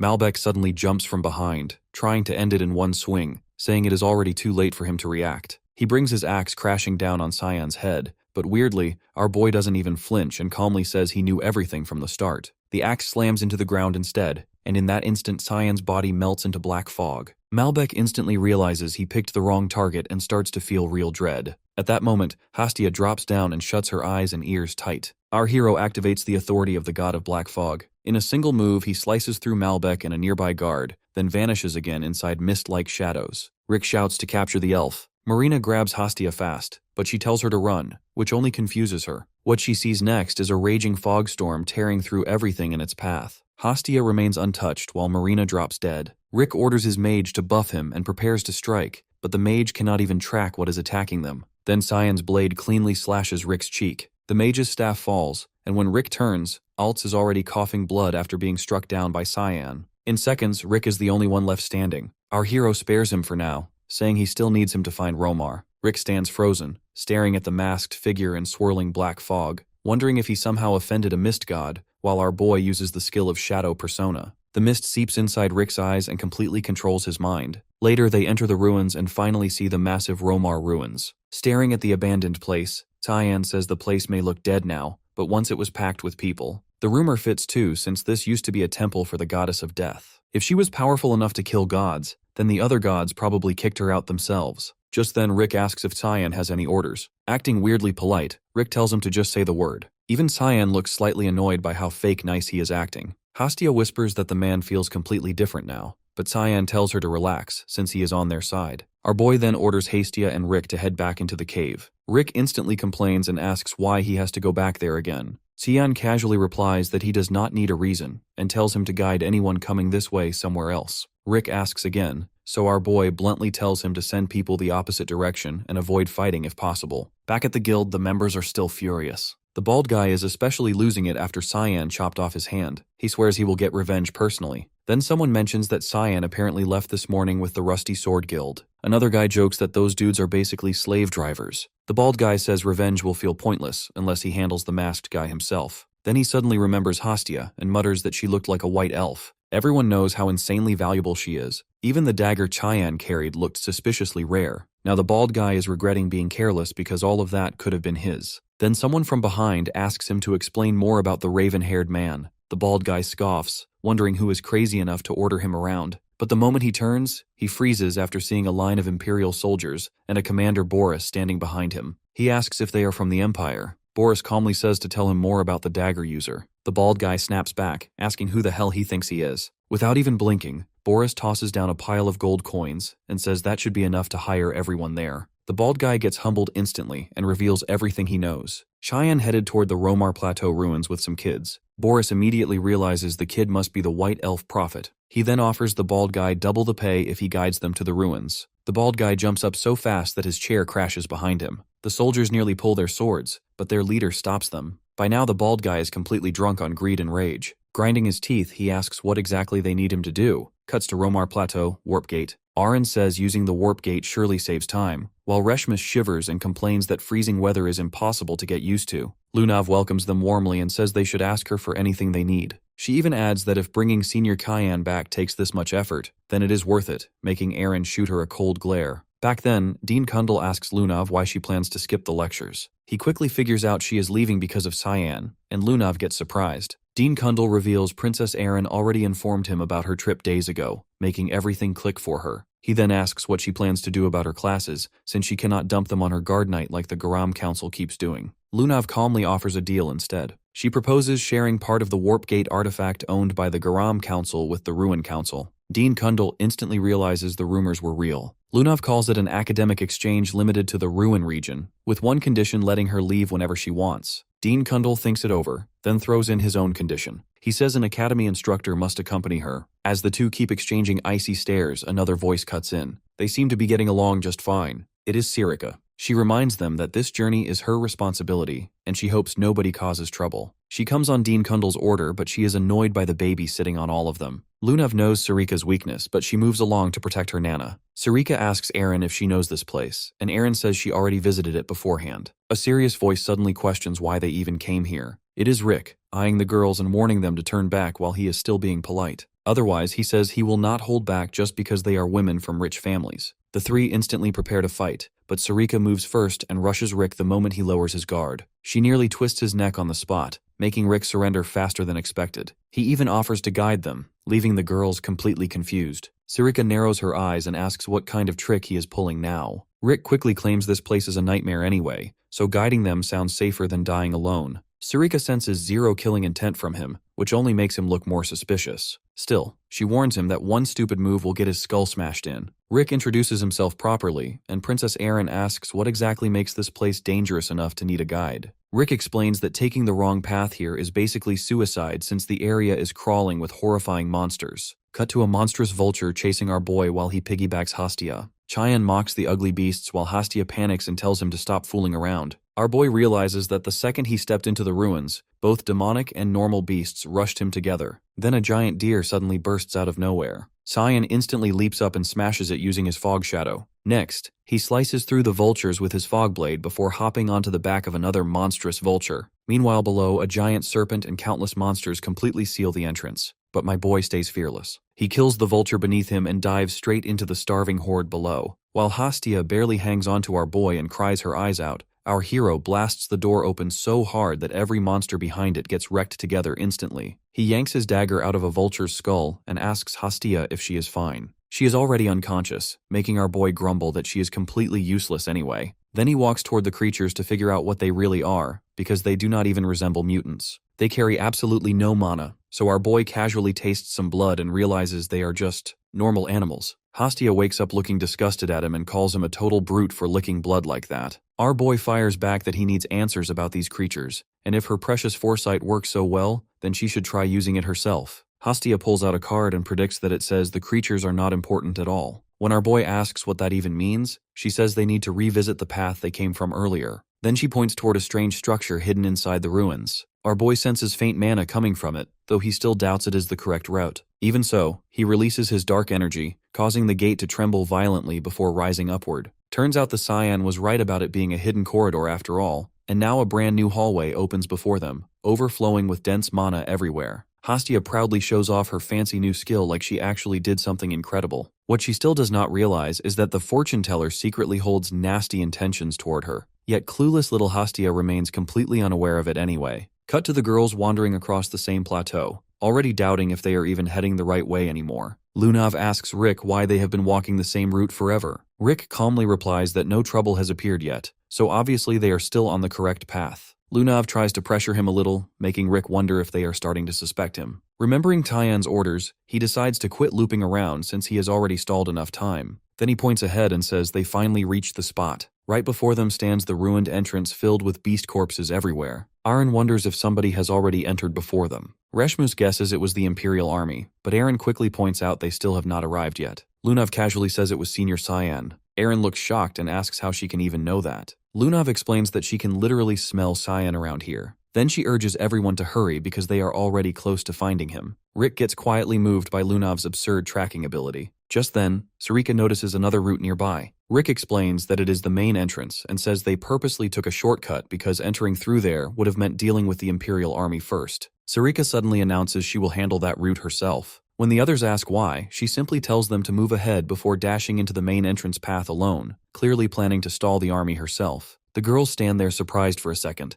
but eventually continue deeper into the ruins anyway. Rick points at the collapsed gate ahead and says, "Getting through will not be easy." A second later, a star-like explosion blasts the blockage apart and clears the entire path instantly. Rick stares in disbelief, realizing Eren is far more dangerous than rumors claimed. He never expected the fifth princess to possess such ridiculous power. Meanwhile, Lunav notices more monster corpses scattered nearby and points them out casually. Eren asks where these creatures even came from. Lunav replies that the ruins probably hold the answer. Meanwhile, Rick stays suspiciously far away while urging everyone to hurry over. Lunav immediately senses something off. She walks toward a sealed wall and says Cyan's scent suddenly ends there, meaning another hidden route exists behind it. Rick nearly panics at how accurate her guess is, but quickly insists that it is definitely not the correct path. Before things can get worse for him, a monster suddenly jumps Rick from behind, but Reshmus reacts instantly and smashes away the beast before it can touch Rick. She keeps going without hesitation, activating a bound sec technique and rushing at the monster at insane speed. Using Drain Self, she cuts straight through it like paper. Then she asks Rick if he is alright. Rick can barely process how casually the beast got erased in seconds. Aaron warns everyone not to relax because more beasts are already surrounding them. Instantly, the group prepares for battle. Outside the main entrance, Commander Boris's soldiers finish preparing to move. Then Boris arrives alongside several mercenaries and announces they will assist the expedition. He asks if anything happened while he was gone. One soldier explains that the advance squad already entered the ruins earlier. Boris instantly grabs the soldier by the throat and furiously reminds him that nobody was supposed to move until his arrival. The terrified soldier apologizes, but Boris calls him a pathetic worm and demands to know who led the squad. The soldier reveals Sir Niels entered with 10 men. Boris throws him aside and orders everyone to move immediately. Even the mercenaries finally realize Boris is way more terrifying than he first appeared. At the same time, Boris feels a strange sense of déjà vu creeping over him. Something inside the ruins feels horribly familiar, and that disgusting energy leaking out makes him uneasy. Cut back inside the ruins. A soldier desperately runs through the corridor before a slash from behind instantly wounds him. The attacker is none other than Sarika. Niels begs for mercy. She coldly stares down at him with completely merciless eyes. Meanwhile, on our hero's side, Hastia drops to the ground because her legs are trembling from pain. Cheyenne gets annoyed and asks why she even bothered following him in the first place. Hastia points out that they have been looping through the exact same path forever. She swears she has already seen the same creepy statue multiple times now. Our boy starts suspecting some hidden mechanism is involved. Hastia nervously suggests the statue itself might be forcing them back toward it on purpose. Our boy agrees that the thing definitely has business with them. Maybe it even belongs to the true master of the ruins. Suddenly, the statue begins crying blood before the scene cuts to a severed monster head nearby. Reshmus stands over the corpse and says that should be the final one. Aaron also mentions she already cleared the monsters on her side too. She checks if everyone made it out safely. Lunav notices one member missing, the guide who brought them there earlier. She guesses the coward probably ran away while everyone else fought for their lives. Since he was useless anyway, she just tells the group to move on without him. Aaron points out they still have no clue where to go next. Lunav casually says that will not be a problem. Right then, her demon Rem suddenly appears to guide them. He admits it is not fully certain, but says it can still sense a familiar energy deeper ahead. Aaron and Reshmus stare in shock because the thing casually talks back to them. Aaron asks how it even knows her. Rem reminds them they already met before, and that it was the one who saved Aaron while she was unconscious. He smugly tells them not to forget that little detail either. Lunav proudly introduces the creature as a demon named Rem, and both Aaron and Reshmus immediately think the tiny thing looks weirdly adorable. Rem jumps off her head and complains that nobody has time to fool around. Then he unleashes Void Flare. Its body twists into a monstrous form before blasting a wall apart with crimson energy in one devastating hit. Reshmus asks why it randomly attacked the wall, but Lunav realizes the creature simply created a shortcut. Rem transforms into a wolf-like form and tells everyone to follow the safe route straight ahead. The scene cuts back to our boy as the entire area suddenly starts trembling violently. Hastia instantly clings onto him, panicking that an earthquake just started. Our boy calmly says Aaron's party probably entered the temple already. Then Hastia notices strange writing carved beneath the statue. Our boy realizes they are ancient texts written in a forgotten language. Hastia somehow reads the inscription aloud, praising the goddess who rules darkness and death itself, Kali. The moment she finishes reading, dark energy starts leaking from the statue. Hastia nervously wonders if this figure could actually be the goddess of death herself. Suddenly, eerie lightning bursts across the area. Hastia freaks out and asks what is even happening anymore. Our boy realizes the text worked like a hidden key that unlocked a doorway. Instantly, both of them get dragged into a completely different dimension that feels more like a strange subspace. Hastia quietly says the place feels disturbingly similar to a tomb. Water covers the ground while our boy notes that this dimension likely belongs to the goddess of death herself. Scared cat Hastia gets chills from every corner of the place, but our boy oddly feels far more comfortable there instead. Then footsteps echo through the darkness. A mysterious figure slowly approaches them and coldly asks who dared enter this place. The stranger then questions whether they are the children Eru and Aquinas. Our boy immediately guesses the stranger must be the master of the temple,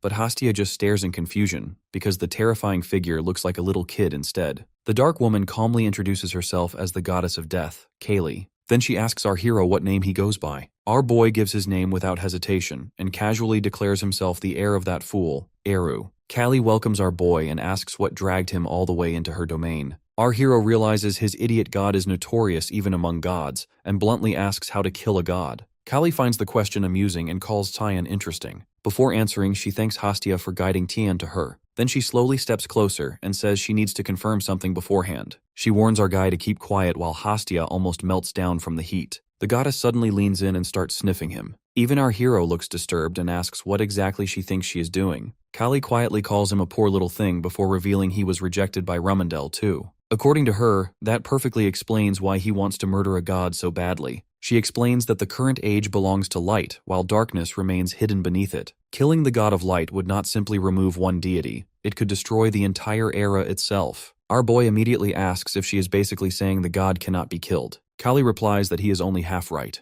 Gods do not always vanish through death alone. Both Kyan and Hastia look completely lost, so Kali explains further. Through her authority of oblivion, she can erase a god from everyone's memories entirely. Once nobody remembers or calls upon that god anymore, the deity loses power and fades away, just like her own forgotten existence buried in darkness now. Our boy points out that divine authority can only be gained by serving a god, but he already carries the authority of that foolish god he follows now. Kali smirks and says that simply means he only needs her acceptance next. Then she gently lifts his chin and asks if he is willing to become her faithful follower instead. Cut to Niels barely clinging to life while Boris checks his condition. Seeing the guy barely able to speak, Boris coldly asks why he led the advance squad on his own. Niels desperately tells him to run, and reluctantly reveals that a demon is inside the ruins. Boris signals the mercenaries to spread out and investigate, but they hesitate and start questioning him instead. Boris instantly snaps and warns them to look carefully at what happens to people who ignore his orders. The next second, Niels' face suddenly swells up absurdly before exploding apart in a brutal mess. The mercenaries stare in shock and ask why Boris killed one of his own men. Boris casually replies the guy was already dead anyway.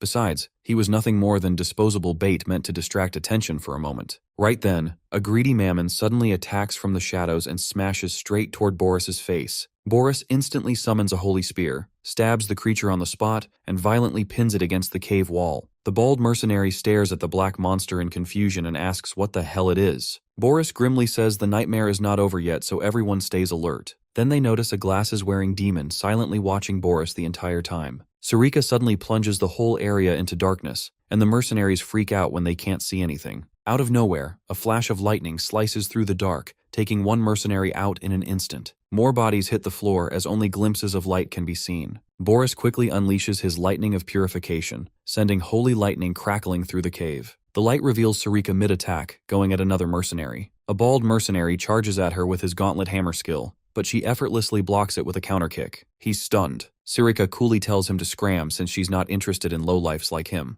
When he doesn't back down, she uses another skill, and in a blink, she unleashes 12 slashes, taking him out for good. Next, she leaps at Boris, ready to settle an old score. Boris just laughs, convinced that no matter how much she's grown, she's still just a human. A weird energy flickers around his hand as he flicks his fingers, thinking even a fraction of his holy power can squash her. But just then, Kaylee shows up, which throws Boris's powers off balance. Sarika seizes the moment and starts raining down sword strikes, with Boris barely dodging some of them. She notices some strange dark energy swirling around them too. Boris coughs up blood from Sarika's hits and wonders if Kaylee's powers are really waking up. Sarika demands to know who he really is, but Boris just smirks, saying he's not dumb enough to spill anything to a worm. Meanwhile, we switch to Rem, who's now transformed into a giant beast, carrying the girls through the ruins. They finally reach a massive chamber where Lunav spots something up ahead that definitely looks out of the ordinary. A skeleton dressed in old robes sits on a throne. Arin thinks to herself that it's probably just a corpse and questions why it's still there. Rem explains that the skeleton was a loyal servant of the god worshipped in this place and used mana to keep the ruins intact over the years. Arin realizes that the cave surrounding the ruins was made artificially. Rem gives her props for figuring it out so quickly. Lunav suddenly suggests bringing the skeleton back to life with necromancy,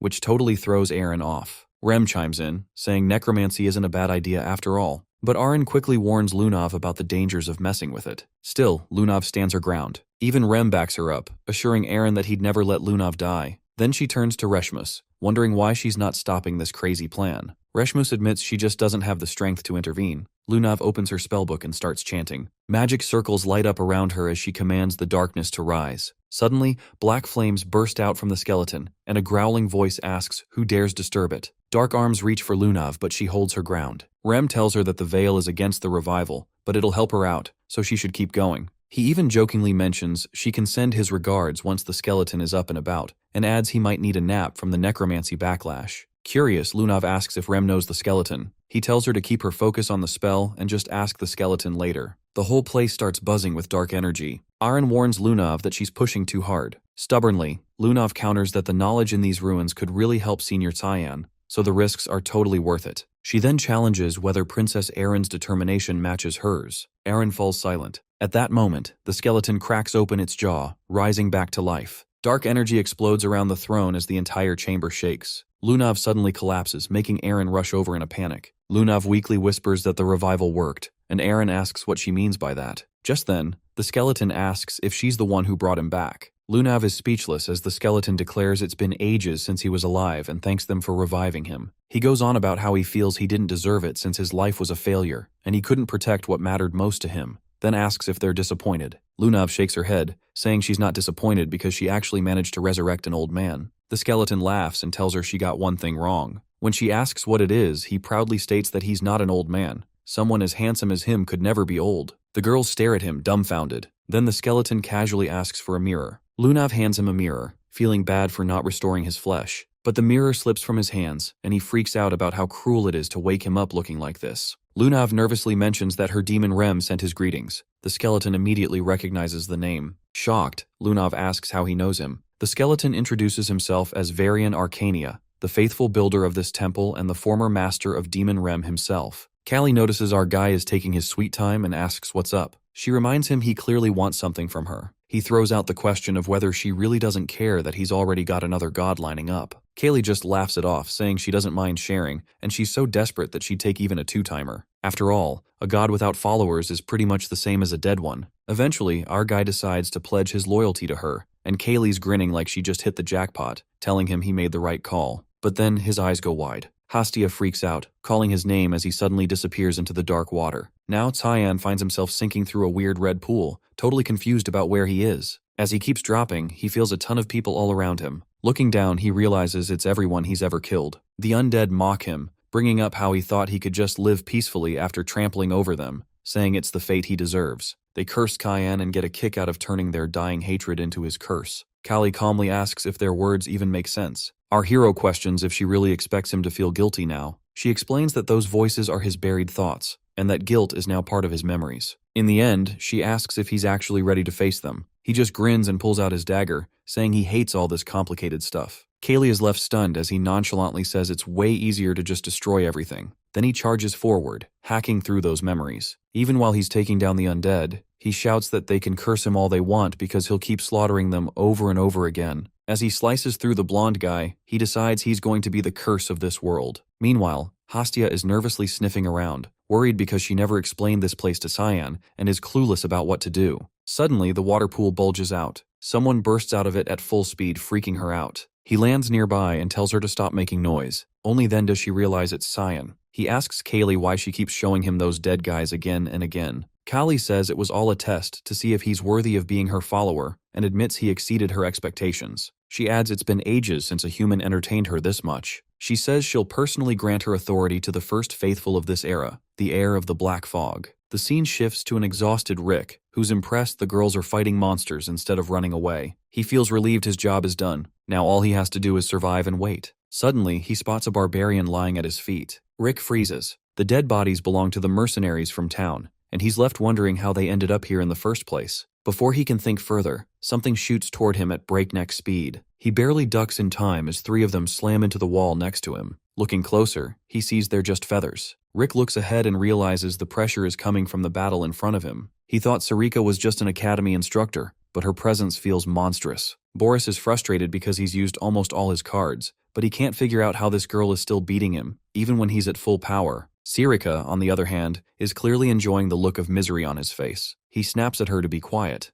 but she just casually explains that the stronger his holy power gets, the more torture this place dishes out to him. The ruins are like a giant vortex of darkness, making him easy prey. As dark energy swirls around him, Sarika decides to finish this for good so Boris won't bother Cyan anymore. She quickly pulls out her daggers and launches a fierce attack. Boris roars that she shouldn't underestimate him and swings back hard, but then he suddenly feels a sharp pain. He looks over and sees two daggers already stuck in his wings before he even knew what hit him. Right then, Sarika unleashes her Mistflower Blossom move and lands a heavy blow. An explosion rips through his wings, and Boris screams in agony, sweat dripping down his face as he grits his teeth. But Sarika isn't done yet. She drives her knee right into his stomach and sends him crashing onto a rooftop. Boris coughs up blood, shocked that he's actually losing to a human. She doesn't care about giving him time to recover. Instead, she leaps up again and slams him with her raging fogstorm while he's still stuck with the daggers. Now really hurt, Boris finally realizes that surviving is more important than his pride. He activates Angel Descends, and a blinding light bursts from his body. Sarika can't see through the light, but she quickly figures out he's about to blow up the whole ruin. And that's exactly what he does. The explosion knocks her to the ground, but she lands safely. Feeling a bit guilty for letting Boris escape, she notices a huge hole in the cave where he got away. Suddenly, her eyes narrow. One of the half-dead mercenaries grabs her leg. Without hesitation, she drives a dagger into its skull, realizing Boris planned to turn the mercs into puppets all along. She looks ahead and spots Rick struggling against the undead puppets but decides he's not worth her help. Rick desperately pleads for assistance, but now he's facing the consequences of his own actions. The scene shifts to the undead skeleton, who reveals that he was Rem's master ages ago. Lunav is caught off guard to find out her demon Rem used to be human. Varian explains that demon Rem is still missing a part, which is actually protecting this old, run-down temple. Aaron asks how the goddess of death, once adored by so many, ended up in ruins. Varian tells them that when the era of darkness ended, it gave way to the era of light, and that's when people slowly forgot about the goddess. To a god, being forgotten like that is pretty harsh. Because of this, he throws them a deal. If they become followers of the goddess of death, he'll hook them up with some rewards. Lunav jumps in and asks if he can seriously grant any wish. Varian calmly replies that he can and asks what she wants. Without missing a beat, she asks for the power to protect someone and promises to follow him faithfully. Suddenly, black sludge spills from Varian's mouth, and he says the first step is to stand before the goddess. Lunav is ready, but the other girls are a bit freaked out. Varian's jaw drops right off his face, and when he awkwardly asks for it back, she just hands it to him like it's no big deal. After he reattaches it, Varian pulls out an old piece of paper and reveals it has the key to finding the goddess. Lunav struggles with the ancient text and passes it to Aaron, who knows she's doing it on purpose because she thinks Aaron can figure it out better. The manuscript tells them to go through the swamp of memories in reverse and acknowledge the mother of death and darkness, Lady Caligona. The second Aaron hears the name, she freezes. Flashbacks of Caligona and a bunch of demonic beasts flood her mind. She remembers that Caligona created demons and all those nightmares that haunt humanity. Varian calmly mentions that might be true in the Age of Light, and he asks if that's a reason to hesitate.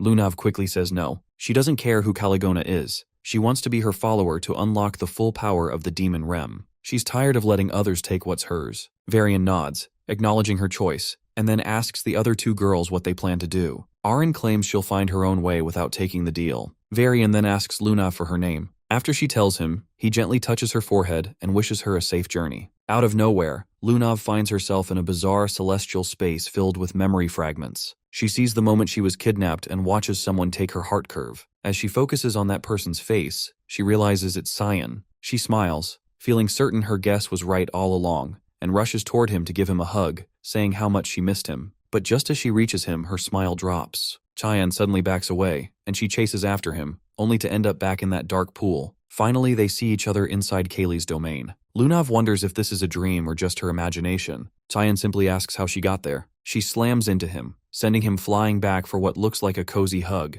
Outside the cave, the other girls are freaking out as Lunav passes out. Reshmus grabs her sword, demanding to know what Varian did to her. But, weirdly, she can't even pull it out. Varian coolly warns her not to misuse his name, saying Lunav's just asleep, so there's really no reason to panic. Callie chimes in, asking what it actually means to be one of her followers. Varian shrugs and says all Lunav has to do is live like one of them, nothing too crazy. He points out that Lunav looks pretty happy while snoozing. Aaron wonders what she could be dreaming about, while Varian assumes she's content after becoming a follower. But then Aaron jumps in, saying that legends paint Caligona as an evil god. Back when Rumendel defeated her dad and stopped Kaylee's corruption, the world was basically chaotic and dark. She can't wrap her head around how anyone would want to worship someone like that. Varian questions what exactly makes Kaylee impure. Aaron just says it's because she brings death. Then Varian spills a different take on history. He points out that way back, before civilization, people were just suffering all the time. They were always dying from storms, hunger, or bad hunts. Death was basically part of life, so they prayed for it to bring peace and end their pain.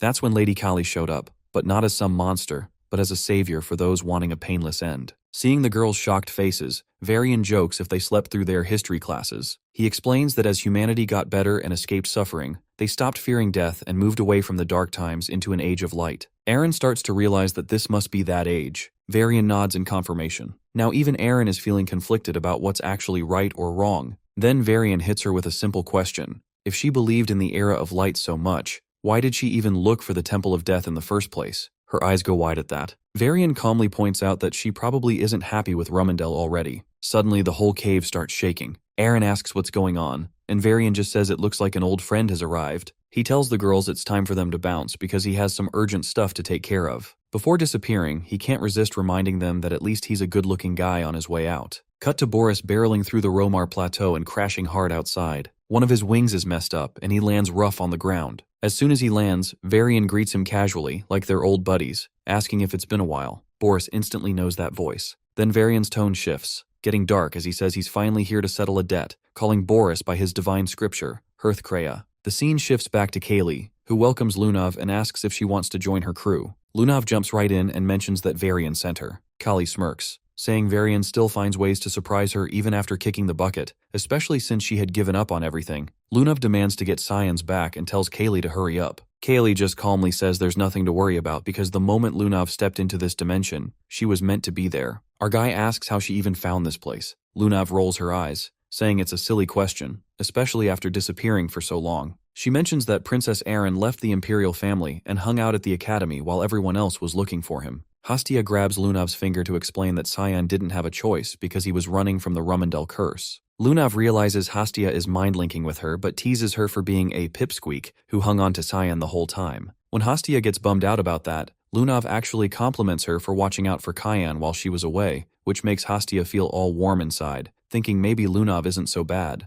Then Lunav asks Cyan what the Rumendel curse even is. He explains it's the punishment for going against the Holy Sword, which leads the Titans of Light and the Nephilim to chase him forever. Even if he takes them out with the Demon Blade, they don't stay dead. Lunav gets annoyed that he's dealt with all that solo and tells him to stop taking everything on his own. She claims she's finally strong enough to help him out. Our guy awkwardly points out that this isn't exactly a problem where teamwork works. Callie laughs and calls it a lover's spat, but our guy quickly denies that. Callie's all excited about having 3 faithful followers. Our hero tells her to hand over her authority if she's done chatting. Callie explains that he already got it the moment he passed the test. Suddenly dark mist starts swirling in his hand while she explains the power lets him see anyone's memories, emotions, lives, and even wipe them from existence. He quickly realizes he can use it to erase memories about gods. Callie confirms that's literally how a god gets taken out. Without wasting any time, he uses the power on Hastia, even though she's freaking out. Dark energy gets pulled from her head before she collapses. Lunav asks what he erased, and he calmly replies that he wiped her memories of Kaylee. Callie leans in and asks if he's really thinking about killing her twice. He shrugs it off, saying he needed to test his power somehow. Then he asks when Hastia will wake up, and Kaylee tells him that she's just asleep. But he quickly realizes his power has taken a hit. Kaylee explains that her strength affects his authority, so he needs to gather more followers. Our guy admits that recruiting isn't really his thing, so she shouldn't expect much. Lunav jumps in, asking if his authority grows with more followers, and Kaylee confirms it, adding that more faith means they can take complete control of the demon realm. Lunav wonders how Kali knows all this, and she smugly reminds her that she's an all-knowing goddess who can even see the tiny, precious Rami-Haram inside her. Just then, the whole place starts shaking like crazy. Massive stone pillars start folding in, and Lunav points out that this tremor feels worse than before. He quickly realizes that the creepy presence he feels means the holy book must be nearby. Kali says it's time to get out. Both of them stand there confused while Kaylee explains she's just tossing them out of the dimension. He complains that now that they're her followers, they should help clean up the mess. Kali flat out refuses, saying she doesn't want to lose her hard-won followers and will deal with Boris herself. A moment later, he and Hastia pop back in the cave near the statue they saw earlier. As he looks around, he wonders if Kaylee has other followers hidden away who can take on Boris. Hastia suddenly wakes up, and he asks what she remembers last. She says he told her to read the text under the statue, which means the authority worked like a charm. Then it cuts back to Lunav, where Eren is relieved to see her awake. But the first thing Lunav asks is where Senior Cyan is. Shocked, Eren exclaims that Cyan is actually alive. Lunav says they can talk later because the ruins are about to come crashing down. Back in the dimension, Kaylee quietly connects to Varian and asks if he still can't find peace after death. Varian's excited to finally have a shot at getting back at the ones who took their darkness. He calls on the goddess for power to avenge her, while Boris is protected inside a glowing ring, teasing him for always finding sneaky ways to survive. Varian shoots back, saying the real counterattack is just getting started. Boris laughs and says darkness will always lose to light. That's just how things work. Varian unleashes a massive magic circle, saying it'll be different this time because he's got her backing him up. Seeing that Kaylee has awakened makes Boris nervous. He tells Varian that the dead should just accept their fate. Varian flatly refuses, saying they'll always stand against people like Boris because that's what his goddess wants, and it's the path to oblivion. The magic circle bursts into blinding light as Varian declares he'll show Boris true oblivion. A huge beam shoots forward, and Boris calls Varian crazy, yelling that he's ready to go down with the attack. Varian accepts that without hesitation, saying Boris won't take anything from them again. The explosion slams Boris into the ground hard enough to leave a massive crater. Back at Ruin Academy, Dean Kundal says he already told the Imperial family Princess Erin will take responsibility for destroying the Romar ruins and asks if she is truly sure about it. Erin calmly accepts it, saying the responsibility falls on her as royalty and she is ready for any punishment. Dean Kundal agrees, but admits Regent Violette will not go easy on her. Still, Erin refuses to back down, saying her mind is already made up. After dismissing her, Dean Kundal regrets letting her visit the ruins and feels guilty watching the world crush someone like her. He believes she has everything needed to become emperor, but wishes she could be selfish for once. The scene shifts to Lunav as Rem mentions Kali wants more followers. Lunav says Kaylee can only regain her full power by gathering believers. Rem sighs and says at least Lady Kali waking up is already a miracle. Lunav notices Rem looks exhausted and asks if he is alright. Rem says some rest will fix it and asks if she has any plan to gather followers since spreading a forgotten foreign god's faith sounds impossible. Lunav reveals she plans to head to Hildev, the first city to worship Rumendel. Rem nearly loses it hearing that. He asks if she seriously plans to spread Kaylee's faith inside the enemy's front yard. Lunav casually points out that old systems always develop cracks eventually, and she simply plans to pry those cracks wide open. Rem admits she has a point but still feels the whole thing sounds insane. Lunav confidently tells him it will work, and even if it somehow fails, he will still help her anyway. Since Rumendel rejected her Kayan, she plans to hit that god exactly where it hurts the most. The scene cuts back to Reshma's training with her sword when Gale suddenly shows up and greets her. She immediately notices his missing arm and asks what happened. Gale brushes it off, saying he has his own problems and she should stop staring at it. Reshmus points out that he is still following them around even in that condition. Gale acts offended and says the least she could do is show some concern for a one-armed man. Reshmus tells him to leave if he only came to crack bad jokes because she is busy. Gale pulls out his sword and says he will get straight to the point instead. The second he moves, Reshmus instantly rushes him and smashes her sword against his sword. The impact shocks her as she realizes he switched to left-handed swordsmanship and asks what suddenly got into him. Gale casually spins his blade and says they should finally settle the fight they never finished before. Reshmus immediately gets into stance while Gale warns her not to underestimate a one-armed swordsman. The two start clashing across the area in a rapid exchange of blows. Gale quickly notices her movements became cleaner and more precise with barely any openings left. But the moment she charges mana for a powerful sword skill, Gale simply watches calmly. She thrusts straight for him but Gale ducks effortlessly. Reshmus gets caught off guard as Gale points out her biggest flaw. Her attacks are way too direct. The moment she realizes she left herself wide open, she braces for a slash. Instead, Gale casually kicks her flat onto the ground. He mocks her for panicking while Reshmus angrily asks what the point of all this is. Gale explains that if he truly wanted her dead, she would already be lying there in pieces. He admits she trains hard, but with such stiff textbook swordsmanship, she will hit her limit fast. What she needs now is a proper teacher. Reshmus asks what he means, and the scene flashes back. Earlier, our hero asked Gale to personally teach Reshmus swordsmanship. He points out that Gale clearly saw her talent too. Gale wonders why he got dragged into this instead of the academy instructors. Our boy casually sits on the table and says none of those instructors compare to the best sword in the Knights of Light. Gale asks if he is saying that while Master Yulkin is still alive. Our boy casually replies that Gale will replace him soon enough. Gale asks what happens if he refuses. Our boy immediately threatens to report him to Violette as a spy. Gale calls that unbelievably unfair while our boy reminds him he is already drowning in problems anyway. Gale finally gives up and agrees, though he warns him not to expect miracles. Our boy then asks if there is any news about Boris. Gale reveals Boris somehow survived despite taking a massive injury. Apparently he has been hiding in secret while recovering inside the Imperial family's offices, with nobody allowed near him. Gale points out how suspicious Boris getting wrecked and the Romar ruins collapsing at the same time looks. When he asks if our boy and Erin were involved, our boy praises his detective skills instead of denying it. Gale warns him the Apostles of Light are already turning the whole thing into a conspiracy theory circus. As he gets up, Gale mentions he is heading to Princess Erin next. Our boy asks if he finally stopped tailing them around. Gale says it is only an escort mission this time since he has to accompany her to meet her new fiancé. That instantly catches our boy off guard. Gale notices Kyan visibly reacts and quietly feels they will probably meet again soon. Back in the present, Gale snaps Reshmus out of her thoughts and proudly says the Knights of Light's greatest swordsman will train her while staying with them under Princess Violette's orders. Later, Gale arrives with a carriage and thanks Aaron for accepting things quietly. Aaron calmly says refusing would only create more trouble for others. Gale promises to escort her safely while Reshmus cannot hold back anymore. She says this whole thing feels completely wrong. In her eyes, Violette is practically sending Aaron to her death. Punishment was one thing, but forcing her into an engagement with absolute human trash is crossing the line. The scene then cuts to that very trash himself completely drunk out of his mind. A butler named Frederick enters and informs him that Princess Erin has already departed from Ruin and preparations will begin for her arrival. The arrogant drunk, young Master Barrett, smirks with that punchable rich boy face of his and says he has been waiting a very long time for this reunion. Later our boy enters Eru's domain through the gate along with Hastia. Sirika already knows Kyan contacted the goddess of darkness on his own and even turned into a heretic. When he asks how she knows, she casually reveals she was there too. Aaron and Lunav were too stubborn, so she followed them while they searched for him, and even heard Lunav met him personally. Our boy wonders what exactly she is planning. Sirika says no matter how monstrous he may be, having faith in two gods with one body is still insane. But our hero fires back that trying to kill the supreme god was already ridiculous from the start. He never had another option. If there was even the tiniest chance, he had to gamble on it. That shuts Sirika up for a moment before she tells him to sort out his own mess and points behind him. Sitting on the throne is the goddess of darkness herself.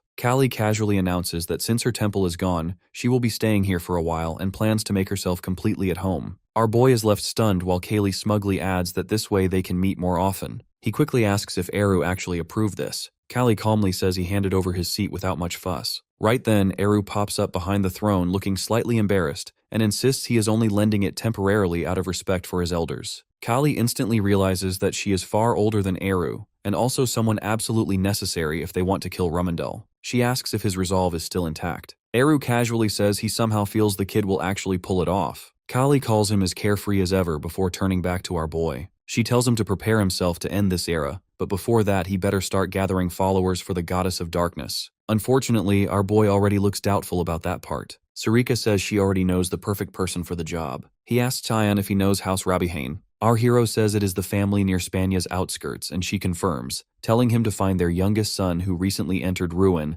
and already seems closer to their side. Our boy asks what she means and if she knows him. She says he will understand when they meet and warns him to hide his identity, since he will not be seeing just one familiar face there. This leaves our hero even more confused. Meanwhile, Aaron finally arrives at Ravalon on the eastern border of the UCF Empire. Aaron asks Reshmus if she is tired, but she says she is fine. Gale says training must have worn her out and then presses her bruises, making her cry in pain. He smirks and says she looks sleep-deprived and adds that surviving his training means she has rare talent, so she should keep going. Reshmus quietly thinks he might respond well to Carrot and Stick. Aaron asks why he is suddenly so friendly and if it is because of Violette's orders. Gale calmly says he holds no grudge against her and is only doing his job, which irritates Aaron even more since she still cannot relax around him. Gale tells her not to be so negative since this trip could benefit her. He explains that Ravalon borders the Spania Kingdom and House Rabihane controls the area with a giant wall that keeps demi-humans out of the Empire. When he mentions building ties with House Rabi, Aaron cuts him off and says that would make it easier for the UCF Empire to control its eastern borders. Aaron already knows House Rabi earned its status by protecting the eastern border. House Remil also helped them rise by supporting them through trade, and the two houses became closely connected. She explains that House Rabihane recently adopted Barrett Ruimil, the disgrace of House Ruimil. After the mysterious attack at Ruin Academy, he lost his mana and was abandoned by his family, but his engagement to her made him valuable again.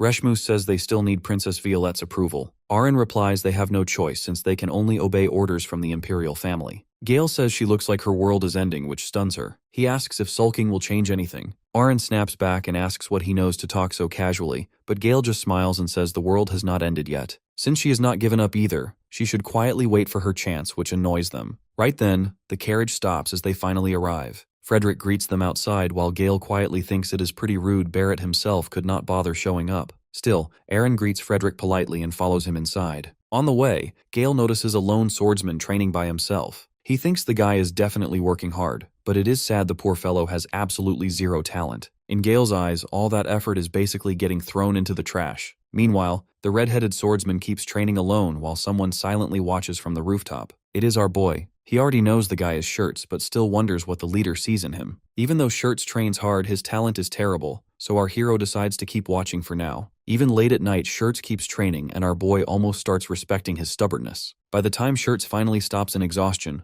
our hero casually approaches and offers a spar. He says he will even use a wooden stick to make it fair. Shirts immediately assumes his brother sent him and tells Cayenne to leave if this is some joke. But before he can finish talking, a sword aura flashes right past his eyes. The slash cuts a training dummy clean in half. Shirts freezes on the spot while our boy calmly finishes his sentence. If Shirts survives the fight, he gets to live. Shirts asks what this suddenly means as he realizes Cayenne is strong enough to use sword aura with just a stick. He knows there is no way he can win. Our boy tells him to quit worrying and focus on not dying. Shirts points his sword and decides running would only get him killed faster, so he says dying today is not part of his plans. Our boy reads his stance and asks what exactly he plans to do next. Shirts lunges first. One swing later, our boy snaps the sword clean in half with his stick. Shirts barely processes it before getting smashed in the neck and gut. He spins through the air while our boy mocks him for falling way below expectations. While our hero boasts a little, Shirts manages to throw out his broken sword at our hero. Our boy catches the blade with 2 fingers and praises him for at least rolling well enough to fake skill. Then the boy gets blasted far back. He lands alright and activates a magic circle called Object Explosion.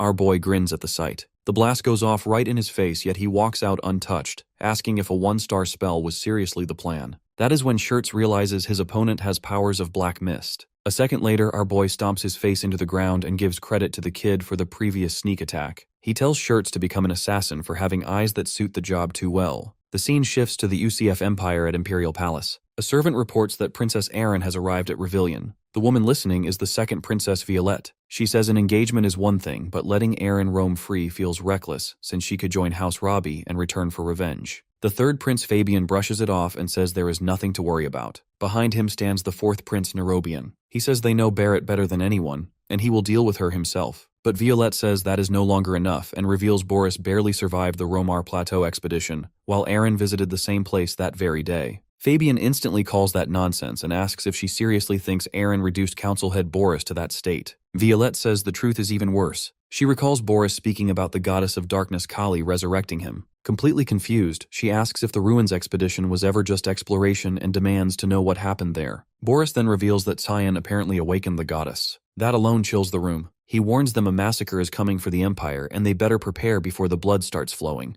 Back in the present, Nerobian says they should kill Erin first, but Fabian calls him an idiot since drawing attention now would be suicide. Violette agrees and says that is why she needs to know Barrett can erase Erin for good. Fabian calmly tells her not to panic and says even if her future fiancé is called a cripple, his talent is still monstrous. After being abandoned by his family and taken in by the Count, he stayed quiet, but Fabian says he has probably been hungry for blood this whole time and is close to losing his mind. Cuts to Shirts asking if Kion seriously wants him to join the Mist. Our boy says yes, plus Shirts has no choice unless he wants to die. Shirts asks what he gains from it. Our hero tells Shirts will become strong enough to kill the real trash of the world quietly. Shirts asks if that means he can slaughter his own family too. Our boy looks confused because House Robbie is not even on their target list. Cyan asks him why he does that when his father is famous as the Frontier's Sentinel for protecting the border from demonic beasts and traffickers near Spania. Shirts says that is exactly the problem. His father values the family more than anything while he himself is just the bastard son of some nameless woman. The house treats him like dirt. His siblings use him as a toy because he inherited none of their talent. Even Barrett, the adopted son, looks down on him. So as far as he cares, the whole house can burn. Now our guy finally understands why Sarika sent him here. He tells the kid fine then, let's see for ourselves what kind of family this really is. He removes his mask and says he will decide personally whether the house deserves ruin or not. At the same time, he realizes this brat feels way too similar to himself. Shirts immediately recognized our boy as Cyan Verda. Our hero asks if he wants to change his mind, but Shirts immediately refuses. That makes our boy wonder if perception manipulation is useless against him, so he decides to use this chance to test Kaylee's authority instead. Dark mist spills from his head. Shirts nearly jumps out of his skin and shouts that his face is on fire. Our assassin tells him to relax. He is only changing faces for a bit. Our hero slowly replaces his old look. Even his voice shifts completely. From now on, Cyan is no longer there as his new name is Gunter Rictus. The scene shifts to the guards at the gate. One notices Shirts looking miserable and asks what happened while eyeing the stranger behind him. When they try to stop them, Shirts casually says he got sick and introduces our hero as his new guard knight, Gunter. Our boy quickly notices the guards treat Shirts like trash. The moment one of them starts talking down to him, dark energy leaks from our boy as he coldly says he does not waste words on weaklings and tells them to move. The guard instantly freezes and starts sweating before hurriedly announcing Shirts' arrival and ordering the gates opened. Inside, a man named Alphonse Robbie mocks Shirts for finally coming home. He keeps insulting him and asks if it is really that hard to show himself while Princess Erin is visiting,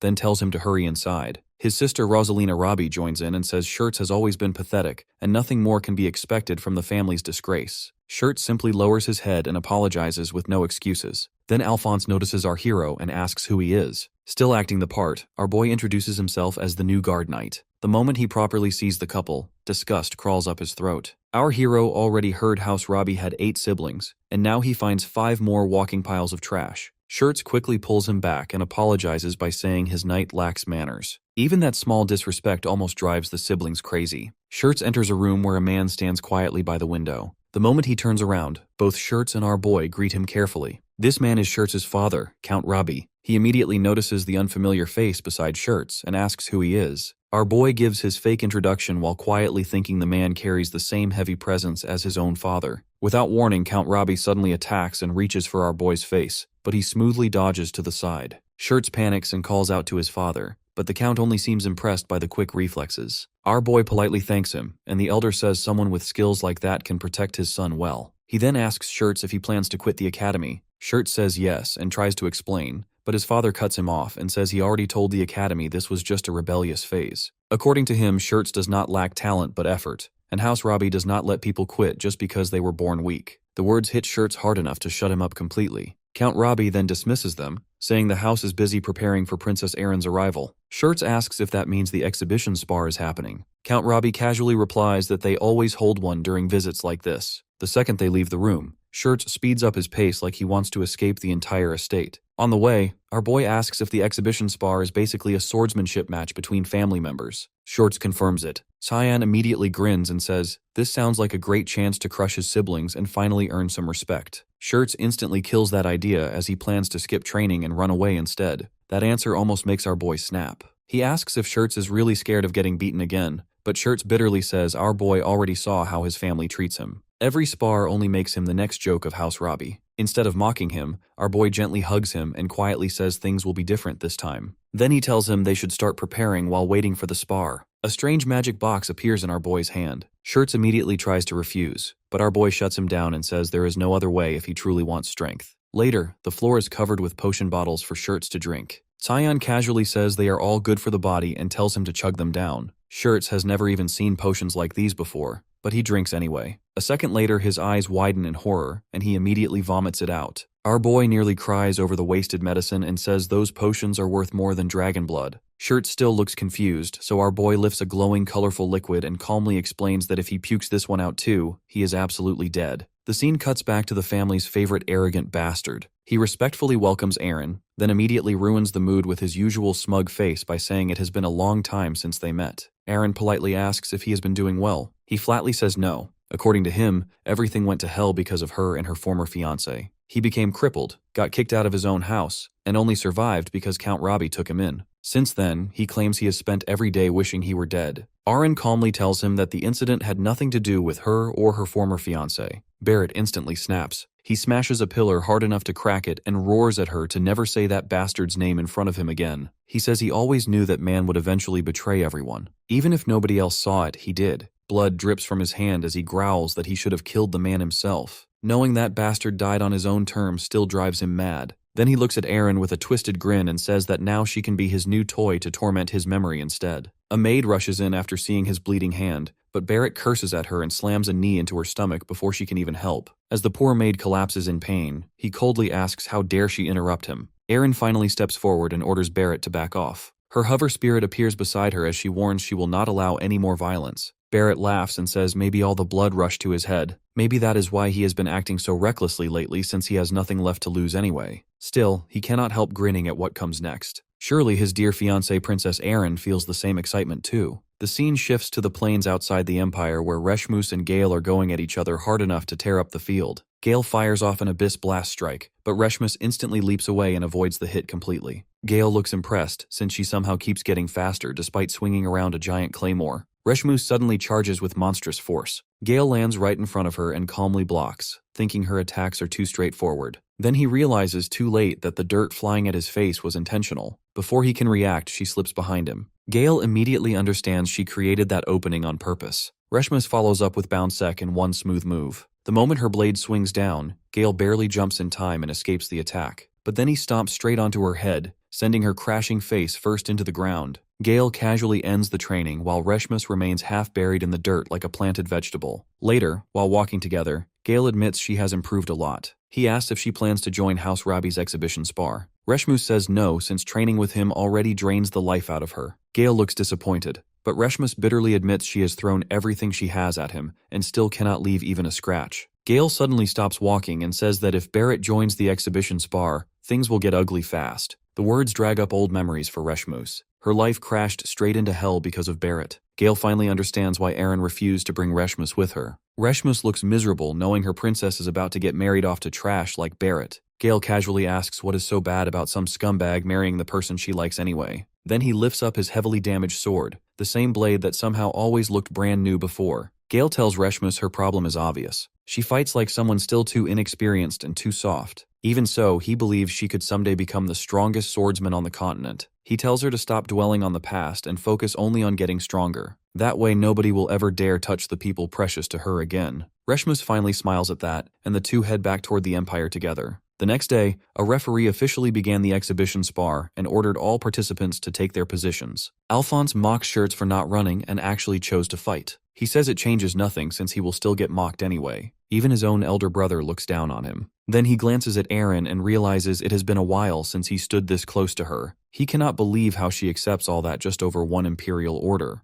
Then his eyes land on the Barrett and turn nasty. A cripple like him must already be suffering enough, but our boy still plans to smash him. The referee starts the match. Alphonse rolls his sword around and mocks Shirts for always being a human sandbag. He even brings up the beatings from their academy days. Our boy already hates Alphonse after hearing he is from Ruin. That alone explains why he is such a disaster. Alphonse activates a new skill called Excel Rush and appears behind Shirts in an instant. Shirts simply turns around since he already decided the fight is over. Then a brutal strike slams into Alphonse, blocking the attack and shattering it into pieces. Shirts says Alphonse is painfully slow. He already read his movements and mana flow, so he beats him down without even using magic. One clean jab lands right on Alphonse's face. Every brother is stunned. Even the Count sits frozen. One punch is enough to send Alphonse crashing down while 3 teeth fly out. As Alphonse coughs up blood, Shirts already knows the bullying at home will only get worse. The pain in Shirts' arm tells him beating this trash is still not enough. Then our boy asks why he is even worrying about revenge. Of course they will come back for payback.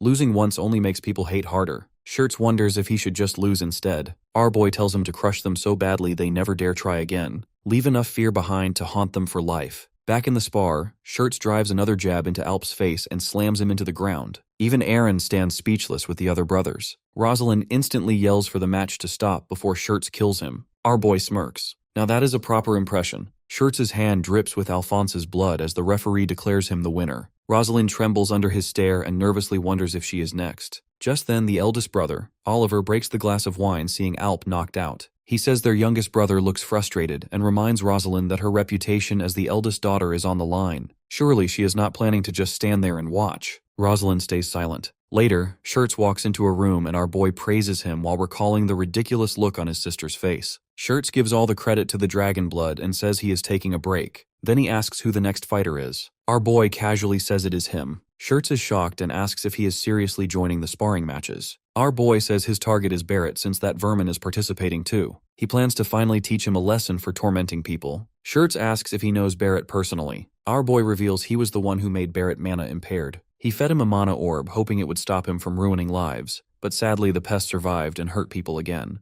Through Shirts' memories, our hero realizes Barrett kept causing misery. At that point, he decides the problem should have been crushed from the start. Right then, Rosalind storms into the room. Shirts is about to ask why she came when she suddenly slaps him across the face. She demands to know how he dares look at her like that. Then she mocks his unknown mother and tells him to remember his place in the family. She raises her hand for another slap, but this time Shirts catches it midair. He coldly tells her she should stop before something ends up broken. Rosalind instantly starts sweating as fear creeps into her face. She quickly backs down and says she will let it slide for now. Before she goes, she warns him that his guard knight is about to get crushed because Dekau will be facing him. She proudly says Dekao is a quasi-sword saint and his guard has zero chance against him. After she leaves, our boy asks if this opponent is really that strong. Shirts explains that Dekao is the guard knight of his third sister, Saris, a mysterious swordsman rumored to cut even stars apart with a swing. On top of that, the guy is annoyingly handsome, so Saris practically worships him. Our boy remains cold, but Shirts just laughs inwardly since no swordsman alive is beating someone who drinks dragon blood like juice. Soon the Imperial officials call the contestants forward for the next match. Our hero steps into the arena opposite Dekao, beloved knight of Lady Saris. The girls in the crowd are practically melting over him.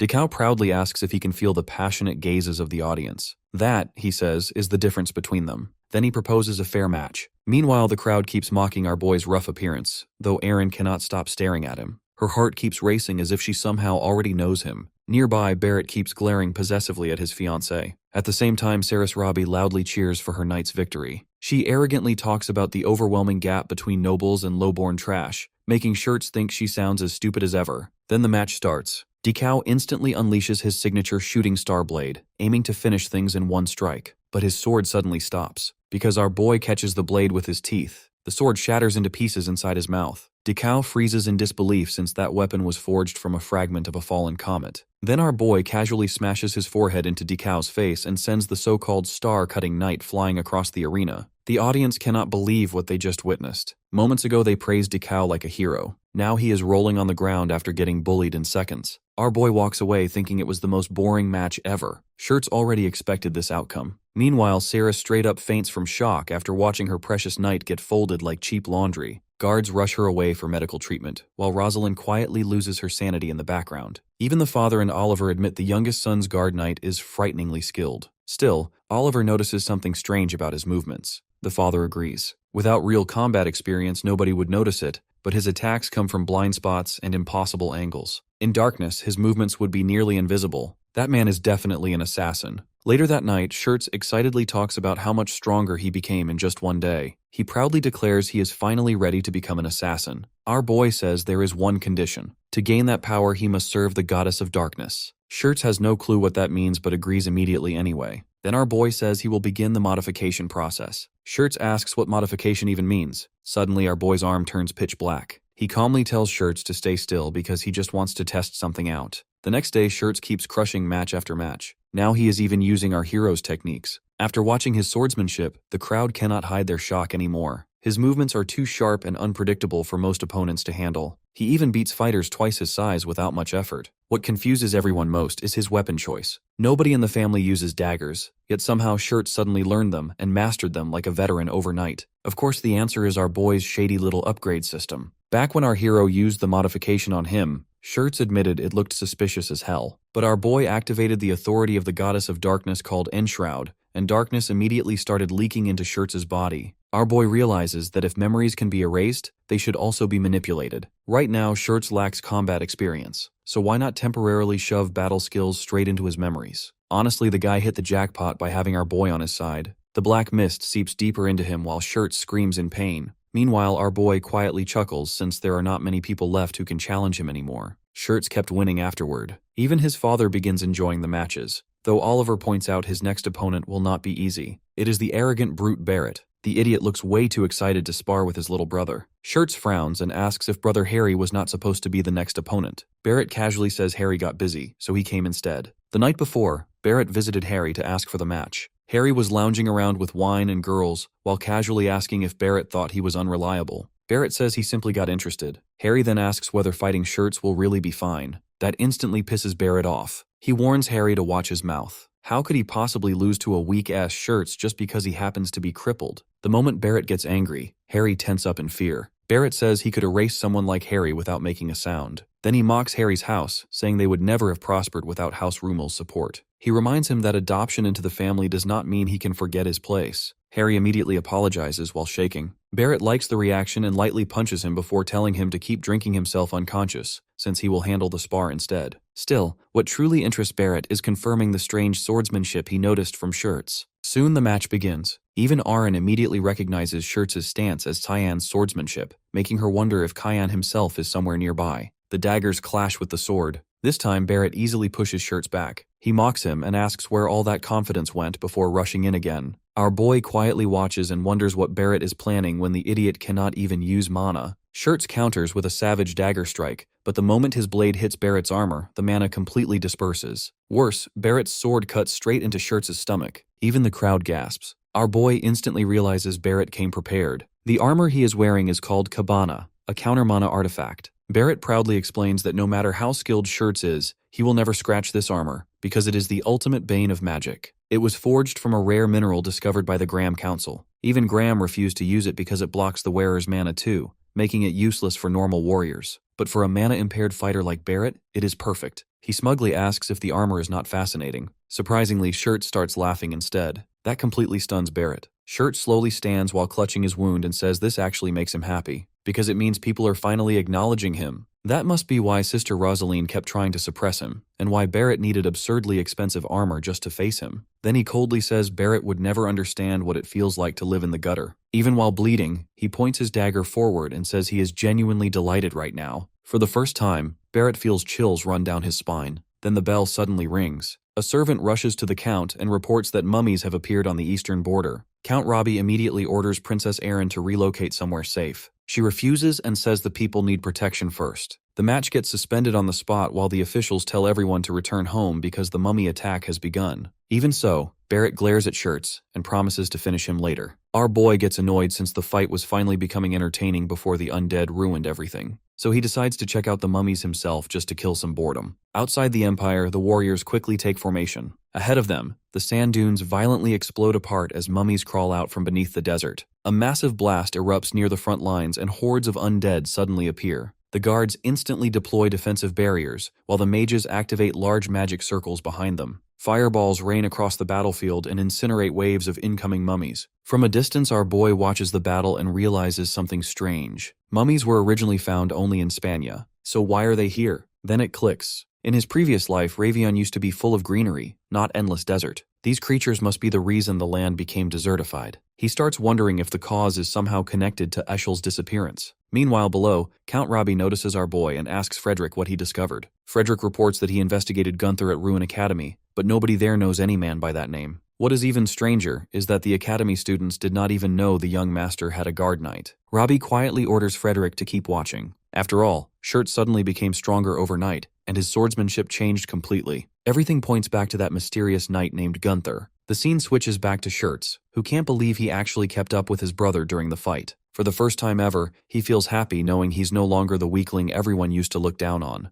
Oliver walks over and checks if he's okay. Shirts is surprised by his brother's concern and quickly replies that the treatment was quick and the injuries are minor. Oliver hands him a proper suit and points out that he's been wearing rags, especially with the fifth princess around. Before leaving, he coldly mentions it's just for the family's dignity, but Shirts clings to the clothes like they're the best gift he's ever received. Before heading out, Oliver asks where his guard knight went. Shirts explains that Gunther left earlier because he had some business to take care of. Oliver warns him not to let Gunther roam freely since Barrett has been acting strangely interested in him lately. Still, Shirts isn't worried. He knows Barrett will be the one buried soon. Our boy slides down a wall and hits the ground, where Barrett comes over, clearly impressed by his skills. He casually mentions it's a shame for someone so talented to be working for someone like Shirts and suggests having a private chat. Our boy follows him silently as Barrett leads him downstairs into a secret room that's clearly reserved for close associates. As he opens the door, he jokes that no one would care if someone disappeared in there. Inside the room, a mountain of wine, beautiful women, and enough luxury to make anyone lose their mind. Barrett encourages our boy not to be shy and to indulge in the kind of stuff that most people only fantasize about. He proudly states that every girl there was picked specifically by him. As soon as our boy steps in, Barrett snaps his fingers and tells the girls to treat the guest with all sincerity. One of the girls immediately wraps herself around our boy and whispers for him to relax. Meanwhile, Barrett grabs two girls and heads towards a seat, mentioning they have some serious stuff to talk about. At that moment, our boy calmly activates the authority of the god of black fog. In an instant, all the girls in the room lose their heads, even the one next to him. Barrett freezes in shock while our boy effortlessly expands the darkness and activates his domain, Void. Suddenly, Barrett finds himself trapped in a never-ending dark space, with nothing around except our boy standing right in front of him. Confused, he hears our boy casually ask him what might hurt more. As our boy walks toward him, he says that killing him would be too easy since it would just leave him with a grudge. Then he reveals his face, and the moment Barrett realizes it's Cyan, his desire for revenge flares up. Cyan coldly states that Barrett's sins are too heavy for a quick death, so he's got a better plan. He'll take him out bit by bit. Barrett quickly activates his armor, shocked to see Cyan still alive. He boasts that now he can finally get back at him for messing up his mana. But our boy just gestures with one hand, and Barrett freezes up, unable to budge even a finger. Our boy glances at the fancy armor and comments on how Barrett spent a fortune on it, but it's all useless in a realm created by divine power. He calls for his dagger and, with a smirk, asks Barrett if all his wealth is enough to bribe a god. In an instant, a slash cuts clean through Barrett's arm and armor like they're nothing. Barrett can barely scream. Our guy tells him not to cry because this is just the start. Another quick slash takes off his leg, followed by the other arm. Barrett goes down, helpless on the ground, and our guy mutters that something still feels off about this whole thing. Then it hits him. Out of nowhere, Barrett finds his voice and lets out a terrifying shriek. Our guy stomps on his chest, reassuring him that he'll eventually forget this moment. That terror will just be buried deep in his mind forever. With a creepy grin, he promises to slowly tear him apart from the inside while Barrett sobs like a wreck. Meanwhile, in reality, our guy is just messing with him in his mind as Barrett keeps begging him to stop. Watching this play out, he chuckles and thinks that soon Barrett will probably wet himself just hearing Cyan's name. Then he glances over at the girls and decides they should just forget this whole place and live normal lives. So he wipes their memories too, making it all feel like just a bad dream for Barrett. After that, he casually leaves them all passed out on the floor. Later on, Shirts walks into his dad's room, and his dad comments on how sharp he looks. Shirts happily shares that Oliver bought him the new clothes. His dad nods, saying Oliver likely wanted to encourage his recent growth. He then asks where Shirts picked up such unusual sword skills, and Shirts honestly replies that he learned it all from his guard knight. His dad then reveals why he called him there. From what he found out, his guard supposedly hails from Limberstar. Even worse, Gunther has a reputation as a complete madman whose cruelty scared everyone around him. People said he vanished years ago, and some even rumored that he was dead. His dad quietly questions if a guy like that should really be allowed in their territory. The atmosphere gets pretty tense all of a sudden. Shirt starts to freak out because his dad's look turns intimidating, but he musters up some guts and sticks up for Gunther, assuring his dad that he won't bring shame to the family. After that, the room goes silent, and Shirts feels a wave of cold sweat when he realizes he just talked back to his old man. Just then, the door swings open, and Princess Erin walks in, asking if she's interrupting something. Instantly, Dad softens up and asks her how her stay was. With her sweet and calm smile, Erin thanks him and wonders if he was chatting with his youngest son. Shirts can't help but blush at her beauty. His dad quickly reminds him to keep his cool, making Shirts apologize so fast that he almost trips over his words. Erin gently reassures him it's all good and then compliments him on his sword fighting during the sparring matches, making Shirts blush even more. Then, with a hint of shyness, Erin asks if she can request something from him. Stunned, Shirts listens intently as she smiles and asks him to show her around Ravion. Later, Barrett wakes up in a bed, drenched in sweat as memories of a horrifying nightmare flash through his mind. Frederick walks over, so Barrett asks what even happened to him. Frederick tells him he passed out drunk in the middle of the street. Barrett can't remember anything and doesn't even know who he was drinking with. Frederick asks what's wrong, but Barrett's hands keep trembling as he mutters that he can't even feel his hand anymore. The scene shifts to Shirts dragging Aaron and Reshmus to the Peace Square fountain, saying wishes made there supposedly come true. Aaron casually mentions the Imperial Palace has one too, leaving Shirts awkwardly realizing he barely knows Ravelon himself. When he asks where to go next, Aaron just shrugs and says, this place already looks good enough anyway. While Cyan eats an apple, he wonders if Aaron still believes her god would do something even after going through a forced engagement. No matter how he thinks about it, he just can't understand her at all. Seeing Reshmus as her only guard, Shirts asks why Aaron avoids male knights. Reshmus explains the princess hates making people uneasy with armed guards in crowded places. She trains herself for danger anyway, and Reshmus simply respects her wish to stay close with normal people, which she's doing right now. Just then, Barrett shows up looking completely exhausted and asks if Shirts has been dragging Aaron around Revillion. Barrett calls these places boring as hell, but Aaron casually asks why he's limping. Barrett says he only sprained his ankle a little, then smugly adds that he's glad Aaron cares so much about her fiancé. That instantly annoys our boy, but he keeps quiet. Then Barrett notices Reshmus and says she's changed a lot since the last time he saw her. He notices the hatred on her face and mocks her, asking if becoming the princess's escort knight suddenly made her bloodline valuable. Aaron finally cuts in and warns Barrett to stop crossing the line. But Barrett ignores her and keeps harassing Reshmus like she's the one pushing him to snap. Then he starts bringing up her miserable past just to get under her skin. Reshmus coldly reminds him that Aaron already warned him once, and if he keeps acting uncivilized, she'll personally put him down. Barrett nearly loses it when Shirts draws everyone's attention to his injuries. He mocks Barrett, saying he must have gone too hard during their spar and apologizes for beating him up too badly. Aaron and Reshmus are stunned. Our hero instantly relaxes, thinking he doesn't even need to interfere anymore. Shirts keeps teasing him while Barrett shakes in rage and says they never properly finished their spar, so he orders Shirts to follow him to the training grounds. The scene shifts to the arena as Barrett says no one will interrupt them this late. Still furious over being mocked, he declares they'll fight to the death. If Shirts wants this match, then he better face the consequences. Watching from the side, Reshmus asks if this is really fine. Aaron admits she wanted to stop it, but also wants to see Barrett get beaten up.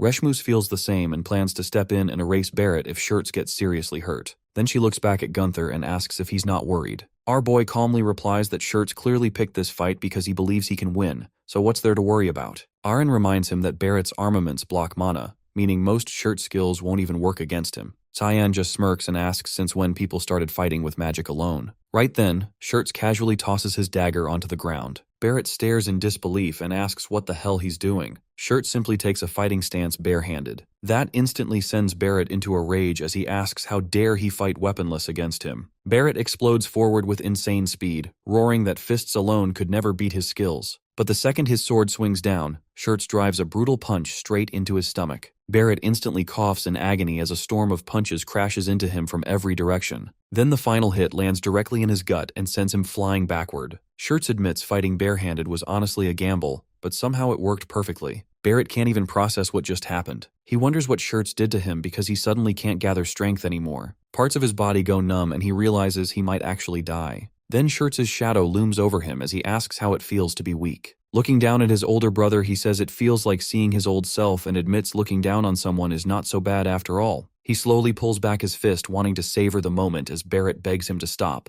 Reshmus realizes Shirts might kill him, so Aaron orders everyone to end the fight immediately. Our guy steps forward and asks if this is better for her since she would not have to suffer the engagement anymore. Aaron freezes, shocked he already knows. She says even without the engagement, this is wrong. He still does not fully understand her but says there is no need to interfere since someone else is already moving. A figure suddenly rushes toward Shirts at full speed while shouting for him to stop. Shirts is just inches away from smashing Barrett's face in, but his fist stops at the very last second. Oliver suddenly clocks Shirts with one punch, sending him flying. Even Aaron freezes in shock. Oliver calls the whole thing disgraceful, asking what kind of pathetic fight between brothers they are putting on in front of Princess Aaron. Shirts says they are not brothers. According to him, he is just the adopted kid everyone in the house treated like trash. Oliver warns him to watch his mouth, but Shirts fires back, asking if he somehow forgot all the torment he went through inside the family. Oliver coldly replies that nobody will acknowledge him if he keeps choosing the wrong path. Then he grabs Barrett by the collar and tells everyone to pretend nothing happened today. He also warns Barrett to stop dragging the family name through the mud before politely apologizing to Aaron.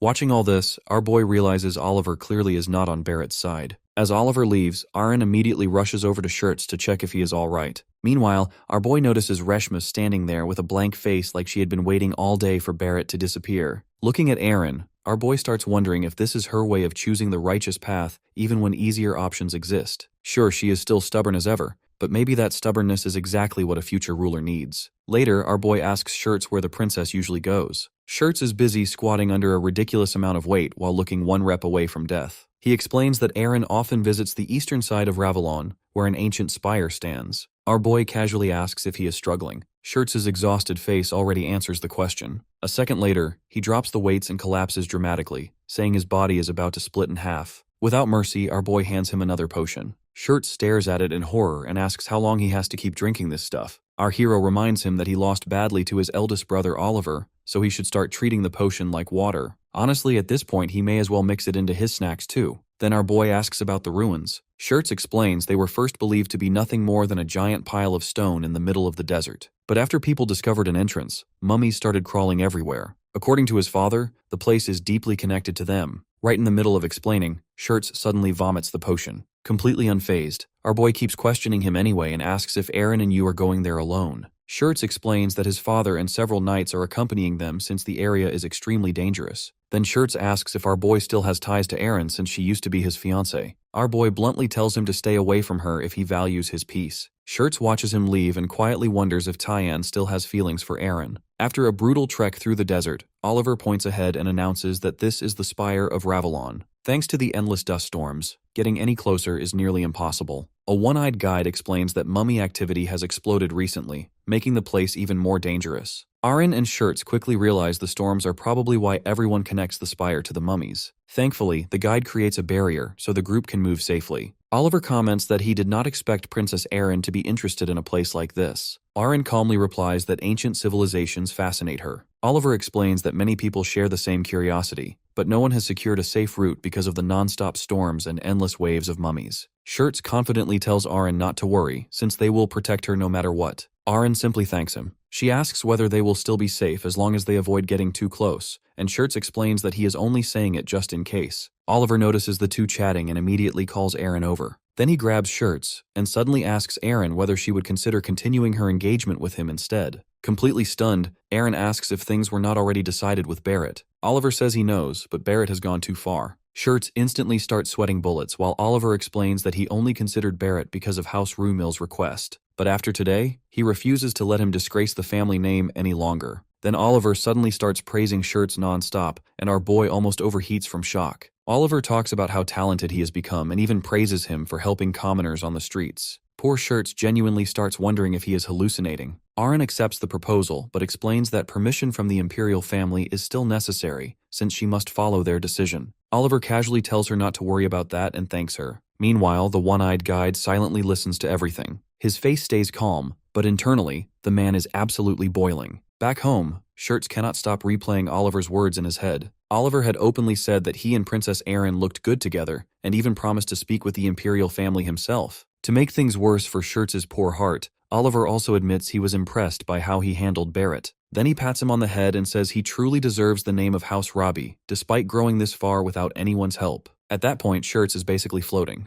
The guy finally got acknowledged. Then he suddenly wonders what Cyan would say about all this. A second later, he decides Cyan would probably poison him for changing his opinion about Aaron. Honestly, fair enough. Still, Shirts decides he should start focusing on his own happiness for once. Maybe he can even tell Cyan he is finally in a good mood, though that immediately reminds him Cyan is literally never happy. The moment Shirts opens the door, Aaron is standing there waiting for him. Aaron immediately apologizes for showing up so suddenly and asks for forgiveness in advance for what he is about to do. Shirts is still confused when Reshma suddenly appears behind him and presses a blade against his throat. Completely stunned, Shirts asks why they are doing this. Aaron coldly replies that this is the only method she has before getting straight to the point and asking when House Robbie started conspiring against them. The scene then cuts to Barrett, who can barely see or even feel his own hands. The one-eyed guide stands beside him before casually stomping him into the ground. Barrett curses blindly since he cannot even tell who is beating him. The strange man mocks him in disappointment, asking how he managed to screw up everything just because he could not make one woman his.